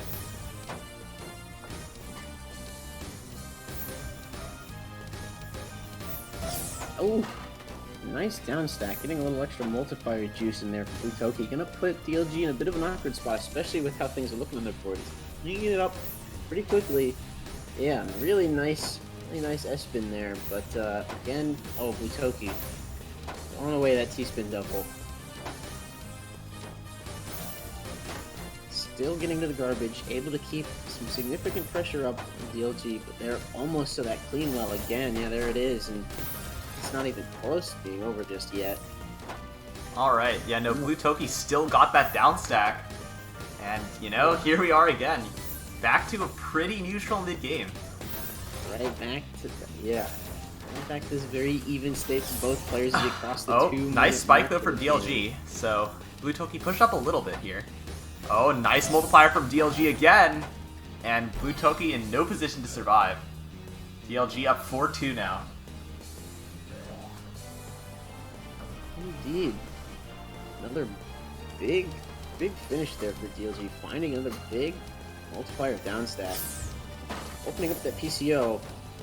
You know, kind of forcing Blue Toki to cancel this double Tetris stack a little early.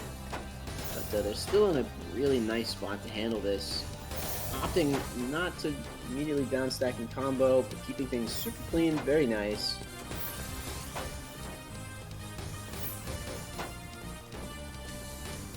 Back into the 9-0 Bluetoki here. Alright. Going for the double Tetris. The irresistible double Tetris. Absolutely. And you know, I have to say, like, just the consistent canceling, just like, I feel like both players are trying to top each other out. It's just like they keep doing it at the same time, you know? Yeah. Like, so it just kind of ends up like this. And Bluetoki going back into this big 9-0 stack. I'm really a fan of these double Tetrises if they could get them off. DLG, though, in not a bad position themselves, going to be able to get 2 Tetrises off the bottom. Bluetoki in a bit of an awkward spot, though. They need to fix their board now, and they're not going to be able to. DLG pulling a 5-2 lead, giving hope that perhaps this match will not be a tiebreaker.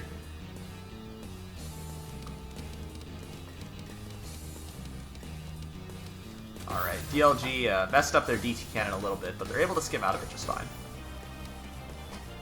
I will say, if this kind of keeps at a similar pace, or if Bluetoki doesn't really make some maybe mid-game adjustments, maybe shift some focus, these double Tetrises they're stacking up for usually seem to be something that DLG can tank, and then comes back where they're not in a position really to receive it, and that's really all what DLG kind of has to do. So again, oh, but not this time. Not this time. And this time it's the garbage double Tetris for Bluetoki, not upstack. 3-5. So Bluetoki keeping it pretty close. Yeah, my mom actually has noodles sitting in the refrigerator right now, and it's really wondering why I haven't come there yet. The noodles, they're wondering. Yeah, the noodles, I can imagine like there's just a noodle congregation of just people really curious about why I haven't come over yet.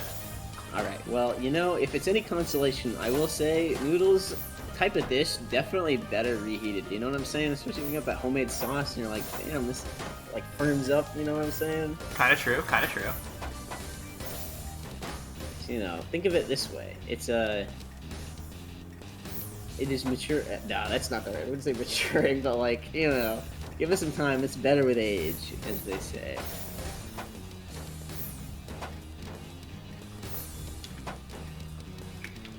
Okay, well, both these players still in a bit of a stalemate here. Yeah, DLG playing it safe, just gonna try to cancel off all those attacks there.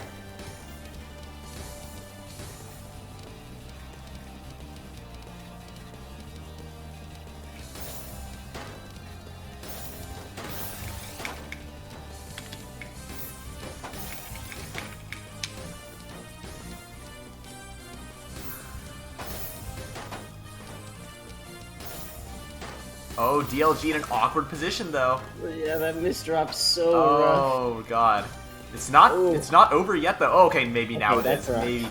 Yeah, maybe now it is. Or not. Or not. Or not. What he has to do is maybe upstack a little bit for some serious pressure, but they keep taking some of these singles. Here comes the actual Tetris. Did they do it soon enough? I mean, it should be soon. Oh, but I think Bluetoki might have overstacked a little bit. DLG just needs to find a little bit more downstack. Oh, able to cancel off most of it. Ooh, oh, that's gonna do it. Yeah, that eyepiece usage was a little rough. And Bluetoki makes it even closer, 4-5. I don't know, maybe we're en route. Yeah, this is the part where I tell you, see, I told you so. Oh my god. Oh, but DLG going for the new DT, getting some good garbage for this too. So, not gonna be a PC, almost though. Almost, yeah, Like. almost. Alright, DLG gonna be stacking up 9-0 a little bit here.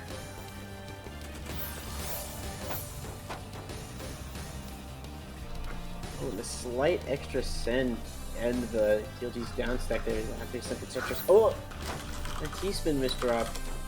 Gonna give a really nice opportunity to Bluetoki, who says, "Nope, me do S-piece misdrop at the same time, even things out." And both players kind of dealing with these reheated noodles here. All right.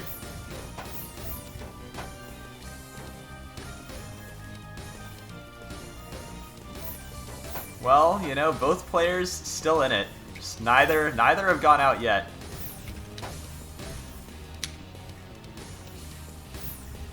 Oh, but DLG in a really awkward board state. I don't know. This might just be the prophecy. This might be the prophecy of the tiebreaker. Who knows? And the nice little pressure coming in from Blue Toki is gonna make this really hard to survive. But as I say that, Blue Toki misdrops at the top of the board, giving DLG just that little bit of room that they need to survive. Actually, isn't enough though. Cannot help but wonder whether all this cheese on DLG's board is gonna end up being lethal.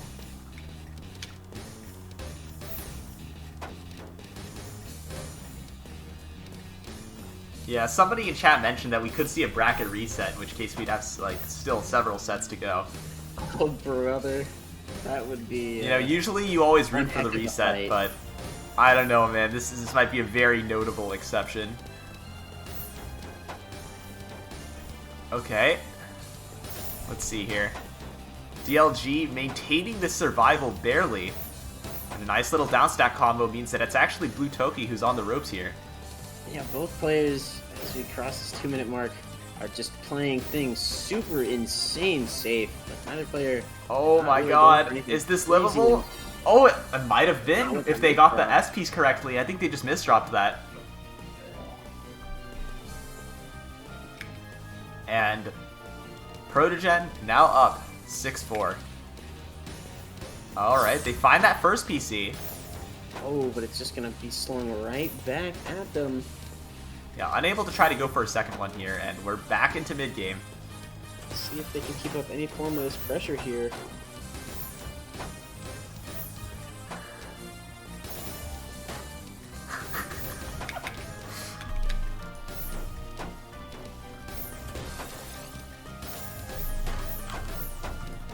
Nice down stack. Sending a lot of cheese over. We're going to slow things down here. DLG's board, but there's some immediate clean that get used up. It's not a ton of cheese they got to deal with. Meanwhile, on Blue Toki's board, look at all this clean garbage they have to use. If they can get to it in time, keep it up there. I'm not going to upgrade into a TSD Tetris. Just kind of sending some singles here at the bottom.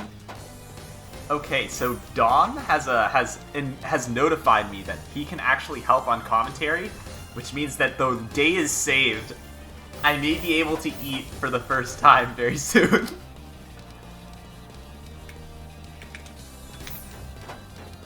Yo, let's go. Alright. Caboozled getting the dinner, the big dub. Alright, nice multiplier from DLG. Staying alive here. Oh, but kind of awkward stacking for DLG, though. This is Blue Toki's opportunity to kind of put the pressure on, but DLG gets that down stack. Indeed, another TSD Tetris. Quick return. Oh, but the mishold for DLG gonna put a break on the pressure there.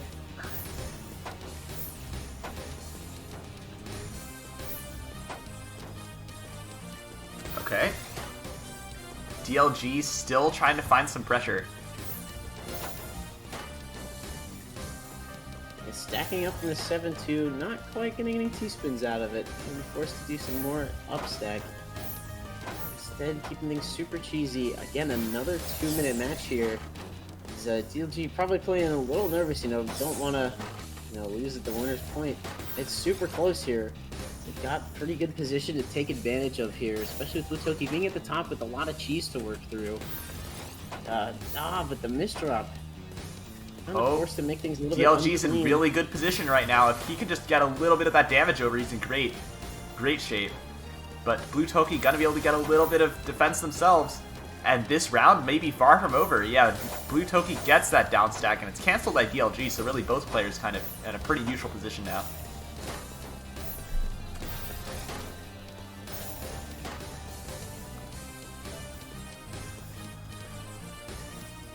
Okay. Almost a 3-minute game here now. Yeah, we're really going. Just a very big slog fest from both players. Lots of cheese, back and forth. Neither player able to quite find a killing blow. Oh, DLG, no! DLG, oh, that's so unfortunate. And the 3.5 minute round ends with a Blue Toki victory. And Oh, man. all the people in chat hoping for the set to be over. In shambles right now. Okay. And it continues. So Blue you just Toki go definitely for just 9-0. refusing to go out right now, and I cannot blame them, you know? If you go this far in a tournament, the last thing you want to do is lose. And Oh, hey, what did I say? oh Here my it god. is. Oh Why my am I god. right? Oh am my I right? god. Ugh. This literally cannot be real. This Can't can't make this be up, real. This make this cannot up. be real, dude.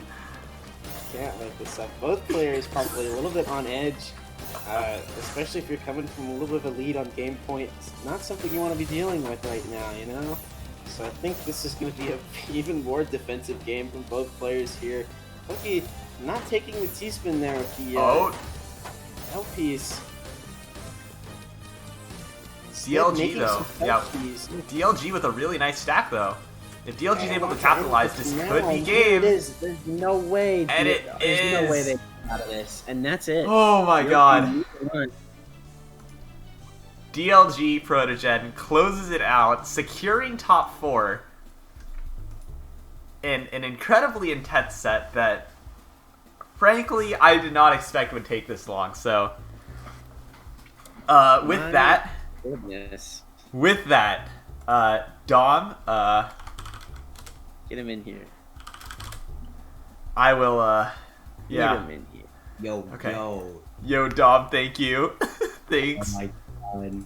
All right. Hero. I'm wearing a cape right now. Not a coincidence. How's it been? How's it been? Oh, it's going. It is definitely, most certainly going right now. You know, it just occurred to me. Oh. Yeah? I've definitely left without giving anyone a host. Is he gonna eat at the computer, or like, what's the deal, you know? I mean, who doesn't eat at the computer, honestly? Well, I guess he does have to run the stream. But, I mean, like, honestly, like, it's still fun anyway. That's true. That's true. So how's it going, Dominator? How are you doing today? I'm doing pretty good. Actually, fortunately, though, my friend couldn't make it. My friend said he was going to sign up, but forgot to check in. All we did was register. Extremely painful right So there. he's currently only been able to play in one tournament because Taz was at 6 a.m. instead of 9 a.m. And then it's like he came like only 20 minutes too late. Like his match, like it's like not even all of the round 1 matches are finished, so he probably could have made it too, which is so unlucky. Although maybe a good thing for them. I mean. Oh yeah, because like he could still be playing. He could potentially still be playing right now. Like I mean, he wouldn't be 12 this hours far, later. but like, dude, he would have not like enjoyed himself if he like had to stay. Like he would have probably had to drop out. This is so long. It always happens, doesn't it? I gotta say, this is what they call an extreme stamina test. Someone was talking This about is what that. they call the Underdogs Cup. You know? This is absolutely an endurance run right here for all of Oh them. yeah. Actually, yeah, we went trick or treating. We had a great time at Halloween. Fun. He was actually he had a great costume on too. We had a great time. I was like, there's no way I'm gonna be able to commentate when I get home. There's no way it's still gonna be going. There's no way. And you get home, and sure enough, Yeah, like I'm actually even home like an hour late. I was supposed to be back at 9, but now it's 10. It's crazy. It's crazy. that's But how it be sometimes. Yeah, like sheesh, dude. Getting for a real. little sheesh crazy on Halloween. Yeah, man. Staying up hour late. Oh, who are breaking all the okay. rules? DLG Progen versus Juan DevG? What's the highest more on PBS? We'll see. Oh, ho, ho, ho. Is guessing open? Oh, it sure is. That must be ho. guy Caboozled Pie in the sky right Is now. He must be back and enjoying his dinner. Oh yeah, he's like, Dinner and a show right now, even. bread. I love bread too. You know? Oh, I It's what it's like absolutely know. sometimes. Yeah. Oh, interesting. I see one of the players in this set guessing the highest VPS they'll see is not going to be higher than 2.25. No throwing. Okay, well, that's really. Oh yeah, why did I do guess? Bro, No, he I says couldn't wait. guess one. DLG says wait until I spam spacebar, but didn't even guess for the highest option. Oh Yeah, bro, you're telling me you can only spam the spacebar at like less than 2.5 PPS, bro? Are you you like, definitely can go faster than that. bro? Are you like 80 or something? You're like, oh, I gotta press the spacebar, like. Oh my goodness gracious! Oh There you yeah, go. yeah, that's right. Change that guess. Change that guess. You fix it. Change You fix that guess. Yeah. Could be- it It Bro, could We be. just bullied them into changing their guess. All Yeah, of a it sudden, could- it's guess 3. It could be the big throw, you know, and then he just it's the doesn't actually biggest do throw it. of all time. Just make everyone meme and chat looking like it's. Oh yeah, shout out to Let Cab Eat for $36 in the prize pool. Man, I'm letting you eat. You're welcome. I can't believe Dom donated $36 to let Caboozled eat. What a guy. No, I didn't donate the money. They donated the money because of me. I'm the one who let them eat. I should be getting the money, honestly. You know? Like, I mean, I'm just saying, like, I mean, my friend could have, like, won this. Could have won $36. Like, you know, you could just give it to me. Oh, wait. Oh, it's matching. The losers semis. Ho, ho, ho, ho. You know what they say about those? Yeah, it is. It is indeed the semifinals of the losers bracket. Is that what they say? That's not the way. That's not what they say. It's not. It's, what it's do they say? I can't tell you, man. I can't tell you. All right. Okay, I'm sorry, okay. We got the. Why didn't you go for the STSD, man? Look at you. Right. You I was skimmed thinking something. about it. What does skimming accomplish you, DLG Progen? I'd like to know. Okay, but this big TSD. power. Oh my The power stack was Yeah. looking good, but then the misdrop happened. Yeah, And another was. one was. Gosh. Oh, come on. Count. Was. If I had host, I'd ban this guy right now. Sheesh. Okay. Agree disparity. You got this. You got the. Ooh. Okay, that was kind of decent. Juan Def has 12 spike. Sheesh, dude. Actually, a 13 spike. Oh, that was bussin'. Oh my god. Oh. That's crazy. Okay. PCO. Bruh. Oh, I almost just puked like 12 pounds of candy. Yeah, I was about to say. Yeah. Sounding like my guy over here on the sugar. Yeah, I know. Sugar big time tonight. Nah, I gotta keep up that diet. I'm trying to. We had that big candy haul. Can't eat Oh, too much sugar, you know. you- Oh, come on, do that. No. You could have done the spin. Oh, come on, make the prophecy. Oh, prophecy. Oh my god. Bruh. Oh, but Bruh. this is super risky after. Yeah, that.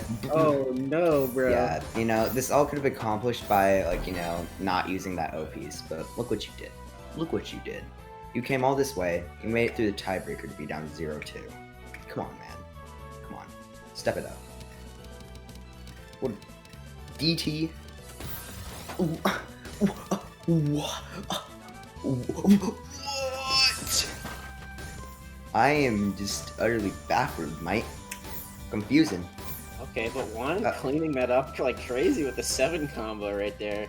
Okay. Oh, single? The single? The signal. Oh, yo, but Juan with the Steve spin. Let's go. Oh my gosh, finally. Oh, they're gonna send lines. Yes! And here comes the next T-piece gaming. Cleaning up into another TSD. Alright, some big pressure Okay, here. oh my god, dude. Let's Juan's go. garbage looks like freaking EDM board. EDM board? Yeah. What does Like, that you know, mean, Tom? It's your turn to speak. You're supposed to tell them. No, I'm wondering. I'm not telling everyone all my secrets. Just like how so many secrets. No, it's not that much, honestly. You just have to know them.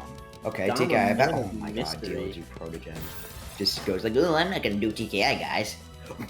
Oh, That's what you get. Yeah. TMD. That's Yeah, a this is little what rough happens when right people there. don't listen to me.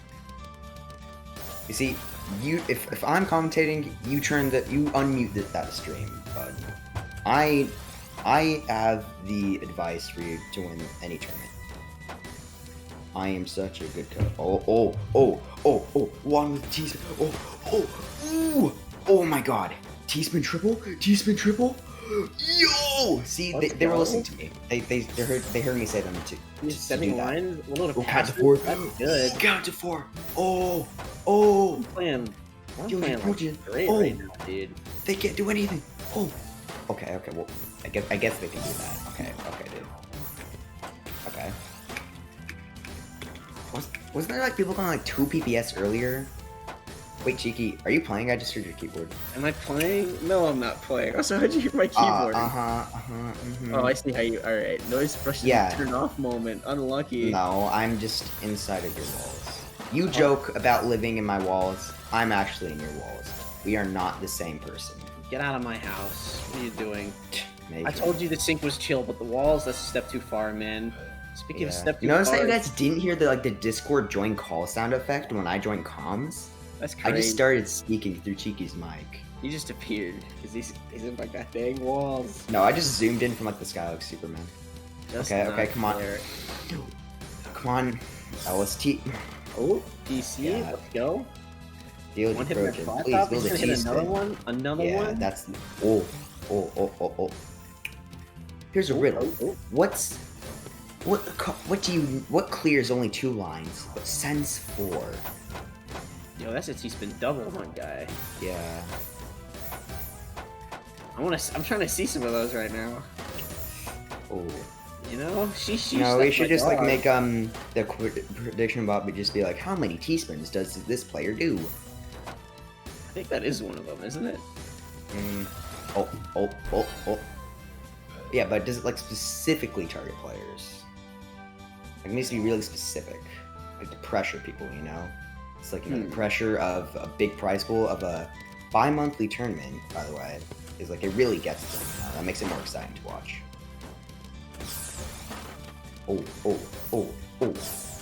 Oh! Big down stack.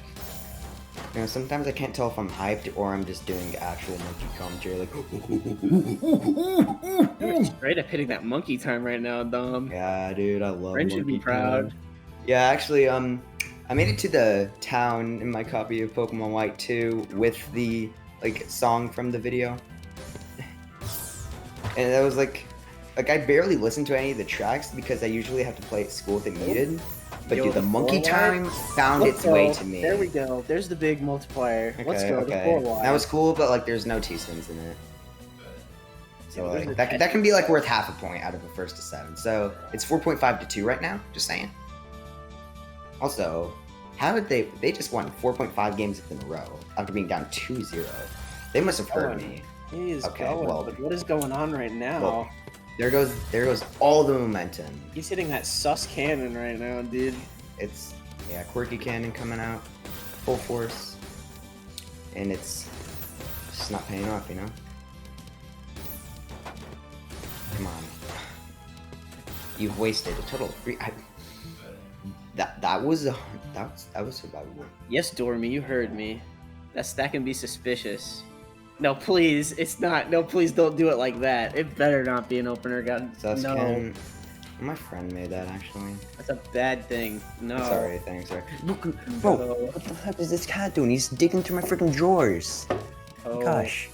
He's trying to get that candy. He's trying to get the haul. No, there's not even candy in there. There's no candy in there. How's he supposed to know that? He's a cat, you know? He hears How are cats supposed to know what freaking Crazy candy is? They can't taste sweets. I don't know. This guy's a doofus. I don't know. Do I look like a cat biologist, Dom? I don't know. You don't need to be a biologist to know that this cat is a doofus.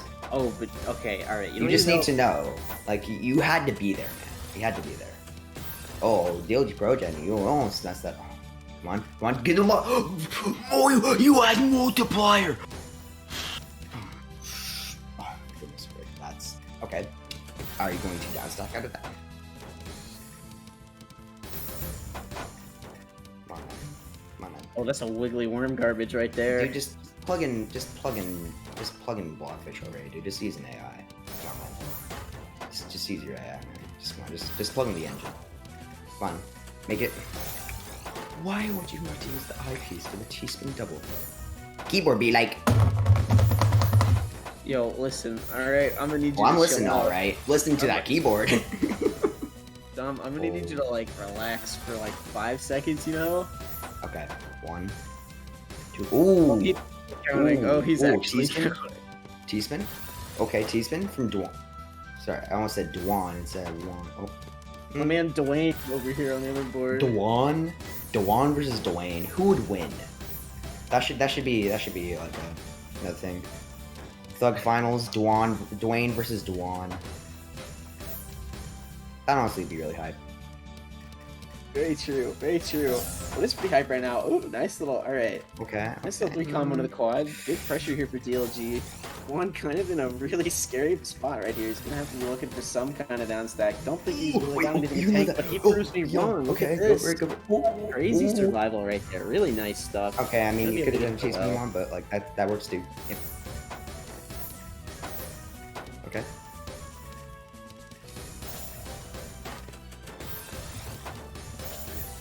Okay. I kind of like what I'm seeing. Like I'm picking up what you're putting down. Oh yeah, that's a tease. Oh, no. Bro, Dom, you okay right now? I mean, this is a really nice TSD Tetris. I'm okay, right but there is also. one okay? Okay, Hitting this down stack, he's they looking win. pretty good. Evening 2 things minutes out. 48 seconds. I'm pretty At sure this is gonna 1.7 be. FPS. I'm pretty sure this is gonna be another tiebreaker. By the way, what do you think, Dom? It's not gonna be a tiebreaker. It's Keep not. in mind that because like one of them is 0.5 points ahead. Well, 1.5 points ahead. Remember? Oh, well, 1.5. never mind. I can't see anything. Okay, now I can see. Where are you gonna Kitten get moved out of the 0.5 way. from? Where does the extra half a point come from, dude? It's not extra. It's like Is this another trademark Dom secret that we're not allowed to know? no. I mean, I said it earlier, but okay. I guess you just had to be there, man. You just had to be there. I was.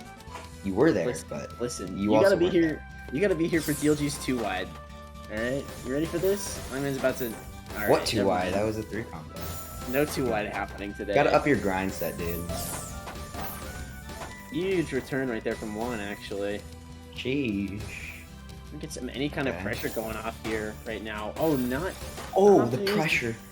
Oh, you can hear if you listen closely, you can actually hear their bones rattle. If you listen closely, you can hear the sounds of my brain cells dying. If you listen closely, you can hear his keyboard. Just not right now.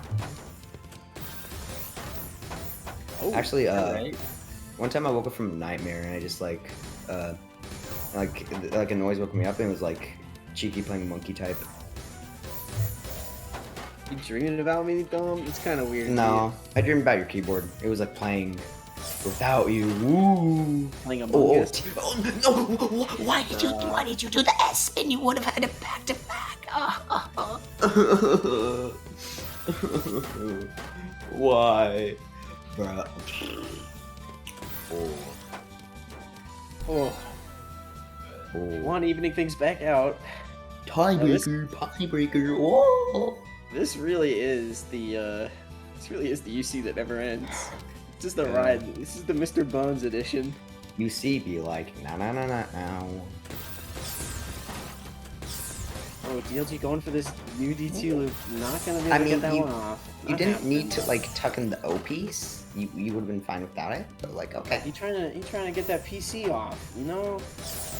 But they had Instead of garbage getting this- already. Oh, instead of getting this big you're down gonna skin stack. with the LB's not a prophecy TSD for the forecast. I feel like if these players like played below 1 point below 1.5 PPS, they'd be sending more APM, in my opinion. Well, they did pretty well that last round. I saw someone ending it. You Yeah, know, but they like missed like a TSD. So like, I mean, aren't you like? Don't you have like a? Oh. What have you done? What have they done? You saw that, right, Cheeky?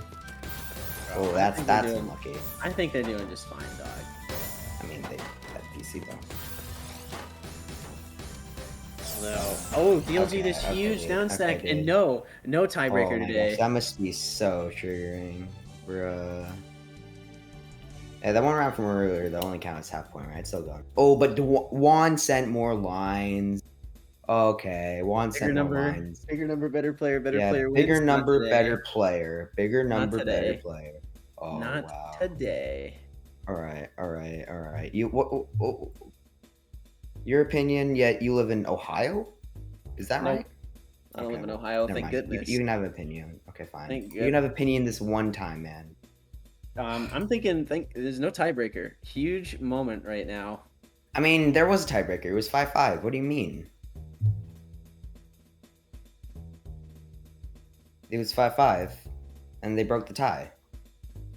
There was a tiebreaker. Cheeky, you okay? You've killed me. You've Oh. broken. You've hit me Next with the blow up one too many times. I am dead. Next year for the next CC, you're gonna see Cheeky commentating as a ghost. Actually, reminds me, one of my friends, he acting kind of like so like listen, he didn't have a costume, so we just took some trash bags, put it on his head, cut some holes in it, because there's no paper bags, so we had to use like just plastic trash bags. And he had sunglasses on it too, so we couldn't see. So we had to guide him the entire time. And then at the very end, there was this one person. They're like, "Oh, hey, what's your costume?" He's like, "I'm a." I was like, "What is it?"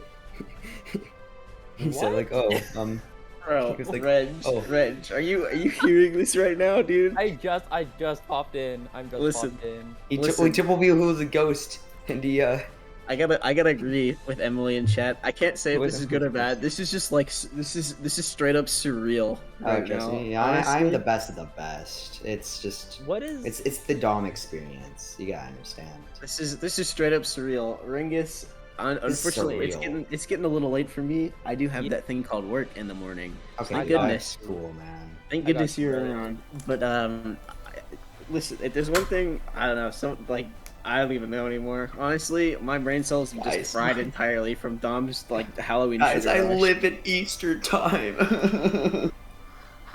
All right, well, Sign Wave. Nah, I don't. Sign, thank you Brother, for being here. Goodbye, cheeky. Thanks for being It an was very absolute entertaining. trooper.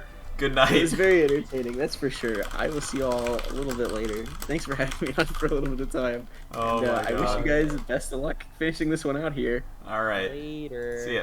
All right, Dom, catch me up. What have I missed? I watched all of Coco, and I went trick or treating, and holy shit, Coco is so good. Wait, what's Coco? The movie, Which one? the one with the skeletons. That's about. Oh, like the Book of Life? I think. Oh wait, that one. Coco, one. the one with the Dude, guy. I thought oh yeah, Coco. Dude, I thought that kid's name was Coco the whole time. Apparently, it's the name of the Nah. grandma. His Mhm. name is like Miguel. His name's Miguel. God, good movie. Really good movie. Yeah, it's pretty decent. Oh god. I don't know. Maybe it's carried by the experience. But speaking of carried by the experience, this UC. What? So what's been happening? Where are we I don't interacting right know. now? I don't know. I just got here, and then like the viewership shot up to like 227. Class Just Dom saying. classic. I see. Yeah. Let's see. Longest round in seconds. That's our what the Wasn't like guessing UC question? 10 longer than this though? No way. This is way longer. This has been going for 10 hours. 9 No, hours, it's been 46 going minutes. For 9 hours. Renge. Jeez. This is definitely longer, regardless though, for sure. You know, Okay, I dude. popped back in, and we're winners. They call me Balloon because I pop. You know what I'm saying? This much energy, Dom. I'm built different. Never It's run not out a of sugar like, rush because like I decided to crazy. wait on the sugar because I had school. I see. I always have this energy, man. It's just what you gotta expect from me. True. Don't have though is a I full love thing you, of Dom. water. I'll be right back. All right, so it's just you and me chat for a little bit. Cab's also here. Shout out to Cab, by the way, for like literally doing all that he's done today. Like, you know, throw a like a I love Cab, like I love you Caboozled. Like not even like I don't know. Maybe that came out ironically, but you know, Cab's a real one. I know he can't hear me, which is why I feel okay saying that. Oh, it started? Bro, that's fast. Oh. Oh my, First oh my, oh seven my. here. This is winner's No final. warm up? bruh. Okay. No warm-up perm. No, win by two warm-up, dude? What? Win by 2 warm-up? Well, yeah, I mean, what if they, like, misdrop really fast and it's, like, already over? That's not fair. Well, Then they're not warmed up in time. that is how it is. Daniel taking But the it first should round be like there. that, you know? Wait, no. I have the...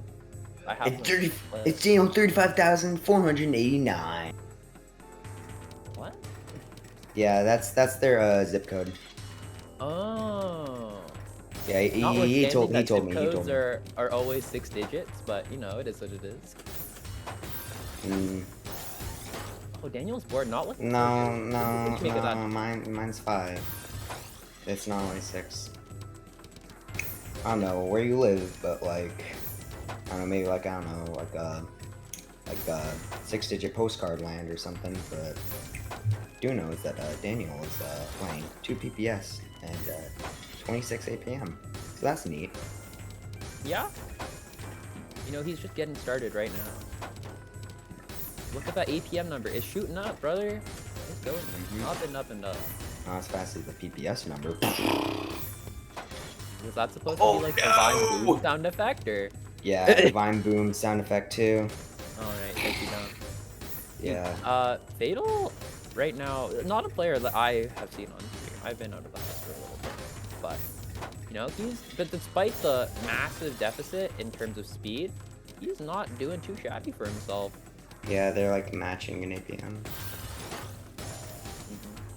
Matching right at the 30 APM line. That's what you love. Actually, Fatal sent more. Okay, oh, the tide shift.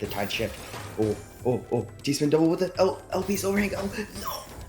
Oh, Daniel is really trying to probably get this pressure going. JP's on like... no.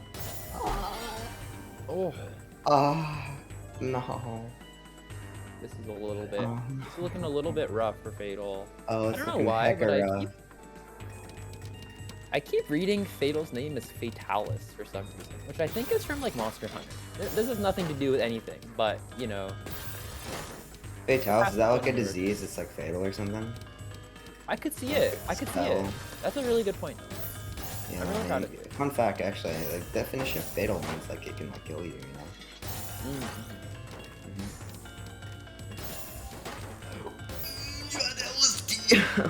Oh, my man's dead. Daniel is just on that down stack right now. Almost there, almost all the way down. It's down stack with no attack. He's just downing. He is downing, straight up. You gotta put the attack back in the down stack, you know. Go down! Oh, I don't. You're crazy. It went down. Well, I'm crazy. This guy's not getting his T-piece downwards, you know? It's like just staying like, I'm gonna stay vertical, you know? Dude's playing on the freaking moon right now with like his T-piece gravity. Okay, well, missed S but oh. Huh? I don't get these skims. The skims are just, they're just built different, as it were. These skims are what's getting Daniel 35489 to 3-0 right now in this purpose of it. Oh my god. Pretty crazy. A fatty 3-0. Fatty 3-0. As opposed to like the lean 6-3. Strider. Oh, what timing! Impeccable. And they fought with expert timing. Boom. Doom. You know what I'm saying? Are you? Is that the Kung Fu Panda? Is that from Panda? I think it is. It's Jack Black, right? I don't know. Who's Jack? Are you about to ask me who Jack Black is? No. Isn't Jack Black like an actor and like not in like a? Oh. Well, yeah, he's an actor, but actors can write songs. You ever? Yeah, but do they sing it? Yeah, he sings Kung Fu Fighting the same way that Jaden Smith is in Never Say Never. Who's Jaden Smith? Jaden Smith from the Karate Kid 2008 with Justin Bieber. Justin Bieber was in Karate Kid? No, Justin Bieber was in the song. Anyways, getting back into the match here, Tom. What? What do you think of this play on Daniel's? I need like 6'3", APM, PPS, Strider, Plonker, Stridey, Whitey, Plonky. No, I'm just kidding. He's doing Alright, pretty my good. apologies for asking. I mean, Daniel's doing pretty good. I mean, not gonna lie, actually, okay, damn, he's busting right now. I'm No, just he's straight busting. For Sheesh. real. Sheesh. Busting.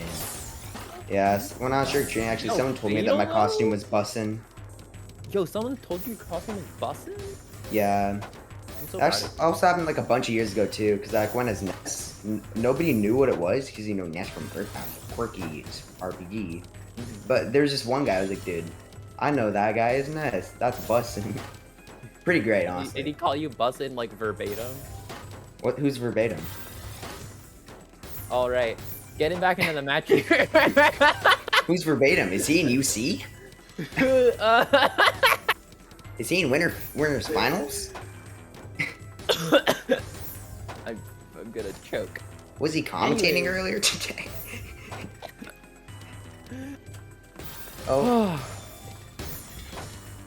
Did he say that verbatim? Who's the verbatim? wait, is that? Oh! Fatal takes one. Let's fucking go. Oh, let's go. Oh, Lord. Wait. Is verbatim not a person? No, verbatim means word for word. It's like a Latin phrase. Sheesh, that is bussin'. Like that? Yeah. Like word for word? Like one at a time? Okay. Mm. Oh no, he spoke a bit more fluently. All right, Fatal here.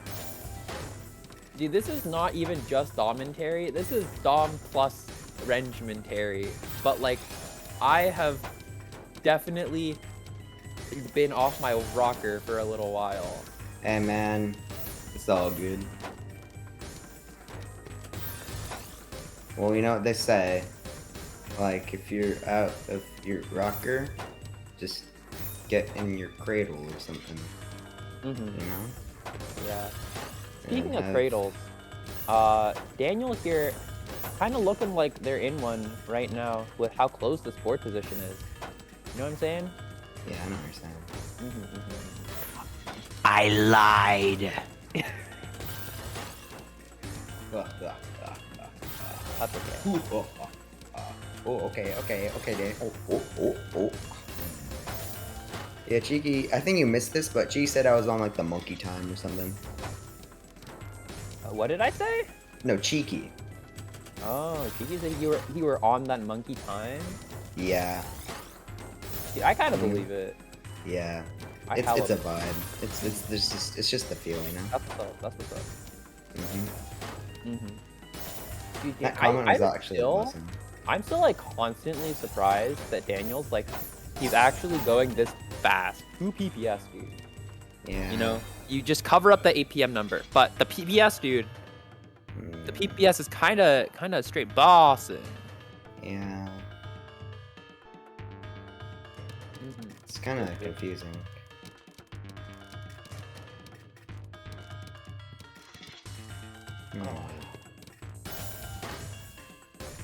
Oh, fun.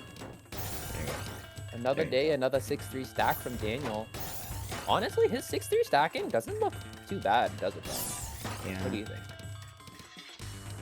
I think they're going a bit faster than 2 PPS though. Oh yeah, 2.2. Hmm. They're 2+. 2+, brother. Meanwhile, Fatal, like, you know, the score doesn't say close, but the rounds, you know, the rounds ain't so bad. The rounds are pretty good.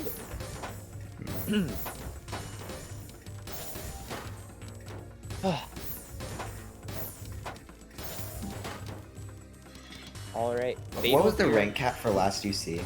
The last UC? Previous one. Don't recall off the top of my head. Is it S minus? I think Wait. so. That Oh sounds my right. gosh. That's crazy then. Dude, Daniel though, 6-1 over Fatal 65 right now. Yeah. It's pretty crazy. First thing I think of, like when I think of like the letter S in 2PS is like that Monash guy. And it's Oh, what like guy? from like the dude who won like UC, like what UC was it that dude won? Which guy? Monash. Who's Monash? Monash. No idea. Anyways. Ooh. Okay, 6'3". 2.5 PPS? What? Addy 6'3". Where'd that come from? I agree. I agree almost wholeheartedly. Oh, and a bit of a 2-wide stack, but Daniel's just gonna turn that into a normal 8-1.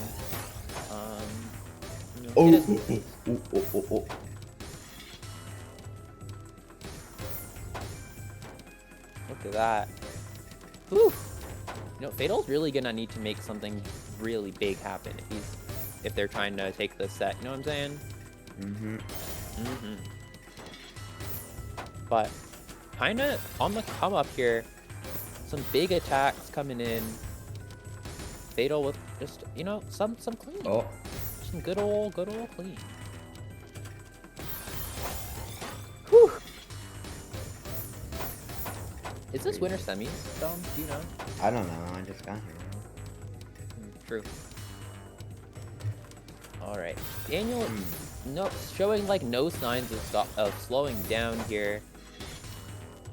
Getting there pretty cray-cray. Not gonna lie. Yeah.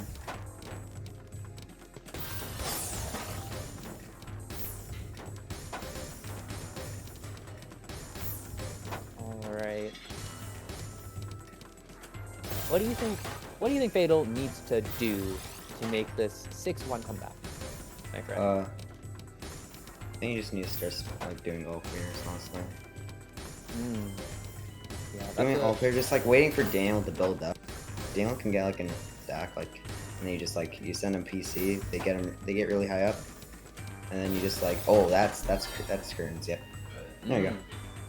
Just do that again, honestly. Just do that again. Like watch, they get a PC up, like watch Daniel stack. Let's see if Fatal just has been listening. Hesitate for like 1 second. Oh, that's a good guard. Oh, but Fatal doesn't put it all together. Oh, all clear, bruh. Oh, ooh, ouch. Oh, but Fatal not gonna take any damage from that. Just like, you know. It's just, they're just like, okay, you know, they're chill. You cool? You cool? I'm cool. Yep. So true. Whoa, when did they start getting 70 APM? It's just a plonker. You want to say the liner? Stride, cope, plonk, seed. Mauled. No, just stride, cope, plonk, seed. That's it. My apologies. Yeah. Okay. Okay, and they're just up second really high. Okay, well, That seems to be Daniel's game plan, Oh, but it's not really working out for him all that well. See, they overstacked. But now since they heard me say that, they're like, ooh, I don't want to overstack. Ooh, they're shaking their boots. You can hear their You never know. Bruh. Fatal with that PC. This could be See? big. Oh, That's Daniel. what I'm saying. Come on, Fatal. Let's. Darn. Damn, but Daniel gets all the way down. Fatal. Fatal in a fatal. Oh, position. that's just not what you want. Oh, that's a rough one. Okay, one. Daniel gonna take it. Moving on to winners finals, grands. Haven't exactly opened the bracket back up yet, but we are now waiting for another match. We should be able to kind of streamline the rest of these. It feels good. I guess, yeah. People in the chat asks, do I do it? Do I show monkey time for about 10 minutes? All right, Caboozled, you tell them, yeah. Give the people what the people want, aka like 15 minutes. What? 15 Monkey minutes time? of monkey time. How about it's just 10 minutes of me being a monkey? You want to hear eating ASMR? Eating Ooh. it. Ooh. Wait. Oh, actually, I have a really good video I want you. Hold on a sec. Here. Oh shit! It's going. Dude, we don't have feed of the screen. Monkey time. Dom. Yeah. Monkey time. It's monkey time. Wait. I want. Wait. Play. Play this.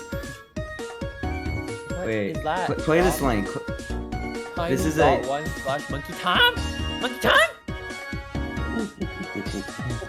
Monkey time, one time? Monkey time, two time?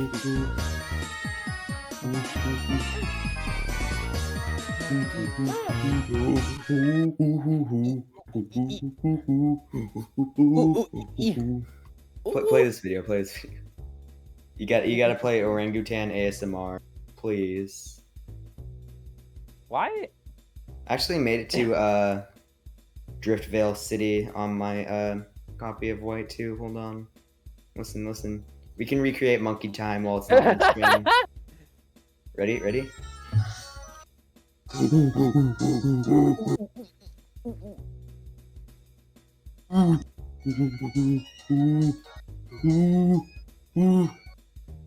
Yeah, I made it. Your freaking what's it called? Your thing isn't picking it up, but that's okay.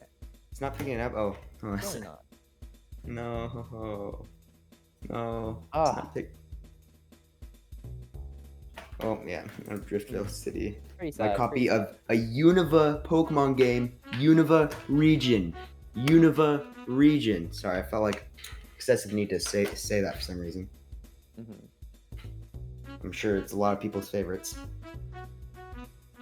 So true.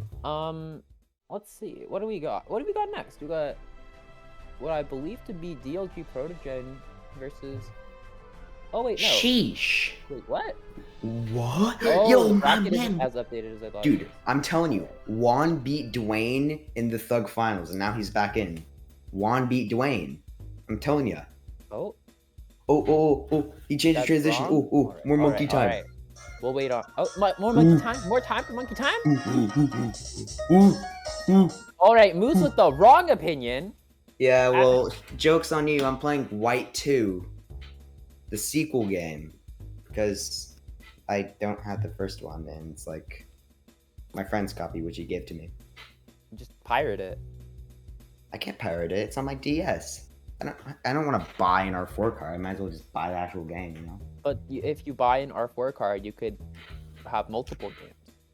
But, like, no buts. Ooh, true. Yeah. Mm-hmm. I mean, plus, like, I don't need to get every single RPG, man. I have enough RPGs that I still need to finish. I gotta finish up 100%, my 100% of Omori. I still have to beat Chrono Trigger. I still have to beat Pokemon Sun. I got a lot of time on my hands. Well, actually, I don't have a lot of time on my hands. I will have a lot of stuff on my hands.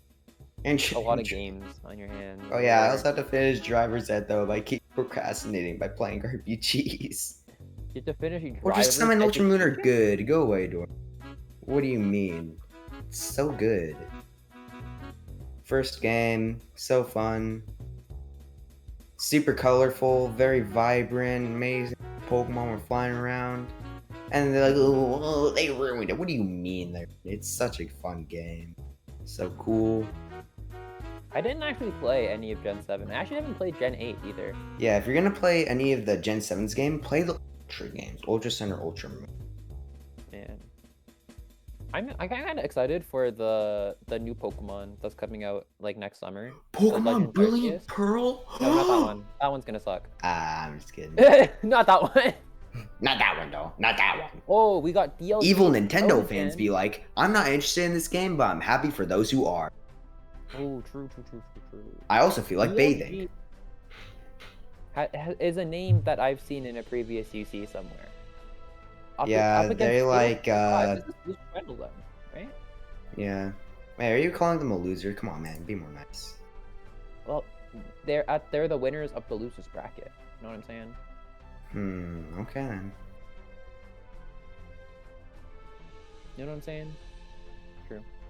Okay, if we're talking about story, Pokemon stories, I mean, I guess, I don't know.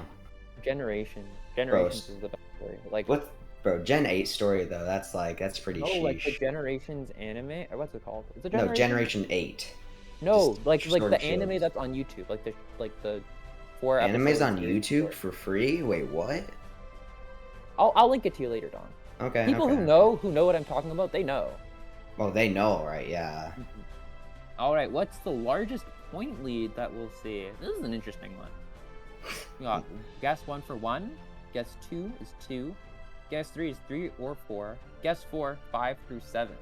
So, guess 4 has got to be, like 5 in a row. You know what I'm saying? Or something like that. This is too hard of a choice, so I'm protesting against the system. You're protesting against the system? Yeah, it's too difficult. Okay. Okay. Nope. So where's the bot that like says like it's open? Like.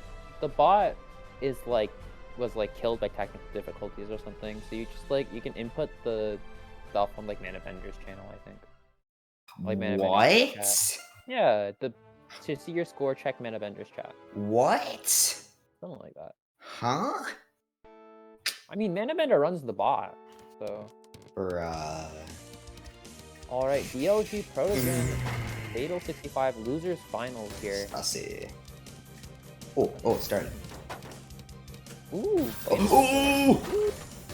Ooh, fresh. Fresh, dude. Oh, that was fresh. Fatal up 1-0 here. Just a good clean round from Fatal. Oh yeah. No TK. Oh, let's go. Yeah. Pass through. Big pass through. I don't know why. Not now. This one, though. You know what I'm saying? Is pass through like enabled or disabled? It's disabled, but you can still. Let's go. Yeah. Woo. Yeah. Let's go. You know, you feel me, man? Fatal. Oh, accidentally breaking that. Youngster. Wonker. Bonkers garage. Sheesh. Oh my goodness gracious. Oh, what's happened to GLG? That was a big speed.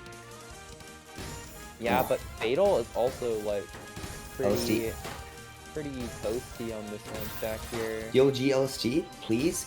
No. Hold up. LST.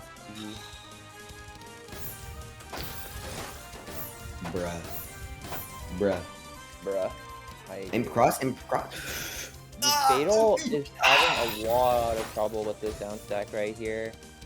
You know what I'm saying? I don't think he's gonna make it out. Yogi Protogen tying up 1-1. Sheesh, dude. Sheesh. Okay. Yeah. Both players going for the CPUnit. Fatal. Oh, clear. Oh, they double all clear. Oh They my didn't god. double clear. But Double? they did go 2 times the all clear, dude. monkey time 2 times? Is that what I'm hearing? Monkey time? Yo, where? Monkey time 3 times? Oh, I think the eye piece is a bit of a missed drop, as it were. Okay, speaking of monkey, I have another funny story that happened this night. So I dressed up as a banana, right? You dressed up as a banana. Okay. Yes, and you know, remember, just a friendly reminder for those of you out there, if you're at Halloween and you're like not a kid, be nice to younger people, okay? You're like all experienced, you're bigger than them, so be nice. But I just thought of something funny. I told them, hello, do you like my monkey costume? And they said, that's a banana.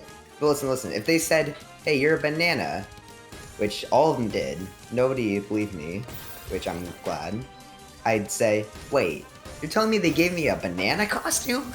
Okay.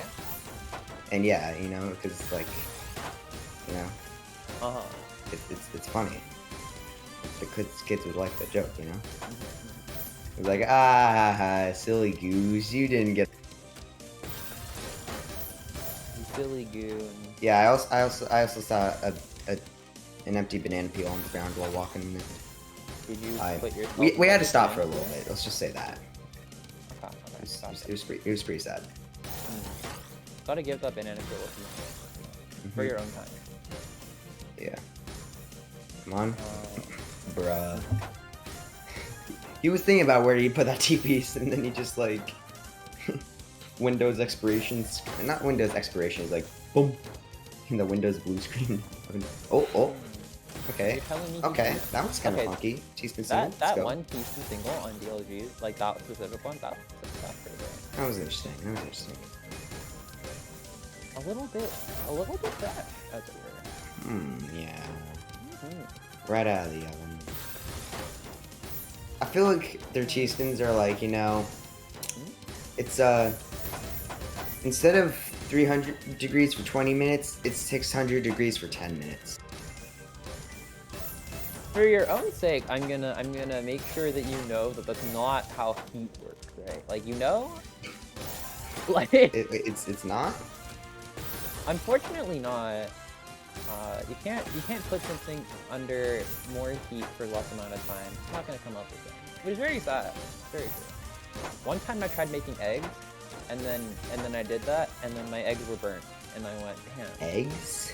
Yeah, how did they? Well, do things that? with like a stove, like you don't get a specific numerical amount. It doesn't say like it's thing is Well, burning yeah, out but at you're this meant to specific cook degrees. eggs at like a medium. You're supposed heat. to eye it though. It's Yeah, like you're it's meant to eye different. it. You don't eye like an oven. Like in the air fryer, like I've tried making stuff in the air fryer and I just like crank up the heat for less amount of time and then just get burnt. You make and I go, eggs in "Damn, the. You make How eggs in could an how air could the fryer? air fryer lie to me? I did not make eggs in the air fryer. This is a separate Friend, example. that's kind of weird, dude. Shut up! You know exactly what I mean. Nah, yeah, you're weird. I make my eggs with barbecue. Grilled. Grilled eggs. Yes. Yo, I'm not gonna Only lie, with the though, BBQs. eggs would be pretty yum. Both players going for that PC. Oh, not gonna hit it. Both It would be players yum going for if the they didn't PC. like sink through the grill. If they... They just like fall inside the thing. Well, I mean, you don't know that. Same thing would happen if you put eggs in an oven. Well, I mean, you can put it on like a tinfoil sheet. Well, yeah, if Or you like, did that, or like I mean, a of baking course. sheet. I mean, yeah, you can do that with the. I mean, you can do that with a barbecue too. Yeah. I'm not as easily. Well, I guess you can make patties. You can make eggs the same way you would make a patty. Which, as I Yeah. say it out loud, is a pretty gross way to think about it. Why? It's burgers, dude. Mhm. Everybody loves burgers. Yeah, I do love a good burger. Anyone been to Five Guys? Those are pretty good. What's that? It's a burger thing. Or a burger restaurant. Why is it called Five Guys? Because there's 5 people running the restaurant at any given time. I know it's Except for that one time. Except for that one. yeah, except for that one. We all know. We all know there are times they don't want to talk about. Air fryers are so cool. I agree. Air fryers are like the future of like low effort. Oh, we got the IBs over the garbage. Oh, true. Oh, but DLG gets through it just like I got through the packaging of my air fryer to open it. Thank you. Oh yeah. Oh man. Made me think of something that I got through today. I heard something that I've never heard for the first time. Tell me. A Tesla drove by me. Uh-huh. It honked. I didn't even know it was a Tesla at first, but I'm like, I just hear this funny noise. I'm like, bro, did that car fart? It actually sounded like a car farting, and it turns out it was like a customized of a fart sound effect. Oh my god. Like, I was trick-or-treating today and I heard a car that was like fatal not hitting the PC. Ooh, rough. Anyways, back to the interesting story. I was trick-or-treating today and then fatal with a big attack. I was trick-or-treating and then I got attacked by Fatal. Yeah, I know, right? It's so crazy. I was like, wait, aren't you competing in UC? He was like, yeah, but I'm on break. Oh no, yeah, but. Anyways, I was driving by, or I was walking by, and then a car, it went up, it passed, I think the same car passed me, like, probably 3 or 4 times. And every time, it was like the car horn from Ant-Man's van in Ant-Man and the Wasp. It's like, you know what I'm saying? That's the sound that's going through DLG Protogen's head right now. He's up 5-1. And Fatal 65 sound effect is like boom. I cannot replicate the farting sound effect from that car because it doesn't sound like a human fart. It's kind of like a modified version of the honking horn. Like it genuinely sounds like a motor farting. Like Mater from Cars. Like yeah, you can like tell that it wasn't from like a person or like from a person or like a sound effect from like those shitty memes. It's like, bruh, no, you know, it's like it's just so unique. It's like, dude, it's it was special. It was so real, dude. It was so real. It's like the uncanny valley of fart. Yeah, dude. Yeah, I feel like that's a pretty good one. Speaking of good, Fatal showing that he still got it, you know? 5-2. Fatal still can make this comeback. Just like I made trick-or-treating quite fun as I went trick-or-treating. I don't know if you guys heard about that. I remember my friend was where he was like, "Oh, I'm gonna get looks," but like for like being 15, but like so he got a skeleton mask. But the problem was he was trick-or-treating. Instead of using a pillowcase, he used his backpack. He had a black hoodie on, a black pair of pants, and a black shirt. And then, so everyone thought he was like. Everyone was scared of him. Everyone was scared of. Oh no! Oh, but Fatal can get out of this. Oh, but he doesn't use the Z piece. Oh, yeah, that's rough. So, anyways, continue with the story. Well, no, the thing is just like people looked at him funny. People thought he was like actually like stealing candy or something, like up to no good. Up to no good. Well, yeah, because like also underneath his skeleton mask, he had a ski mask on, but that was like because the latex would like keep it like away. But sometimes he had to take it off because he also couldn't see, and like we could not go with two people being unable to see it. Oh yeah. And oh my god. Did you ever go trick or treating with a bunch of people who wear costumes that impair their eyesight? And then you basically have to be their chaperone because they all can't see, and you're basically going trick-or-treating with a bunch of blind people. Yeah, I was definitely. Yeah, so true. So true, bestie. Especially with, like one of them who was just like always running to. Always trying to go there. Oh. Like, oh, I need to go there. There could be candy there though. ELGProtogen kind of put on the ski mask at the end of that round, you know? Didn't really know where they were going. They put the mask on. Nobody cared who they were until they put on the mask. Yeah, like, oh, UDT cannon! Wow, that's pretty cool. I love UDT, but I also like hate UDT cannon. Oh, ELGProtogen lag. Oh, lag spike. Oh, SMH. Ooh, that is a rough one. And he still dies. Yeah, dude. They had a car fart on the Wi-Fi router for sure. ELGProtogen taking it 7-3. Oh, excuse me. Oh my goodness gracious, that was violent. It's okay. I forgive you. Okay, with that, because we're going into grands, at GOM, I'll take the liberty of allowing you to exit the commentator booth. Wait, really? It's been a pleasure to have you. Oh. Well.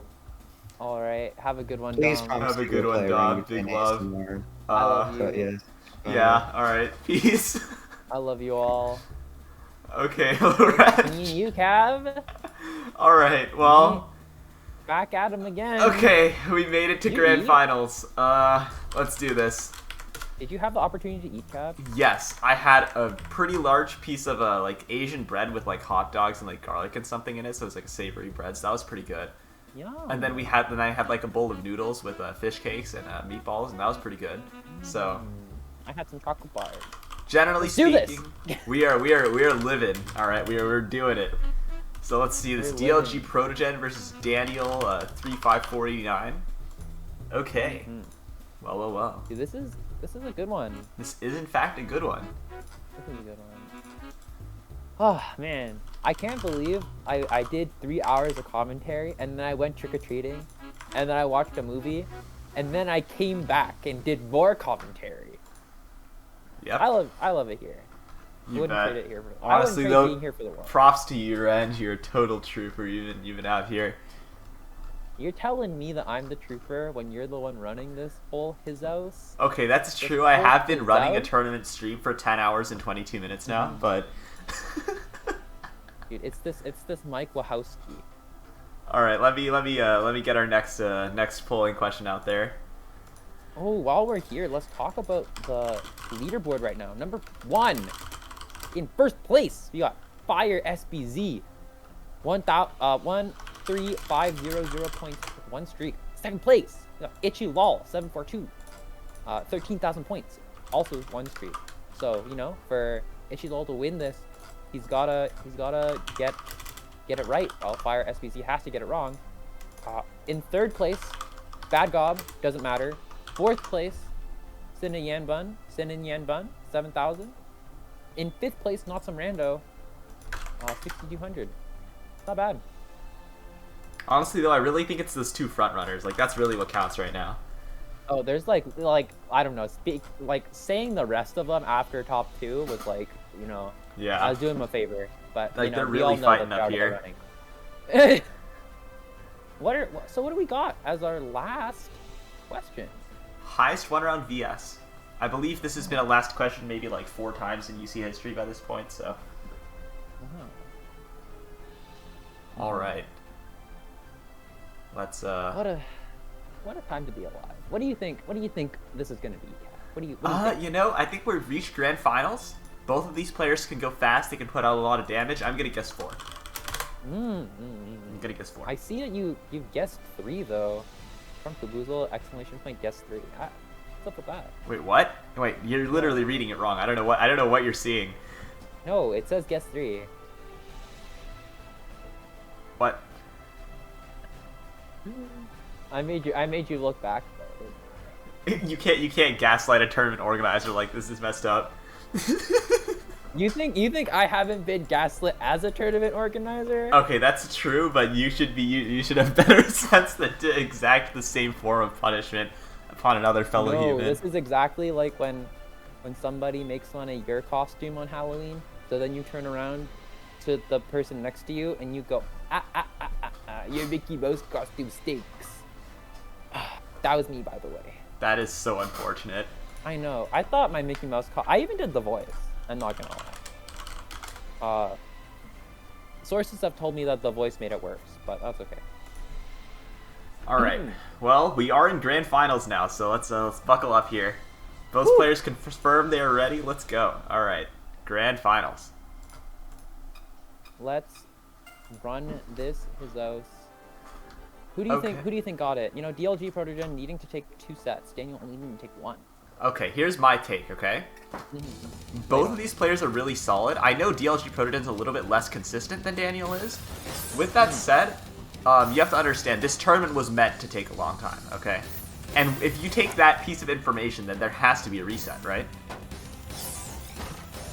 Like, you just have to think about how it would be written into the script, and it just has to be. It just has to be. So I'm calling a bracket reset. I think DLG Protogen is gonna pull through with this win here. And he's really proving a point right now. That's a hell of a spike. Ooh, you're right. It's like Daniel loses 7-6, and he's like, damn, nobody could have expected that. And then you walk up behind him like, Look, I got new revisions for the script. Thank you. I know. That joke was just so good that you didn't have a response for it. Anyways, what? I don't follow. All right. Small 2-wide combo. Daniel looking a little bit cheeky. All right, Daniel with a bit of an awkward stack, but they're going to be able to stack up a T-spin there. DLG also trying to downstack. Gonna have a pretty clean downstack though. Yeah, DLG is a really nice board, and Daniel not able to find any options there. So DLG Protogen up 1-0. So I don't know, we might see a reset here. I think DLG is like really hot right now though. Like they're playing well. Oh yeah, I think so too. It might have something to do with the fact that it's now like past lunchtime where they are, so they're actually like well see. Oh, Miss PC, unfortunate. Ooh, that was so rough. I mean, it wasn't really that rough. Like, they don't lose position, they just don't have a better position. Oh, but they find the color clear. Oh yeah, really nice downstacking from DLG here. Play fresh. That's French for very fresh.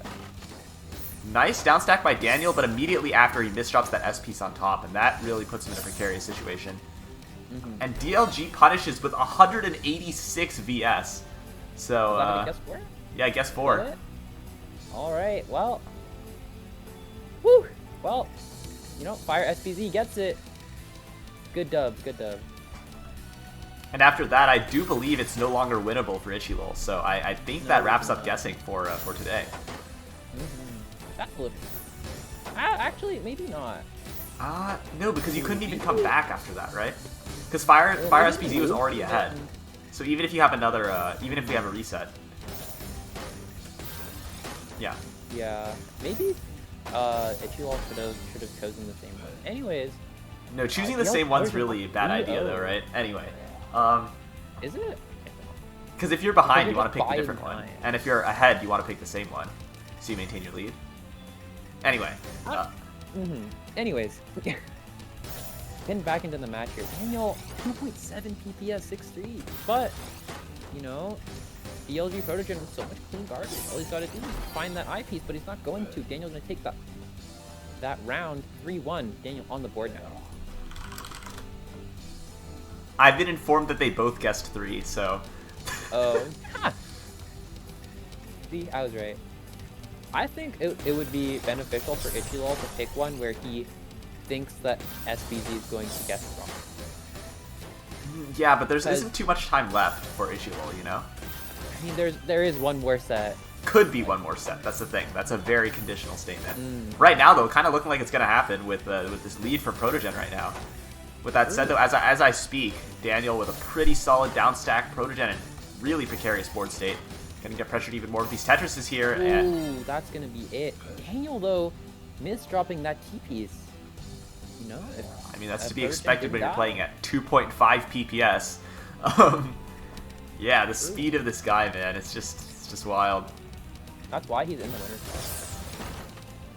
Oh, but DLG Protogen with that new DP cannon. Alright. Oh, sheesh. Gotta get that color clear, but obviously no real payoff with any PC there.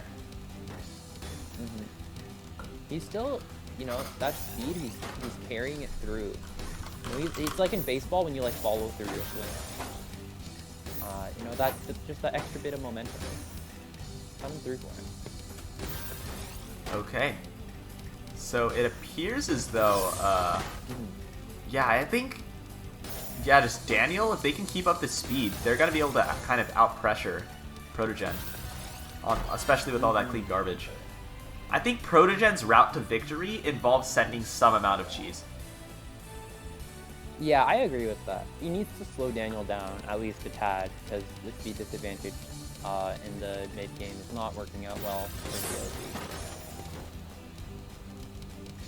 But, you know, this DC cannon is also, it's not working too terribly.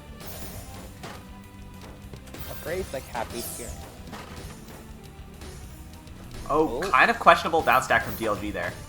Is Daniel going to be able to punish it, though? And the answer is no. DL, back into good position here.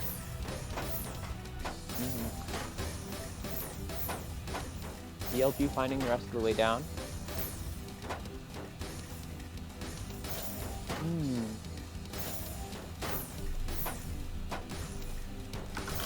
It's surprising to think that just a little bit ago, this set was like 2-0, almost 3-0.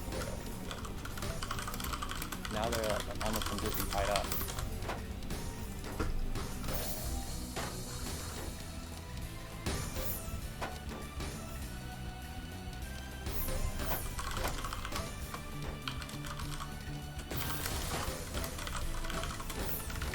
All right.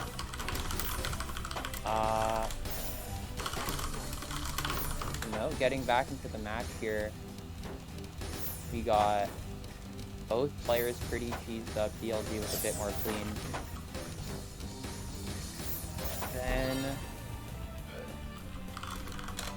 Then Daniel, and DLG is gonna take that round unsure where Cav went, but that's okay. I was trying to wrap my head around the whole guessing situation, but as I was speaking, you know, this match just continues with this high intensity, which, you know, we love to see.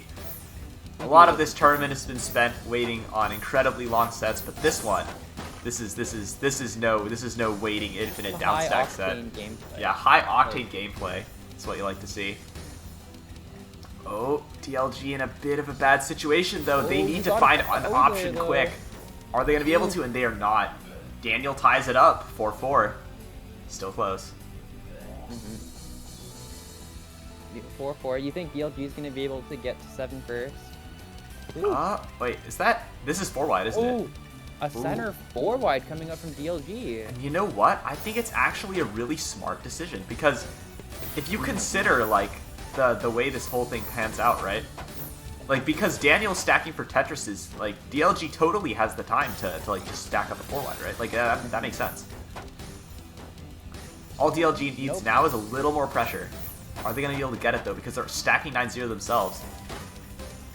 Able to get another Tetris, though. Protogen is not slow on this upstack, though. It's just Daniel with consistent speed, you know? Just tough to top that out. And it appears as though Daniel's going to make it out alive. Now it's actually DLG who has the questionable stack, because they've got all that cheese sent right back. Ooh, DLG's Protogen stack not looking so hot. Gonna cost him that round. And having to place that S piece over their next piece. Yeah, Daniel really pulling off like kind of rallying the comeback here. Up 5-4 now, so Daniel very much back in it. And DLG needs to find some kind of way to offset this comeback that's being mounted against him. Oh, gonna find that PC. Thank you. Alright, DLG not able to find any PCs there, but it's not of humongous concern. Just gonna continue playing it safe, just sticking to the down stack. Back-to-back chain from Daniel is quite large, but it might blow up in Daniel's face, just considering all this clean garbage, yeah. You say it well. Clean garbage. It is what it is. Honestly, clean garbage is like, it's the most efficient way to send, but it's also like super dangerous. Oh no, DLG, this is not what you want to see. This is not what you want to see. These are some rough misdrops. And double O piece there is not boding well. And Daniel now up 6-4. So DLG needs to find something fast if they want to be able to survive this. Gonna come back home to DT Cannon. Through the world home. Nice DT Cannon from DLG. And this board position is actually quite good for DLG, but he misdrops it right as I say that. Oh no.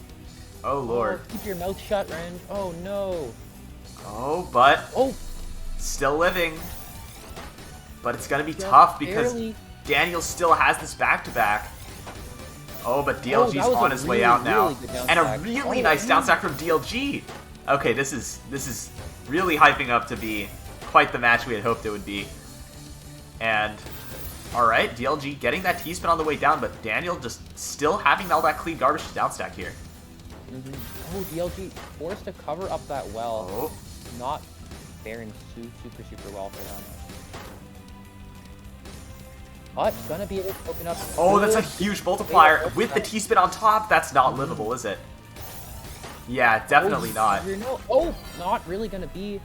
DLG with some really smart moves to close out that DLG round. Holding 181 VS, 74 APM for over a minute. Wow. Alright, that's like low-key better. Can you believe these players are meant to This is unreal.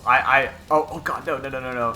Okay, DLG should be fine, just needs to maintain that stack. Yeah, they're totally fine. Yeah, they got it. Okay, DLG still holding on to that back-to-back, but it's gonna be broken eventually by Daniel here. Daniel stacking up that 9-0 really quickly like he always has been. DLG, no! This is such a precarious situation. He's got to think of a way to stack this. That was really smart, though, from DLG, and they got that clean T-spin. Daniel's still keeping on to the back-to-back, though, and that's really dangerous for DLG because he has no defensive options right now. And is that going to do it? And that is going to be it. Daniel pulls through 7-5 in a really close winners finals. That was kinda, Not winners that was finals, kinda nuts. grand finals. And there it is. Do you believe that was S+ gameplay? I don't even know what to say. That was wild. That was wild. And you know what? I don't think anybody can be disappointed at how that turned out because it was a hell of a final set. I'm not disappointed with that set. You know, actually, this tournament has had like a lot of really interesting sets. I think the commentary was actually pretty good for a lot of it. For most of it. You know, me and Tag kind of like blew everything up, but it's all right. Do we have a credit scene, Cab? Give me a little bit because I'm sending stuff to Xynix real quick. Sounds good, sounds good. Big congrats to Daniel taking it from winner's side. DLG getting pretty close, in all honesty, but not quite able to get there. And some good sportsmanship too. Love to see it. Alright, so with that, I will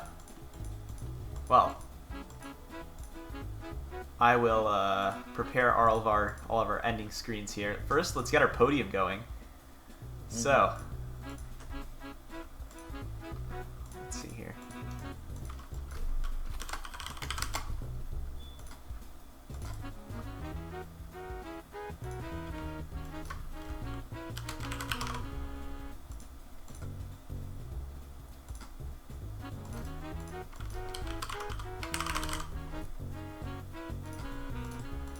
This tournament has been a long one, but I do truly appreciate all of you who've been here at all of you who stayed the whole line. I don't know how many of you are, but if you have been, honestly, like from the bottom of my heart, I'm sure Cab feels similarly. Yes. Thanks for sticking through it. Whew. Yeah, if any of you actually stuck here throughout the entire event, I actually believe Dorothy did. That's crazy. Dude's European? What? It's wild. Yeah, no, if you stayed here for this whole thing, like, you are as much of a trooper as the rest of us, so congrats. So yeah, there we go. We've got our podium at the top there. Wonderslime, thanks for the 123 bits, by the way. But, yeah, so Fatal 65 with the third place. Not at all a bad showing, you know, they had a really interesting calculated playstyle. Not quite able to kind of beat out Protogen's like quick pressure and everything, but you know, it was a very solid showing. And I mean, you can't be mad if you get third in a tournament with 280 people, right? You know, that's not at all an underperformance. Big congrats to DLG Protogen for getting us incredibly hyped during that grand finals and during a lot of other matches too. They had a hell of a showing as well. And of course, congrats to our winner Daniel, who is frankly just the speed was just unbelievable. Like, I think, how do I put it? Like, normally a lot of people who have speed can't do everything else. But I think Daniel had just enough of all the other mid-game skills to kind of put it all together, you know? Like, again, like, obviously, like, per piece, like, Fatal 65 probably it's, like, better downstack decision-making or something, right? But, like, he had just enough to make it work, and I think that kind of made it all together. And, of course, congrats to our guessing champion, FiresBZ, who basically played a game almost as interesting as the tournament bracket, because that was a hell of a predictions battle that we saw over there against Ichilol. It was just FiresBZ and Ichilol, like, at the end, right? Yep. I mean, pretty much for the entire latter half of the stream, those were the only two people who were in the running at all, so pretty wild stuff. Congratulations. We'll be sending out all these badges as soon as we can, so there it is. Let me prepare our credits now. Let me take all these images that Xynix has sent in. This was a ride. Very true. We are approaching the 11-hour mark on the stream. We are in fact approaching the 11-hour mark. That's pretty crazy. Yup. Ooh. Whew. Alright, let me get the stuff going.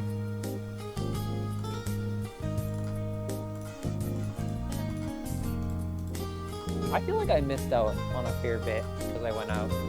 I'll probably catch the VOD for the stuff that I missed. All right. In all honesty. Well, with that, I think we can get into our credits now. So, okay. I gotta thank all the staff, our helpers, and everybody else who helped out.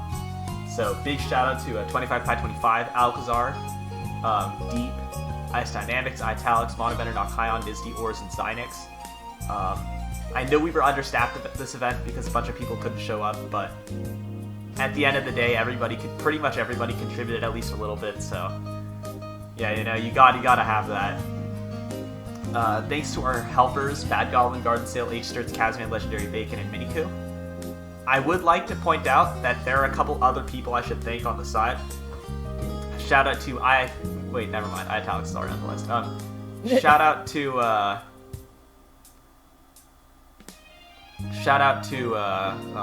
Resurn for helping out with the guessing and everything.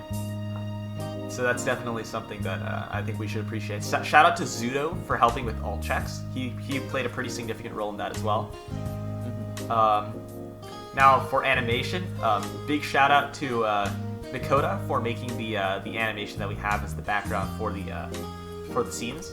If you see that that nice polygonal kind of shape animation thing in the background, yeah, all of those used to be stills until Makota pulled through. So big love. Also, huge thanks to Chocolate Sprinkles for creating those banger stingers. I mean, frankly, the stingers would just it wouldn't be this tournament would not be the same without the stingers. It really wouldn't be. Like the stingers are so good. This one in particular was just like when everybody first saw it, we were all having like a euphoric experience. It was unbelievable, so good.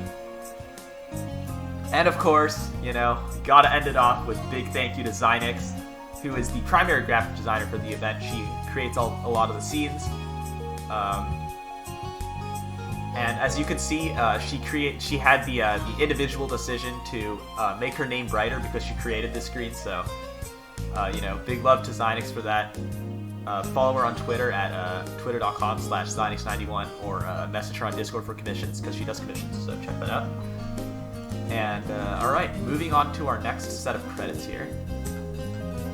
Okay, I believe this is the wrong image. There you go. Okay. Next set of credits. Big thank you to our coaches, which are Sek, colge, CPUnit, Frostfire, Ham, Luke, Luna, Neon Paradox, NetherProdigy, NotKaiyon, Promooooooo, Renge, Resun, Sausage, Sinewave, Skyfire, Wertj, and Zepheniah. And thank you to all the commentators who stuck it out for this long. So Tag, of course you, Renge, Wawi, Sign, who was huge, and Dom. I just gotta thank all the commentators for showing up, you know. Sign commentated for a really long time despite having never been on the official list, so we gotta love what Sign pulled through with. Like, yeah, absolute legend. You gotta love it, you know. Like he there was no like incentive for him to do it. He just did it out of the goodness of his heart, and I think you gotta respect that. My favorite part is I didn't have him calm Gestures Cup because I wanted him to have a weekend on break, and then out of the goodness in his heart, he came out, commentated this in the same weekend. Pretty insane. You know, if you see that guy, he'll sign thank you. Give him your thing. As a commentator, you know, I don't think he gets enough.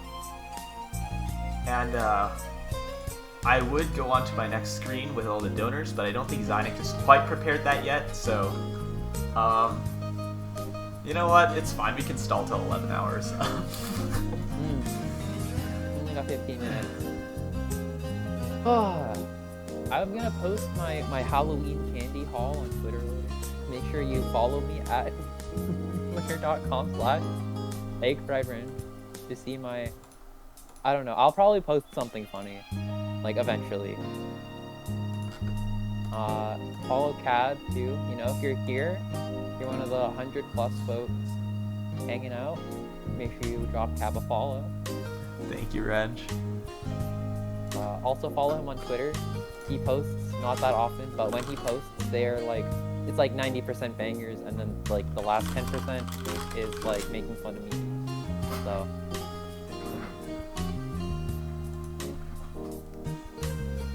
Don't worry, Moose. We'll be saying out the donors. It's just we're waiting on the screen from Xynix.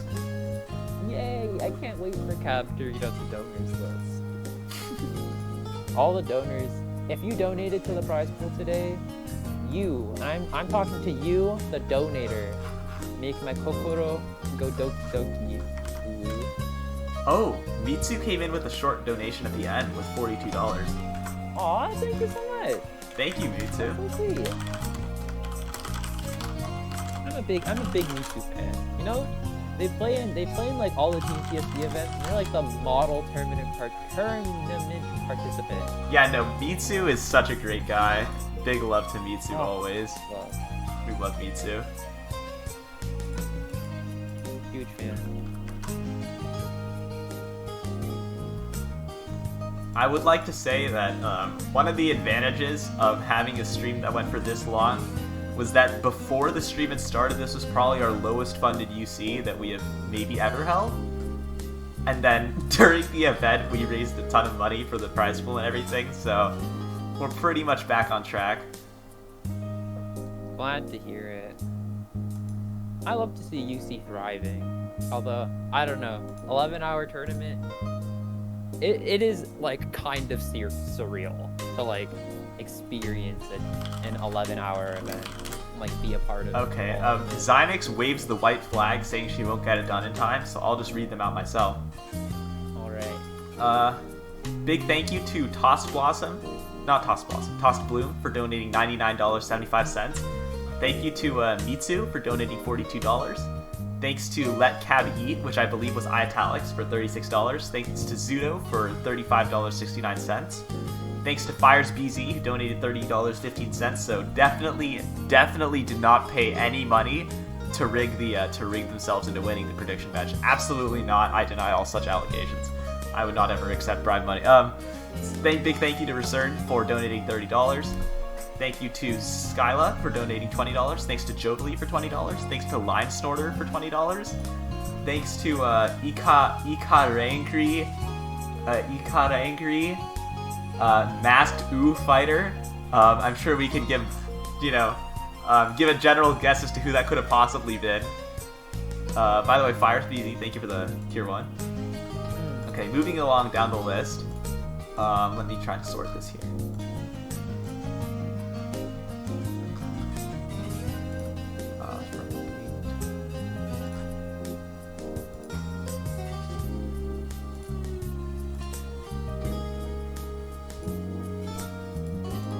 Not working. I'm trying to like. Oh. Okay. I'm trying to find the rest of them. Alright. Okay. Thank you to Today's Stickspin Anniversary for the $6.90. Thanks to Wonder Slime for the $15. Thanks to iitalics for $13.14. Thanks to Uda for $10. Thanks to quote unquote John for the $13.38, who I believe was Tenaris.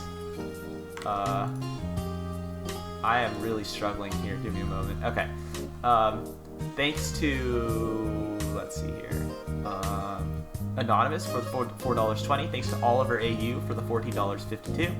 Thanks to F. Paul for $13.37. Thanks to Graham Schmidt for $10. Thanks to Trin for $6.90. Thanks to Finding Corey for $10.69. Thanks to 13 Fate for $6.90. Thanks to Taco Sprinkles for $10. Thanks to 555B, or 555 Vitor, as he is usually known as, for $3.33. Thanks to Deep for $4.20. Thanks to Anonymous for $4.20. Thanks to Sinewave, I believe, for the $4.20. Thanks to Borboss for $4.20. Thanks to okay, I think that's it actually. Well, that's a lot of people. Thank you so yeah. much.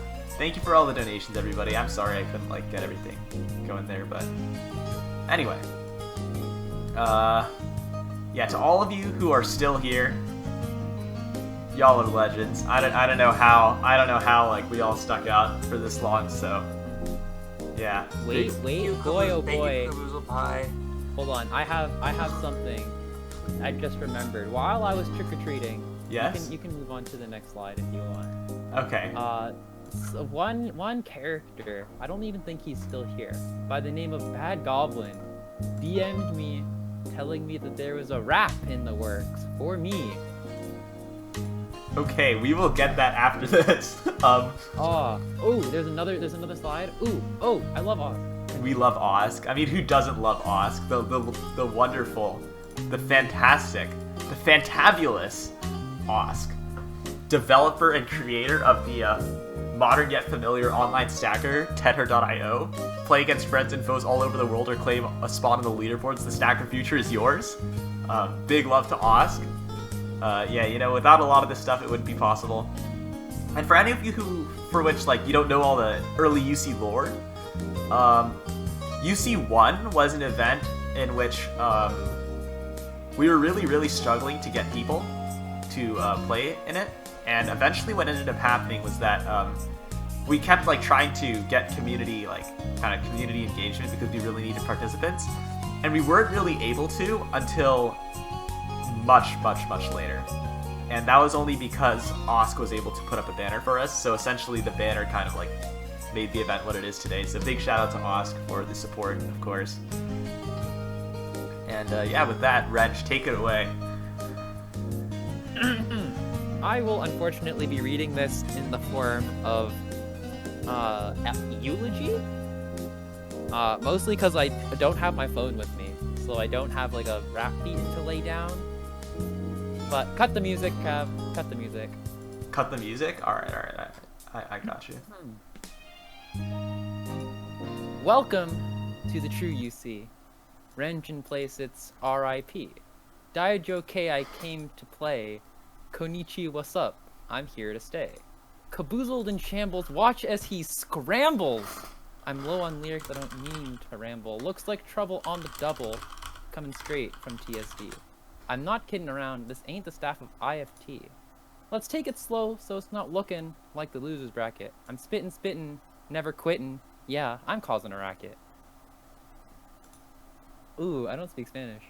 Nosotros siempre decimos que feo cada vez que hablamos de tu torneo. I see players like Blue Toki. In my heart goes Doki Doki. I spit fire, but stay cool, so you can call me Todoroki. Is that it? Is that the whole thing? Yeah, that's the whole poem. What? Alright, that's the whole thing. Alright. Yeah! Okay, I'm not gonna lie, this is actually like not a horrible poem. Yeah, not gonna lie, it low-key bangs, so I'm just saying. When are we gonna get the cab dub of this poem? Yo, soon. Alright. I mean, if you remove the Japanglish, then yes. You'd have to remove the Japanglish first, though, otherwise it's not happening. Alright, so there were a bunch of people I was considering raiding today after this stream. As it turns out, though, the stream went so long that I don't think any of those people are available. So I think the best move for us to make is to raid Dazer. I think that's the move. I think our man Dazer, big TSD man, deserves all the viewers that we got here. But yes, again, to all of you who stuck around, big thank you, big congrats to all of the players, especially, you know, the ones that performed well. But anyway, yeah, big. Wait, I got something to say. Colonel Light wanted me to hop into commentary VC so I could say balls. Really? Really sad. Oh, all right then. Sorry, I'm trying to do the